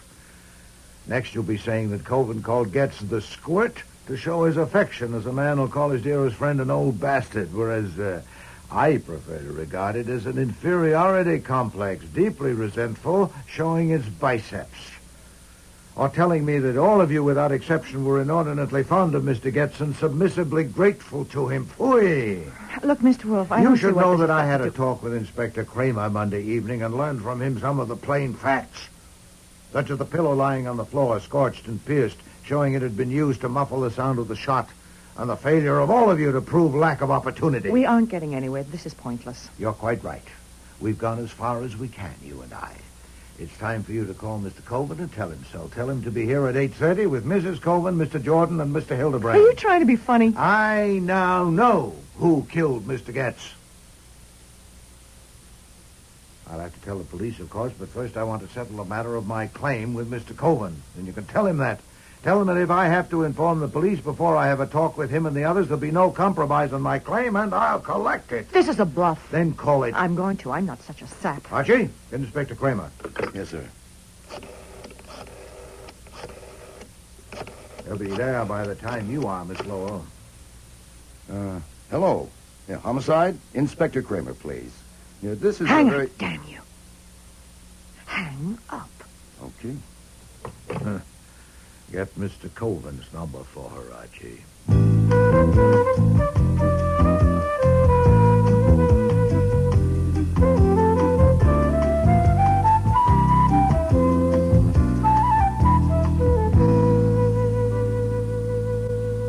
Well, Mr. Wolfe, we're all here. This time you can't cook up a fancy lie with Goodwin. There are witnesses. We won't get anywhere that way, Mr. Coven. The situation is this. You don't want to pay me $1 million. I don't want to lose my license. The police don't want to add another unsolved murder to the long list. The central and dominant factor is the violent death of Mr. Getz, and I propose to deal with that at length. Now, if we can get that settled... You told Miss Lowell you know who killed him. If so, why don't you tell the police? That ought to settle it. You don't mean that, Mr. Coven. You're damn right I mean it. Then there's a misunderstanding. I heard Miss Lowell's talk with you on the phone, both ends of it. I got the impression that my threat to inform the police about Mr. Getz's death was what brought you down here. Now, It you wasn't seem any to... threat that brought me here. It's that blackmailing suit you started. I want to make you eat it, and I'm going to. Oh, indeed. Then I gather that you don't care who gets my information first, you or the police. But I do. For one thing, when I talk to the police, I like to be able to... Archie, if you will. Yes, sir.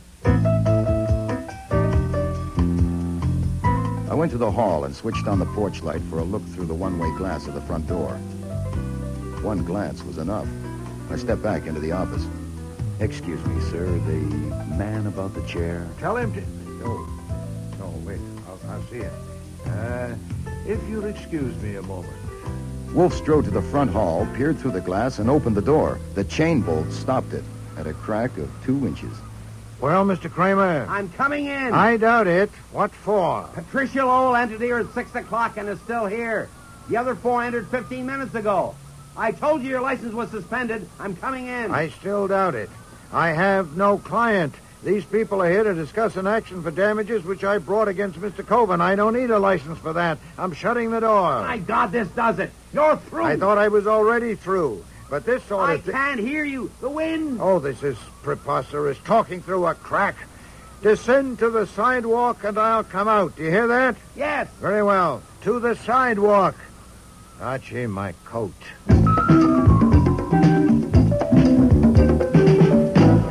I don't like fighting a blizzard, so let's get to the point.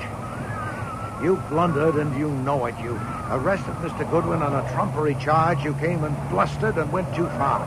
Now you're afraid I'm going to catch a murderer and toss him to the district attorney, so you... I'm not afraid of a goddamn thing. I told you to lay off, and by God, you're going to. I want to go in there. You may. What? Well, you just said... Under one condition. You know the peephole in the wall of my office concealed by a picture? Standing in the nook at the end of the hall, you can see and hear us in the office.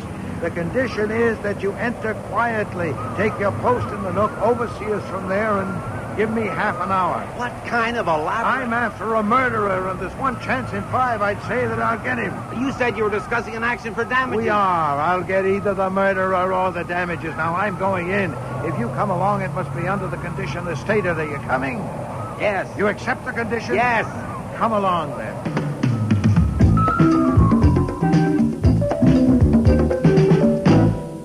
I apologize to you all. That was unavoidable.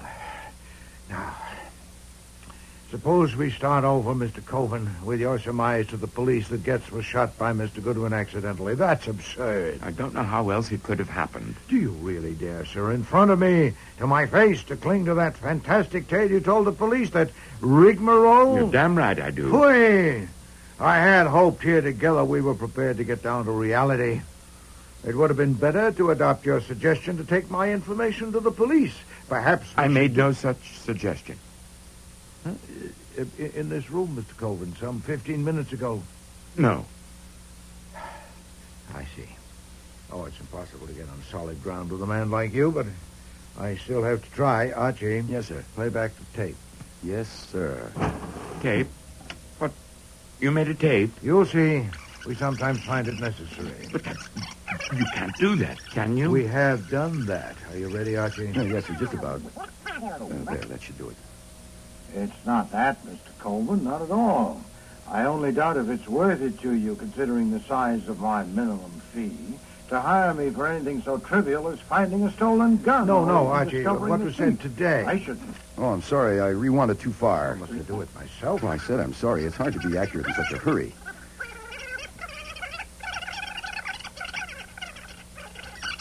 There, that should be right. It's my license.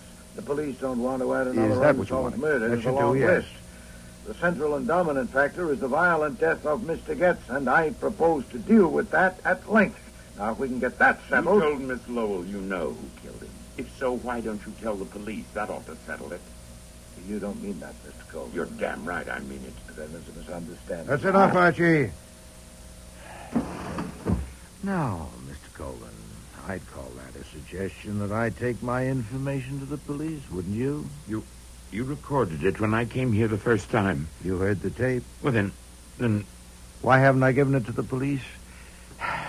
On Monday evening, when Inspector Kramer came to see me, I still considered you as my client, and I didn't want to discomfort you until I heard what you had to say. Before Mr. Kramer left, he'd made himself so offensive that I was disinclined to tell him anything, ever. Now, you are no longer my client. What are you going to do? Well, to begin with, I'm going to unmask a murderer, so let's get at it, shall we? What do we know about him or her? We know a great deal. First, he took Coven's gun from the drawer sometime previous to last Friday and kept it somewhere, because that gun was returned to the drawer when Goodwin's was removed shortly before Getz was killed. Wait a minute. Mr. Colvin's gun was in the drawer Sunday morning. Byron and I saw it. That's right. We'll come to that in a moment. Second, He knew the purpose of Coven's visit to me and of Goodwin's errand at the Coven house on Monday, and he knew the details of the procedure planned by Coven and Goodwin. I don't know them even yet. Neither do I. None of us do. The innocent can afford ignorance. Enjoy it, if you have it. Third, his mental processes are devious but, defective. His deliberate plan to make it appear that Goodwin had killed Getz, while ingenious in some respects, was witless in others. Going to Coven's office to exchange guns, proceeding to Getz's room, shooting him in the head, using a pillow to muffle the sound, all that was competently conceived and daringly executed, but then what? Wanting to make sure that the gun would be found on the spot, he slipped it into the monkey's cage. That was probably improvisation, but it was utterly brainless. Mr. Goodwin couldn't possibly be such a vapid fool. Fourth, he hated the monkey deeply and bitterly, either on its own account or because of its association with Getz. Having just killed a man and needing to leave the spot with all possible speed, he went and opened a window from only one conceivable motive. That took a peculiar, indeed an unexampled malevolence. Well, I admit it was effective. Miss Lowell tells me the monkey is dying. Fifth, he placed Coven's gun in the drawer on Sunday morning, the day before the murder, and after it had been seen there, took it out again. Why? It could only have been that he'd already planned what was going to happen on Monday, and he was arranging in advance to discredit Mr. Goodwin's story. So he not only put the gun in the drawer Sunday morning, he also made sure its presence would be noted. You saw the gun in the drawer, Mr. Hildebrand? Yes, but I didn't put it there. Your claim to innocence has not been challenged. You went upstairs to consult Mr. Coven. Yes. You encountered Mrs. Coven one flight up. We're told by her that Mr. Coven was still in bed. Yes. You went into the office, found Miss Lowell there. Yes, ma'am. And you pulled the drawer open, and both of you saw the gun there. That's right. I didn't go there to look in that drawer. Stop meeting accusations that haven't been made. It's a bad habit. Had you been upstairs earlier that morning? No. Had he, Miss Lowell? Not that I know of. Our looking into the drawer was only incidental. Had he, Mrs. Coven? Had he what? Had Mr. Hildebrand been upstairs earlier that morning? Earlier than what? Well, you met him in the second-floor hall and told him that your husband was still in bed and that Miss Lowell was up in the office. Now, had he been upstairs before that morning? I haven't the slightest idea. Then you don't say that he had been. I don't know a thing about it. There's nothing as safe as ignorance or as dangerous. Now, to complete the list of what we know about the murderer, sixth and last, his repugnance to Getz was so extreme that he even scorned the risk that by killing Getz he might be killing Dazzle Dan. How essential Getz was to Dazzle Dan... I make Dazzle Dan. Dazzle Dan is mine. I am Dazzle Dan. For God's sake, shut up, Harry. Well, I've identified the murderer for you by now, Shirley. You have not. Then I'll specify. But first let me say a word for the police, particularly Mr. Kramer. What flummoxed Mr. Kramer was Mr. Coven's elaborate lie, apparently corroborated by Miss Lowell and Mr. Hildebrand. If he'd proceeded on the assumption that Mr. Goodwin and I were telling the truth, he would have found it simple. This should be a lesson to him. Now then, the murderer. Mr. Jordan. Yes? You're eliminated because you weren't there Sunday morning to place the gun in the drawer. Mr. Hildebrand. What? You were there Sunday morning, but you had made no earlier trip upstairs. Miss Lowell. Oh, for God's sakes, will you get to the point? You didn't know why Mr. Coven had called Mr. Goodwin there. Hold it. Inspector Kramer, what Damn is he... you, Wolfe, you and your game. If you'd only given it to us. I can't give you what you won't take. You can have her now. You want more help? Mr. Coven was still in bed Sunday morning when two of them saw the gun on the drawer. More? Spend some time with Mr. Hildebrand. I'll stake my license against your badge that he'll remember that when he spoke with Mrs. Coven in the hall, she said something that caused him to open the drawer and look at the gun. Still more? Take the contents of her room to your laboratory. She must have hidden the gun among her intimate things, and you should find evidence. Take me home, Harry. Marcel. I said, take me home. Sit down, Marcy. I'll handle this. If you've got a record of what I said here Saturday, all right. I lied to the cops. So what? I didn't Be want... quiet, Harry. Get a lawyer and let him talk. Don't say anything. That's good advice, especially Mr. Coven, since I hadn't quite finished. It's a matter of record that Mr. Getz not only owned the house you live in, but also that he owned Dazzle Dan and permitted you to take only 10% of the proceeds. In one episode repeated annually, he buys peaches from two characters named Aggie Ghoul and Haggie Cruel. And Aggie Ghoul, saying that she owns the tree, gives Haggie Cruel 10% of the amount received and pockets the rest. Childish allegory. A.G. are the initials Adrian Getz. Haggie Cruel has the same initials as you, Mr. Colvin. Now, it's not credible that that's coincidence, not repeated annually. Mr. Getz must have had a singularly contorted psyche, taking delight as he did in compelling you each year to publish that for a meager 10%.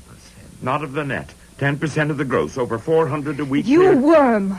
What? I said you worm. Not even a worm. Worms have guts, don't they? The one time you ever acted like a man and you didn't have the guts to see it through. I don't know what you're talking... You're right, Mr. Wolfe. Getz owned Dazzle Dan. He took Harry in years ago to front it and draw it. Harry should have insisted on an even split right then, but he didn't. When Dazzle Dan caught on and kept getting bigger and bigger, Getz didn't mind Harry having the name and the fame as long as he owned it and got the money.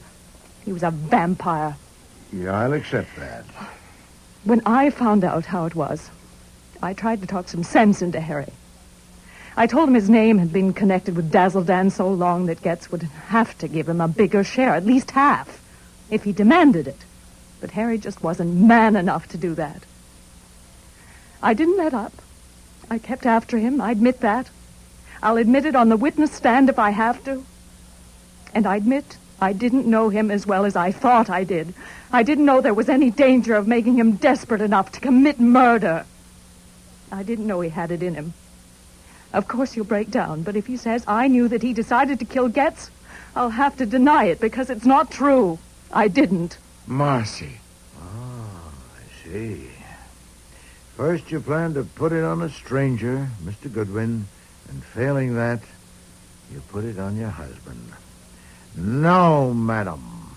Your silliest mistake was opening the window to kill the monkey. But there were others, including underestimating my confidence in Mr. Goodwin. Mr. Kramer?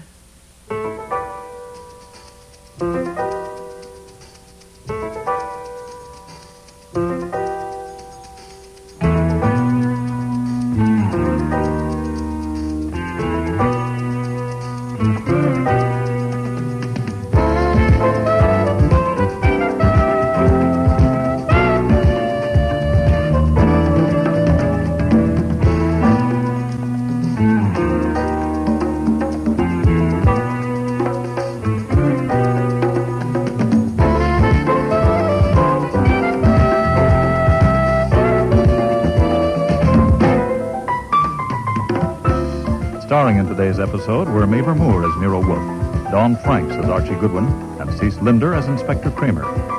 Jack Creeley was Harry Coven, Tricia Collins, Pat Lowell, Shari Flatt, Marcel Coven, David Hemblin, Adrian Getz, Richard Monette, Pete Jordan, and Eric Peterson was Hildebrand. Music was composed and conducted by Don Gillis. Technical operations, John Jessup. Sound effects, Bill Robinson. Production assistant was Nancy McElveen, and casting consultant, Ann Weldon Tate. The Squirt and the Monkey was written and produced in Toronto by Ron Hartman.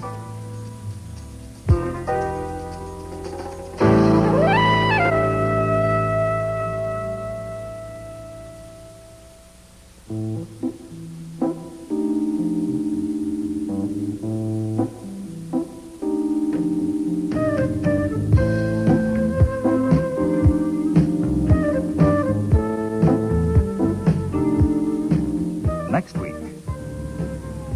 Is that a siren, Archie? Yeah. It's a Parkway police car coming up behind us. You know, when you were having the car sent down, I phoned home. Fritz said there'd been 4 calls, one from an officer of the court, one from the DA's office, and 2 from Inspector Kramer. Oh, swell. Would Kramer have sent out an alarm? Well, the way he'd like to pin your scalp to his wall, I wouldn't put it past him. And we're about to find out. Hey, no, that's no way to do it. Open a valve and let it out. If he'd see, longer. Oh, God, help me. It would be wonderful if someone could put his arms around me and tell me, all right, my darling, I'll take care of everything. Just leave it to me. Oh, that would be wonderful. I may try it if you'll brief me on what I'd have to take care of. God, I'm a fool. You saw my car out front. The Yellow Jag. I am going to burn it. How do you set fire to a car? If you're sitting on a lid you don't want open, my advice is to move. Now, the sooner the better, or you may get hurt. I am already hurt. Mr. Wolfe, you knew you were to be called yesterday, but you left the courtroom. Yes. If your reason for leaving is unsatisfactory, you are in contempt of court. Do you understand that? Yes, sir. Then, why did you leave? You are under oath. Your Honor, I respectfully ask your indulgence. My reason for leaving is inherent in my testimony, and therefore I would rather plead on the charge of contempt afterwards, if the court will permit. I'll still be here. Indeed you will. You're under arrest. No, I'm not. You're not under arrest? No, sir, I came here voluntarily. Well, you are now. Officer, this man is under arrest. Next week, The Next Witness, with guest stars Terry Tweed, Robert Christie, Michael Ayub, and Dixie Seatle.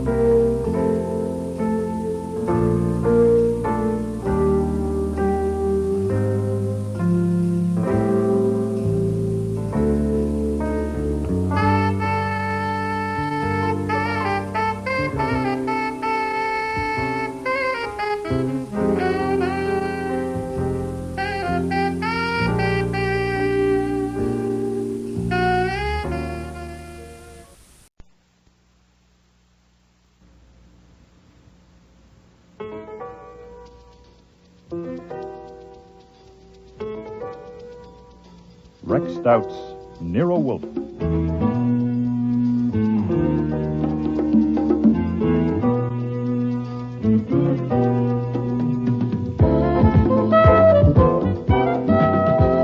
Starring Mavor Moore as Nero Wolfe and Don Franks as Archie Goodwin.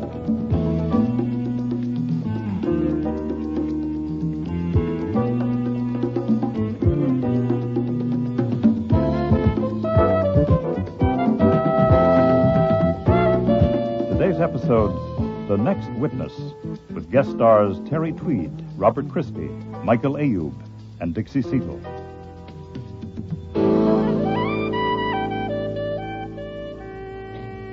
I call Clyde Bagby to the stand. It was the third day of the trial, and the assistant district attorney had just called his fifth witness, which meant that Nero Wolfe would be called to the stand next.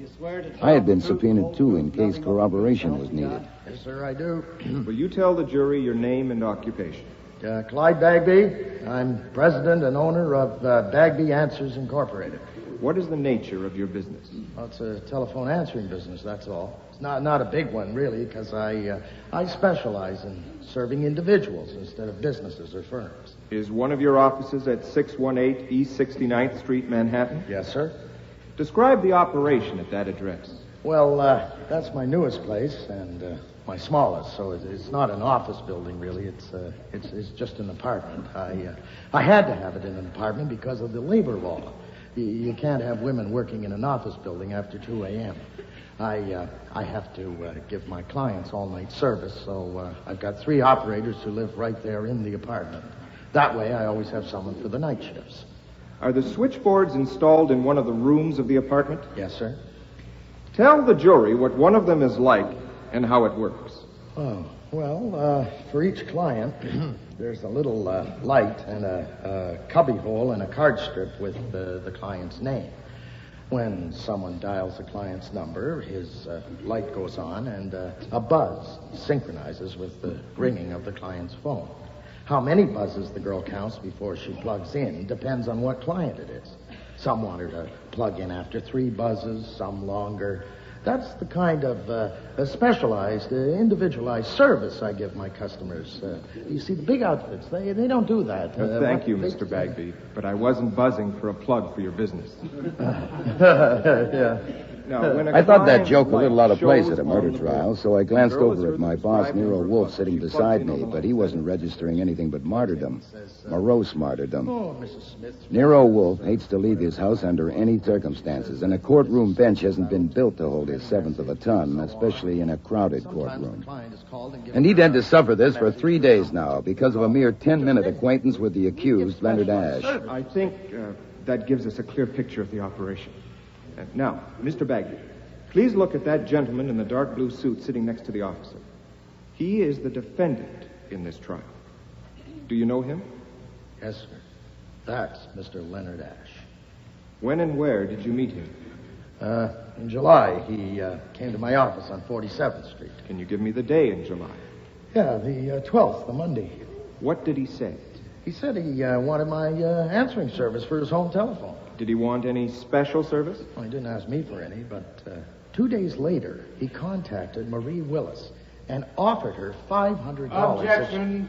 Sustained. Mr. Bagby, just answer my questions. Did you accept Leonard Ash as a client? Oh, sure. There's no reason not to. So his name and number were given a place on one of your switchboards? Yes, sir. What was the name of the employee who attended that board? The one with Leonard Ash's number on it? Marie Willis in the daytime. And Leonard Ash's number was on Marie Willis's board? Yes, sir. After the routine arrangements for serving Leonard Ash as a client had been completed, did anything happen to bring him or his number to your personal attention? Yes, sir. What and when? First, when? Well, it was a Thursday, about 3 days after Ash had ordered the service. Marie phoned me at my office and said she wanted to see me privately about something important. So, a little after 6, I went up to 69th Street, and we went into her room at the apartment. She told me Ash had phoned her the day before and asked her to meet him somewhere to discuss some details about servicing his number. She told him such a discussion should be with me, but he insisted Your Honor that... pleases, I submit that the witness may not testify to what Marie Willis and Mr. Ash said to each other when he was not present. Certainly not. He is reporting what Marie Willis told him had been said. That should be kept clear. You understand that, Mr. Bagby? Yes, sir. I mean, Your Honor. Then go ahead. What Miss Willis said to you and you to her. Well, she said she'd agreed to meet Ash because he was a theatrical producer, and and she wanted to be an actress. I hadn't known she was stage struck, but I know it now. So she'd gone to his office, and he told her. Now, this is what she told me. He told her he wanted her to listen in on calls to his home number during the daytime. How could she do that? Well, all she'd have to do when his light on her board went off, well, that would mean that someone had answered the phone at his home. Well, she'd just plug in and listen to the conversation. And she told you Mr. Ash asked her to do that? Yes, sir. And to phone him each evening and report. And that's what she said. And he offered her $500 if she would do it. Did she say anything else? Yes, sir. She said she knew she should have turned him down flat, but she didn't want to make him sore, so she told him she wanted to think it over. Then she told me she had slept on it and decided what to do. She was convinced that what Ash was after was phone calls to his wife. And aside from anything else, She wasn't going to spy on his wife because his wife was Robina Keene, the actress. And, Marie worshipped Robina Keene as her ideal. Well, that's what Marie told me. Did she tell you what she had decided to do? Yes, sir. 3 things. Tell me about it because she was working for me. Tell Robina Keene about it to warn her because Ash would probably get someone else to do the spying for him. You know, it occurred to me the real reason for her wanting to tell Robina Keene. What occurred to you isn't material, Mr. Bagby. Now, did Marie tell you the 3rd thing she had decided she must do? Yes, sir, that she must tell Ash that she was going to tell his wife. She said she had to do that because she promised him she would keep it confidential, so she had to warn him she was taking back her promise. Did she say when she intended to do those 3 things? Yes, well, she'd already done one of them, telling me. She said she'd phoned Ash and told him she would be at the office at 7 o'clock. Well, that was crowding it a little because she had the evening shift and would have to be back at the boards at 8. It crowded me, too, because it gave me no time to talk her out of it. I even went downtown with her in a taxi where Ash's office was and did my best, but I couldn't move her. What did you say to her? I tried to get her to lay off. Well, I could drop him as a client, forget it. But she was dead set on warning Robina Keene. And to do that, she had to take back her promise to Ash. Well, I hung on until she got in the elevator to go up to Ash's office, but I couldn't budge her. Did you go with her? Oh, no, that wouldn't have helped any. What could I do? Then you didn't go up to Ash's office with Marie Willis? No, sir. Did you go up later at any time after she had gone up? No, sir. Did you see Ash at all that evening? No, sir. Did you speak to him on the telephone that evening? No, sir. What did you do that evening after you saw Marie Willis enter the elevator to go up to Ash's office? I took a taxi home, and about 10 o'clock, I got a phone call from the police to say that Marie Willis had been found murdered in my office. And I went there as fast as I could, and there was a crowd out in front, and an officer took me upstairs. They hadn't moved her. They'd taken the plug cord from around her throat. They hadn't moved her. And there she was, slumped over on the ledge in front of the board. They wanted me to identify her, and I had to. It was the hardest thing I ever had to do in my life. I'd never seen anyone have been strangled before, but it was her all right. The same clothes and everything she was wearing. We want a taxi, but first a word with you. No, sir. First, a word from me. What? Mandelbaum may finish with that witness any minute. We were told he'd follow back. I know. If you want a taxi, of course, you're going home. And I'm not going home. I can't. Right. If you do, you'll just get hauled right back here with a fat fine for contempt of court. Not to mention me. I'm under subpoena, too, remember? Where are you going? To 618 East 69th Street. To Bagby's answers? Why? I'll explain on the way. I'm going back to the court. No. I'll need you. All right. Shoot. I've heard you do a lot of explaining, but this'll have to be good. You know, it's preposterous. It sure is. Let's go back. I mean Mr. Mandelbaum's thesis that Leonard Ash killed that girl. Leonard Ash is not an imbecile. I refuse to believe he'd go to that place at that time to kill her. You were present when he called on me that day to hire me. Do you believe it? I pass. But I find it hard to believe his story. That a man phoned him a voice he didn't recognize and said if Ash would meet him at the Bagby place, he thought they could talk Marie out of it. And when Ash got there, the door was open, and there she was with a plug cord around her throat. So he opened up the window and yelled for the police. Do you believe that? Phooey, I didn't like it, but it may be true. And another thing I didn't like was sitting there on that confounded wooden bench with a smelly woman against me. Oh, now we're getting to it. By the way, that smell was Tissot's passion flower, and it's $80 an ounce. Lily Roan wears it. Soon I was to be called as a witness, and my testimony would have been an effective corroboration of Mr. Bagby's testimony. It was intolerable. I will not be a party to a judicial transgression. Let's see if I get you. The reason you're scooting is you can't bear to help convict Ash of murder because you doubt he's guilty. That's close enough. It's not close enough for me. What are we going to do with Bagby's answering? We'll see when we get there. Taxi!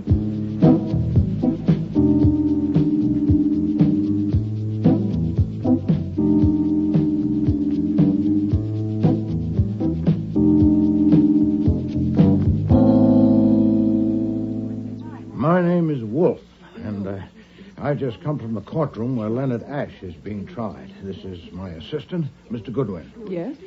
We're checking on subpoenas that have been served on the witnesses for both the prosecution and the defense.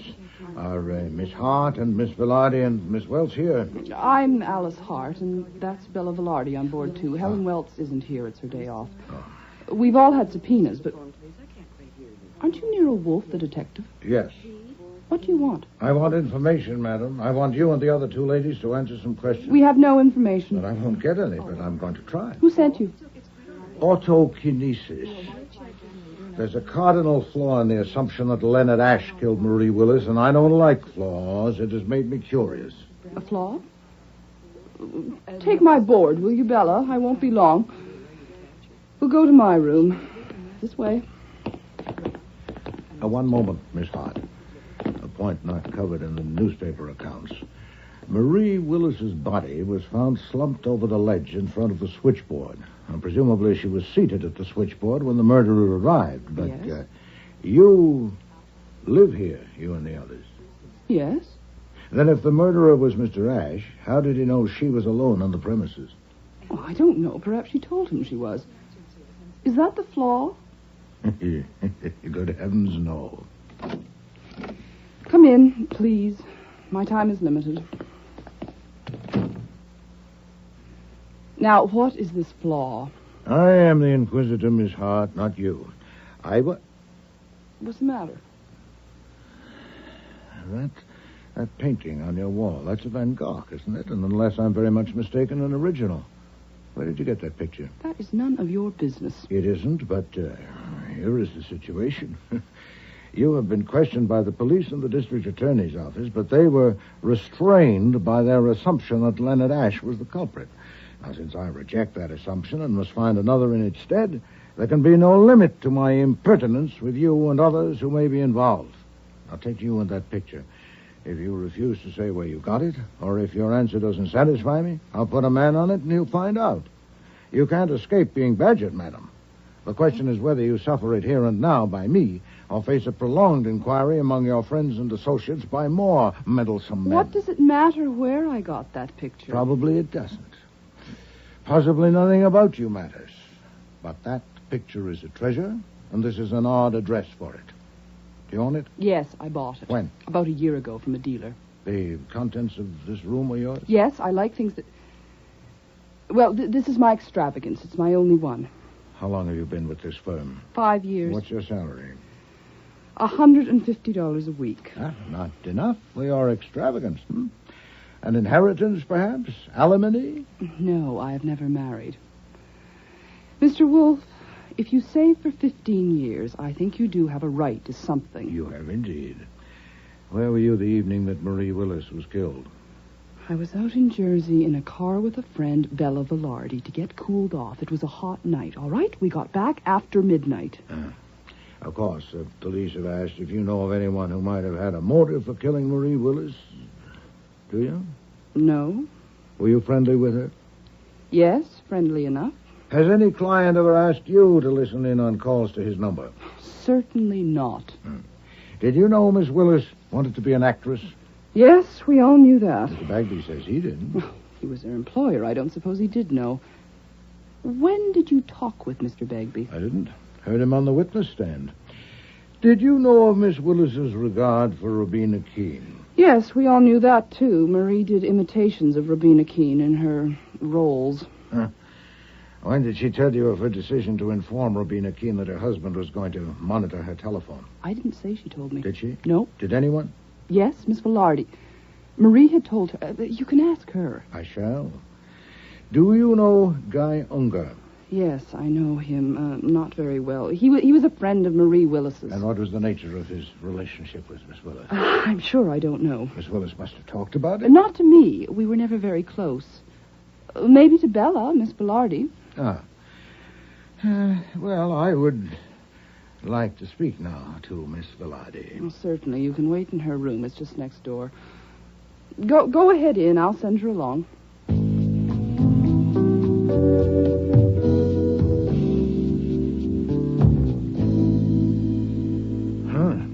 Certainly a contrast in rooms. Yes, sir. Miss Velarde is a crack lever. What? She never quite closes doors or drawers. She is also a philanthropist. Indeed? She donates to the cause of equine genetics. Meaning? She bets on horse races. She subscribes to racing form and track dope. Archie, Open drawers. Have one open when she enters. I want to see how much impudence these creatures will tolerate. This photograph.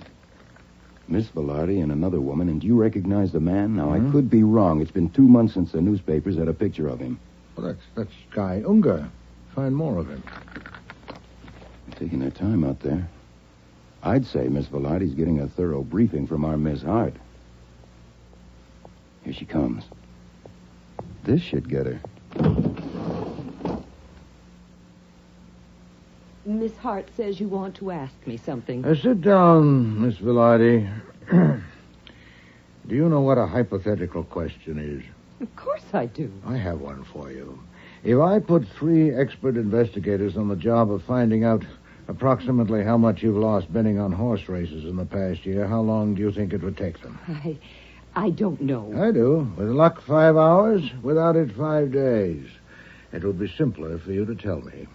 How much have you lost? How do you know I've lost anything? There's a fair chance that you keep a record of your gains and losses. Archie, your search was interrupted. Resume. See if you can find it. You may watch if you like, Miss Velarde. There's no question of pilfering.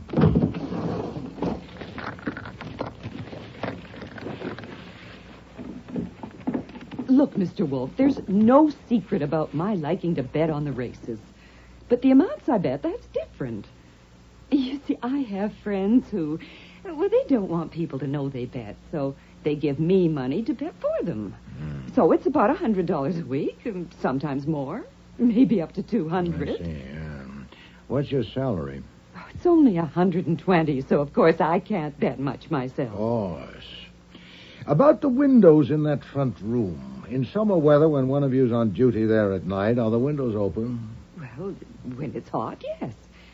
Usually the one in the middle. If it's very hot, maybe all of them. With the shades up? Yes. It was hot on July 15th. Were the windows open that night? I don't know. I wasn't here. Where were you? I was out in Jersey, in a car with a friend, Alice Hart, to get cooled off. Now, we got back after midnight. If the windows were open and the shades up on the evening of July 15th, as they almost certainly were, would anyone in her senses have proceeded to kill Marie Willis so exposed to view? What do you think? I know. That would have been... No, I don't think so. Then she or he must have closed the windows and drawn the shades before proceeding. Then how could Leonard Ashe, in the circumstances given, have managed that without alarming Miss Willis? I don't know. He might have... No, I don't know. He might have what? Nothing. I don't know. How well do you know Guy Unger? I know him fairly well. You seen much of him in the past 2 months? No, very little. When was this snapshot taken? Oh, that. You took that from my drawer. What else did you take? You get out of here. Get out and stay out. Come, Archie. There seems to be a limit, after all. Wait. Wait a minute. I didn't mean that. I flare up like that. I don't care about the damn picture. It's just... When was it taken? About 2 weeks ago. 2 weeks ago Sunday. Who was the other woman? Helen Welch. Was Guy Unger Miss Welch's companion or yours? We were just together. Nonsense. Well, Guy and Helen...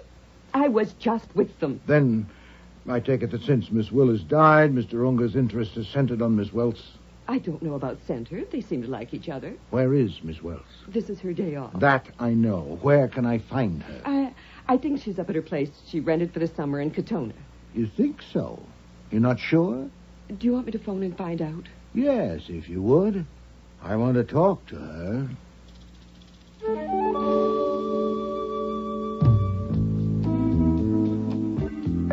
Nero Wolfe refuses to ride in the front seat of a car because when the crash comes, the broken glass will carve him up.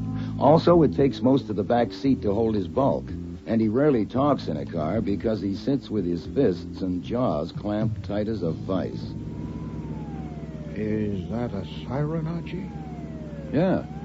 It's a Parkway police car coming up behind us. You know, when you were having the car sent down, I phoned home. Fritz said there'd been 4 calls, one from an officer of the court, one from the DA's office, and 2 from Inspector Kramer. Oh, swell. Would Kramer have sent out an alarm? Well, the way he'd like to pin your scalp to his wall, I wouldn't put it past him. And we're about to find out.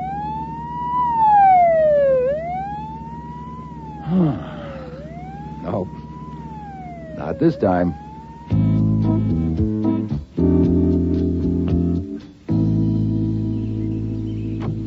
Archie Goodwin, I'm Helen Welts. Mr. Wolfe? Yes. Give me a hand, Archie. It's a real pleasure. This is Guy Unger. How'd you do? Hello. Let's sit in the shade of the old apple tree, shall we? Oh, thank you. I prefer to sit. You didn't give me a chance on the phone. I didn't want you to have a trip for nothing. You see, I can't tell you anything about that awful business of what happened to Marie. I really can't because I don't know anything. I was out on the Sound on a boat. Didn't Bella tell you? That's not the kind of thing I'm after, Miss Welch. Hmm? Such routine matters as checking alibis have certainly been handled by the police. My attack must be eccentric. For instance, when did Mr. Unger get here? Oh, why, just... Now, wait a minute. Just forget me. I'm looking on, that's all. A substantial chair. Thank you. Now, I'll explain, Miss Welch, why I asked when Mr. Unger got here. When I spoke with Miss Hart and Miss Velarde, I was insufferable, both in manner and in matter, and they should have ordered me out, but they didn't. Manifestly, they were afraid to, and I intend to know why. I assume that you know why. I know. I assume that after I left, Miss Hart phoned you again, that she also phoned Mr. Unger, or you did, and he was enough concerned about me to hurry to get here before I arrived. I heard about you being on your way about 10 minutes ago when I got here. Mr. Unger, I'll probably finish sooner with Miss Welch if you withdraw. For 20 minutes, say? I think I'd better stay. Then please don't prolong it with interruption. Now, you behave yourself, Guy. I'll tell you what I think, Mr. Wolfe. I think he just wants to show you how smart he is. You see, when I told him that Nero Wolfe was coming, well, you should have heard him. He said, maybe you're famous for brains and he isn't, but he'd like to hear you prove it. Oh, you did. Something like that, anyway. I don't pretend to have brains. I was just scared. Oh? Scared of what? Well, scared of you. I mean, wouldn't anybody be scared if they knew you were coming up to grill them? Not enough to send for help. Certainly not if they had the alternative of snubbing me, as you have. Why don't you choose it? Why do you suffer me? Now that's a question. I'll show you why. You see, I didn't want to miss a chance to touch the great Nero Wolfe. There. Now I have patted the head of the great detective, and the strain's been too much. I need a little drink. Helen. Having touched me, you still suffer me. I'm sure Miss Hart told you that I reject the thesis that Leonard Ashe killed Marie Willis and propose to discredit it. I hope to establish a reasonable doubt of his guilt. Can you give it to me? Well, of course not. How could I? One way would be to suggest someone else with motive and opportunity. Can you? I'm sorry, but you're funny. I mean, the way they had us down there at the DA's office and the way they kept after us, asking all about Marie and everybody she knew. And, of course, they wanted to find out if there was anybody besides that man Ashe that might have killed her. Well, now they're trying Ashe, and they wouldn't be trying him if they didn't think they could prove it. And here you come and expect to drag it out of me in 20 minutes. I mean, don't you think that's funny for a famous detective like you? Because I do. Helen, I think you've had enough to drink. No, Miss Welch, no. The most I expected was support for my belief that you people have common knowledge of something that you don't want revealed. And you have given me that. I don't know what you're talking about. Nonsense. You're at the edge of hysteria. I am not. Take it easy, Helen. Look, Wolfe, I don't get this. As I understand it, what you're after is an out for Leonard Ashe on the murder, is that right? Yes. And that's all? Yes. Would you mind telling me, did Ashe's lawyer hire you? No. Who did? Nobody. I developed a distaste for my function as a witness for the prosecution, along with a doubt of Mr. Ashe's guilt. Why doubt his guilt? Divination. contrariety. I see. You're shooting at it on spec. Okay, I'll humor you. Do you regard me as a suspect? In a word, yes. Okay. So did the cops for a while. Because just before she was killed, Marie and I had been having a little thing, you know? But that's absolutely all there was to it. The cops found absolutely nothing in my relations with Marie that could possibly have made me want to kill her. Any questions? No. And if they had dug up a motive, they would have been stuck with it, because I certainly couldn't have killed her the evening of July 15th. At 10 o'clock that night, I was asleep on my boat at an anchorage near New Haven. My friend Ralph Ingalls was with me, and his wife, and Helen here. That's right. Of course, the police checked it, but you're welcome to check it yourself if you care to. Any more questions? One or two. What is your occupation? For God's sake, you haven't read the papers. Yes, I have, but that was weeks ago, and as I remember it, they were vague. Broker, I believe. Stockbroker? No, I'm a freewheeler. I handle anything. Have you an office? I don't need one. Have you handled any transactions for anyone connected with Bagby Answers Incorporated? Any kind of transaction? That's a funny kind of question. Why do you ask that? Because I suspect the answer is yes. Why? Just for curiosity. Now, Mr. Unger, do you suppose I would have made this excursion completely at random? If you find the question embarrassing, don't answer it. It's not embarrassing. I'll tell you. I think you got a hold of some crazy idea somewhere. God knows what that is. And I want to speak to you privately. Let's take a little walk. No. I don't like conversing on my feet. If you want to say something without a witness, Miss Welch and Mr. Goodwin can leave us. Archie? Miss Welch, let's go and pick flowers. Mr. Unger will want me in sight and out of hearing. All right. You seem to be, Now, the goldenrod I know, but what are the blue ones? I don't know.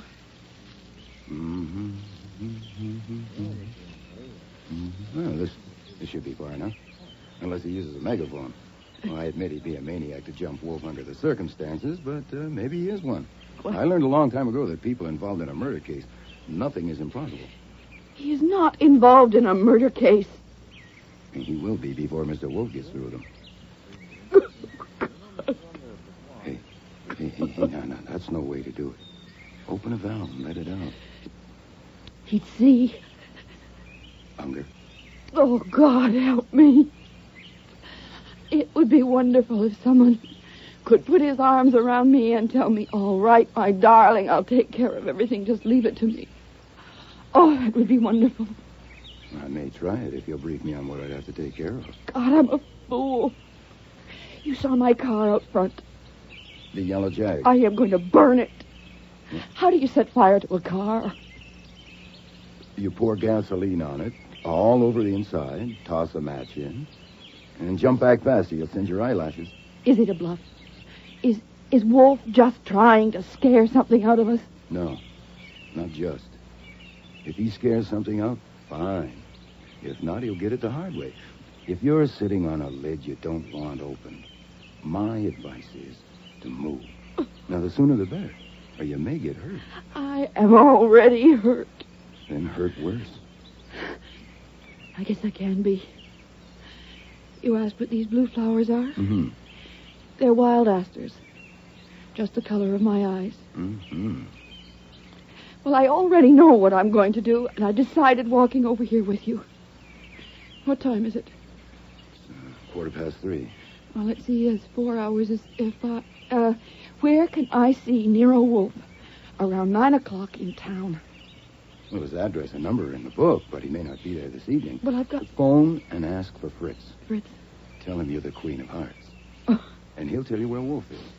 Now, if you don't say you're the Queen of Hearts, he won't tell you anything, because Mr. Wolf hates to be disturbed when he's out.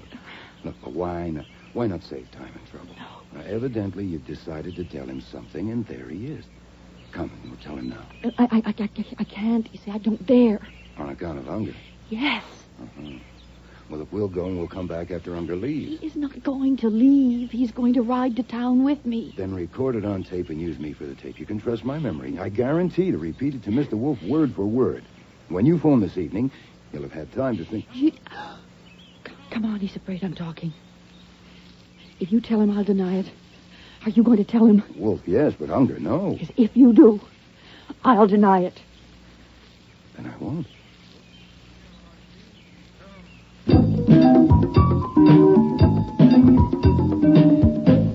I have a little item for you. Then stop somewhere. I can't talk like this. We got a nibble. She has something to say to you, but she has to say it to you tonight after she's ditched Unger. Confound it. She was in a panic. It'll wear off.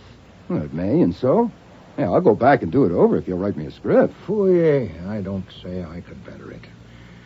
You're a connoisseur of comely young women, aren't you? Is she a murderess in a funk trying to wriggle out, or what is she? I pass. She's trying to wriggle, all right, but from out of what, I need 6 guesses. What did Unger want privately? Is he trying to wriggle, too? Yes. Offered me money, $5,000, then $10,000. For what? Not clearly defined. A retaining fee for investigative services. He was crude about it for a man with brains. I'll be damned. What'd you tell him? That I resented and scorned his attempt to suborn me. He was in a panic, and it'll wear off. Why not string him along? Oh, it would take time, and I haven't any. I told him I intend to appear in court tomorrow morning. Tomorrow? With what, for God's sake? Well, at least with a diversion. If Miss Welch's panic endures, possibly with something better. Uh-huh, I get it. Deciding to go back to court tomorrow makes it possible for you to go home. Yeah. Okay, I'll get you there by 5 o'clock. No, we're not going home. Huh? Mr. Kramer will have a man posted there all night, probably with a warrant. And a hotel would be risky, too. Wait a minute. Isn't Saul Panzer's apartment conveniently located? Yes, but he only has 1 bed. We'll manage somehow. All right, go ahead to the city.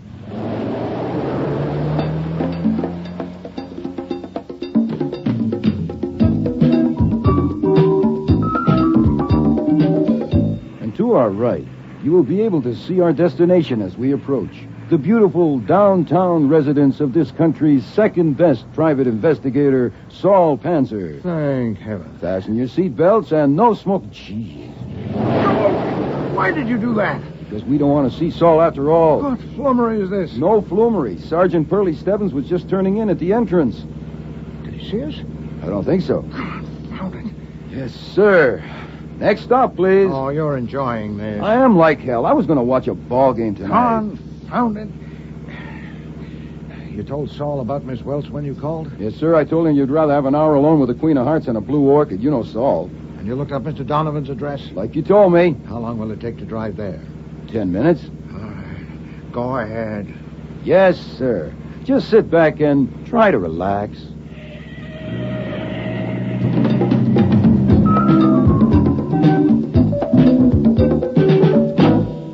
Nero Wolfe and Archie Goodwin. What kind of a trick is this? My maid told me Judge Wolfe. I merely evaded vulgar curiosity. I had to see you, Mr. Donovan. But you can't see me. It's highly improper. You're a witness for the prosecution, and I'm the defense attorney. Also, a warrant has been issued for you. I'll have to report I'm this. not here as a witness for the prosecution. I don't intend to discuss my testimony with you. I have become aware of certain facts which I think your client, Leonard Ashe, should know about, and I want to tell him. I suppose it would be improper for me to tell you more than that, but it wouldn't be improper to tell him. He's on trial for first-degree murder. You know damn well you can't see him. I can if you arrange it. Early tomorrow morning will do, before the court sits. You may, of course, be present if you wish, but I suppose you'd prefer not to. 20 minutes with him will be enough. I can't ask you what you want to tell him. I understand that. I won't be on the witness stand where you can cross-examine me until tomorrow. No, you won't. No, I can't arrange for you to see him. It's out of the question. I shouldn't even be talking to you. It will be my duty to report this to Judge Corbett in the morning. Good evening, gentlemen.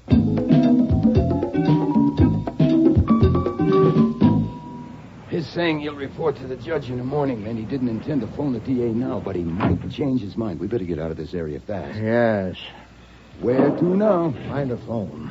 See if that woman has called Saul yet, and is it safe to go to his apartment. Okay. And get Mrs. Leonard Ashe. I have to see her. Arrange it. You mean tonight? Now. Oh, that should be a cinch. She's probably sitting there hoping a couple of strange detectives will drop in. Hey, do I have to be Judge Goodwin? No. We are ourselves.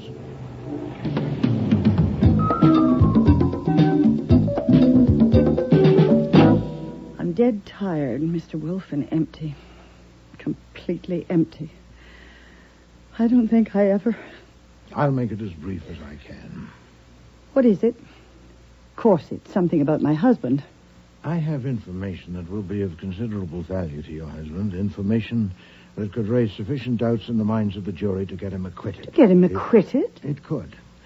The problem is to get the information to the jury. It would take intricate and prolonged investigation to get it in the form of admissible evidence, and I have a shortcut in mind. To take it, I must have a talk with your husband. But he's in prison. How can you? I must. I've just called on his attorney and asked him to arrange it, which was futile as I expected. Since I'm a witness for the prosecution, he feels it improper for him even to talk with me, let alone arrange an interview for me with his client. But you are under no such prescription. You mean you want me to get you in? You are the wife of a man on trial for his life.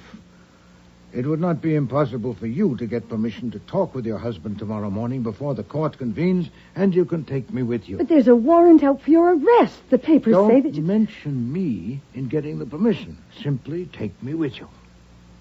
Now, will you do it? I don't see how I can... You just want to talk with him? Yes. What do you want to tell him? I can't tell you that now. It might compromise my plan to get it to the jury. I can't risk that. But at least you can tell me what it's about. How can I be sure that you... Oh, you say you're tired, madam. So am I.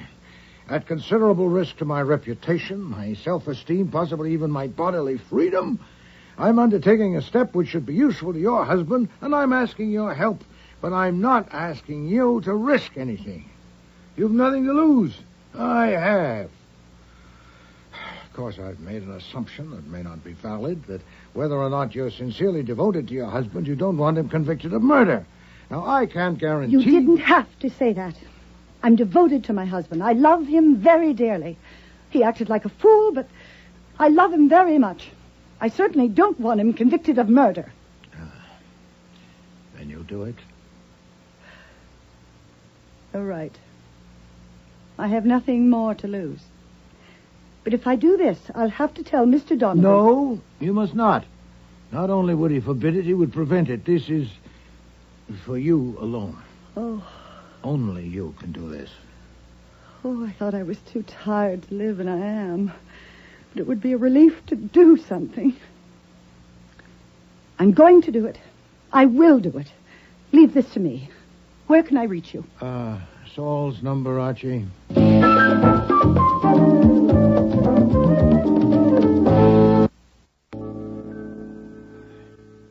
Well, a good room, Saul. I congratulate you. I'm glad it can be of use to you, Mr. Wolfe. What time is it? 20 minutes to 10. Have you heard from that woman? Mrs. Ash called. You have an appointment at 8 o'clock in the morning. Satisfactory. And Miss Welch, the... Queen of Hearts. Has she called? Not yet. It's past the time she said. Could be in the soup. Soup? Saul... I have some beer, cheese. Good cheese. Thank you, Saul.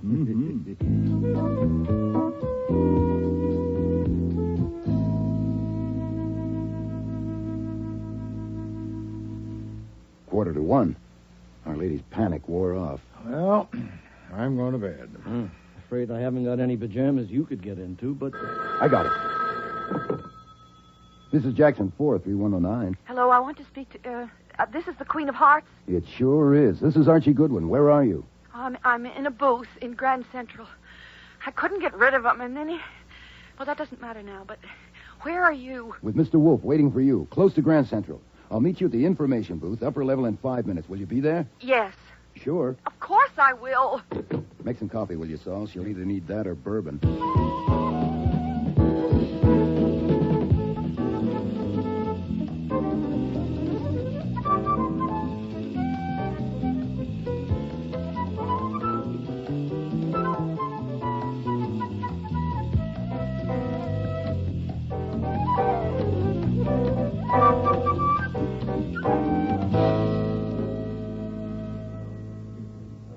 Your Honor, I wish to call a witness whom I called yesterday, but he was not available.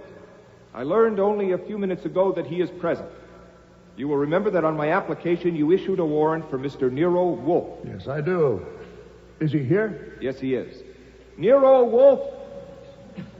I have some questions for you, Mr. Wolfe, after you're sworn. Take the Bible in your right hand. You swear to tell the truth, the whole truth, and nothing but the truth to help you God? I do. Mr. Wolfe, you knew you were to be called yesterday, but you left the courtroom. Yes, sir. If your reason for leaving is unsatisfactory, you are in contempt of court. Do you understand that? Yes, sir. Then, why did you leave? You are under oath. Your Honor, I respectfully ask your indulgence. My reason for leaving is inherent in my testimony, and therefore I would rather plead on the charge of contempt afterwards, if the court will permit. I'll still be here. Indeed you will. You're under arrest. No, I'm not. You're not under arrest? No, sir, I came here voluntarily. Well, you are now. Officer, this man is under arrest. Very well. You will answer to the contempt charge later. Proceed, Mr. Mandelbaum. Mr. Wolfe, have you ever met the defendant in this case? That gentleman? Yes, sir, that's Mr. Leonard Ash. Where and under what circumstances did you meet him? He called on me at my office on July 13th of this year. What did he say to you on that occasion? That he had, the preceding day, arranged for an answering service for his home telephone, that he wanted to hire me to propose to the switchboard operator assigned his number that she eavesdrop on calls made on it and report to me. Did he say why he wanted to make that arrangement? No. Did the defendant suggest any inducement to be offered this person to get her to do the eavesdropping? He didn't name a sum, but he indicated... Not what he indicated, what he said. He said that he would make it worth a while, but stated no amount. What else did he say? That's about all. The entire conversation lasted only a few minutes, since I refused to do it. Did you tell him why you refused? Yes, sir. Well, what did you say? I said that I excluded from my field anything that smacked of marital difficulties and, Yes? Well, what else did you say to him? I'd like to be sure I understand the question. Do you mean what I said to him that day or on a later occasion? Well, I mean that day, of course. There was no later occasion, was there? Yes, sir. When and where did this meeting take place? Shortly after 9 o'clock this morning in this building. You met and spoke with the defendant in this building today? Yes, sir. Under what circumstances? His wife arranged to see and speak with him, and she allowed me to accompany her. How did she arrange it? With whom? I don't know. With Mr. Donovan, the defense counsel, present? No, sir. Don't you know that it is a misdemeanor for a witness for the state to talk with the defendant charged with a felony? No, sir, I don't. I understand it would depend on what was said. I didn't discuss my testimony with Mr. Ash. What did you discuss? Certain matters which I thought would be of interest to him. What matters? What exactly did you say? I said that yesterday, seated in this room awaiting your convenience, I had formed a surmise that certain questions raised by the murder of Marie Willis had not been sufficiently considered and investigated, and that therefore my role as a witness for the prosecution was an uncomfortable one. I said that I had determined to satisfy myself on certain points, that I knew that in leaving the courtroom I would become liable to a penalty for contempt of court, but that the integrity of justice was more important than my personal ease. That I had been confident that Judge Corbett was the man... If you please, Mr. Wolfe, you are not now pleading to a charge of contempt. No, sir. You asked what I said to Mr. Ash. He asked what surmise I had formed, and I told him. First, that as one with long experience in the investigation of crime and culprits, I had an appreciable doubt of his guilt. Second, that the police had been so taken by the circumstances pointing to Mr. Ash, his obvious motive, his discovery of the body, that their attention in other directions had possibly been somewhat dulled. So it occurred to me... This court is not interested in what occurred to you, Mr. Wolfe, only in what you said to Mr. Ash. Yes, sir. I said to Mr. Ash that it occurred to me as I sat in this room yesterday and heard Mr. Bagby describe the operation of the switchboards, that an unscrupulous operator might, by listening in on conversations, gain information that could be turned to account. A blackmailer, for instance, might... This is mere speculation, Mr. Wolfe. Did you say all that to the defendant? Oh, yes, sir. How long were you with him? Oh, nearly half an hour. I can say a great deal in half an hour. No doubt. But the time of the court and jury should not be spent on irrelevancies. You didn't discuss your testimony with the defendant? No, sir. That's all. No more questions. Do you wish to cross-examine Mr. Donovan? Yes, Your Honor. I wish to state that I knew nothing of the meeting this morning of the witness and my client. I only learned of it here and now. If you think it desirable, I will take the stand to be questioned about it under oath. I don't think so, Mr. Donovan. Not unless developments suggest it. At any time, of course. Mr. Wolfe, why did you seek an interview this morning with Mr. Ash? Because I had acquired information which cast a reasonable doubt on his guilt. And I wanted to get it before the court and the jury without delay. It occurred to me that if I talked with Mr. Ash, the fact would probably be disclosed in the course of my examination by Mr. Mandelbaum. And if so, he would almost certainly ask me what had been said. Therefore, I wanted to tell Mr. Ash what I'd surmised and discovered. If Mr. Mandelbaum allowed me to tell all I'd said to Mr. Ash, that would do it. If he dismissed me before I finished, I thought it likely that on cross-examination, the defense attorney would give me an opportunity to go on. So I sought an interview with Mr. Ash. Did you say more to Mr. Ash than you have already testified to? Yes, sir. Please tell the jury what you said to him. I said that my assistant and I went to the office of Bagby Answers, where Marie Willis was murdered, that from a look at the switchboards, I concluded that it would be impossible for any one operator Objection, Your Honor. Conclusions of the witness are not admissible. He is merely relating what he said to Mr. Ash. The assistant district attorney asked him to. The objection is overruled. I said I had concluded that it would be impossible for any one operator to eavesdrop frequently on her lines without the others becoming aware of it, and therefore it must be done collusively. I said that I had spoken at some length with 4 of the people connected with Bagby Answers throughout the day. Miss Alice Hart, Bella Velarde, Helen Welch, Mr. Guy Unger, and had received 2 encouragements for my surmise. 1, that it was evident that their personal expenditures greatly exceeded their salaries. And 2, that all of them were visibly disturbed at my declared intention of investigating them fully and ruthlessly. Indeed, Miss Welch was disturbed to a point approaching hysteria, and Mr. Unger to offering me $10,000 for services which he did not specify. You said all that to Mr. Ash? Oh, yes, sir. And that Helen Welch, broken down by my attack and her own sense of guilt, arranged to meet with me privately, where she confessed that for years the operation had been used precisely as I had surmised. All of the switchboard operators have been parties to it, including Marie Willis. Their dean, Alice Hart, collected the information. That is Miss Hart and Miss Velarde just leaving, sir. Officer, no one is to leave the room. Order! Order! Go ahead, Mr. Wolfe. Thank you, Your Honor. Alice Hart collected information from them and gave them cash for it in addition to their salaries. Guy Unger and Clyde Bagby also gave them cash occasionally. So in 3 years, Miss Welch received a total of approximately $15,000, not counting her salary. Do you know where Helen Welch is now? Yes, sir, she's present. I told her that if she came and faced it, the district attorney might show appreciation for her help. Have you anything to add? That you told Mr. Ash this morning? I have, Your Honor. Do you wish me to differentiate clearly between what Helen Welch told me and my own exposition? No. Anything whatever that you said to Mr. Ash. Marie Willis had been ordered by both Unger and Bagby to accept Mr. Ash's proposal to eavesdrop on his line and not to tell Mrs. Ash, but she had refused and announced that she was going to quit. Now, of course, that made her an intolerable peril to everyone concerned. The success of the operation hinged on the fact that no victim ever had any reason to suspect that Bagby Answers was responsible for his distress. It was Bagby who got the information, but it was Unger who used it, and the tormented under the screw would not know where the tormentor had got the screw. So Miss Willis's decision to quit and expose the whole business was a mortal menace to any and all of them. Ample provocation for murder. I told Mr. Ash that all this established a reasonable doubt of his guilt. And I went beyond that and considered the most likely candidate to replace him.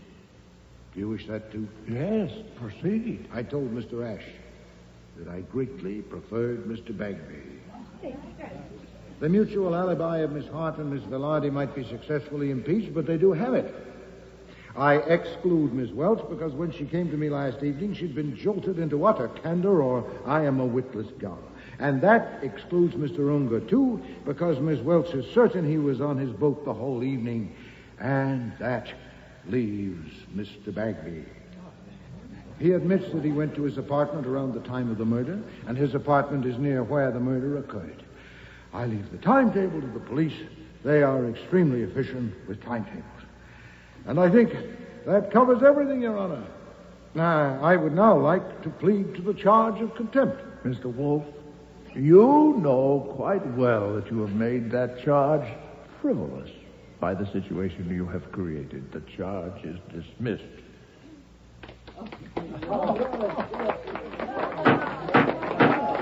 Order! I will have order in the court.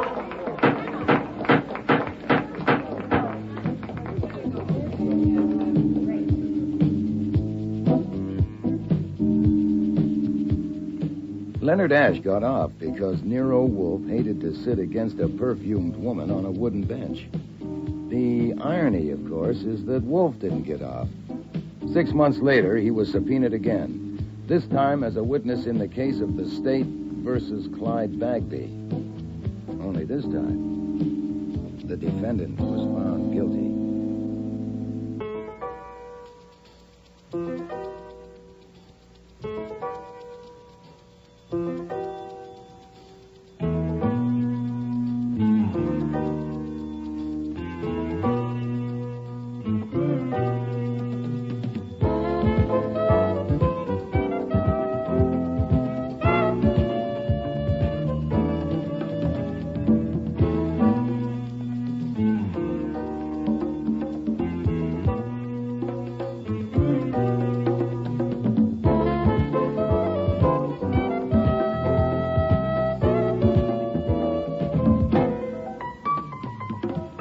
Starring in today's episode were Mavor Moore as Nero Wolfe and Dawn Franks as Archie Goodwin.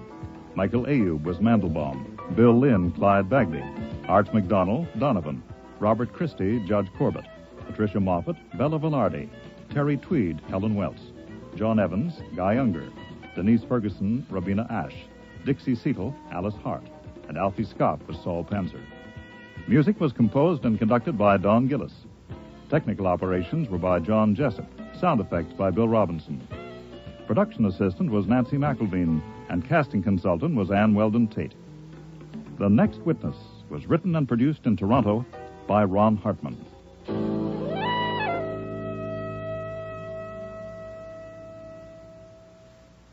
Next week, Death of a Demon, with guest stars Mary Peary, Bud Knapp, Patricia Hamilton, Helen Hughes, and Mina E. Mina.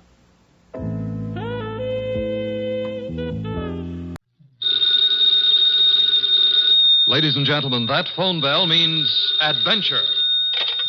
Hello? Hello. The young man answering the phone is Archie Goodwin.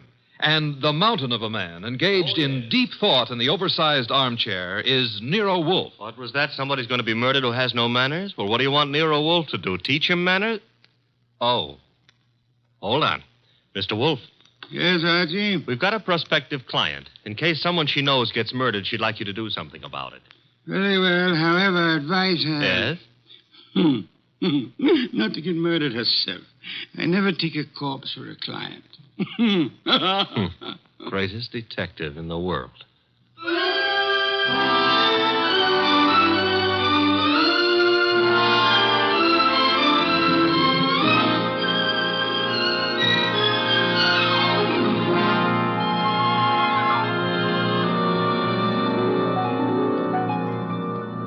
Yes, Archie is so right. He is the greatest detective in the world, and the fattest, and the least energetic. He's Nero Wolfe, created by Rex Stout and brought to you over this NBC network in a new series of adventures by Mr. Sidney Greenstreet.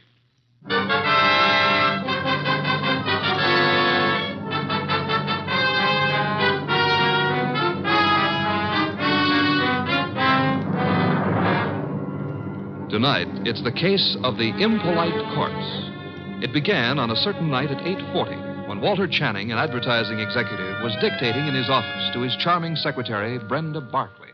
Brenda, take a memo. Yes, Mr. Channing. This is to be mimeographed and sent to the entire staff. The entire staff, yes, sir. Notice, effective at once, 1-hour lunch periods will be strictly enforced. Employees will post time of departure and time of return. Yes, what is it? Mr. Channing. Bennett, I'm busy. But I've got to see you, Mr. Channing. About this afternoon. This afternoon was unfortunate, Bennett, but it happened. I lost my temper. I'm sorry. So am I. Mr. Channing, I've been with the firm 14 years, and well, because a man blows up once in 14 years... Mr. Channing's office. Oh, you've got to reconsider. That's all, Mr. Channing. I never reconsider, Bennett. It's your wife. But, Mr. Channing... That will be all, Bennett. It won't be all. You can't wipe out 14 years of a man's life. Even you can't do that, Channing. It's Mrs. Channing on the phone. Oh. Hello?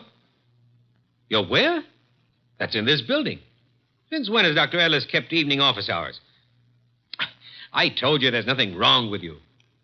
No, I can't. I don't know when I'll be through. And I don't want you hanging around up here.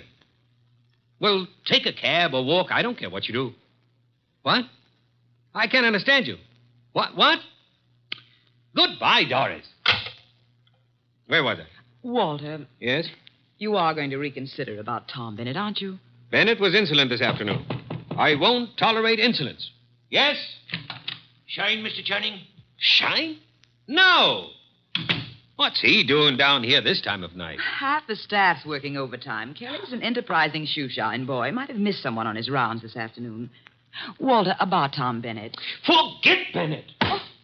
Look, you upset the inkwell. Oh. Quick, blot the stuff. Yes, of course. Did any spill on you? Spot at my trouser cuff. Lucky it didn't get on the carpet. Walter, about Tom Bennett. I told you to forget Bennett. All right, Walter, all right. Though maybe you shouldn't. Maybe you'd be better off to use him as a model. A model?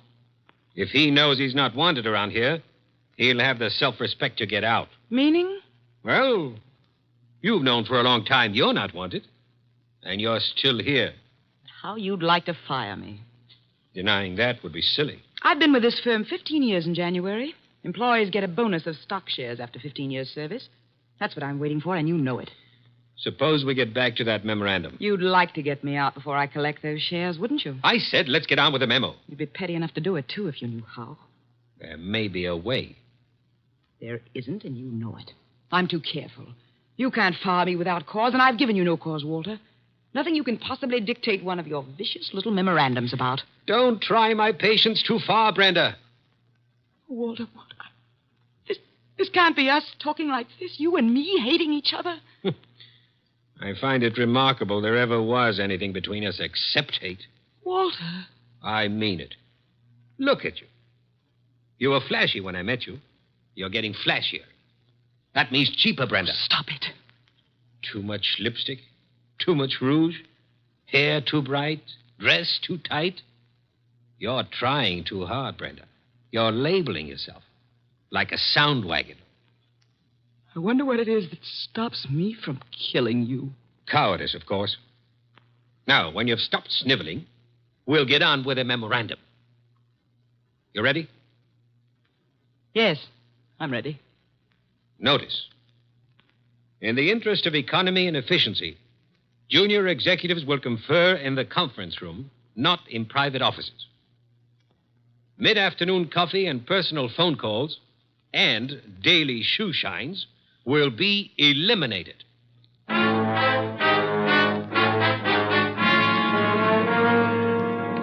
Your name is Barkley, Brenda Barkley. Very well, Miss Barkley. What can I do for you? Mr. Wolfe, I don't know how to begin. Well, maybe I can make this easier all around by briefing Mr. Wolfe on the Walter Channing case. Hey, that's funny. What? Violet eyes. I always thought they were something the poets made up. Archie? Huh? Oh, the Channing case, yes. One moment. Miss Barkley, look this way, please. To me, an eye is functional object found in mammals, birds, fish, potatoes, and horticulture. Thank you. Go on, Archie. Walter Channing was the boy wonder of advertising. At 33, executive vice president of Winslow, Hart, and Straightmeyer. Just 24 hours ago, they found him at his desk, shot through the heart. They? Who is they? A night porter and a shoe shine boy, is that right? Yes. He'd been dead about an hour. The bullet went through Channing, his desk chair, and lodged in the windowsill behind him. Police thought at first it was suicide. The gun? 38, found it on the floor, 10 feet away. No fingerprints, anyhow, no clear ones. Seldom are on a gun butt. You say suicide was suspected. Why? The gun was 10 feet from the body. It was the smudges. Smudges? Powder burns.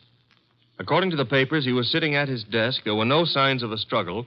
The gun was held against his chest and fired. But it wasn't suicide, Mr. Wolfe. Walter Channing would never have killed himself. The police have already decided that, finally, according to the evening papers.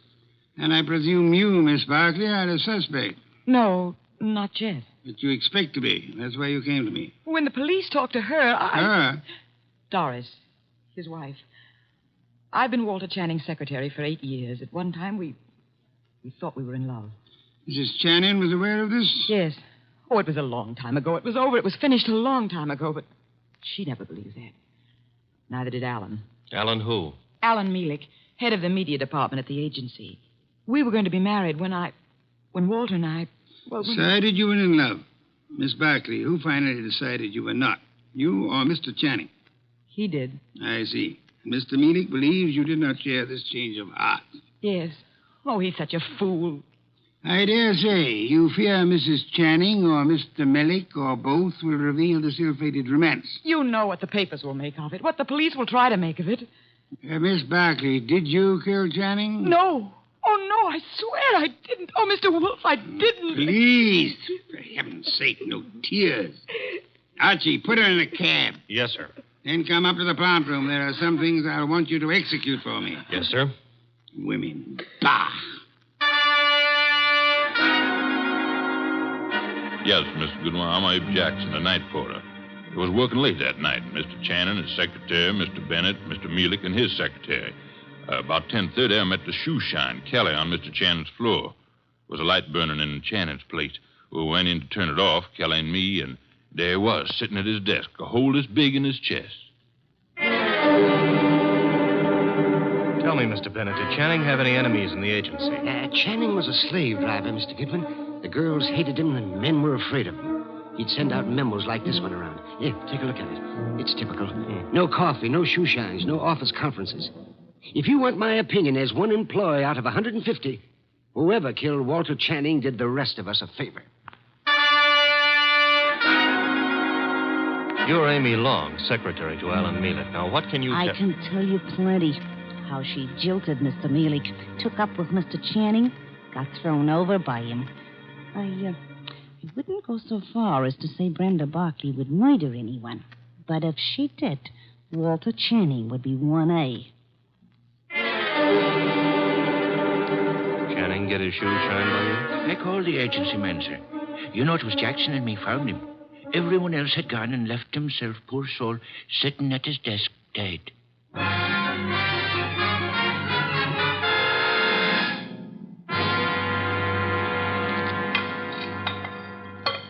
This specimen, the monogamous straight orchid. Beautiful, isn't it, Mrs. Channing?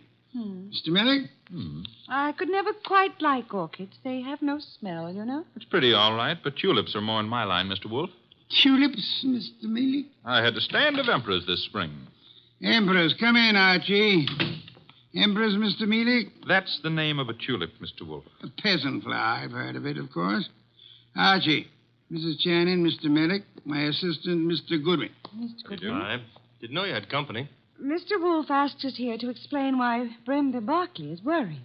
And you have both agreed to respect her position. Brenda ought to know I'd never tell the police anything to get her into trouble. Phooey. Sir? He said phooey, Mr. Meelick, meaning he doubts what you say and does not admit your right to say it. Archie, Mr. Meelick, you say you would never intentionally inform on Miss Barkley. Certainly not. The tongue slips, sir. We would expect you to guard your... What? Do you think what that... I started to say. You asked us here because Brenda Barkley is your client. I despise Miss Barkley. Everyone knows that and why. But I wouldn't stoop to implicating her in murder. You believe her innocent, then, Mrs. Channing? I believe she lacks the gumption to pull a trigger. Poison, I wouldn't put past her at all. Mr. Mealy, would you be kind enough to see me home? Of course, Mrs. Channing. Good day, Mr. Wolfe. Good day. And Mr. Goodwin. You have, I suppose, an exhaustive report from me, Archie? 7 pages of notes. Save them and get me a bottle of beer. You're in a rosy mood. What happened? I said I would like a bottle of beer. No, you wouldn't. Archie, you better... Don't puff up about it. Those vest buttons won't stand the strain. I can't get you a bottle of beer. Why not? You ordered me to hold you to 4 a day. I rescind the order. You also ordered me not to let you rescind the order. What's the matter with you, anyhow? I have had to entertain 2 very dull people too long. Both those dull people are prime suspects. Mrs. Channing is a woman scorned. Mealy lost his girl to the guy who was killed. I can't blame her for throwing him over. Archie, the man grows tulips. What? Tulips. Well, give me a report. I checked the agency, everybody who was working down there the night of the murder. Also, I dropped in on Inspector Kramer at homicide. Also, I visited the morgue. Why the morgue? Because if I hadn't, you'd have said, why not the morgue? Go on. I drew a blank there. Kramer let me look at the clothes Channing was wearing. There was an ink stain on the left trouser cuff. An ink stain? And a hole through his shirt front with plenty of powder smudge like the paper said. He was shot with a .38 at point-blank range, sitting down. An impolite corpse. What? Discourteous. He didn't rise to meet his murderer. That is most significant, Archie. I know. I've got a theory about this case. No theories, facts, if you please. But look, Channing owned a .38. That's a fact. It's disappeared. That's another fact. The murder gun was a .38 with the numbers filed off, and it could be Channing's own gun. Thereby proving what, Archie? That his wife had access to it. Your theory involves Mrs. Channing, then? And Mealy. She decides her husband is less trouble to her, dead than alive. A regrettable tendency of wives. Have you noticed? And she sells Mealy on the idea. Now, that wouldn't be hard. They figure to make it look like suicide, but Mealy loses his head and runs, drops the gun on his way out, and... Oh, you don't buy it. Enough of theories. The facts, Archie. Out of your notebook. 1. 9 people were on the scene that night, working late for one reason or another. Mrs. Channing tells me she was visiting a doctor's office in the same building, by the way. 2, every one of those people hated Channing. 3, here's a sample of why he wasn't popular. Memorandum, huh? Dictated the night he was killed. The staff got it the next morning. A whip cracker, Mr. Channing. Fact 4, the ink stain on his trouser cuff was partly rubbed out. With what? Cleaner of some kind. I didn't get the brand. Fact 5, there's a spot on the carpet near Channing's chair. Spot of what? Ink? Blood? Looks like ink. It looks like ink. Well, I didn't analyze it on the spur of the moment. My chemical set isn't working so good, boss. Phooey. Archie, I want 2 things. Yes, sir? Get over to headquarters. The police have Channing's trousers.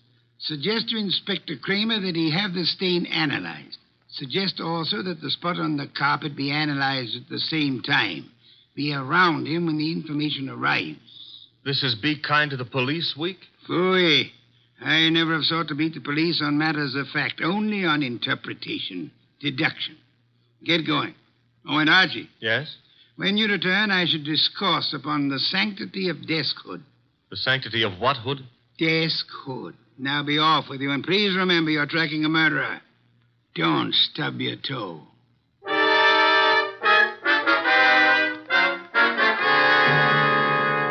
Goodwin, the thing on the carpet was a dye of some kind.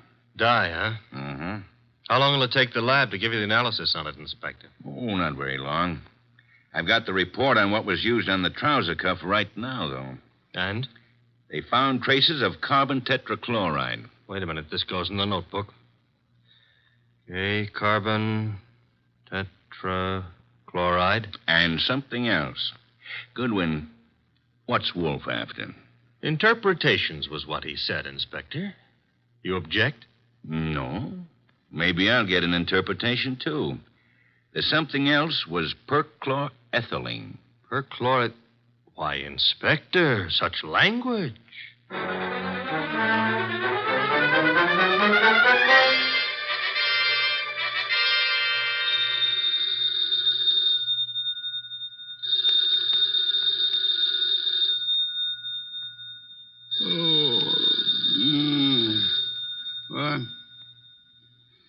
Hello? Archie. The phone.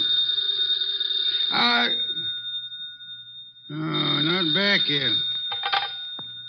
Hello? Mr. Wolfe? Yes? This is Brenda Barkley. Oh, Mr. Wolfe. What is it, Miss Barkley? You've got to come to Mr. Channing's office right away, Mr. Wolfe. Mr. Goodwin has been to your office. Everything I need to know. You've got to come, Mr. Wolfe. Nonsense. I don't go out. My digestion disapproves of it. I disapprove of it. But Mr. Goodwin, he's in danger. What's that? Terrible danger. He needs you here at once. Archie, in danger? Let me talk to him. Please come. Hurry. What's happened? Hello? Sparkly. Fritz, get out of the car. Bring me my wool muffler and worsted vest. See if you can find my galoshes. Confound it, I've got to go out.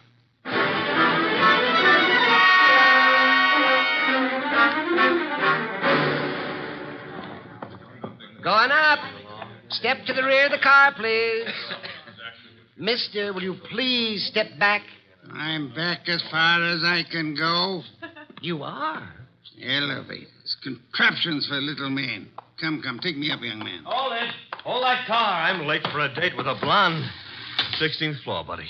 Evening, Mr. Goodwin. Good evening. I was told you were in danger. Danger?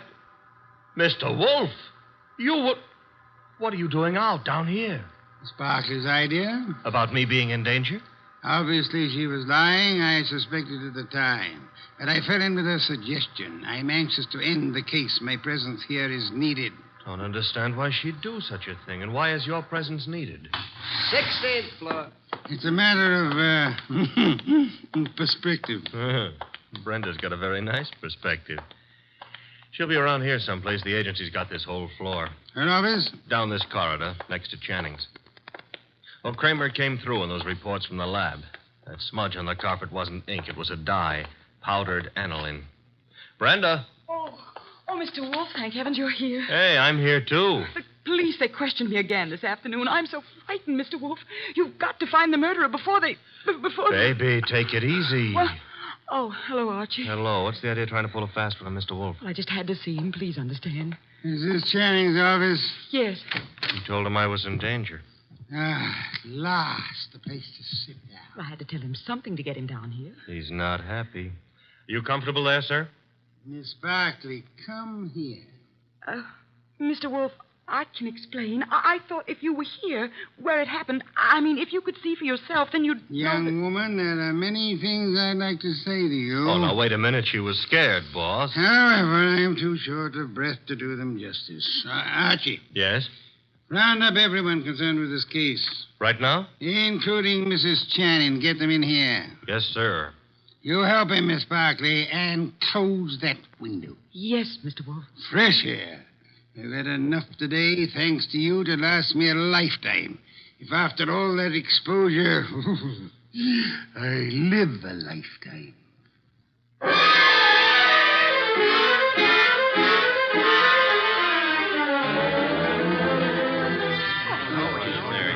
What's going on here, anyhow? A tea party. Find yourself seats. Keep your knees steady. All right, Mr. Wolfe, everybody's here. Mr. Shoeshine Kelly? Here, sir, here.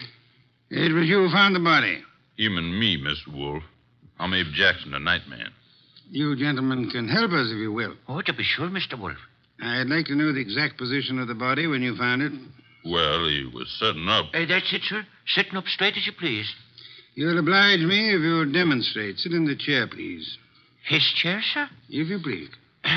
Abe, you. Yeah. Oh, no, not me. Not on your life. There's no easy thing you ask, Mr. Wolfe. But I'll oblige you. So, it was like this, I'd say. You agree, Mr. Jackson? A little more to the right, maybe. Yeah, that's the way it was. Archie. Yes, sir? Help me with a brief recapitulation. Well, so far as we know, Channing made no outcry. Therefore, he could not have been startled by the appearance of the killer. There were powder burns on the body. Therefore, the gun was against Channing when it was fired. His own hand couldn't have held it closer. Nobody heard the shot, probably because this office is soundproofed. The gun that killed him was lying on the floor 10 feet from the desk. In the direction of flight through that door. Go on, Archie. The killer was almost certainly well known to Channing, or Channing wouldn't have let him come that close without a struggle or an alarm. Also, the killer had access to this office. Another proof that he's not a stranger. One more point, if I may, Archie. The killer, he or she, is present here now. Here in the room. Quiet, everyone. We come now to the point I mentioned to you last night, Archie. The point I call the sanctity of deskhood. Sanctity of what?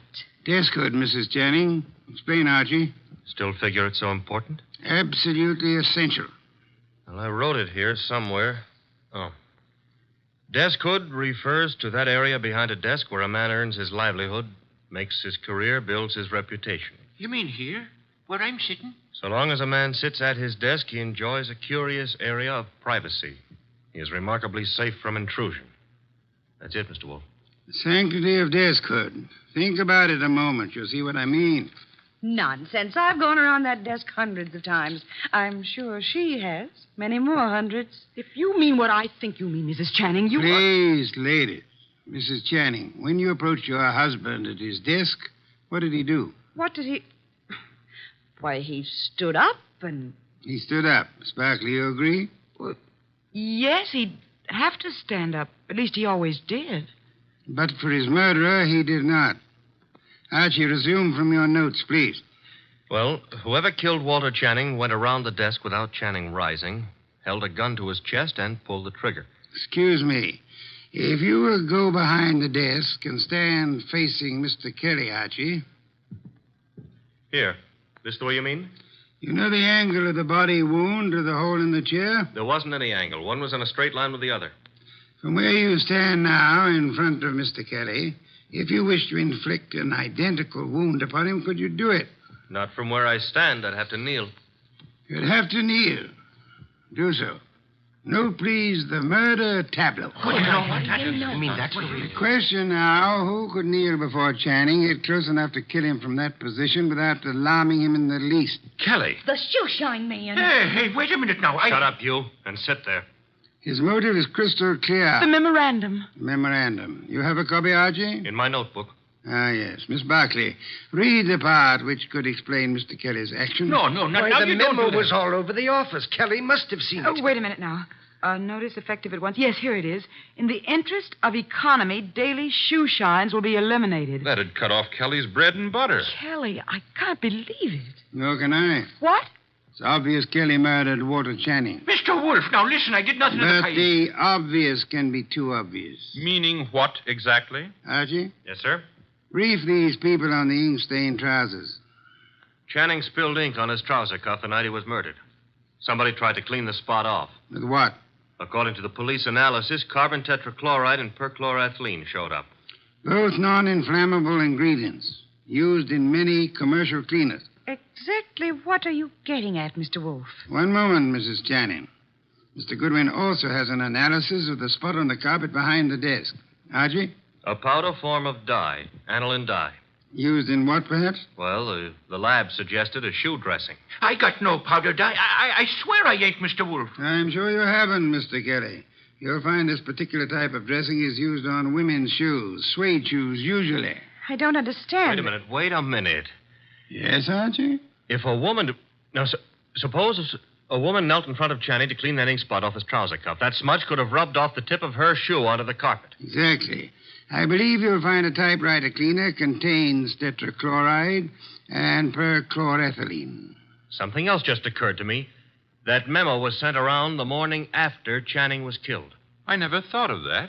True, Archie. And for only one purpose, to point suspicion at Kelly. But when the police didn't take the hint... Go on, Archie. What then? Somebody else was brought down here who would. Comes around to 3 questions, doesn't it? Who knew about the memo? Who had access to Channing's file where he kept his gun? And who made sure Nero Wolfe would see the evidence against Kelly? 3 questions, Archie, with one answer that spells the name of the murderess. Our own client, Brenda Barkley.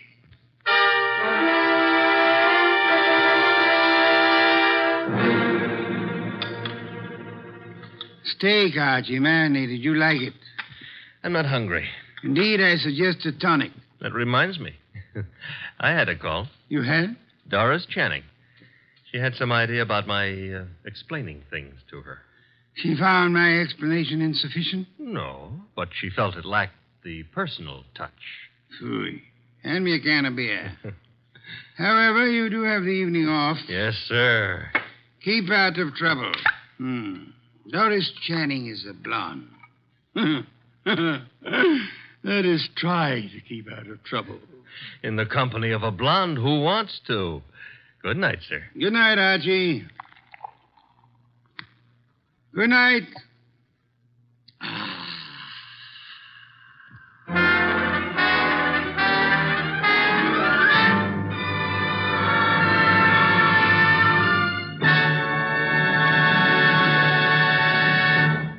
You have been listening to The New Adventures of Nero Wolfe, starring Sidney Greenstreet.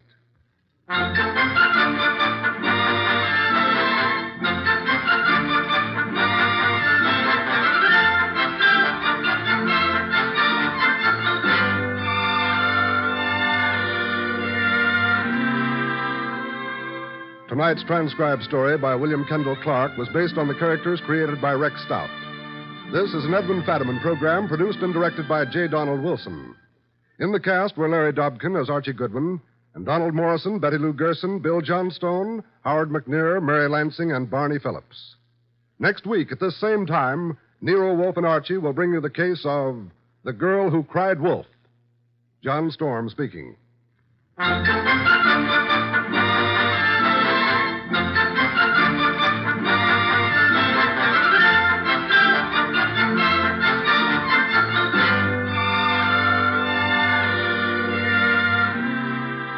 Nero Wolfe, Archie, and all of our cast hope that our listeners have taken time out from this busy Christmas season to help brighten some youngster's Christmas day. Be sure to send a thing, your choice of anything you think a child would like for Christmas, to the groups in your own town who are distributing these toy gifts to less fortunate children. 3 chimes mean good times on NBC.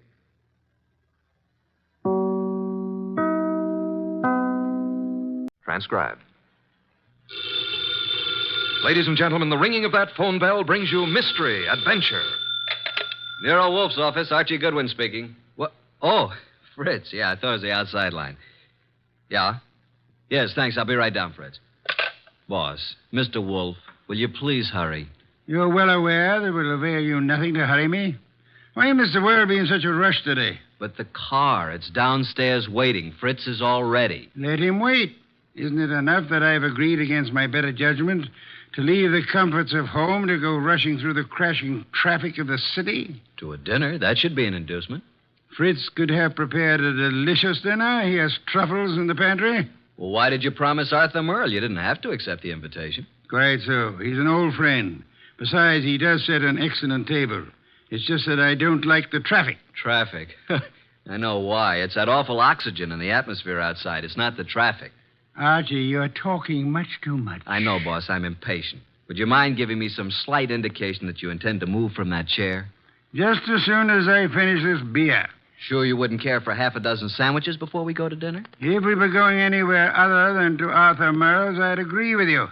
He's the only person in the world I know of, except myself, of course, who has a proper appreciation and respect for the art of preparing good food.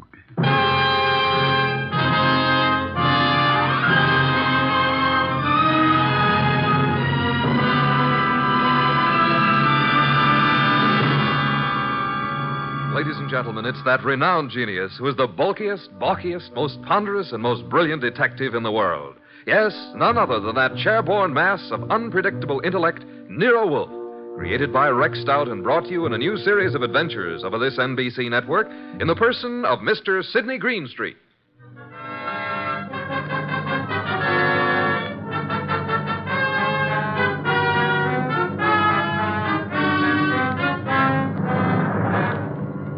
We usually refer to this story as the case of the final page. Under normal circumstances, the last page of a manuscript would be absolutely worthless unless you read all the preceding pages. But in this instance, the final page held the answer to a murder. Without that page, we couldn't arrive at the solution. Actually, we didn't even know the problem. Anyhow, I finally got Nero Wolfe to the lobby of Arthur Merle's apartment building. Going up. Up, please. Are you going up, gentlemen? Are you, honey? Certainly. It's my job. Then so are we. After you, boss.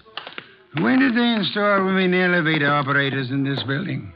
I've been here for 2 years. Floor, please. Arthur Merle's apartment, I believe it's 814. That's right. Are you Mr. Wolfe? No, this is Mr. Wolfe. I'm Archie Goodwin. Although the name Wolfe would be much more appropriate for him than for me. How did you know he was Mr. Wolfe? Mr. Merle came in half an hour ago. He mentioned that he was expecting you. You see, Archie, you rushed me unnecessarily. We practically preceded him here, and we'll probably have to wait interminably for dinner. I just hate to be late. Arthur Merle has never been on time in his life. He's no more punctual than any other writer.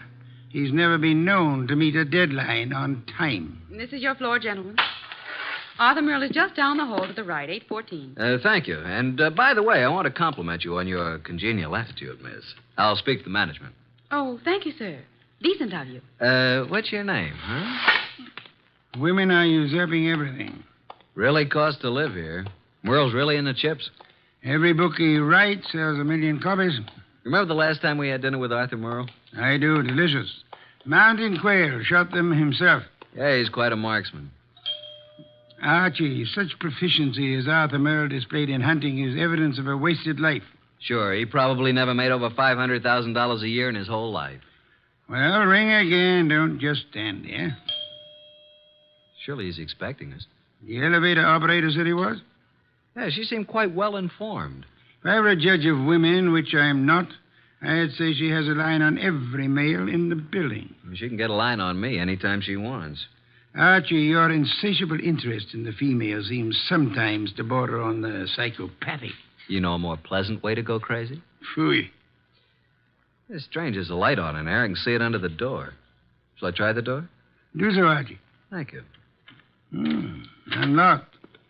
Well, at least we can get in. He may be in the bedroom. Probably in the kitchen. I'll just sit here. I must forgo the comforts of my own home. I certainly intend to avail myself of the comforts of Arthur Merle's. Very much overdecorated. You wouldn't like heaven unless they had orchids and beer. Not a chair in the place worthy of the name. Well, I'll try that divan while you have a look around. For what? Arthur Merle, of course. Suppose you have a look in the study. Maybe writing. Have a look, my boy. I'm exhausted and thirsty. See if he has any... Boss! Good heavens, Archie, don't shout. I'm coming. It's Arthur Merle. Look, slumped over his desk, a knife in his back. Yeah, he's quite dead.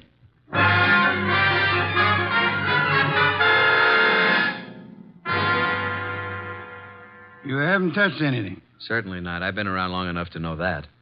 Well, you just call Inspector Kramer at homicide. How long do you think he's been dead? I'd say a half hour. From all appearances, yes. And perhaps only 10 minutes. I can't understand it. Why would anyone want to kill Arthur Merle? Everybody liked him. Last man I'd expect such a thing to happen to. The answer is probably a considerable distance from the question, Archie. Inspector Kramer, homicide. Archie Goodwin, Inspector. Just a minute. Nero Wolfe wants to speak to you. Oh, no. Don't tell me you two have stirred up something on a night like this. It's 10 below zero. I'm sorry. Here you are, boss. Hello, Inspector. Yes? What is it this time, Wolf? Find a dead body under Grant's tomb? I'm sorry you'll forgive any apparent failure to find humor in your little witticism. But I'm at Arthur Merle's apartment. I suggest you come here at once. Seems that Arthur finally met a deadline.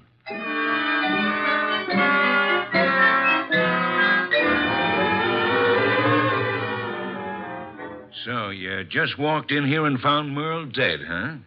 We were invited here for dinner. Anyone else around when you got here? No. You see anyone, Goodwin? Only the elevator operator who brought us up. Well, Mr. Wolfe, since you were in on the ground floor, maybe you've got some ideas. Sorry, Inspector. Had I been able to solve the crime so soon, I would have advised you, Inspector. Yeah. Well, it's obviously murder. Obviously. You knew him well? Quite well. Ever know of his being in any trouble? No. Everybody liked him. Arthur Merle, I felt, didn't have an enemy in the world. Is that so? I don't think anybody pulled this as a little friendly gesture. Don't jump to conclusions, Inspector, that this murder was committed necessarily by an enemy of Merle's. Meaning? It could have been an absolute stranger. A woman?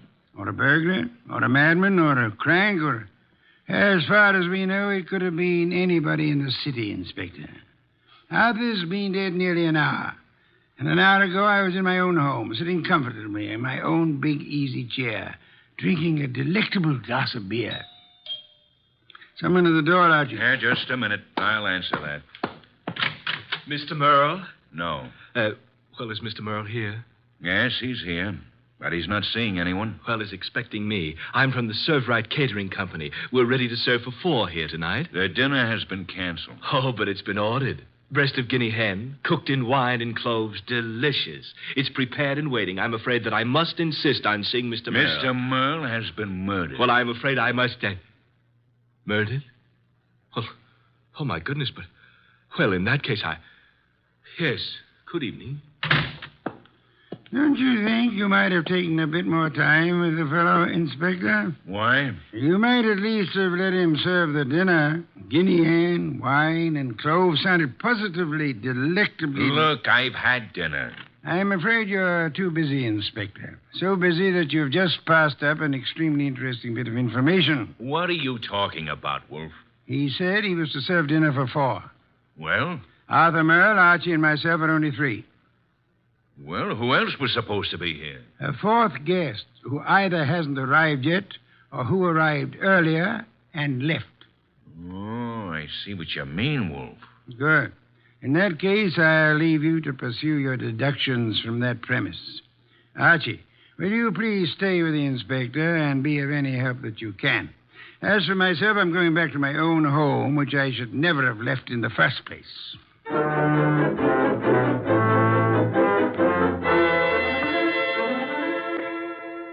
Okay, that finishes the apartment search, Goodwin. And what have we? Nothing.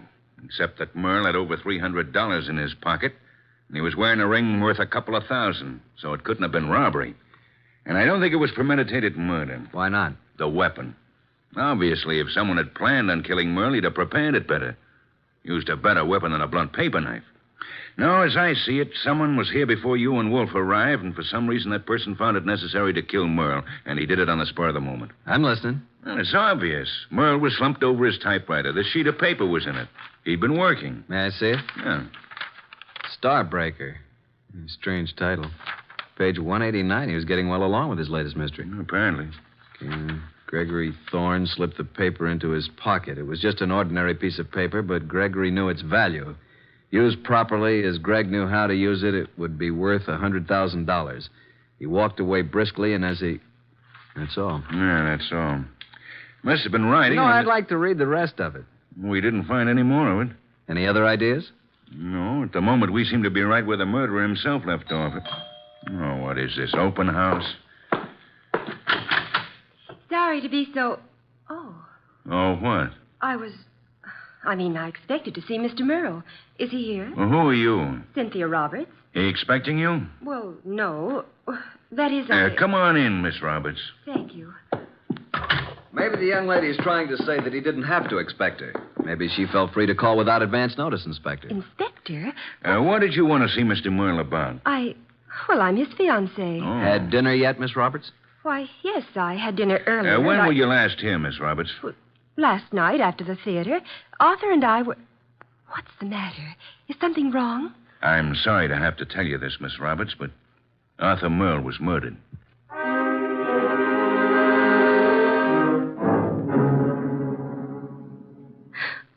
And you say you hadn't talked to Mr. Merle all evening. Is that right, Miss Roberts? Yes, that's right. You didn't have a date with him tonight? Oh, no. Then why did you come here? I told you we were engaged. I just came by, that's all. I see. Any more questions, Inspector? None for the present. How about you, Goodwin? Nope. But maybe Wolf. Let me call him. Yes, I guess under the circumstances, we can't very well leave him out. Go ahead. Oh, Arthur, I just can't believe it. Why would anyone want to kill him? That, Miss Roberts, is a question we'd all like to know the answer to. Nero Wolfe speaking. Archie, boss, I'm still at Merle's. We haven't found out anything new except that Arthur's fiancée dropped in a few minutes ago. Did she know anything of interest? I don't think so. What does the inspector plan to do about her? Just a minute. He wants to know what you're going to do with her. Well, hold her, of course. He's going to hold her. Let me speak to him. Okay. He wants to talk to you, Inspector. All right. Hello. Inspector, I suggest you let the young lady go.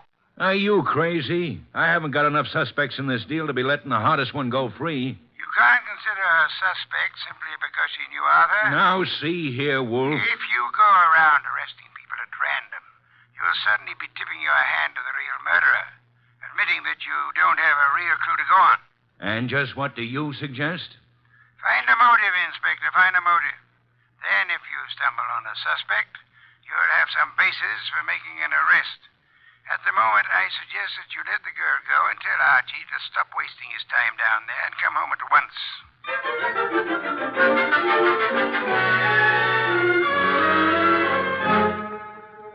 So that's the story, boss. We went over that place with a fine-tooth comb. Nothing. There's not a single suspect. The last person to see Arthur alive was the elevator girl.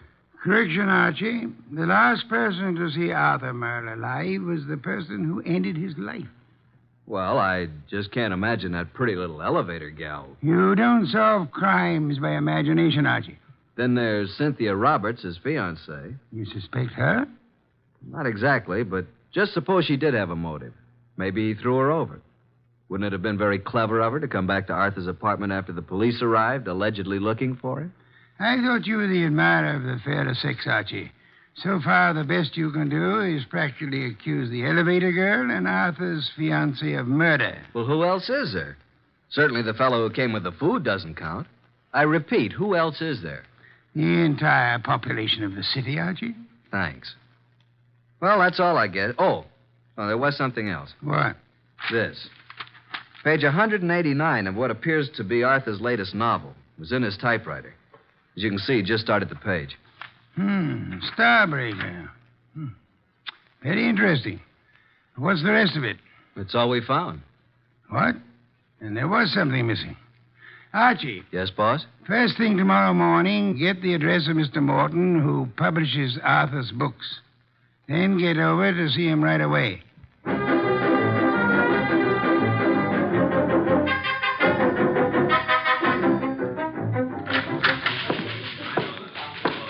Yes, may I help you? I'd like to see Mr. Morton. Did you have an appointment? Tell him I'm from Homicide. Oh, yes, sir. Yes? Mr. Morton, I know you have someone with you, but there's a gentleman here from the Homicide Bureau. He wants to see you. Tell him I work for Nero Wolfe. My name's Goodwin. His name is Goodwin. Send him in. Yes, thank you. You may go right in, sir. The large door to your right. Thanks. Come in, Mr. Goodwin. Come in. I understand you're from Homicide. Not exactly. I'm Nero Wolfe's assistant. We're working with Inspector Kramer. And what can I do for you? You've heard about Arthur Merle. Yes, I received the word when I came in this morning. It was a great shock. Oh, excuse me, Mr. Goodwin. This gentleman is Henry Childs. How do you do, Mr. Childs? Glad to meet you, Mr. Goodwin. You're with Nero Wolfe? I'm his assistant, man Friday. Mr. Childs is a publicity agent. He handled all publicity for Arthur Merle. I've not only lost an excellent client, but a very good friend. Did you know Mr. Merle? Yes, I'd met him a number of times with Mr. Wolfe. Yes, indeed. Arthur Merle was a great writer and a fine citizen. He'll be missed by millions. Mr. Goodwin, when was the murder discovered? Last night, shortly before dinner. Well, what did the police... what do you think the motive was? Don't know as yet, Mr. Childs. A little early for that. Well, it's certainly a shame. I wanted to ask you a few questions, Mr. Morton, privately. I hope you don't mind, Mr. Childs. Oh, no, not at all. I was about to leave. I'll run along now, Mr. Morton. See you again soon, Mr. Childs. Good morning, gentlemen. Well, Mr. Goodwin? You did a lot of business with Mr. Merle, Mr. Morton? I published every one of his novels for the past 8 years. And you intended to publish his new one, the one he was working on? Yes, we had a contract. The usual agreement between you. Naturally. Although I didn't know the story, I was always sure that if Arthur wrote it, it was good. Mr. Merle's name on the novel was a guarantee that it would sell 1 million copies. You don't know what this last one was about? Haven't the faintest idea. We relied completely on Arthur's judgment. Not even any carbon copies, huh? Not that I know of. Why? When Mr. Merle was killed, the only thing missing from his apartment was the novel. The novel? The first 188 pages, all we found of it were a few lines of page 189 in his typewriter. He must have been working on it when the murderer stabbed him. The rest of it's gone. You mean, Goodwin, the novel's gone? This will cost me $1 million. Well, it cost Arthur Merle his life. Arthur Merle dead and his novel gone. I can hardly believe it. Well, thank you, Mr. Morton. I hope I've been of some help, although I'm don't sorry quite see. you haven't. But we may call on you again. Before it's over, you may be a great help.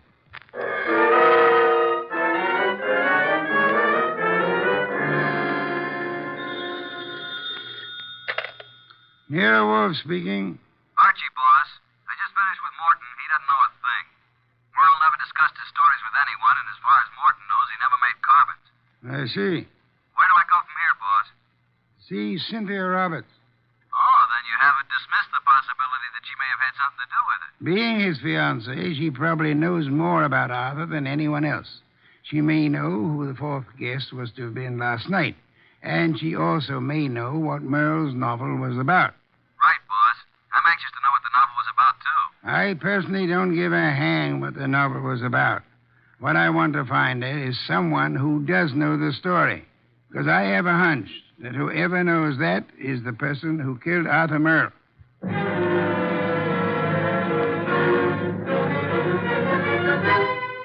Miss Roberts, I know you want to help us find out who killed Arthur. Oh, yes, of course. I'll do anything. Nero Wolfe and I were invited to have dinner with Arthur Merle last night. Well, I knew he was having friends in for dinner, but I didn't know who they were. Oh, I'm sorry. I hoped you'd know whom he invited. No, he didn't tell me. Miss Roberts, we have reason to believe that there was to have been a fourth person there last night. A fourth? The caterer came to deliver dinner for 4. Now, the fourth party never did show up, or else came earlier and left after Arthur was killed. You mean someone Arthur invited to dinner might have killed him? Maybe. Oh, there's no one that I can think of who bore any ill will toward Arthur. We're convinced that this was done on the spur of the moment. Unpremeditated murder. Arthur Merle suddenly became a threat to someone. Now we've got to find out what the threat was and who was threatened. We'd hoped you could help. I'm sorry. Did he ever discuss his new novel with you? Oh, no, he never talked about his stories until he'd finished them. So his latest mystery contains the answer to an even greater mystery. Unless we find the first, they'll both go unanswered.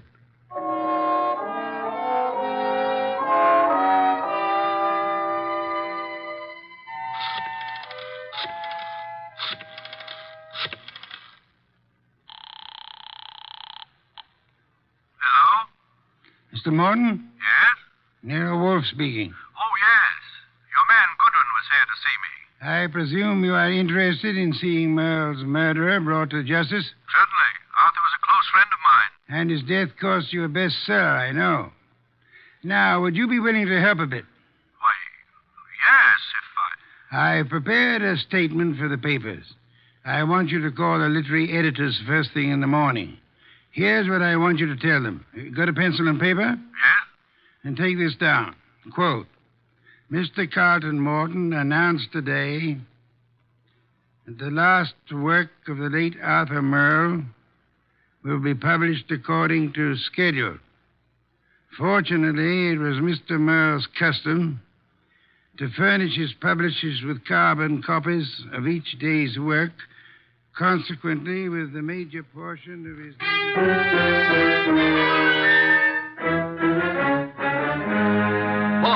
Boss! Good heaven, Archie. Please don't be so loud. Look here. In this morning's paper, why, that rat, he lied to me. That...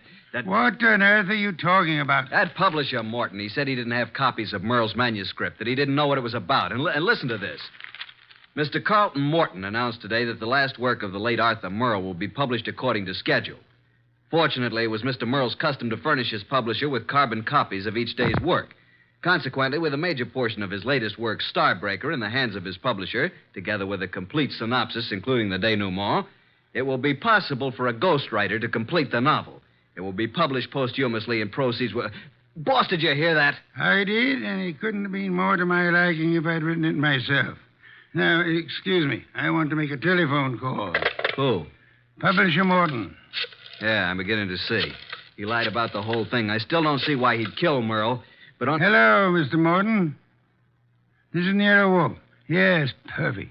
Now I'll call Kramer, and he and Archie will be waiting for you. Remember now, if anything comes of it, you are to say the manuscript is in the safe in your home, and you steer the party here. Say you've recently rented this place. I hope we'll be seeing you. Yes. Goodbye. Oh, and be careful. Remember what happened to Arthur. The manuscript is in my desk in the middle drawer. What the... You mean... Archie, look out of that window. Huh?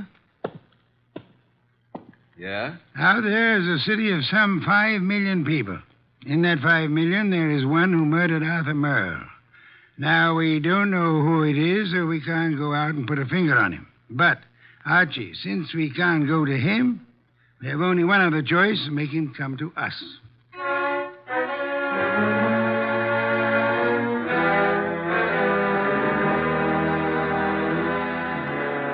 Will you tell me why we're sitting here in the dark in Wolfe's office? Yes, Inspector Kramer. Mr. Wolfe promised us a caller. Mr. Morton is to pretend that he's rented this place recently. Well, who's the caller? Can't tell you until he or she gets here. You seem certain he'll come. I'm quite certain. I'm just hopeful. You trying to tell me that Morton killed Merle? You're almost as dense as Archie was. No, Morton didn't do it. Unless Mr. Wolfe is very wrong, which is doubtful, before the night is over, Morton will know who did. And it won't be long until we know, too. You should get on a quiz program. You're so good at guessing games. Shh. Listen. Huh? Someone's coming. A brilliant deduction, my dear Kramer. I hope there are two of them. Inspector, behind these drapes. Quick! I'll get behind the screen. All right, Mr. Morton. So far, you've been very cooperative. Just keep it up. I have no intention of doing otherwise. Your gun has me completely convinced, Mr. Childs. Get the manuscript. Yes, just a moment.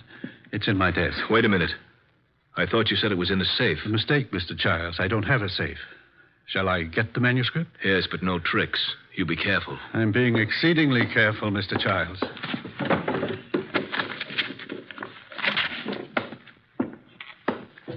There you are. Starbreaker by Arthur Merle. Yes, this is it. Thank you, Mr. Morton. Now, I trust that's all you want of me. I'm sorry. I wish that were true. Unfortunately, you see, it's not the actual novel that I want. Oh? My interest in this copy is the same as it was in the original. And that is? That no one should ever learn the content. I take it you know what it's about, then. Yes. You see, Mr. Merle made the mistake of telling me when I called a bit early at his apartment for dinner last evening. I was forced to deprive him of his life once I learned the storyline of this novel. This story must be kept secret. Why? Most of you people in the publishing business know me as a public relations and publicity agent for several prominent writers. Yes? Actually, I've been as successful as I might in this business because a few years ago I stumbled onto a very neat and foolproof method of blackmail. Unfortunately, Arthur Merle thought of the same thing and based this story on it. If it got out, I'd be exposed and sent to prison. So you can see why I had to stop it, why I had to kill Arthur, and why... Now I'll have to kill you, too. Oh, child, for heaven's sake. The contents of these pages condemn me. You know what's in them. Further, I've confessed to murder to you.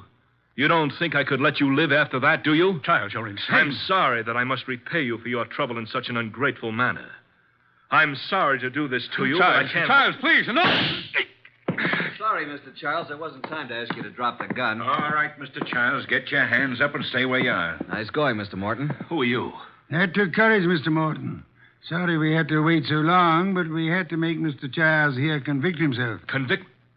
What do you mean? We've been waiting here for you, behind the drapes all the time. We heard every word. Mr. Childs, you're under arrest. Police?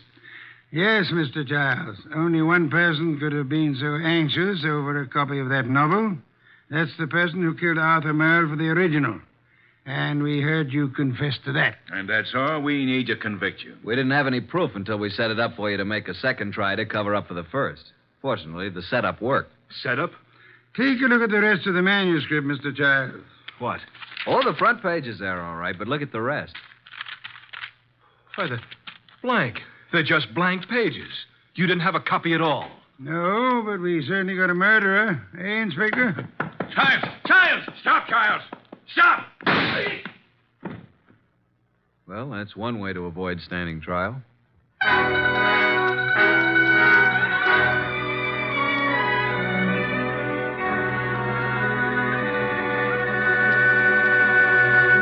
Well, Archie, I'm glad you and Kramer got Childs.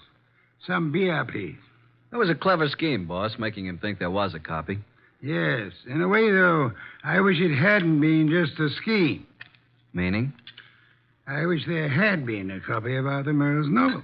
Why? You never read detective stories. No, but I've drummed up so much curiosity over this one, I'd like to know exactly what that blackmail gimmick really was. Good night, Archie.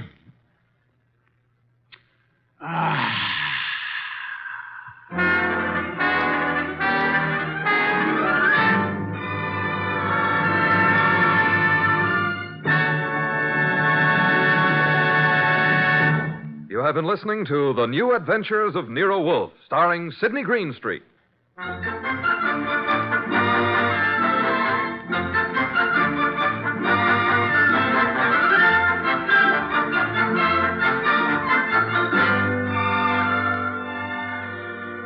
Tonight's transcribed story by Don Arthur was based on the characters created by Rex Stout. This is an Edwin Fadiman production and is directed by J. Donald Wilson. In the cast were Harry Bartell as Archie Goodwin, and Evelyn Eaton, Peter Leeds, Lucille Alex, Marna Keneally, Herb Butterfield, and Bill Johnstone.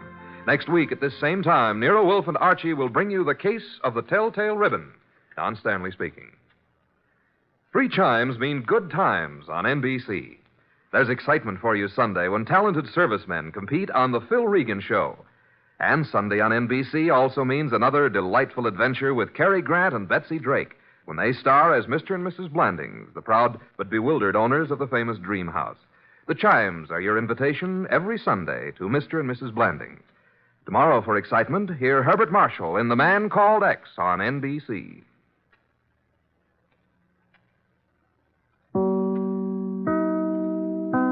Stay tuned for Nero Wolfe, which follows transcribed in 30 seconds. What's on the menu at Duffy's Tavern tonight? Well, there's a full serving of laughs with Archie the manager, played by Ed Gardner, and his unpredictable friends, Miss Duffy, Clifton Finnegan, and Eddie the waiter. It's Duffy's Tavern later this evening over most of these NBC stations. And this Sunday, the big show comes your way once again with Bob Hope, Jimmy Durante, Perry Como, Jose Ferrer, Mindy Carson, Eddie Cantor, Meredith Wilson and his orchestra, and many, many more. And, of course, your MC once again will be Tallulah Bankhead. That's this Sunday for the big show.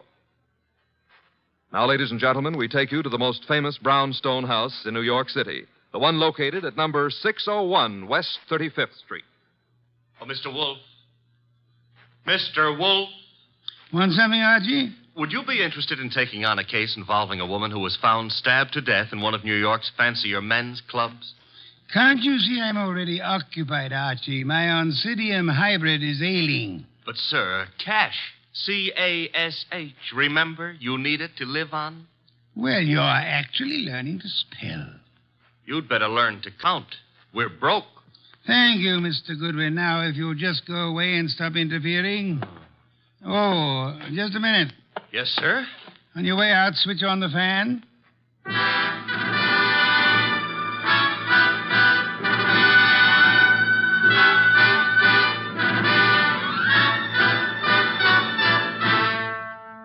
Yes, ladies and gentlemen, it's that one and only man of moves, the most famous detective in modern fiction, that corpulent, orchid-raising, beer-drinking gourmet who also happens to be a genius.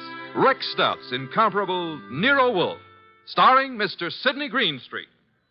Tonight, Nero Wolfe's long-suffering assistant, Archie Goodwin, tells us of the case of the careless cleaner.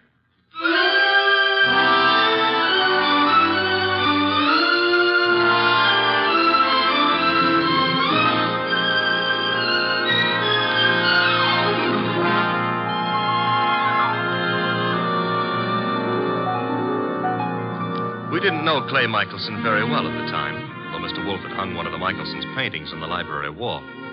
But then I guess we should have considered ourselves lucky not to have known him or his wife, Phila. 2 weeks ago, they had a quarrel. Oh, Clay, darling, I didn't expect you home so soon. I thought you were going to the museum to see the Van Goghs. I decided not to, Phila. Oh. Well, if you plan to paint this afternoon, I'll get out of the studio. I want to run some errands anyway. Why don't you make your phone call from here, Phila? Phone call? Who is he, Phila? He? Who were you waiting for this afternoon? Please, Clay, don't start that jealousy routine again. Don't try to kid me. You're being stupid, Clay. I'm stupid, all right, but I'm getting wise pretty fast. I'm through, Phila. I've had enough. I'm leaving you. So stay out of my way and keep your boyfriend out of my way, too, whoever he is, or I'll kill him.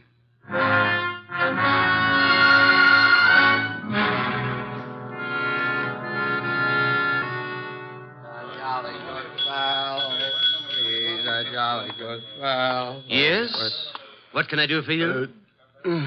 Sleepy. I want to have a drink and go to bed. I'm sorry, sir. The Garrison Club's a private establishment. No rooms available to the public. You think I'm drunk? Oh, no, sir. Why do you suppose I came here? And I'm sure I wouldn't know, sir. I'll tell you why. I came here to see my old pal Lou Saunders. That's why. You know Mr. Saunders? Do I know? Look, I paint him. Lou sells him. Mr. Saunders is your agent? I'm Clay Michelson. Just call Mr. Saunders. Clay, what in the world? Lou, tell this guy who I am. But I'm sorry, Mr. Saunders. It's all right, Mr. Martin. You see? Let's go have a drink. Yeah, sure, Clay. Yeah. You know what, Lou? I left feeling. If I walked out on her. Is there something I can do, Mr. Saunders? Yeah, have someone fix a bed in the other room of my suite.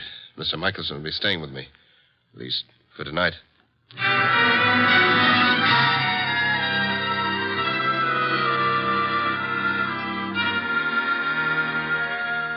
Mr. Wolfe, Yes, Archie? it's Friday. Good. Fish for dinner, then. Nope, I was not referring to dinner. You were not? I can think of nothing more interesting at the moment. Oh, I can.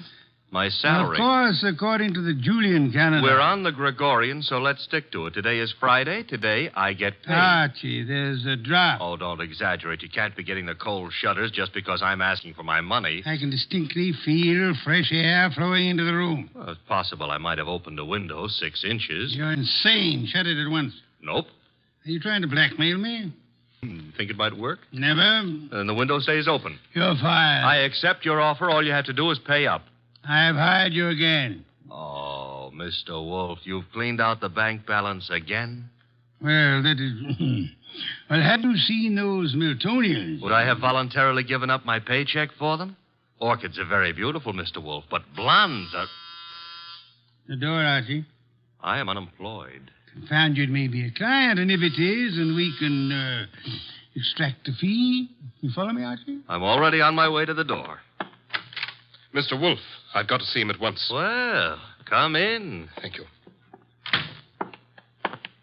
Mr. Wolfe, this is... My name is Saunders, Mr. Wolfe. We've met before. I remember. As a matter of fact, you sold me a painting of Michelson. Yes, well, that's why I'm here. It's about Michelson, Mr. Wolfe, that I've come. Frankly, I think the man's about to go mad. He and his wife have split up, and such a splendid artist, too. A pity. I don't know what to do. He's drinking like a fish. For 2 weeks, I've been letting him live in part of my suite at the Garrison Club, but he's just steadily getting worse. I try a hospital. I can't. The publicity. Mr. Wolfe, Clay admired you so that time we all had dinner after the painting transaction. I thought maybe you could talk to him. Maybe you could get him on his feet again. I'm not a doctor, Mr. Saunders. But I'm sure he'd listen to you. Excuse me a moment, Mr. Saunders. Nero Wolfe speaking. Inspector Kramer. Good evening, Inspector. Got a guy called Lou Saunders at your place? Garrison Club said he'd gone to your place. Yes, he's here. Well, see to it that he doesn't leave until I get there. I'd hardly do that, Inspector. I have no reason to detain Mr. Saunders. There's plenty of reason. It so happens a woman's just been murdered in his suite. Murdered? Yeah. A Miss Hilda Lundgren. What's happened? Now will you hold him?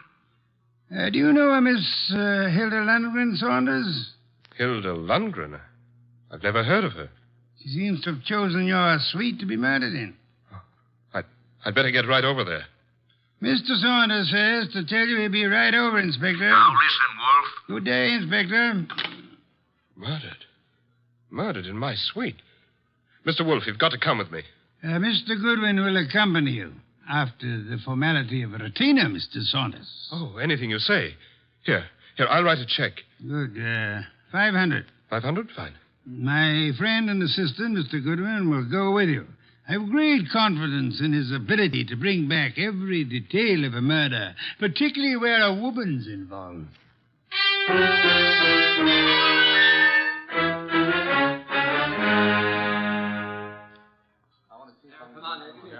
Okay, you photographers, picnic's over for tonight. Pick up your stuff and get out of here. You sound real mean today, Inspector Kramer. Well, if it isn't Nero Wolfe's favorite stooge. What are you doing here, Goodwin? I got bored with my knitting. Look, I wasn't asking for humor. I'm Louis Saunders, Inspector. Saunders? Ever seen that woman before? Yes, I believe I have. I can't remember where, but the face looks familiar. Lovely-looking woman. Blonde and really built. Well, she ought to look familiar. She's one of the cleaning women here at the club. She is? Cleaning? Well, since when have gals like this been reduced to cleaning floors? What's happening to the world? There ought to be a law. Yeah, there is. She was killed with a knife, or haven't you had time to notice? That's not a knife, Inspector Kramer. That's one of Clay's Chinese letter openers. What was that? Well, nothing. Nothing at all. Yes, it is a strange knife. What were you saying, Mr. Saunders? Just said that looked like one of the letter openers belonging to one of my friends. Who is this Clay? Clay Michelson, the artist. But you can't possibly think he'd do a thing like this. I think everybody did it until we know otherwise. When were you last up here, Mr. Saunders? Me? Why, just a little while ago. I changed my clothes just before I went to see Mr. Wolfe. She wasn't here then? Well, I don't know. I didn't come into this room, just in my part of the suite. Your part? Who occupies this room? Mr. Michelson. He's been staying with me. Strange wound, no blood. What do you think you are, Goodwin, a medical examiner? Oh, but Yeah. The killer probably wiped the blood away. Saunders, have you any idea where your artist friend might have run off to? I haven't seen Clay all afternoon. He spends a lot of time down in the bar. Well, he'd hardly sit in a bar if he's killed somebody.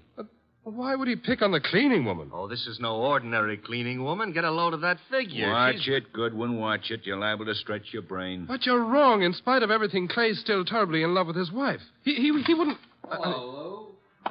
When did you get in? Yeah, who's this? Clay. We're your friends, Lou. They won't serve me any more liquor down at the bar. I gotta find my flask. Mr. Michelson, may I introduce you to Inspector Kramer of the police? Who's this guy, Lou? He's Nero Wolfe's assistant. Wolfe? Police? Well, what do you all want? Somebody park overtime? Where's my flask? The one with my initials. I just bought it this morning. Mr. Michelson, do you know that somebody was murdered here in your room? Murdered? Why don't you guys go away and joke with somebody else? Where's my flask? You better get hold of yourself. I said there's been a murder. Understand? You serious? Yep. And I wouldn't be surprised if Inspector Kramer here considers you top suspect. Me? They think I did it? You better pull yourself together, Clay. Yeah, because I got a lot of questions. Excuse me, the phone. Sit down, Mr. Saunders. I'll answer it. Hello? Hello? Hello? This is Fila. Who is this? This is Inspector Kramer. Hello? Hello? Who is Fila? Anyone know? Well, that's my wife. Your wife? I want to speak to her. Come back here, Michelson. Let me alone. You're not going anywhere. Now, stay back there. You're wrong, Inspector. I am going somewhere. Junior's got a gun. Yes, Inspector. You should be more careful about your gun when you shove people. Now, look, Mr. Michelson, I'll see Mr. Wolfe myself. Stay back, Inspector. You haven't a chance. We'll nab you before you get a block away. Well, then I'll just jerk these phone wires. There. And I'll lock the doors. That should hold you long enough. Good night.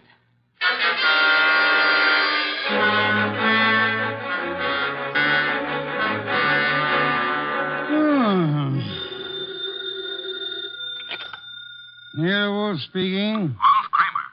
Indeed. Clay Michelson may be on his way over there. Hold him until I get there. Hold him, why? Not more than 10 minutes ago, he held me up at the point of a gun. Careless, a gun? It was my gun. Careless of you, Inspector.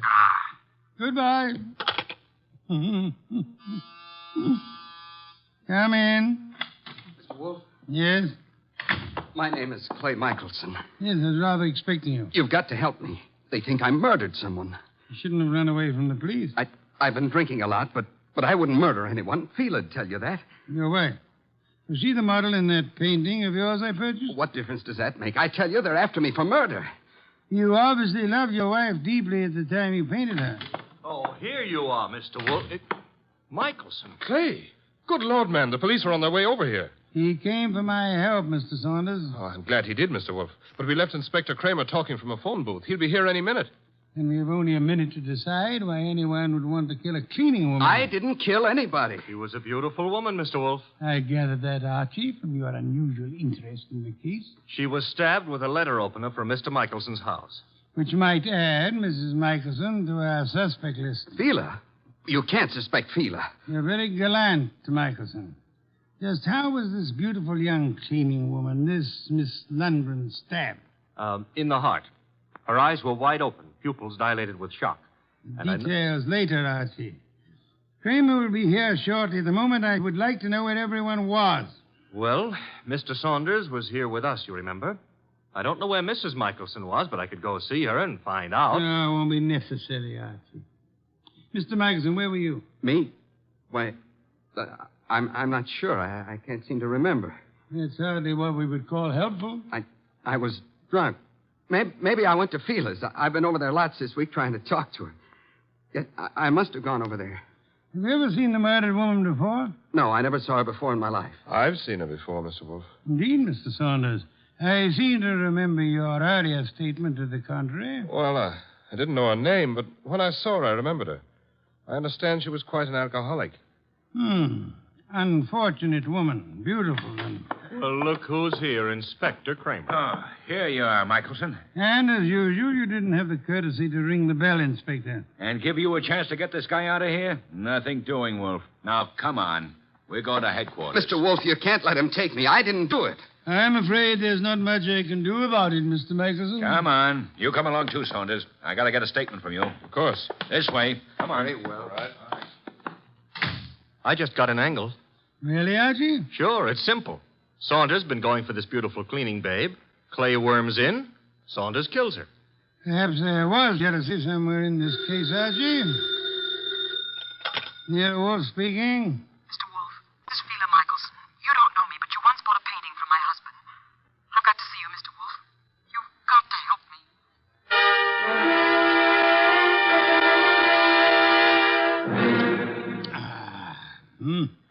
Mrs. Michelson, have some of this delicious beer. Another can, Archie. And now, Mrs. Michelson, may I ask how you found out there was a murder in the first place? A policeman came to see me. He told me what had happened, that they were looking for Clay.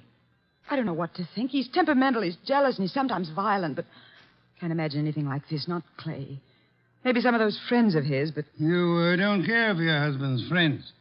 No, they all live off him. They're leeches. Mrs. Michelson, did your husband come to see you this afternoon?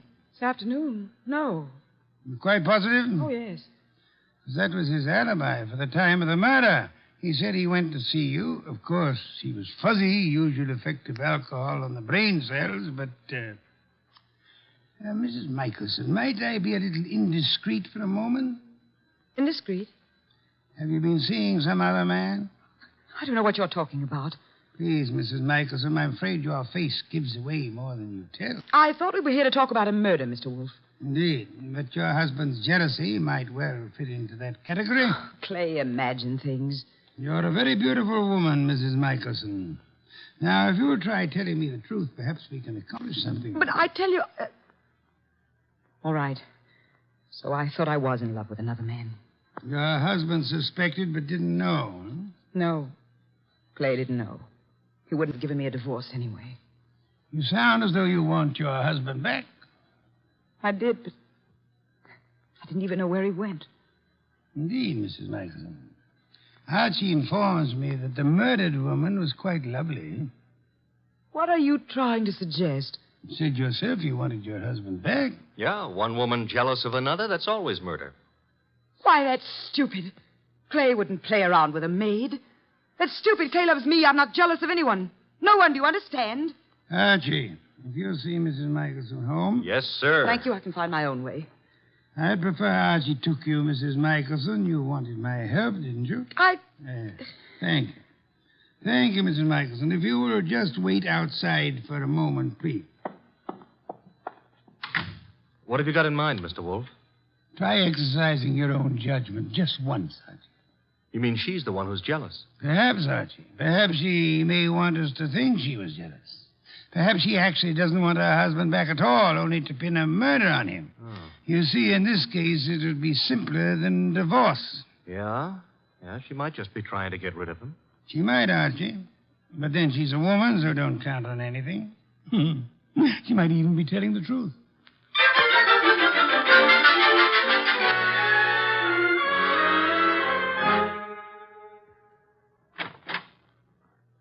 This is where I live, Mr. Goodwin. Nice. Very nice.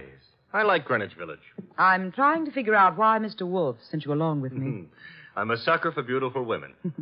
I wonder. Archie, Huh? does Mr. Wolfe believe me? He hasn't made an official statement yet. Nice furniture and things. You sound like an appraiser or someone looking for something. That's because it's November. Mr. Wolfe sent you to search my apartment. You could be wrong. I don't... Oh. What's the matter now? Thought you said your husband hadn't been here today. He wasn't. And what's his flask doing among these papers on the desk? Very prettily decorated with his initials. He was looking for it at the club. Flask? I don't know what it's doing there. Yeah, sure. You're trying to help, Clay. Right into the electric chair. His only alibi was his being here this afternoon, and you said he wasn't. Then what is his flask doing here? He said he just bought it this morning, so he must have been here today. I don't know what you're talking about. Where's your phone? Well, you've got things wrong. I don't know anything about that flask. Hey, the lights... Who switched off those lights? Fila, put those lights on. Put on those lights.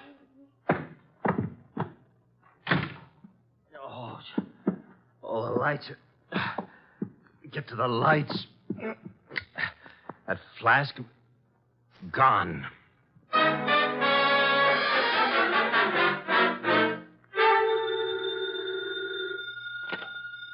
Nero Wolfe speaking. Wolf, where's Fila Michelson?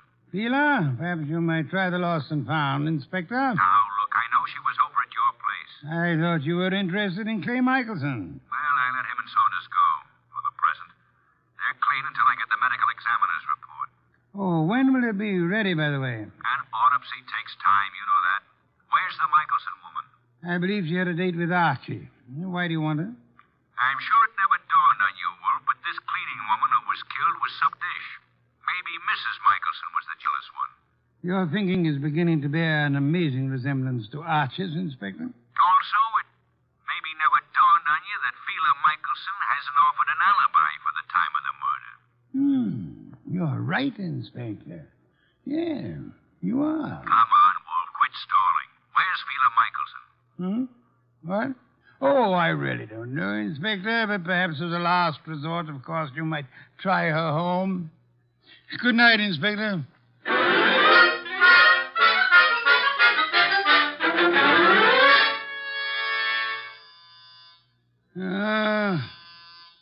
Inevitable. The moment I'm comfortable. Come in. Mr. Wolfe. Oh, thank heavens you're here. I always am. Where's Mr. Goodwin? I don't understand how it happened. I swear I don't. What happened? I haven't got any idea how it got there. Got where? Calm down, Mrs. Michelson. Now, just what got where? Clay's new flask. Your assistant Archie. He came home with me, and that new initial flask was there. He thinks Clay was there this afternoon, and that I'm trying to frame him or something. Oh, here you are. She's here, therefore. This is our gal, Mr. Wolfe. She's been lying right down the line. I tell you, Clay wasn't there. Then why did you give me this clout on the head and grab the evidence and run? I didn't hit you. I ran, but I didn't hit you. And I didn't take that flask either. Oh, next thing she'll say there wasn't any flask. Stop gaping at Mrs. Michelson, Archie, and open the door. Yeah, sure. Well, Mr. Wolfe, they let Clay and me go for the... Fila, what are you doing here? After your visit this afternoon, Mr. Saunders, she decided to come down and see me. After my visit? What makes you think I was at Fila's? It was Mr. Saunders, not your husband, who came to visit you this afternoon, wasn't it, Mrs. Michelson? I don't have anything to do with Mr. Saunders. Then might I ask why you called him today? I wasn't calling him. I was calling Clay. You told me earlier yourself that you didn't know where Mr. Michelson was. Well, all right. So what if it was Mr. Saunders who came this afternoon? As he has for many afternoons. What are you trying to get at, Mr. Wolfe? Saunders? He and Fila? Yes, Archie. Mr. Saunders, the artist's friend and agent, happens to be the one who was making a fool of the artist. But that's all over. I told him. That's what I was talking to Mr. Saunders about this afternoon. I didn't want Clay to know. Clay would never have come back. All right, so it was Fila and me. I admit it, but that's not murder. I suggest that it is, Mr. Saunders. I suggest that one of you two murdered the cleaning woman. Whichever one of you carelessly left the whiskey flask in Fila's apartment. This is murder, Mr. Wolfe. Not a joke. Not at all a joke. You see, our cleaning woman was not murdered by the knife found in her body. She was poisoned. What do you mean? Not by the knife? Poisoned. She undoubtedly drank from Michelson's flask while she was working in his room at the Garrison Club. But she was stabbed. True. However, Miss Lundgren was an alcoholic. Saunders mentioned that, and I checked with the club manager. But how does that prove there was poison in the flask? That she was poisoned? Archie, would you mind repeating your description of the dead Miss Lundgren? First, as to the wound. Okay. There was no blood. Some would advance a fantastic theory about wiping the blood away. And now, Archie, the description of the body of Miss Lundgren. I mentioned the fact that her eyes were wide open, the pupils were dilated. Hey, dilated pupils? Yes, Archie. The lack of blood had already made me wonder about the entire affair. When you added the dilated pupils... What's special about dilated pupils? In death, that is a common symptom of poison by a certain vegetable drug of considerable potency. But what was the point of stabbing her? The poison did the job.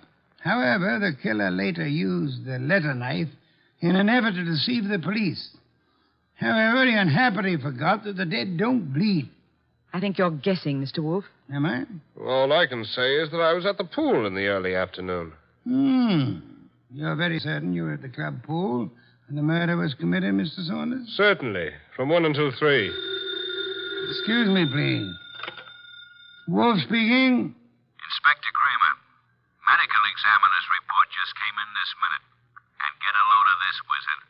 The dame didn't die of stabbing at all. I know. You know?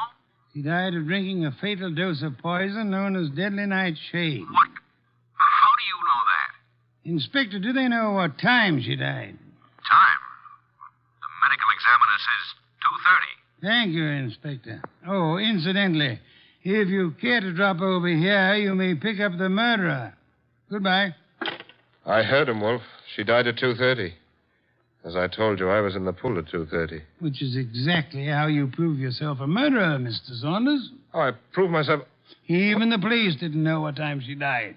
Until just now. And the body wasn't found until the evening. How did you know she died between 1 and 3? I didn't know, but... You probably were at the pool at the time. The maid drank the poisoned whiskey you put in the flask of your friend Clay Michelson. I tell you, you're crazy. You planned to get rid of Clay, who stood in the way of your marrying Fila. When you came back to your room at 3 and found that the maid had drunk it instead, you stabbed her with Clay's letter opener to cover up the real cause of the murder and throw suspicion on Clay. Oh, this is nonsense. Ridiculous. And then, when you learned that the woman for whose love you were willing to commit murder was through with you, you took Michelson's new flask to Fila's home, confident that it would be found there. Yes, and then he attacked me and stole that flask again in order to make it look like Fila had done it. Exactly, Archie. Mr. Saunders, the chances are that your fingerprints will be found on that whiskey flask, and they'll be able to trace the poison to wherever you purchased it. The chances are... Oh, no, you don't. Careful now, all of you. Guns bore me, Saunders. Oh, yeah? I'm leaving. You are not... Clay! Oh! Clay. Yes, Mrs. Michelson. Your husband has been there for some time. Clay, are you all right? Yeah, I'm all right. Well done, Mr. Michelson. I think you proved that an artist's life may indeed be exciting. I've been an awful fool, Mr. Wolfe. Mr. Michelson, you might remember for the future that unreasoning and unjustifiable jealousy sometimes creates the very conditions that it fears. You're being very kind to me, Mr. Wolfe. How can we ever thank you? By prompt remittance of your check on receipt of my bill in the morning.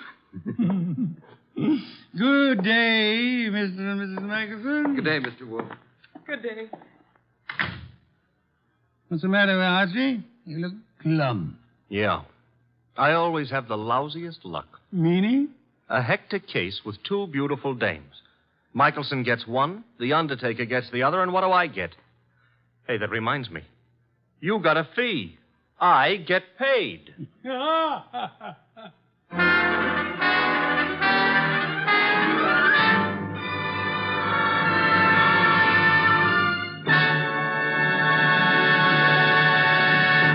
You have been listening to The New Adventures of Nero Wolfe, starring Sidney Greenstreet.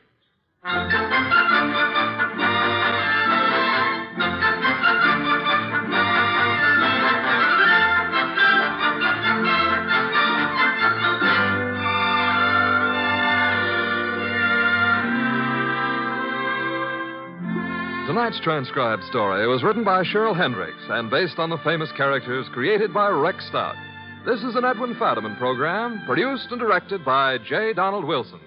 In the cast were Larry Dobkin as Archie Goodwin, and Betty Lou Gerson, Howard McNear, Dan O'Hurley, Vic Perrin, and Bill Johnstone. Next week at this same time, Nero Wolfe and Archie will bring you The Case of the Beautiful Archer. Don Stanley speaking.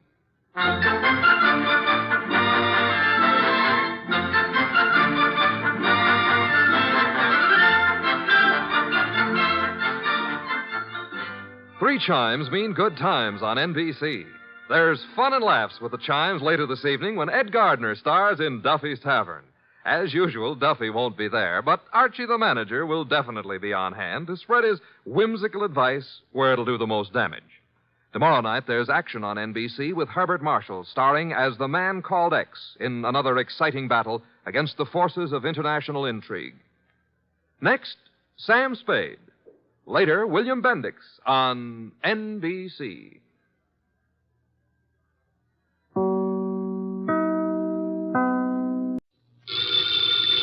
Ladies and gentlemen, the ringing of that phone bell brings you mystery, adventure.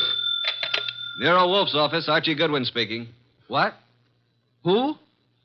Who is this? Who wants to speak to Mr. Wolfe? Nobody. Nobody? I said that. Hang up. It's late and it's too cold. And even if it weren't, I would not consider for one moment moving from this room. Please, Mr. Wolfe, I can't hear a thing this old gentleman's saying. Does it matter? You heard what I said? No. Now, what did you say?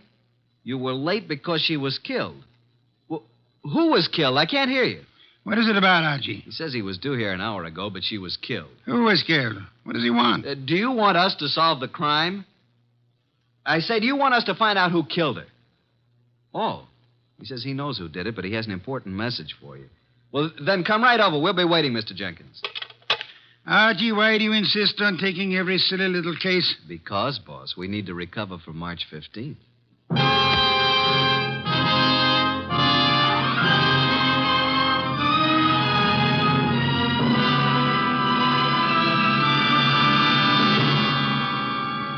Ladies and gentlemen, it's that renowned genius who is the bulkiest, balkiest, most ponderous, and most brilliant detective in the world. Yes, none other than that chairborne mass of unpredictable intellect, Nero Wolfe, created by Rex Stout and brought to you in a new series of adventures over this NBC network in the person of Mr. Sidney Greenstreet.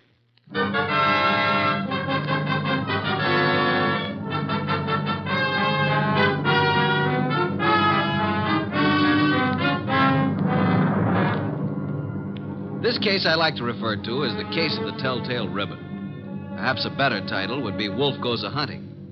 For in a way, this was one of those unusual instances in which my boss, of his own free will and without any coercion, actually decided to leave the house and go to the scene of the crime. It started when the strange old gentleman who phoned us finally arrived. Well, there's our client, Mr. Wolfe.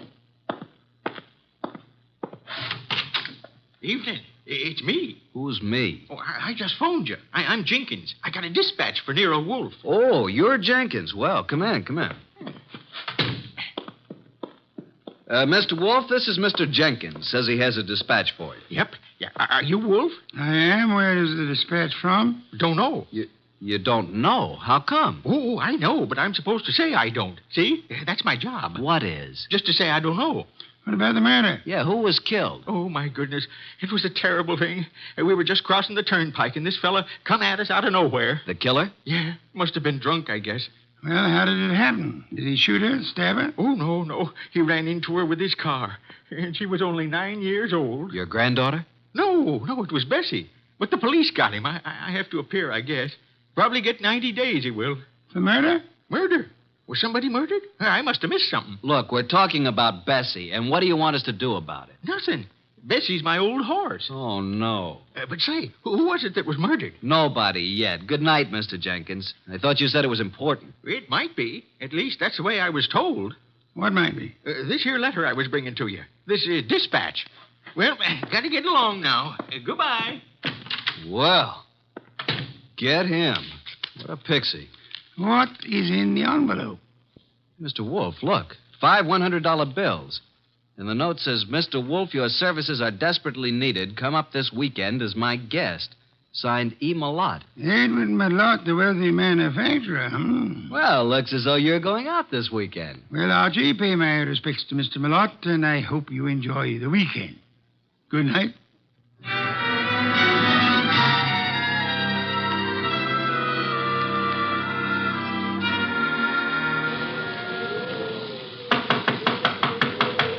Something's certainly phony about this. There's no party going on here tonight. Yes? What is it? Is this the Malott place? It is. What do you want? My name's Goodwin. I'm a guest of Mr. Malott's. A guest? Yes, he invited me down for the weekend. Weekend? Oh. Well, you better step in, please, Mr. Goodwin. Quite a bolt you've got on that door. Yes, isn't it? Just sit down there, please. I'll get Mr. Malott. He's in the library. Oh, here he is. This is Mr. Goodwin, sir. Says he's come down for the weekend. Mr. Goodwin, good evening. You've come for the weekend, you say? Well, yes, wasn't that the idea, Mr. Malott? Well, I don't understand, Mr. Goodwin. Didn't you send me this note asking me to come here? Note? I did not. Oh, well, this is my personal note stationery, but I don't recall sending this. I didn't even type it. And I'm in the habit of signing my name with a pen, not with a typewriter. E. Malott. You're certainly Edward Malott. Yes. Services are desperately needed. What does this mean? What services? Who are you, Mr. Goodwin? Are you serious? I'm a private investigator. I'm Nero Wolfe's assistant. Oh, indeed. Nero Wolfe, eh? I know of him, yes, indeed. And you really don't know anything about this note? I do not. Are you having a weekend party here? I most certainly am not. Then who sent this? And there were 5 $100 bills as a retainer. I haven't the slightest idea. Oh, Dorothy. Yes? Will you step in here, please? Miss Davis is my private secretary. She may know something about this. Yes, Mr. Malott. What is it? Dorothy. Oh. Dorothy, this is Mr. Goodwin. How do you do, Mr. Goodwin? Well, how do you do, Miss Davis? Yes. Well, Mr. Goodwin is assistant to Nero Wolfe. You don't say. Nero Wolfe, the detective? Well, I've heard a great deal about him.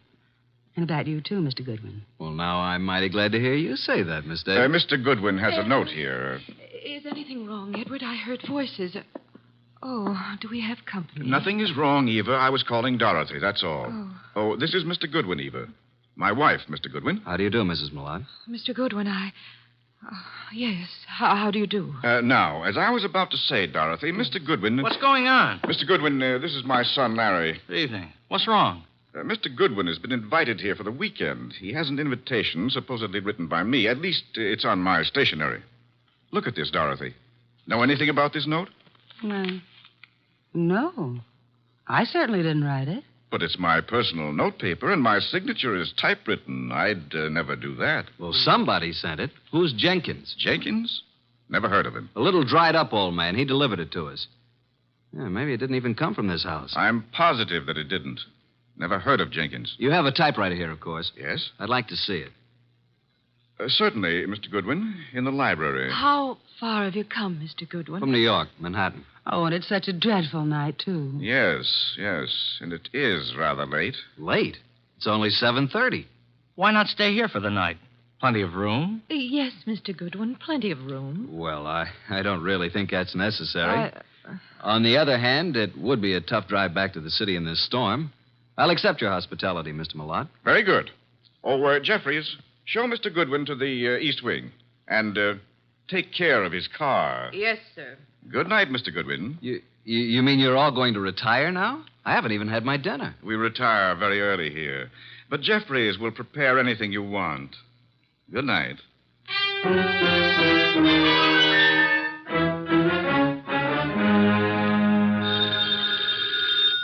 Oh, dear, who moved that phone?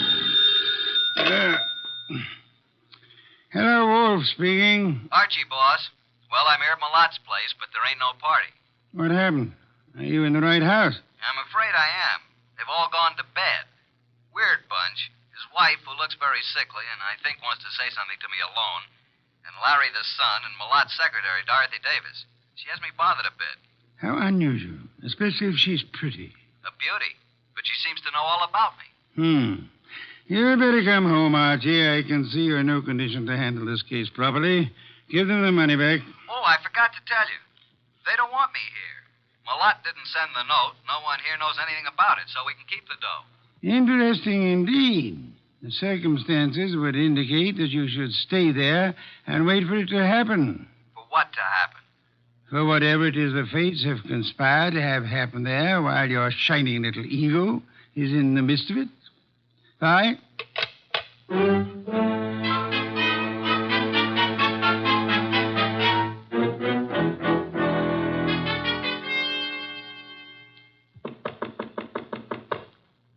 Who is it?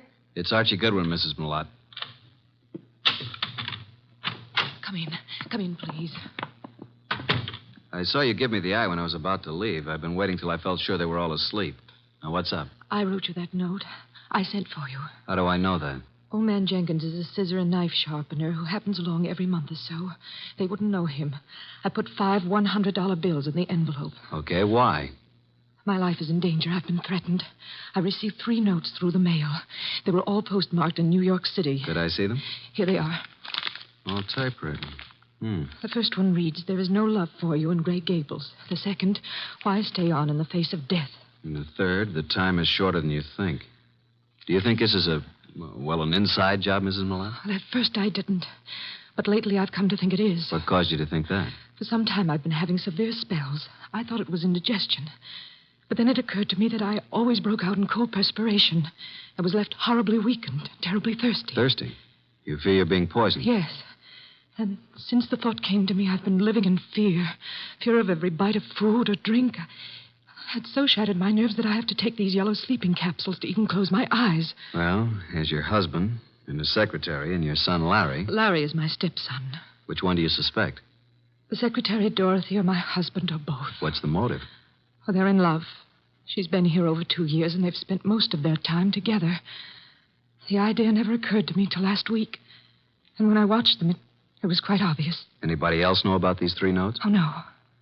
Then I'll keep them for a while. Good night, Mrs. Millot. And don't worry.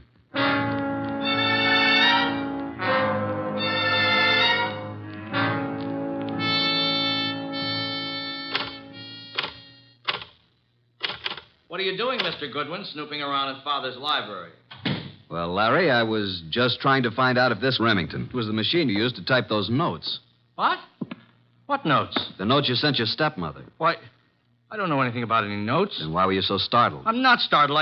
Why would I threaten her? So you do know about them. I didn't mention the contents of the notes. I just happened to see them on the table in her sitting room. You don't care too much about your stepmother, do you? Oh, she's all right. You don't care too much about Dorothy either, do you? I certainly don't. Why not? Well, I don't like her tactics, making a fool out of my father. If anybody here sent those notes, she did. You think Dorothy would have a motive? I certainly do. Of course you wouldn't have a motive, would you? No. Well, I'm inclined to think you would. Well, just what motive would I have? You don't seem to like any woman who's too close to your father. Maybe because you'd resent anyone sharing in the estate if your father died. If I were you, Mr. Goodwin, I'd leave. Tonight. And the sooner the better. Good night.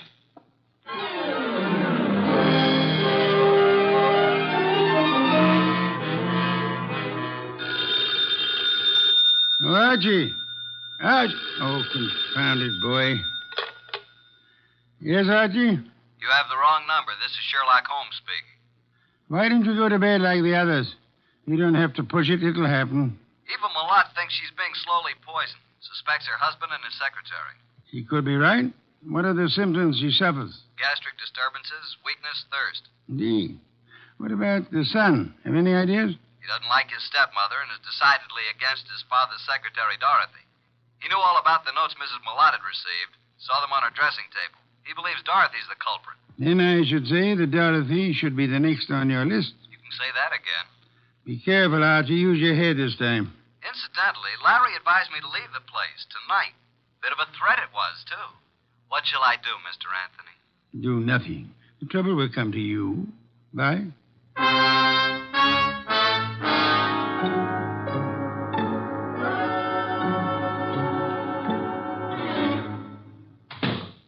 Oh.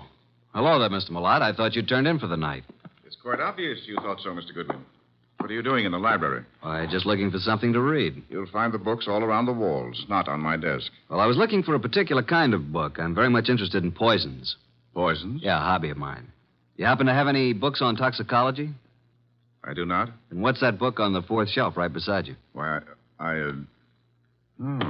toxic Where did that come from? Never saw it before. Perhaps it was in that assorted collection I bought a couple of weeks ago. I hadn't noticed it. Larry probably put them on the shelf. Mr. Millard, how long have you known Dorothy, your secretary? A little over 2 years. Did it ever occur to you that she might be, well, infatuated, in love with you? What? Well, of all the...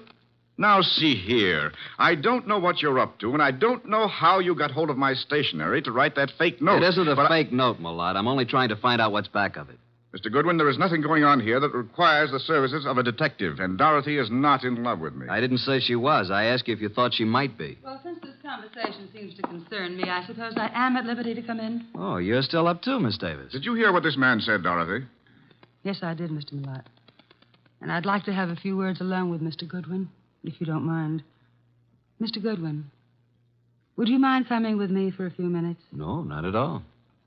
And, well, it's rather late, Mr. Millard. Don't you think you should retire? It's a heavy day tomorrow. Well, yes. Yes, I suppose I should. And please, don't let this upset you. Mr. Goodwin has been misinformed. I'll straighten him out. Come on, Mr. Goodwin. The bar is right across the hall. I'll fix you a nice, soothing drink. That'll be nice. Well, now, what would you like, Mr. Goodwin? In the way of drinks? Oh, well, some 7-Up. Really? Well, just sit down over there. Okay, what do you want to talk about? Well, where did you get the idea that I was in love with Mr. Millard? First, suppose you tell me if you are in love with him. Yes, I am. But until a few minutes ago, he wasn't even aware of it. I worship him and his work. I never wanted him to know because he's married. It would have caused trouble, and I'd have had to leave here. But now he knows it's true. Well, now that he knows, what will happen? I'm going to leave tonight. Now. I see. And since I don't own a car, Mr. Goodwin, I'm going to ask you to do me a very great favor. Will you run me into New York? I want to leave without a word. If I wait till morning, I'll have to explain to Mr. Millard, and... well, that would be most embarrassing, Archie. Oh, now it's Archie. You don't really mind, do you? No, I guess I don't. I should, maybe, but... Don't you like your drink? What'd you put in this drink? What do you mean? What'd you dope it with? Archie, why would I do that? Might be several reasons. There's nothing in that drink. No? Then suppose you drink it. Why? Give it to me. I'll throw it out. If you want another drink, fix it yourself. I'll have my things ready in 5 minutes. Are you going to take me? Sure. Certainly I'm going to take you. But are you sure you have to go tonight? I must go tonight. Now. Wish I knew why. Mr. Wolfe's always so right. What? Just talking to myself. Dorothy! Larry! Jeffries! Come upstairs. What's happened? Call Dr. Hauser. Something terrible has happened to Eva.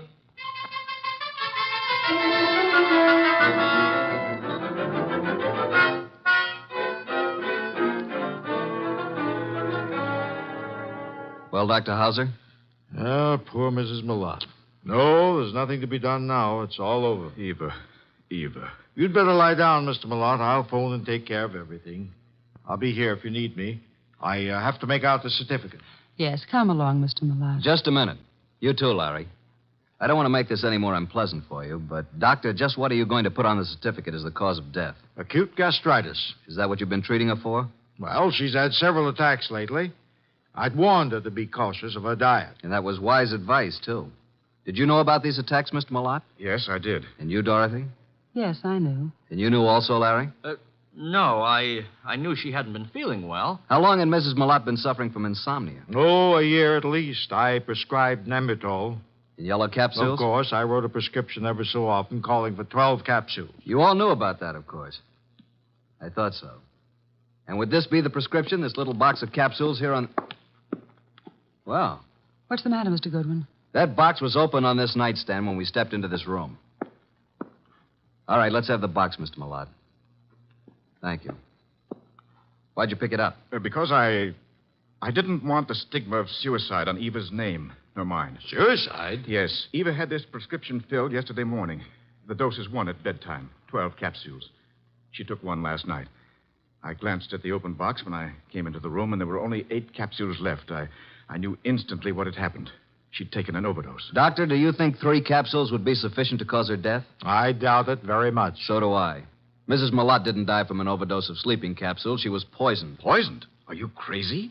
By whom? By you, or Dorothy, or Larry. No, I didn't do it. I didn't write those notes. What notes? Mrs. Malott had received 3 notes threatening her life if she didn't leave this house. Each of you had a motive, so I'm sending this body to the coroner for an immediate autopsy. I won't permit it. The police will see to it. You have no choice.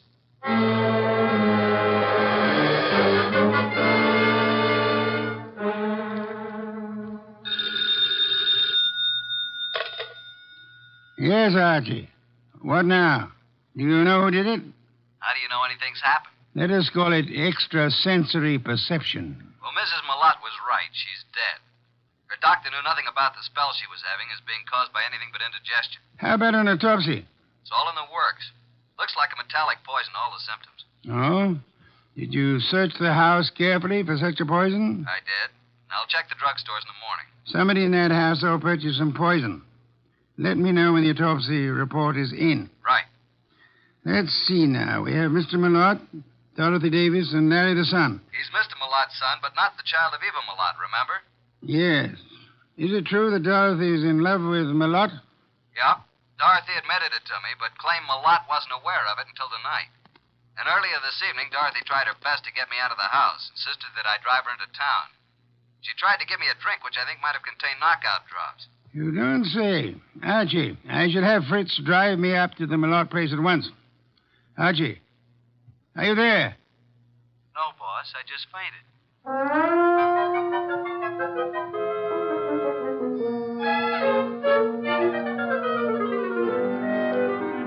And that, Mr. Wolfe, is most of the story up to now. Very interesting. Yes, indeed. But it isn't true. I did not put anything in Mr. Goodwin's drink. Then did you ask him to take you into town? Yes. And I might have been found in a ditch. Oh, that's ridiculous. Why did you try to get Mr. Goodwin to take you to town? Because I felt it would be too embarrassing to remain until morning. Maybe you'd already given Mother the big dose of poison and wanted Goodwin out before it was discovered. Wait a minute.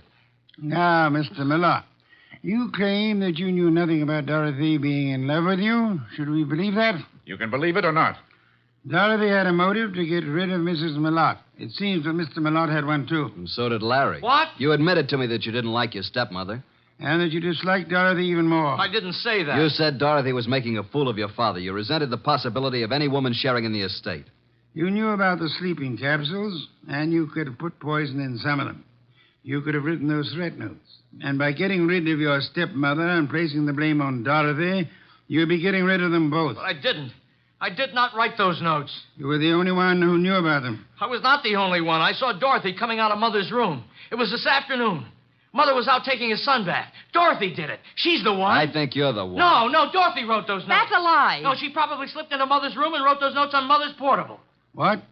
Hey, just a minute. Archie, come here. I never heard of such No, lies. I didn't do it. You can't send me to jail. I'll kill you first. Larry, drop that gun. Don't come near me, any of you. You're such a fool, Larry. Give me that gun. I'll shoot. I'll shoot. Come on. There. Now, you better quiet down, kid. Or Inspector Kramer will take care of you when he arrives. Well,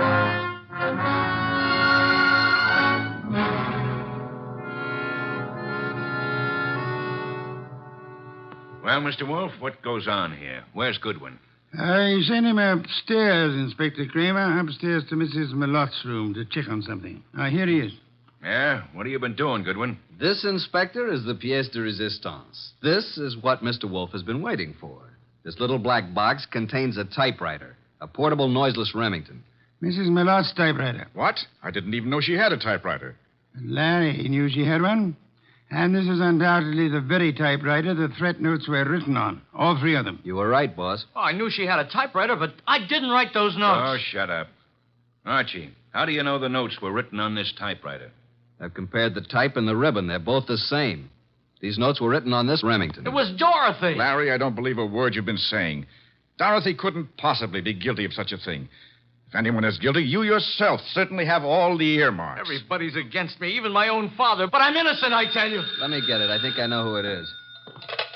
Hello? Yeah, just a second. You better take it, boss. Wolf. Oh, yes, go ahead. Let's have it. Yes? He's here, but he won't mind. Yes? I see. Uh-huh. You just finished? Oh. Good.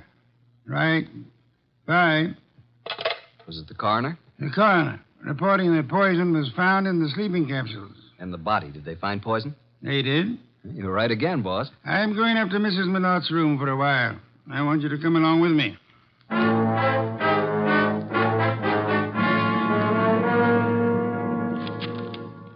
Find anything yet, Archie? No, mostly bills and invitations to bridge parties and so on. Ah. You find something, boss?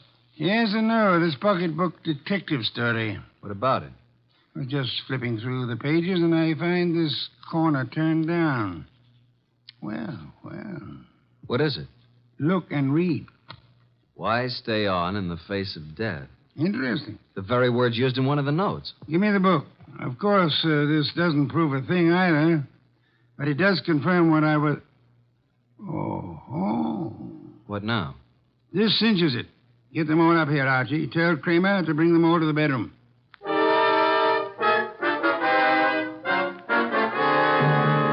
Mr. Wolfe, what now? As you all know, Mrs. Milot was poisoned by someone who had an opportunity to put it in the sleeping capsules. Someone in this household. Yeah, but which one? The kid? I never bought any poison in my life. Be quiet, will you? No, Inspector, it wasn't Larry. And I suppose you think I put the rest of that rat poison in your drink, Mr. Goodwin. No, Dorothy, it wasn't you. But how did you know it was rat poison? I didn't. I just guessed. I can think, too. Then if it wasn't Dorothy or Larry, you must mean me. No, Mr. Lott? No, wait a minute. It had to be somebody. Yes. This is going to be painful for you, Mr. Milot. Well, you mean that Mrs. Milot did commit suicide? It was more than suicide. It was suicide with an attempt to have both you and Dorothy convicted of murder. She planted things? She did? I can't believe it. Show him the pocketbook, mystery. Here's the proof. Some of the threat notes were lifted bodily from this novel. But look on the back cover.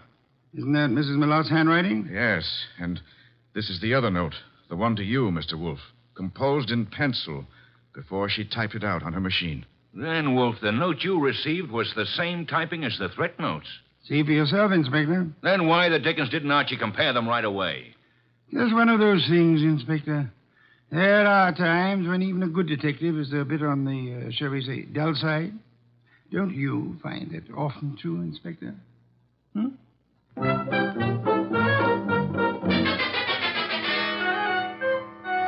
Nice of you to go all the way out there, boss. I was a bit stuck. Quite all right, Archie. Yeah, there's something that still bothers me. So? How can such a sweet, motherly type as Mrs. Milot cook up such gruesome ideas? She was a very sick woman, mentally as well as physically. She probably felt she was going to die. And her warped mind seized on the opportunity to make sure that this Dorothy didn't get her man after she was dead. And speaking of Dorothy, she's a mighty pretty... Yeah. Some beer, please, Archie. If you were so certain that Dorothy wasn't guilty, what was the idea of spending so much time questioning her? Huh? Why, I... Never mind the raised eyebrow department. Answer the question. Well, there are certain rules a good detective always follows. Some are in the book, others aren't. You mean there's nothing in the book which says a good detective shouldn't spend a few minutes with an attractive brunette, even though she is a murder suspect? The author of that book can be none other than the incomparable Archie Goodwin. Good night, Archie.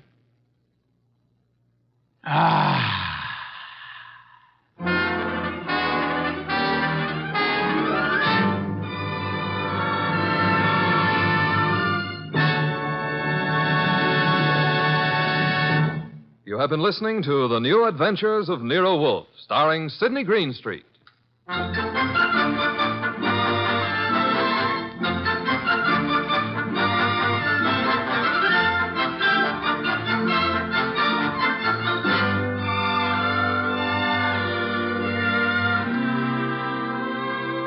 Tonight's transcribed story by John Edison was based on the characters created by Rex Stout. This is an Edwin Fadiman production, produced and directed by J. Donald Wilson. In the cast were Harry Bartell as Archie Goodwin, and Gene Bates, Irene Winston, Ted Von Eltz, Jerry Hausner, Vic Rodman, and Bill Johnstone. Next week at this same time, Nero Wolfe and Archie will bring you the case of the shot in the dark. Don Stanley speaking. 3 chimes mean good times on NBC. There's music in the air tomorrow evening, music and fun, brought to you by Dennis Day, Judy Canova, and Grand Ole Opry. Charming and boyish Dennis gets himself tangled in another bewildering situation, while Judy Canova gets together with her comedy pals for some mountain-style goings-on. And Saturday also means a kilocycle trip to Nashville for Grand Ole Opry. Friday's fun includes Sam Spade and, of course, the magnificent Montague on NBC.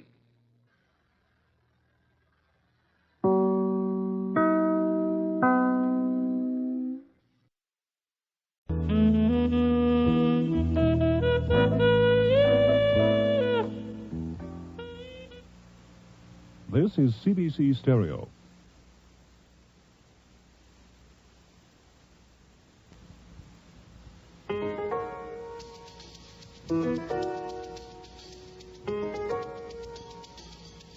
Rex Stout'S Nero Wolfe.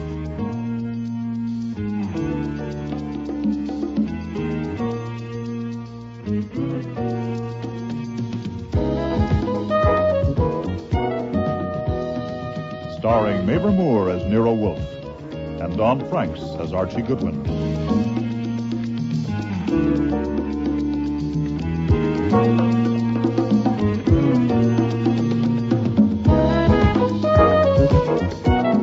Today's episode, Death of a Demon, with special guest stars Mary Peary, Bud Knapp, Patricia Hamilton, Mina E. Mina, and Helen Hughes.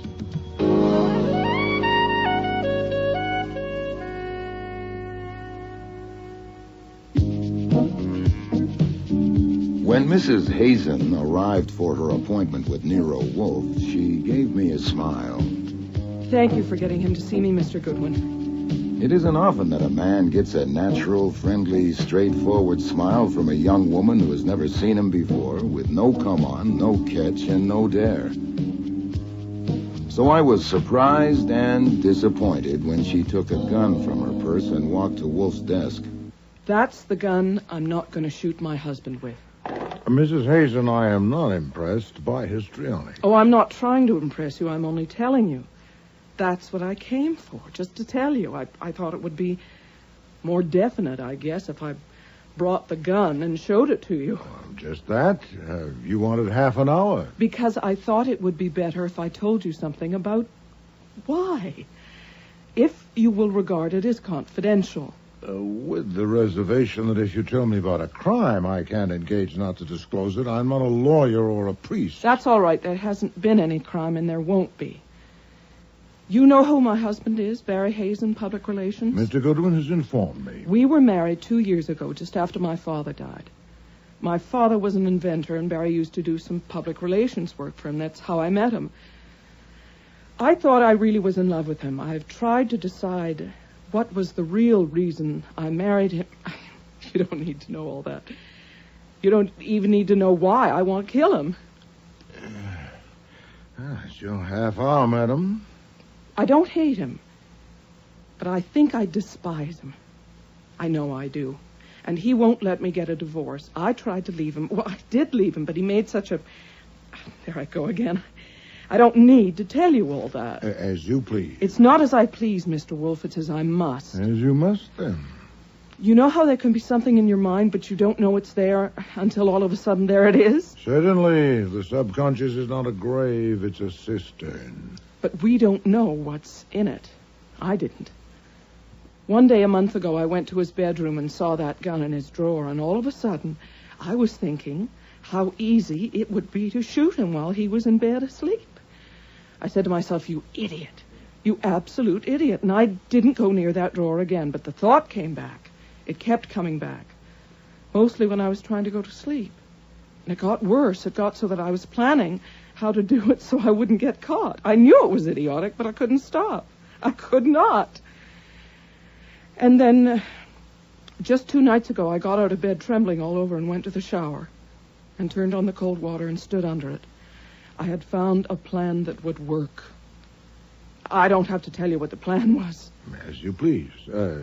As you must. It doesn't matter. I went back to bed, but I didn't sleep. I was afraid of what my mind might do. I'd found out I couldn't manage my mind. So yesterday afternoon, I decided I would fix it so my mind would have to quit. I would tell somebody all about it, and then the plan couldn't work. Telling a friend wouldn't do, and of course I couldn't tell the police. Then I thought of you. And here I am. That's all, except this. I want you to promise that if my husband is shot and killed, you will tell the police about my coming here and what I said. I see. There. That's it. If you promise to tell the police, I can't possibly do it. Will you promise? Oh, I advise you not to insist on a promise. I must know. Very well. You promise? Yes. Oh. Well then, is a check all right? Certainly. Some time of your half hour is left, Mrs. Hazen, if you've any use for it. No, thank you. That's really all I came for. Oh, Yes? I would love to see the orchids. I've read so much about them. Would it be possible, do you think? Just a quick look. Perhaps Mr. Goodwin could show me if you're too busy. It would be a pleasure. Mr. Goodwin doesn't owe you the time. I do. Come with me. You won't need your coat.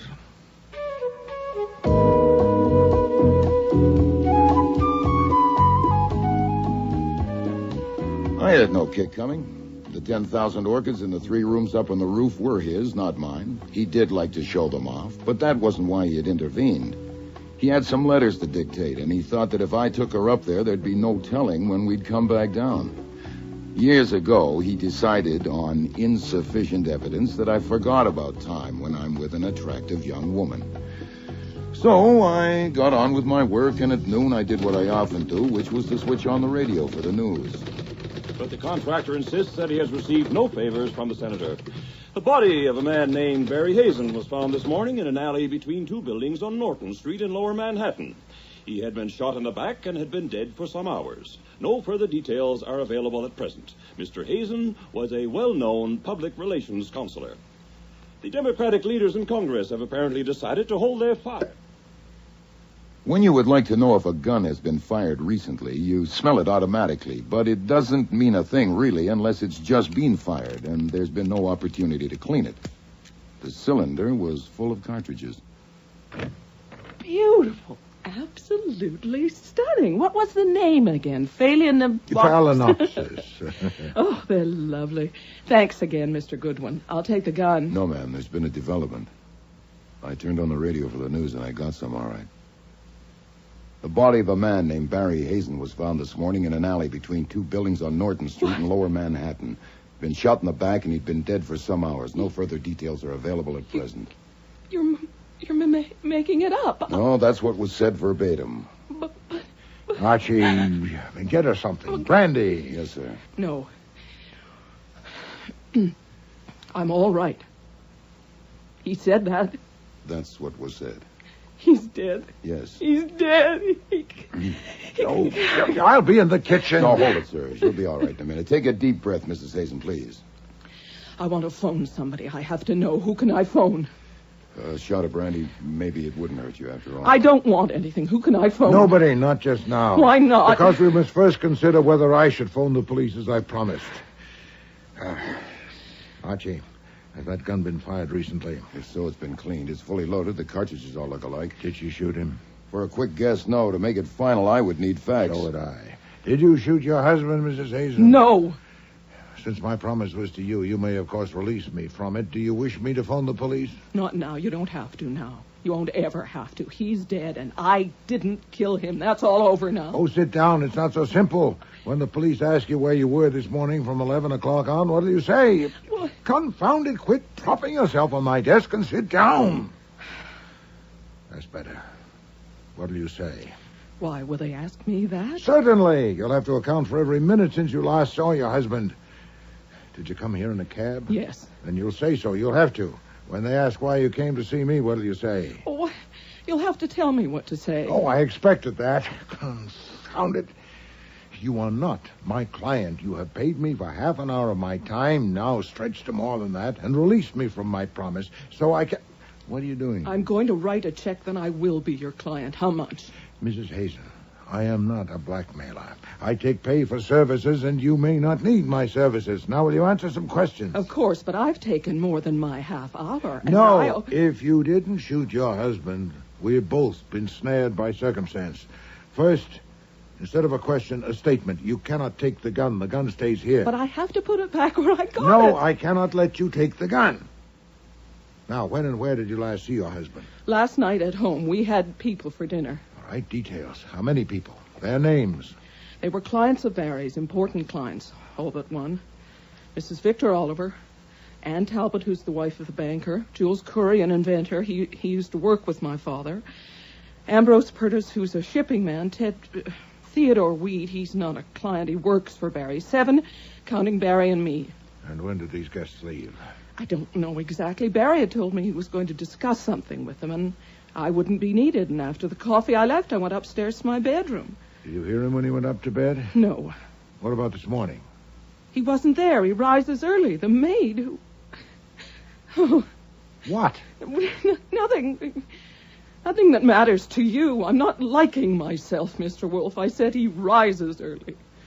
But now I can say he rose early, and I wanted to sing it. I did. Oh, if you please, you'll have plenty of time for that.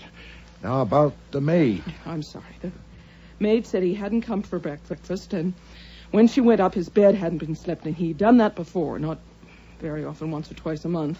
What, without telling you where he was going? Yes. Do you know where he went last night? No, I have no idea. Were you continually in the house from the time you went to your bedroom last night until you left this morning? Yes. Would the maid have heard you if you'd gone out during the night? I don't think so. Her room is in the basement. And you are vulnerable.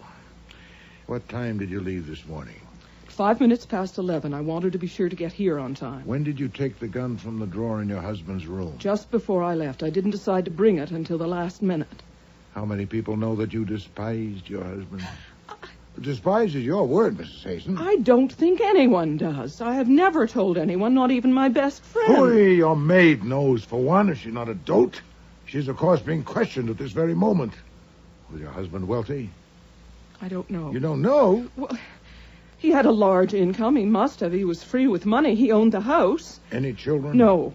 You will inherit? Mr. Wolfe, this is ridiculous. I don't want anything from him. I am merely examining your position. You will inherit? Yes, he told me I would. Didn't he know you despised him? He was incapable of believing that anyone could despise him. I suppose he was a psychopath. I looked up psychopathy in the dictionary. No doubt that was a help. I presume you will now go home. Since you must tell the police that you were here, you might as well say that you learned of your husband's death from my radio. It'll save you the bother of feigning surprise and shock. I said you would be in a pickle, madam, and you are. What are you doing? I am writing you a check. No, you may not be in jeopardy. They may get the murderer today or tomorrow. If they don't, we'll see. Archie. Yes, sir. Mrs. Hazen is leaving.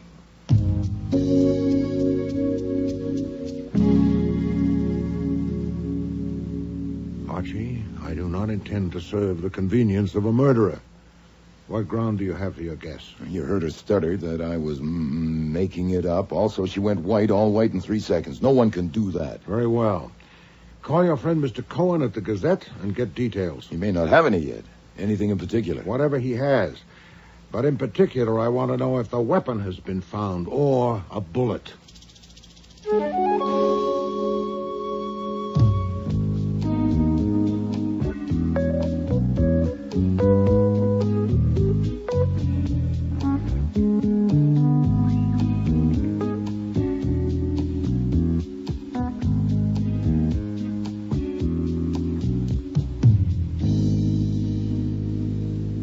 Body was found by a truck driver at 10:18 a.m. It was stiff, so he must have been dead at least 5 hours, probably more. He was fully dressed, including an overcoat. His hat was there on the ground. Usual items in his pocket, except that there were no keys, no wallet, no watch.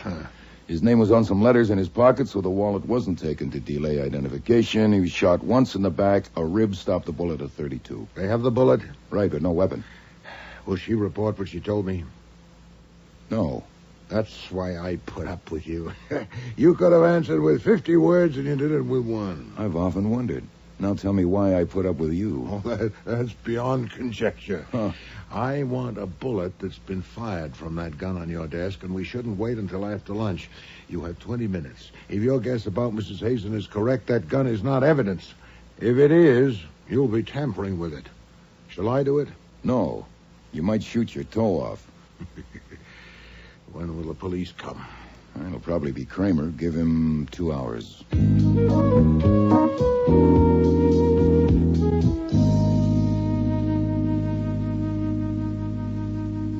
What time did Mrs. Hazen get here this morning? Is that snow on your hat, Mr. Kramer? I asked you a question. Perhaps you'd be more comfortable if you removed it. The hat, I mean. What time did she get here? 11:30.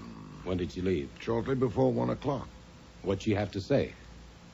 Mr. Kramer, I know that Mrs. Hazen's husband has been shot and killed. She was with me when the news came on my radio. I have knowledge of no evidence that would be useful to you in your investigation. That is my considered opinion. Mrs. Hazen consulted me in confidence. What we spoke of is not pertinent to your inquiry. Someday you're going to fall off and get hurt, and this could be it. I'm asking you to tell me what Mrs. Barry Hazen said when she came to see you 9 hours after her husband was murdered. Should I have occasion to change my mind... And, by the way, I can offer you an opportunity to change it for me. Archie, where's the bullet? Give it to Mr. Kramer. Now, Mr. Kramer, this will be pointless if you found the weapon that killed him. Have you? No. It will also be pointless unless you have found the bullet that killed him. Have you? Yes. Then I suggest that you have your lab compare this bullet with that one. If you find that they were shot by the same gun, let me know at once, and I'll have some information for you. I would, of course, want to see the lab report certified. Where did you get this bullet? I'll tell you, or I won't, when I get your report. By God, this is pertinent. This is evidence. I'll take you down, both of you. Nonsense. It's evidence of what? I don't know, and neither do you. If it wasn't fired by the gun that killed Mr. Hazen, it's evidence of nothing. I'm not indulging in a prank, Mr. Kramer. There's a possibility that the bullets will match. And if so, it will indeed be evidence. Let me know.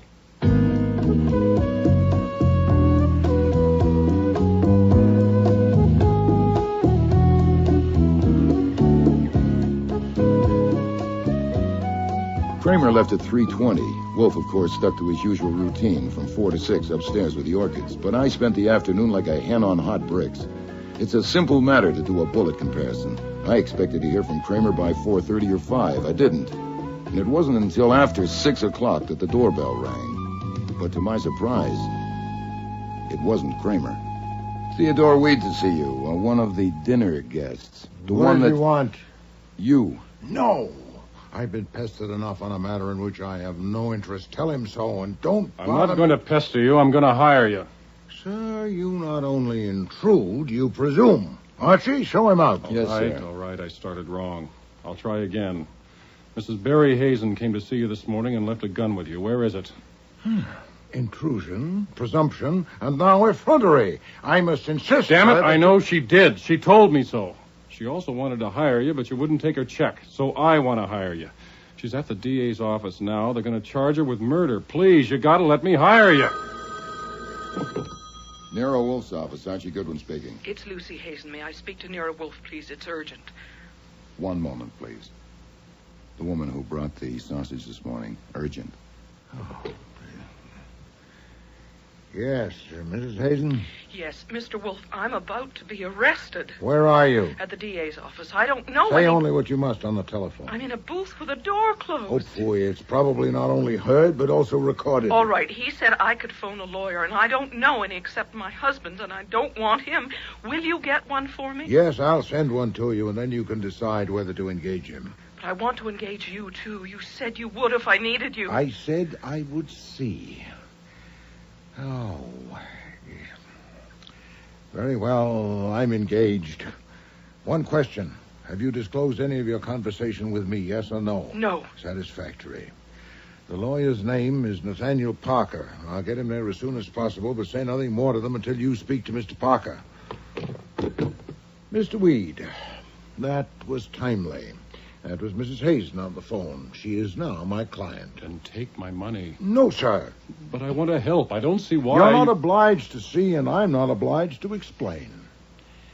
Why do you think Mrs. Hazen killed her husband? I don't. She didn't. If I'd taken your money, what were you going to ask me to do? I don't know exactly. I was going to consult you. I wanted to know what you did with the gun. Have the police got it? Mr. Weed, I am acting for her now, and you are the enemy, or one of them. What if you killed Mr. Hazen or know who did? My God, look, this is straight. You can cut off this arm if it will help her any. I have no use for your arm, but some information might be helpful. When did you last see Mr. Hazen? This morning at the morgue. I went there to identify him by request. Alive at his house last night. At what hour? Around 9:30. That's as close as I can come. And the circumstances? There were people there for dinner. Clients of Hazen's.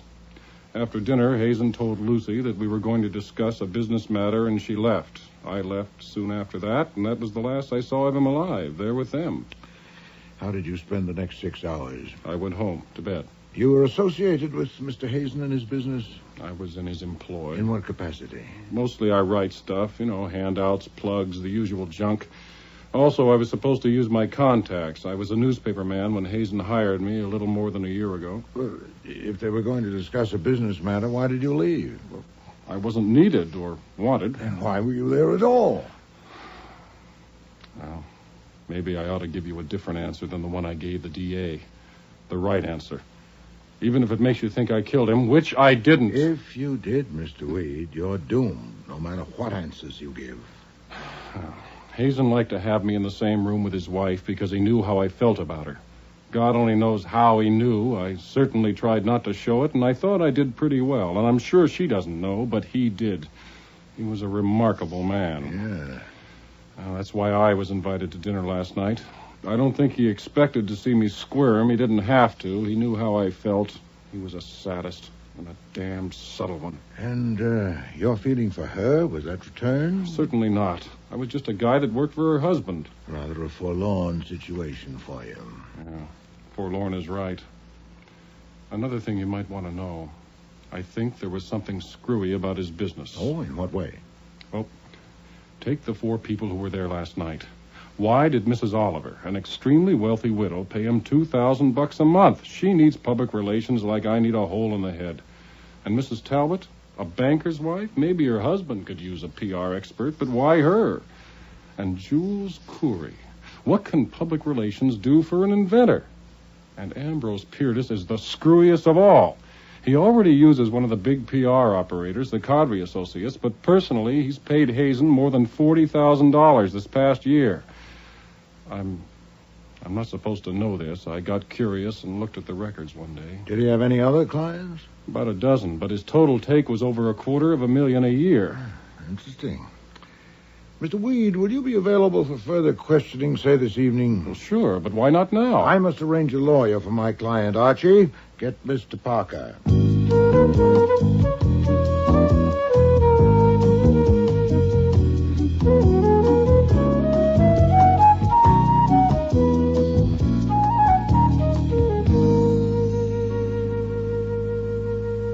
Sit down, Mr. Parker. You've spoken to my client? I've just come from there. She's our client now. Ah. I stopped in instead of phoning because I have to deliver this at her request. The key to Mrs. Hazen's house and written authority from her to enter her house to get something. To get something? Yes, if you want to. An iron box and a chest of drawers in Hazen's bedroom. You remove the bottom drawer, pry up the board it slides on, and the box is underneath. She doesn't know what's in it. About a year ago, Hazen lifted the board and showed her the box. He told her if he died, she was to have it opened by a locksmith and burn the contents without looking at them.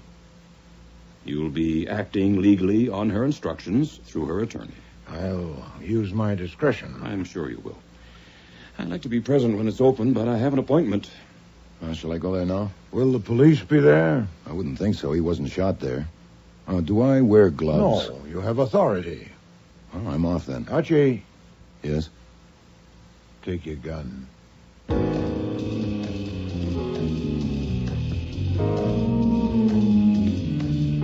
I stood across the street from the Hazen house, and I was glad I brought the gun.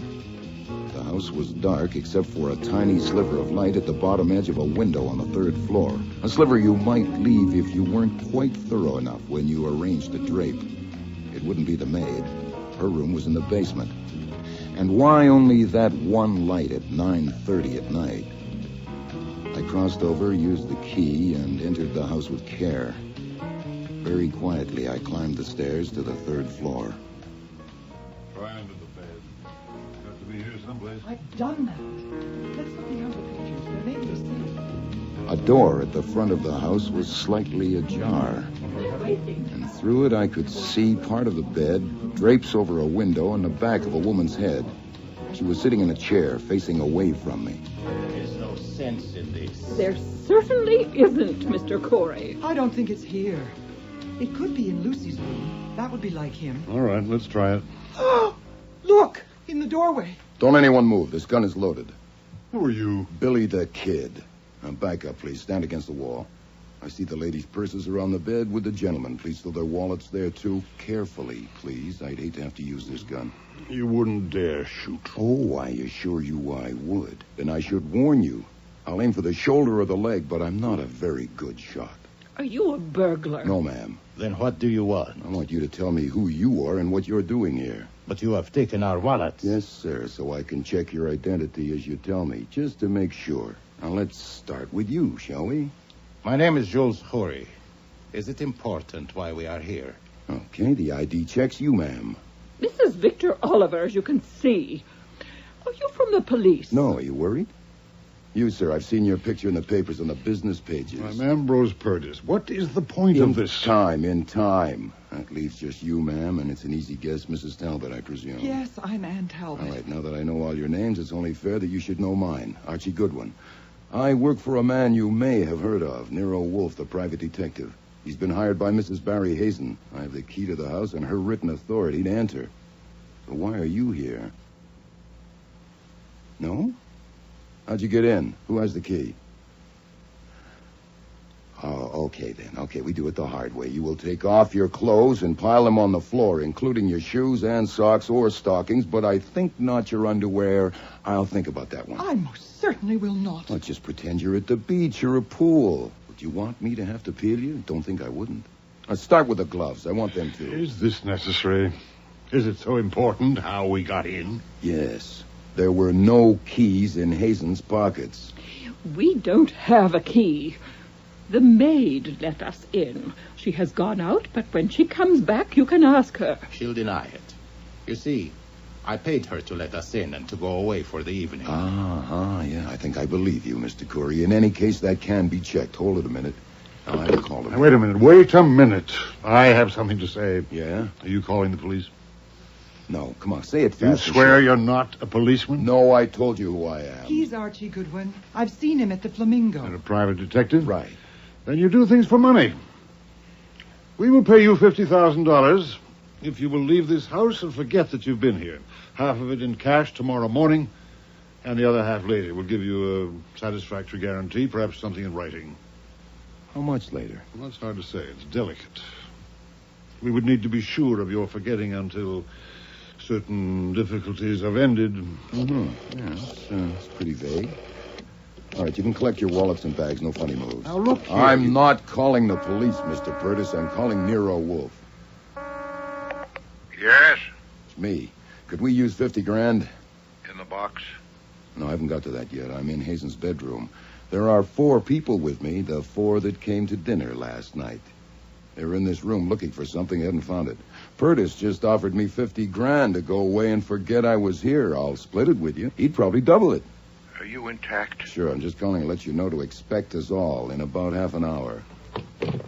We will double it. $100,000. Skip it. What would I tell my mother if I had one? All right, now you people have a choice. Either I phone Inspector Kramer and tell him everything, or you can come and talk it over with Nero Wolfe.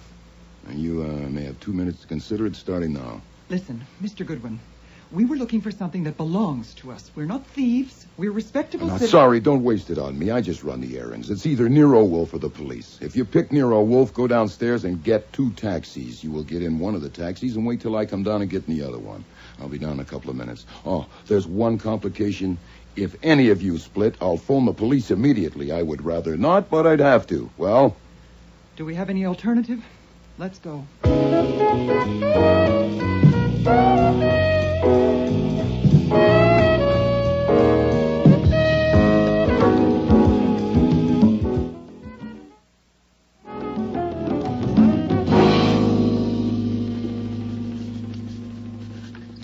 There's your box. Ah.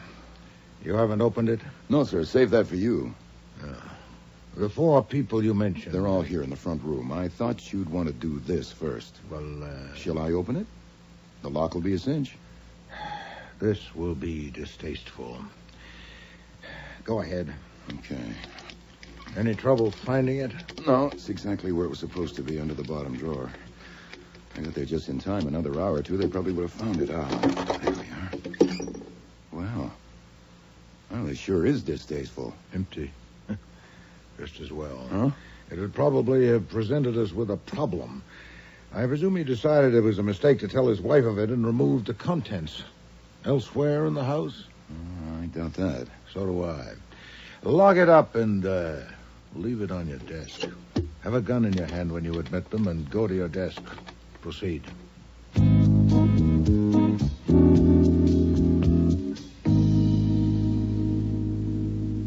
If you would all sit down, please. I like eyes at my level. Thank you. This shouldn't take long. First, the situation. I shall not resort to euphemism. You were being blackmailed by Mr. Hazen, either collectively... That's not true. Please don't interrupt. If there was any doubt, it was removed when Mr. Goodwin found you in that house surreptitiously looking for something, and you offered him a large sum of money. So much, in fact... I didn't. Mr. Perjury did. Oh, phooey. You were there. Did you object? I am acting for my client, Mrs. Hazen. She's being held under suspicion of killing her husband and has given me certain information. This is one item. One day, about a year ago, her husband showed her a metal box he'd hidden in his bedroom. He told her that if he died, she should have the box opened by a locksmith and burn the contents without looking at them. And it was to get that box Mr. Goodwin went there this evening with Mrs. Hazen's key and authority, as it on the desk. So it was there. Oh, God. I have a proposal to make, but first a question or two. My objective, of course, is to demonstrate that Mrs. Hazen did not kill her husband. Now, yesterday evening, all of you dined at her table. I want to know about your conversation with Mr. Hazen after his wife and Mr. Weed left. What was said? Nothing. Nonsense. Mr. Hazen had told his wife he was going to discuss something with you. Now, what? Nothing of any importance. He opened the champagne. We discussed the stock market. He asked Mrs. Talbot what plays she had seen. He got Perjury talking about the ships. He talked about poison. He talked about his wife's father. He said his wife's father was a great inventor, a genius. Oh, please. If he discussed some aspect of his peculiar relations with you, naturally you didn't tell the police about it, but I know of those relations and the police don't. I intend to know what was said. You don't understand. You couldn't understand unless you knew him. He didn't want to discuss anything. He just wanted to have us there together, and we had to go. It was his special kind of torture. He wanted each of us to know about the others, and to know that the others knew about us. He liked to see us trying to act as if it was just a dinner party. You didn't know him. He was a demon. Yeah, I'm beginning to see that. Did he reveal to any of you the nature of his hold on the others last evening or at any other time? Any hint at all? Reveal? No, not his style. I think he hinted. For instance, poison. I thought he hinted. But no particulars? No.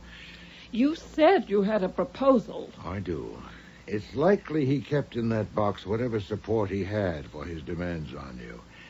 The box will be placed in my safe. I don't desire or intend to inspect its contents, but Mrs. Hazen is my client, and I am committed to protect both her person and her property.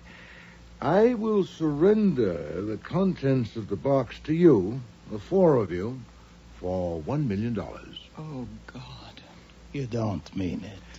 I shall expect $250,000 from each of you, either in currency or certified checks, within 24 hours. There's no question of extortion by Mrs. Hazen on me. We haven't seen the contents of the box. I only say, as her agent, you may have them at that price if you want them. You haven't opened the box? No, I haven't. What if it's empty? You get nothing and you pay nothing.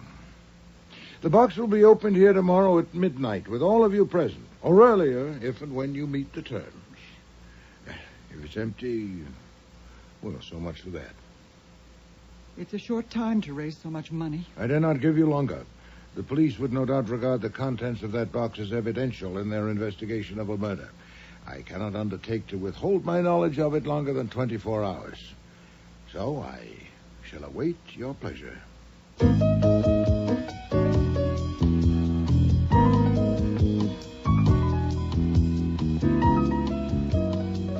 When I undressed for bed that night, I made assorted tries at deciding what Wolfe was up to and what was next on his program, and didn't like any of them.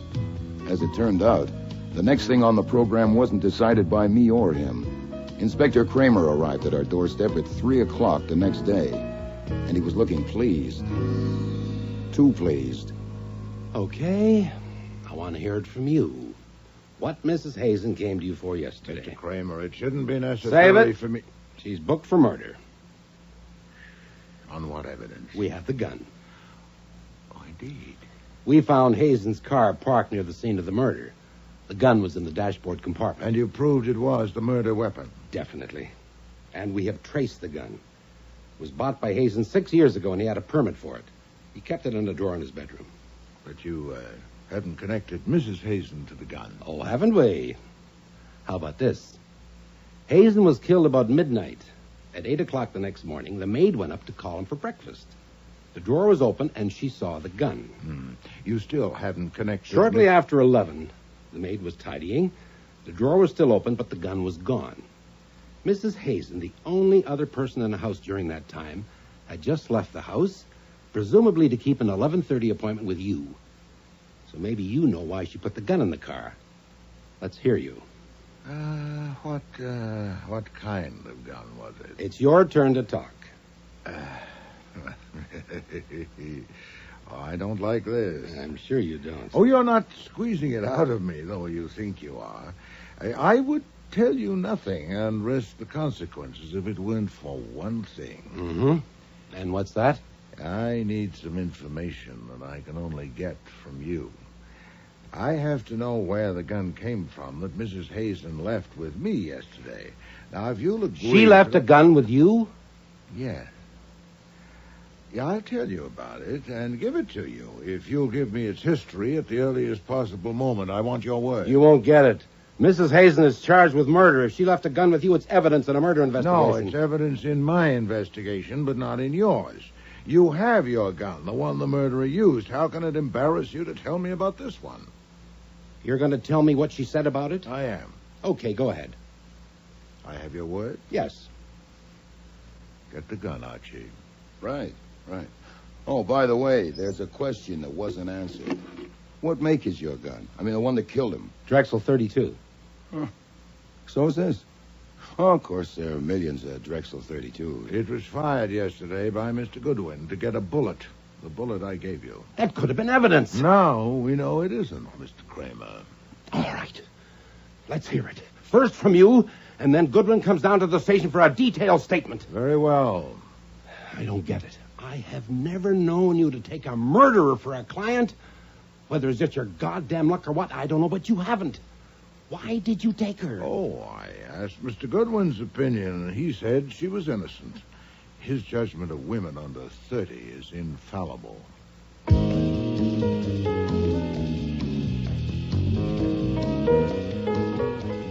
This is Nero Wolfe. Me, in a phone booth at the DA's office, and it may be tapped, as you know. They should be finished with me in another hour or so. I thought I should tell you. They were curious about guns, and then a phone call came and they weren't. I already know. Mr. Kramer phoned me. The gun we gave him was traced without difficulty. It was purchased by Mrs. Hazen's father, Titus Postel, and he committed suicide with it 2 years ago. Wow. So presumably it was in our client's possession. Not yet established, but we should know soon. Meanwhile, I've gotten Saul and given him an errand. I need you. Come home at once. They haven't released me yet. They will now. I've made a deal with Mr. Kramer. What deal? Not now.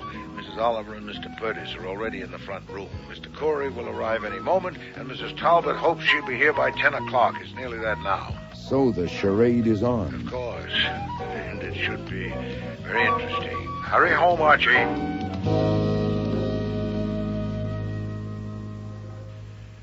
Please sit down, Mrs. Talbot. Well, since all four of you are here, I assume that you're prepared to act on my proposal. Mrs. Oliver? This is a cashier's check for $250,000 made out to me. I'll endorse it, or I won't. Yes, that will, of course, depend on what's in the box.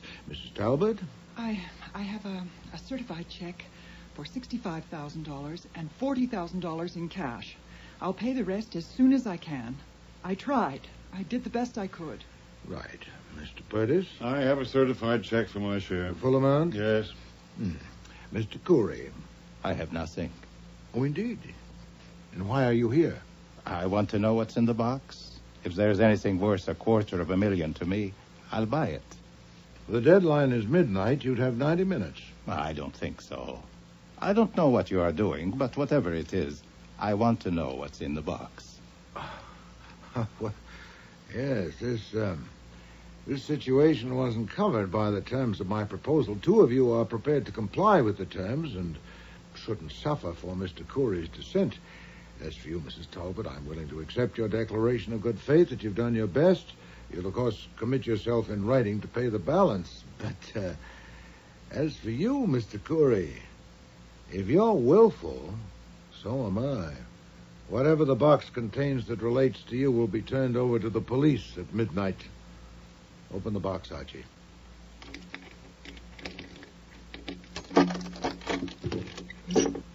It's empty. Empty? Damn you. You've got it. You had a key. Use your head, Perdis. He didn't know it was empty. Now, why would Well, he? you're wrong. I did know it was empty. I knew it last night when I made my proposal. You knew? I made the proposal not out of caprice to plague you, but for a purpose. And that purpose has been served. Who are you calling? I'm calling my man in the kitchen. Fritz, Inspector Kramer's there. He's arrived. The police. Let me speak to him. You've called the police? You have the gun, Archie. Stand at the door. No one is to leave. Mr. Kramer, the situation has developed as I expected. You may bring Mrs. Hazen in now. No, I will not. As I told you before, her presence is essential. Yes, I am prepared to name a substitute, yes. Damn you. You told the police this was all a game. No, are you a dunce? Would I contrive such a hocus-pocus just to pass the time? Confound it, sit down. I'm going. No one is going. Mr. Goodwin wouldn't shoot you, but he wouldn't have to, would he? Sit down. I asked you if you'd opened the box. And I said no, I had not. That was necessary. In fact, it was Mr. Goodwin who had opened the box, and it was empty. I don't believe that. It's a trick. I did concoct a trick, but it's a fact that the box was empty. That's what you have a right to know. Well, 3 of you. I don't believe the box was empty. I think you're lying. I don't. Why would he? There's $605,000 here, ready for him. Why did you do this, Mr. Wolfe? Believe me, Mrs. Talbot, it was necessary to expose a murderer, which I am now prepared to do. Come in, Mr. Kramer. Oh, Archie, find a chair for Mrs. Hazen. I have to say something to these people first, Wolfe. Well, if it's brief, Mr. Kramer. Now, I'm here because Wolfe told me that you 4 people would be here, and I wanted to know what he had to say to you. I brought Mrs. Hazen because I was convinced by something Wolfe said that it would be in the interest of justice for her to be here. I want to make it plain that as an officer of the law, I don't rely on any private detective to do my job for me. And what's more, no private detective is going to interfere. Thank you, Mr. Kramer. Sergeant Stebbins, Mrs. Hazen is your prisoner, and of course it's your duty to guard her, but I doubt if she intends any outbreak. If you wish to stand by the murderer of Mr. Hazen, I suggest you move to Mr. Corey. That's my name. Indeed it is. Mr. Kramer, I promised you I'd offer a substitute for Mrs. Hazen for the murder of Barry Hazen. Though I've no conclusive evidences of this moment, I have some highly suggestive facts. But you said you First, had a... Mr. Hazen was a blackmailer. He extorted large sums of money from the 4 people in this room using his public relations business as a cover. He had in his possession... You can't prove that. Oh, phooey, you have in your bag a check for $250,000. For what? I advise you, madam, for your own good, hold your tongue. Mr. Hazen had in his possession various objects, I don't know what, to substantiate his blackmailing demands. And last evening I told these 4 people that I'd secured these objects and that I'd surrender them for $1 million. I gave them 24 hours to meet my terms. They are here. 3 of them... The objects are here? No, I don't know where the objects are. The people are here. 3 of them came prepared to pay. Mr. Khoury did not. And that's your basis for accusing Mr. this Kramer, man? This will go better if you keep your questions until I'm through. I was acting on the premise, certainly worth a test, that one of Hazen's victims had killed him. And to kill him would have been futile unless he got the object that had made it possible for Hazen to bleed him. Now, this evening, 3 people came prepared to buy those objects from me, not Mr. Khoury. He knew I'd nothing to support my threat. Even when I told him that the objects pertaining to him would be given to the police in 90 minutes, he was unmoved. Mr. Khoury, do you want to comment? No. This is fascinating. I thought I had decided not to bring my share of the money because I didn't believe he had anything that threatened anybody. Get back to facts, Wolfe. Well, for a fact, I submit the conversation at the gathering Monday evening after Mrs. Hazen and Mr. Weed left. Of course, you and your staff have it in detail, but you didn't know that Hazen was a blackmailer, did you? And that he not only bled his prey, he was pleased to torment them. In that conversation, he introduced topics that obviously referred to the pinch he had them in. For instance, poison. I don't know which of those present that touched. I'm not concerned. But one of his topics pointed clearly at Mr. Khoury. Mrs. Oliver, can you tell me again what he said about Mrs. Hazen's father? Well, he said her father was a great genius, an inventor. Yes, Mrs. Hazen's father, Titus Postel, had been associated with Mr. Khoury. Inspector Kramer, you phoned me this evening to say that the gun I'd given you had been the property of Titus Postel, and he'd committed suicide with it 5 years ago. And soon after that, on the telephone, Mr. Khoury informed me he'd be present this evening, but was declining my proposal. Yes, Mr. Khoury? Nothing. Now, the guns. When Mr. Khoury went to that grotesque dinner party Monday evening, he had Mr. Postel's gun with him.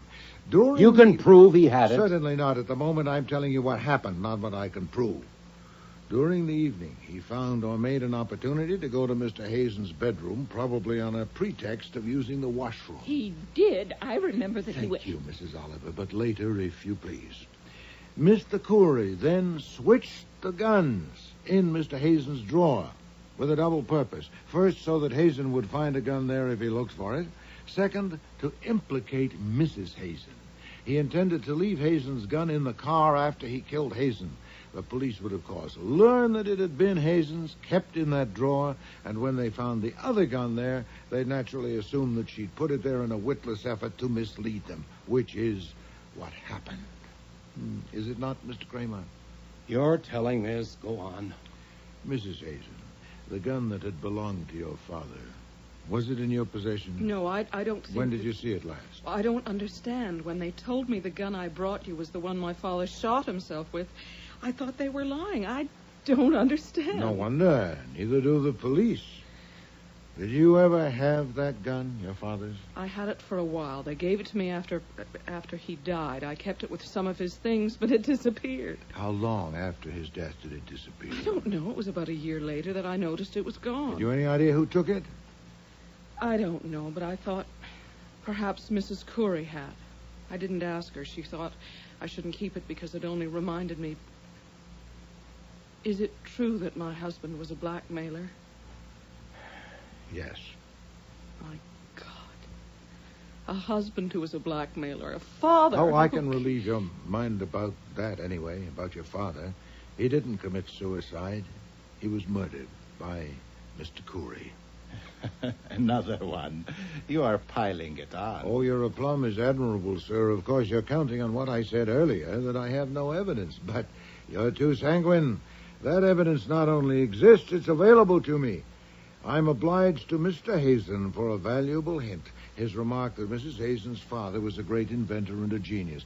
That suggested to me that you might have cheated him out of the proceeds of his genius. So I put a man on it. Saul Penn, sir. Mr. Kramer knows his capacities. What did he report? Oh, no, sir. You'll have to hear that from Mr. Kramer when he lays his charge. But I can assure you that Mr. Panzer is at your office at this moment, guarding evidence that will definitely connect you with Mr. Postel's death. Really? There's a limit. I've had enough of this, so if you will excuse... Stop him, Sergeant.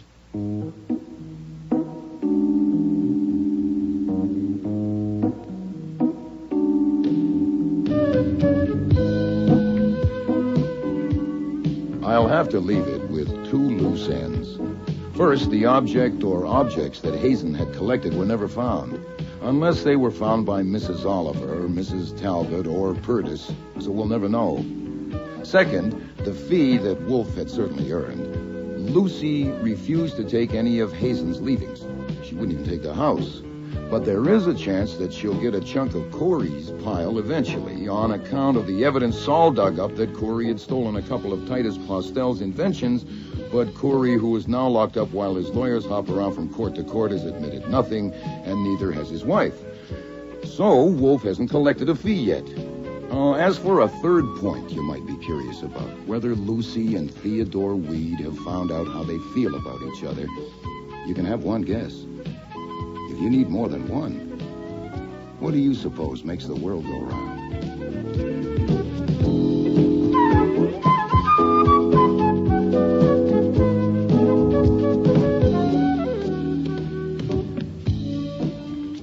Starring in today's episode were Mavor Moore as Nero Wolfe and Don Franks as Archie Goodwin. Mary Peary was Lucy Hazen. Bud Knapp, Ambrose Purtis. Patricia Hamilton, Ann Talbot. Mina E. Mina, Jules Curry. Helen Hughes, Mrs. Oliver. Dan McDonald, Nathaniel Parker. Richard Blackburn, Theodore Weed. And Cease Linder, Inspector Kramer. Music was composed and conducted by Don Gillis. Technical operations, John Jessup. Sound effects, Bill Robinson. Production assistant was Nancy McElveen, and casting consultant, Ann Weldon Tate. Death of a Demon was written and produced in Toronto by Ron Hartman.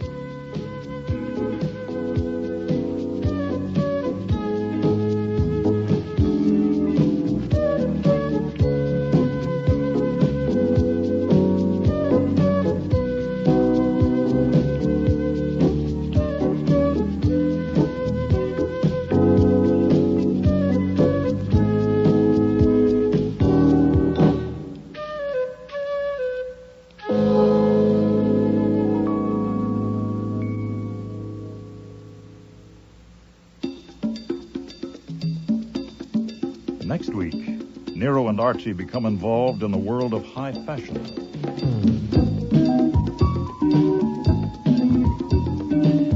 You are not much interested in fashion. Not particularly, but go on. Oh, but of course you are not married and you have no mistress. And feeling the way you do about women, how could We I... were to discuss your problem, I thought. I'm sorry.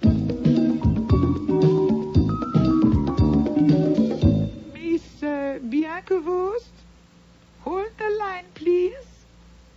All right. Thank you. Get on the other line, Archie. Check. Hello, this is Nero Wolfe. Are you Miss Voss? Yes? What do you want? If my name is unknown to you, I should explain. I know your name. What do you want? I want to invite you to call on me at my office. I've been asked to discuss certain matters with you. Who asked you? Well, I'm not at liberty to say. I'll tell... What matters? If you'll let me finish. The matters are personal and confidential. That's all I can say on the telephone. I'm sure you understand. I know your name, yes. You are scum in your stinking sewer. A slimy little ego in your big gob of fat. Oh. And you dare... Oh! Hello? Hello? Hello? Hello? Hello, Miss Voss. Are you all right? Miss Voss. There's nothing. Wait. That's interesting. Apparently something fell on her and then, hung up the phone. What? What?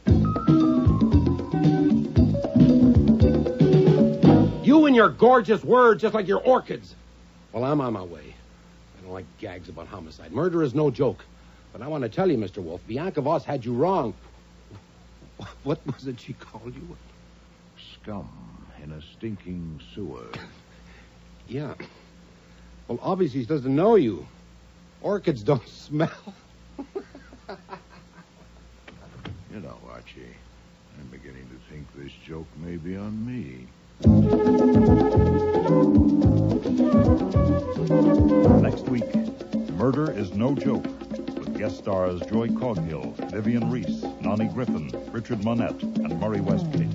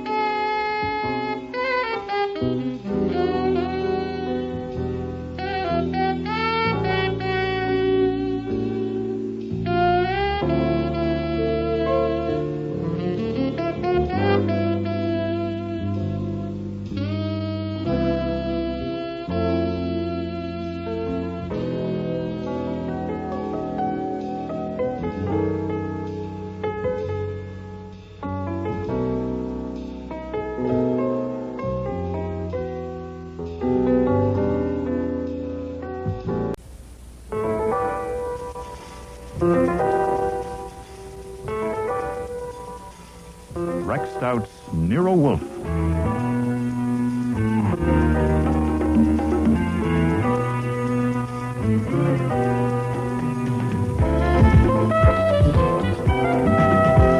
Starring Mabel Moore as Nero Wolfe and Don Franks as Archie Goodwin.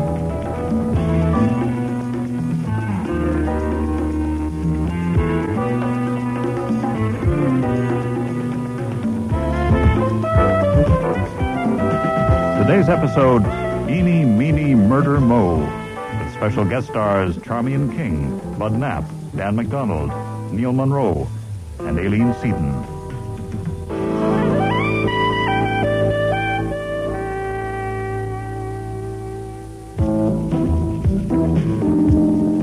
Since it would be a different story, and possibly no story at all if the necktie hadn't been there, I should explain about it.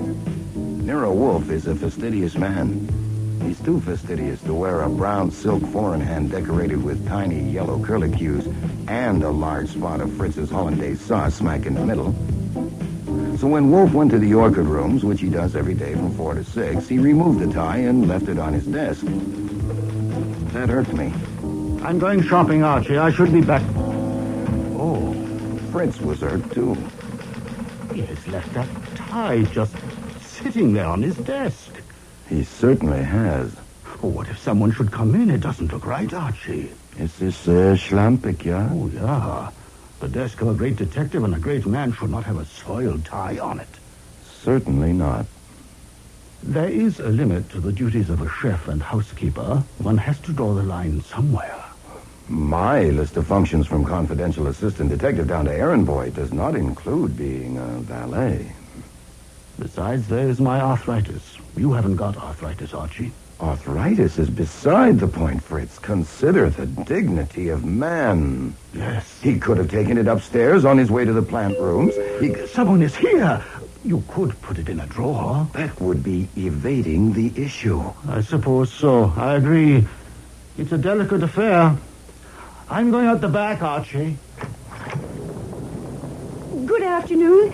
I'd like to see Nero Wolfe, please. I'm afraid Mr. Wolfe sees people only by appointment. But this is urgent. Very urgent. I'm sorry. Mr. Wolfe is engaged at the moment. Could I wait till he's free? Please. Sure. Come on in out of the cold. Oh, thank you. We'll go to the office. Mr. Wolfe won't be available until 6. I'll have to see him first and tell him about you. My name is Archie Goodwin. What's yours? I'd rather not say. Until I know if Mr. Wolfe will take my case. It's very confidential. Now, you'll have to tell him what your case is before he decides if he'll take it. And I'll be sitting there listening, so... Oh, also I'll have to tell him more about you than that you're 35 years old, weigh 120 pounds, wear no earrings before he decides if he'll even see you. I'm 42. What? Well, there you are. See, I need the facts. It's very confidential. But I suppose there was no sense in coming unless I tell you. That's right. Please sit down. Very well. My name is Bertha Aaron, spelled with 2 A's. I'm the private secretary of Mr. Lamont Otis, senior partner in the law firm of Otis, Eeny, Hideker, and Jett. I'm worried about something that happened recently, and I want Mr. Wolfe to investigate it. Were you sent by someone in the firm? Oh, no. Nobody sent me. Nobody knows I'm here. Well, what happened? Maybe I shouldn't have come. No. I didn't realize. Maybe I'd better not. Oh, well, suit yourself, Mrs. Aaron. Miss Aaron. Yes, I'm not married. Oh, this is silly. I've got to tell it. I owe it to Mr. Otis. I couldn't go to him about this because he's 75 years old and has a bad heart. It could kill him. Miss Aaron, why don't you tell me what happened? What happened was that I saw a member of the firm with our opponent in a very important case at a place where they wouldn't have met unless they wanted to keep it secret. You mean with the opposing counsel? Oh, no, the client. With opposing counsel, it might possibly have been all right. Which member of the firm? I'm not going to say. I'm not going to tell Mr. Wolfe his name until he agrees to take the case. Now, he doesn't have to know that in order to decide. Oh, dear, I'm in such a difficult position. I was afraid to go to any of the others in the firm because if one of them was a traitor, another one might be in it with him. Well, how could I be sure? Well, you could be wrong. Well, of course, that's unethical, a lawyer meeting with an enemy client, but there could be exceptions. It might have been accidental. No, it couldn't have been an accident. When and where did you see them? Last Monday, a week ago today, in the evening. They were together in a booth in a cheap restaurant. The kind of place she would never go to, never. I only went in there to use the phone. They didn't see me. Then one of them is a woman. Oh, I said she. Yes. The opposing client is a woman. Well, isn't it possible, just possible that the member of your firm wasn't a traitor? And that there's some explanation? Well, of course. I worried about that for a week. And this afternoon I couldn't stand it anymore, so I faced him with it. There is no question. He's a traitor. What did he say? It wasn't so much what he said as how he looked. He said he had a satisfactory explanation, but that he couldn't tell me what it was. And that's when I thought of Nero Wolfe. So I put on my hat and coat and came. Now, it's urgent. You can see it's urgent. It could be. Look, Mr. Wolfe would have to know first what your firm's case is about. Oh, I couldn't tell you that. There are some kinds he won't touch, even indirectly. Now, come on. You can tell me. Does he have to know? Yeah, he does. Anyhow, I read the papers, and you told me the name of your firm and that it's a big, important case, and the opposing client is a woman. So is your client Morton Sorrell? Yes. And the opposing client is Rita Sorrell, his wife? Yes. Mm-hmm. It's just 5:39. Cross your fingers and sit tight. I'll go up to him.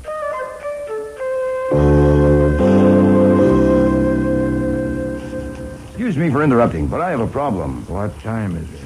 It's 19 minutes to 6. It can wait 19 minutes. Oh, I know, but there's a snag. If you come down and find her there in the office with no warning, it would be hopeless. Find whom? A nice woman named Bertha Aaron. She's got a problem. It's a new kind of problem, and I came up to describe it to you so you can decide whether I go down and shoo her out, or you come down and give it a look. You have interrupted me. You have violated our understanding. Well, I said excuse me, and since you're already interrupted, well, I might as well tell you. She is the private secretary of Lamont Otis, senior partner of one of the top law firms in the country.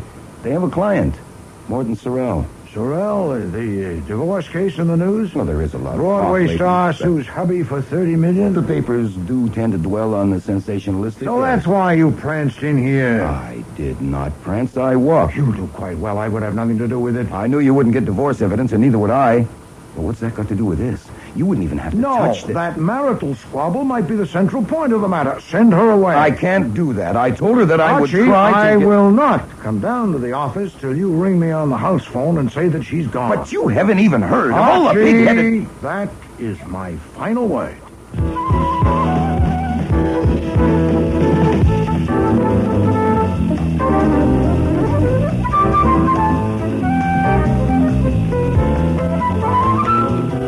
Back at the office door, I stopped for a moment and arranged my face so Bertha Aaron would know the answer as soon as she looked at me.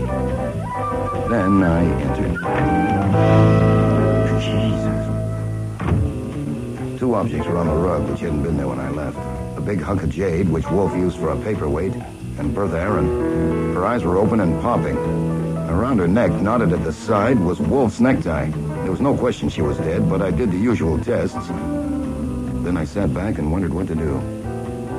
It's after 6. To hell with it. Yes? You can come down now.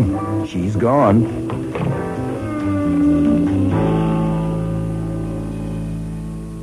These germination charts, Archie, I want you to say... You said she was gone. She is. She's dead? Very. I presume that she was alive when you left her to come up to me. Oh, yes, sir, sitting in that chair. She was alone. No one came with her. The door was locked as always. Fritz is out shopping. When I found her, she was on her side. I turned her over to test for breathing. After I cut the necktie off... What necktie? The one you left on your desk. It was around her throat. Probably she was knocked out first by that paperweight. My necktie? Yes, sir. That's what stopped her breathing, as you can see by her face. Do you dare to suggest that she was strangled with my necktie? I don't suggest it. I state it. I do dare to suggest that if it hadn't been there handy, he might have had to use something else, like maybe a handkerchief. And also that if we had come down a little sooner, instead of having some kind of a silly squabble shut up there... Yes, sir. This is insupportable. I will not accept it. No, sir. I could burn the tie. And then we could tell Kramer that whatever he used, he must have waited until he was sure she was dead, then removed it. Shut up. She told you that nobody knew she came. There's not a chance of that, and you know it. We're stuck. Now, I put off calling until you came down, but it's already been 16 minutes. Would you rather call Kramer yourself?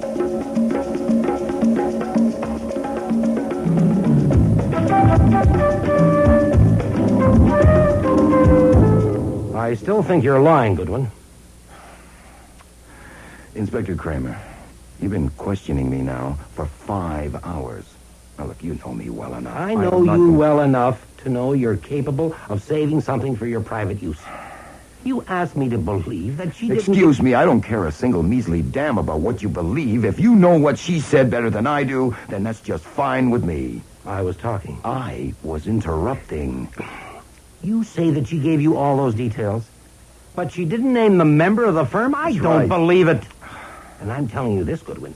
If you or Wolfe use that name to get yourself hired to investigate this murder, say, and you use information you have withheld from me to solve the case and collect a fee, I'll get you for it if it costs me an eye. Look, apparently you don't realize the morning papers will be full of the fact that a woman who had come to consult Nero Wolfe was murdered in his office, strangled with his necktie while he was up playing with his orchids and chatting with Archie Goodwin. I can hear the horse laugh from here.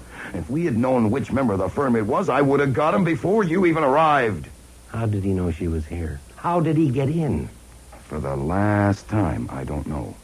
Now, I've discussed that with Rowcliffe, with you, with Pearlie Stebbins over there, and not discuss it again. Oh, what the hell. Come on, Stebbins, let's pack it up. Oh, Goodwin. Yeah. If it costs me both eyes.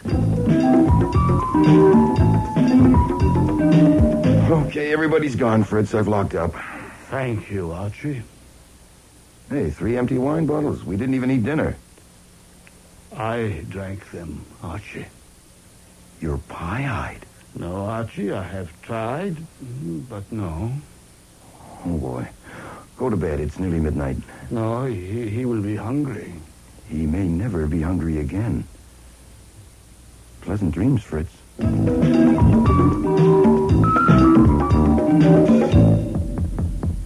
Yes? Everybody's gone.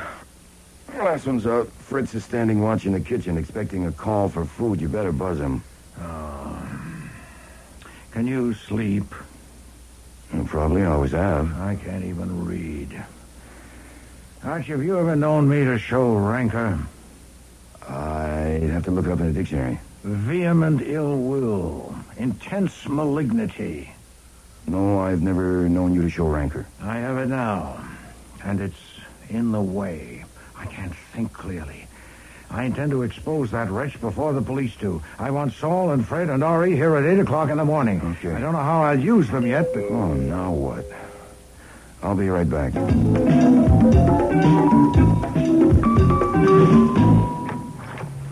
I would like to see Mr. Wolfe, please, about my secretary, Miss Bertha Aaron. You're Lamont Otis. I am. This is Miss Ann Page, my associate, a member of the bar. How do you do? My coming at this late hour is justified, I think, by the circumstances. Yes, I see what you mean. Just a minute. Hey, you over there. Across the street. Come on. Who are you, Jillian or Murphy? Come on over here a minute. What on earth is... Oh, yes, it's you. Sergeant Wiley. Come on up here. What for? May I ask what this is about? You may. An inspector named Kramer is in danger of losing an eye, and that would be a shame. Mr. Otis. Yes? I'd appreciate it if you'd answer a simple question. Were you asked to come here by either Mr. Wolfe or me? Certainly not. Was your coming entirely your own idea? Yes, No, but I don't... excuse me, you heard him, Wiley. Include that in your report. It will save wear and tear on Kramer's nerves. Much obliged. Happy watchdogging. Come in, Mr. Otis, Miss Page. I'll tell Mr. Wolfe you're here.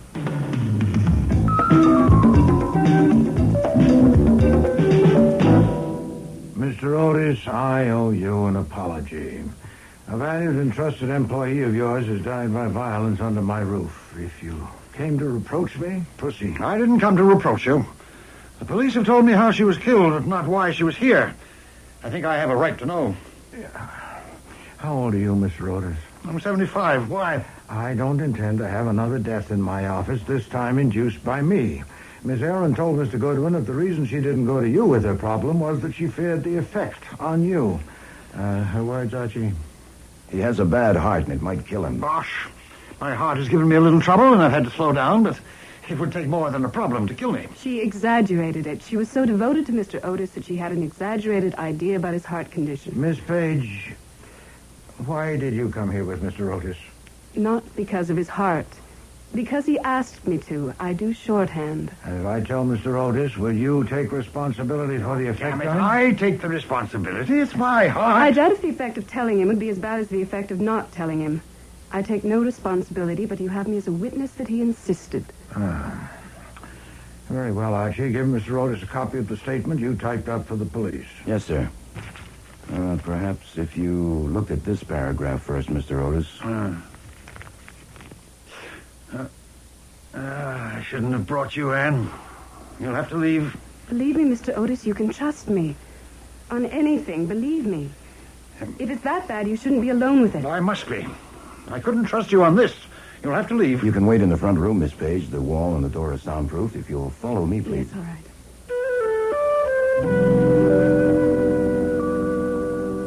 We have given you all the information we have, but I add this. First, that nothing in that statement will be revealed to anyone by Mr. Goodwin or me without your consent. And second, that my self-esteem has been severely injured, and it would give me great satisfaction to expose the murderer. I would welcome your help. You are making a wholly unwarranted assumption. The police hypothesis, and mine, is the obvious one that a member of your firm killed Miss Harrell. That hypothesis could destroy my firm's reputation. Why should I help you? Because if you do, I will have two objectives: to get the murderer and to see that your firm suffers as little as possible. If you don't, I'll have only one. Mr. Wolfe, why should I accept that a member of my firm killed Miss Aaron? How did he know that she was here? She said that nobody knew. He could have followed her. Evidently, she left your office soon after she talked with him. Archie. Well, she probably walked here. It's not far. It would have been a cinch to tail her on foot. How did he get in? Did he sneak in unseen when you admitted her? No, it's not possible. He saw her enter and knew that this is Nero Wolfe's address. He went to the phone booth and rang this number, and she answered. This phone on my desk. With me not here, that would be automatic for a trained secretary. Would she do that, Mr. Otis? It's quite conceivable, yeah. Okay. She answered. He said he wanted to see her at once and would give her a satisfactory explanation, and she told him to come here. And when he came, Fritz wasn't here. She let him in. All he was expecting to do was stall for time. But when he learned that she was alone in the office and she hadn't seen Mr. Wolfe yet, he had another idea, and he acted on it. It could have taken 2 minutes. All that is mere conjecture. Well, if you have one that fits any better, I do shorthand, too. The police have covered everything here for fingerprints? Sure. But in winter, I suppose the members of your firm wear gloves. May I have a glass of water? May I suggest some brandy? No, just water, thank you. For washing down these pills. Yes, sir, here you are. Will they help, the pills? Yes, the pills are reliable. Thank you. How can I help you? By giving me information. It must be supposed that our killer was in a position to give Mrs. Sorrell information that would help her in her action at law against her husband. That's true? Of course. Here, privately with you, it's not merely her action at law, it's blackmail. Her demands are exorbitant and preposterous. And a member of your firm could give her weapons. Well, which one? Or ones? I won't answer that. Which member of your firm was in a position to betray its interests to Mrs. Sorrell? They all were. Our client, Mr. Sorrell, is vulnerable in certain respects, and my 3 partners and I conferred together on it. But it could only be a partner in the firm, that is Frank Eeny, Miles Haydecker, or Gregory Jett. And that's incredible. Is it equally incredible for all 3 men, or are there preferences? Please, you're asking me to Had talk... any of them any problems? Say with money, women, whatever. Certainly not. At least I shouldn't think so. Frank Eeny, who is the oldest partner next to me, would be in a very sound financial condition. He's a family man. Interests in other women? I think so, yes, definitely. Very discreet. And Mr. Haydecker? Miles is extremely clever with money and has, I should think, amassed a considerable amount of it. Women, well, I think Miles is too interested in his work and his hobbies, chess and behind-the-scenes politics, to bother with women, including his wife. Now, Mr. Jett? Gregory is our junior partner. We made him a member of the firm just 2 years ago after he had made a spectacular success in 2 big corporation cases. Oh, yes? His financial condition is... I am in an extremely unpleasant position, Mr. Wolfe. You are indeed, sir. You'll find it worse when you talk with the police. Gregory is in the red. In his account with the firm last year, he made a bad investment, a Broadway show. Seems that a friend of his, a female,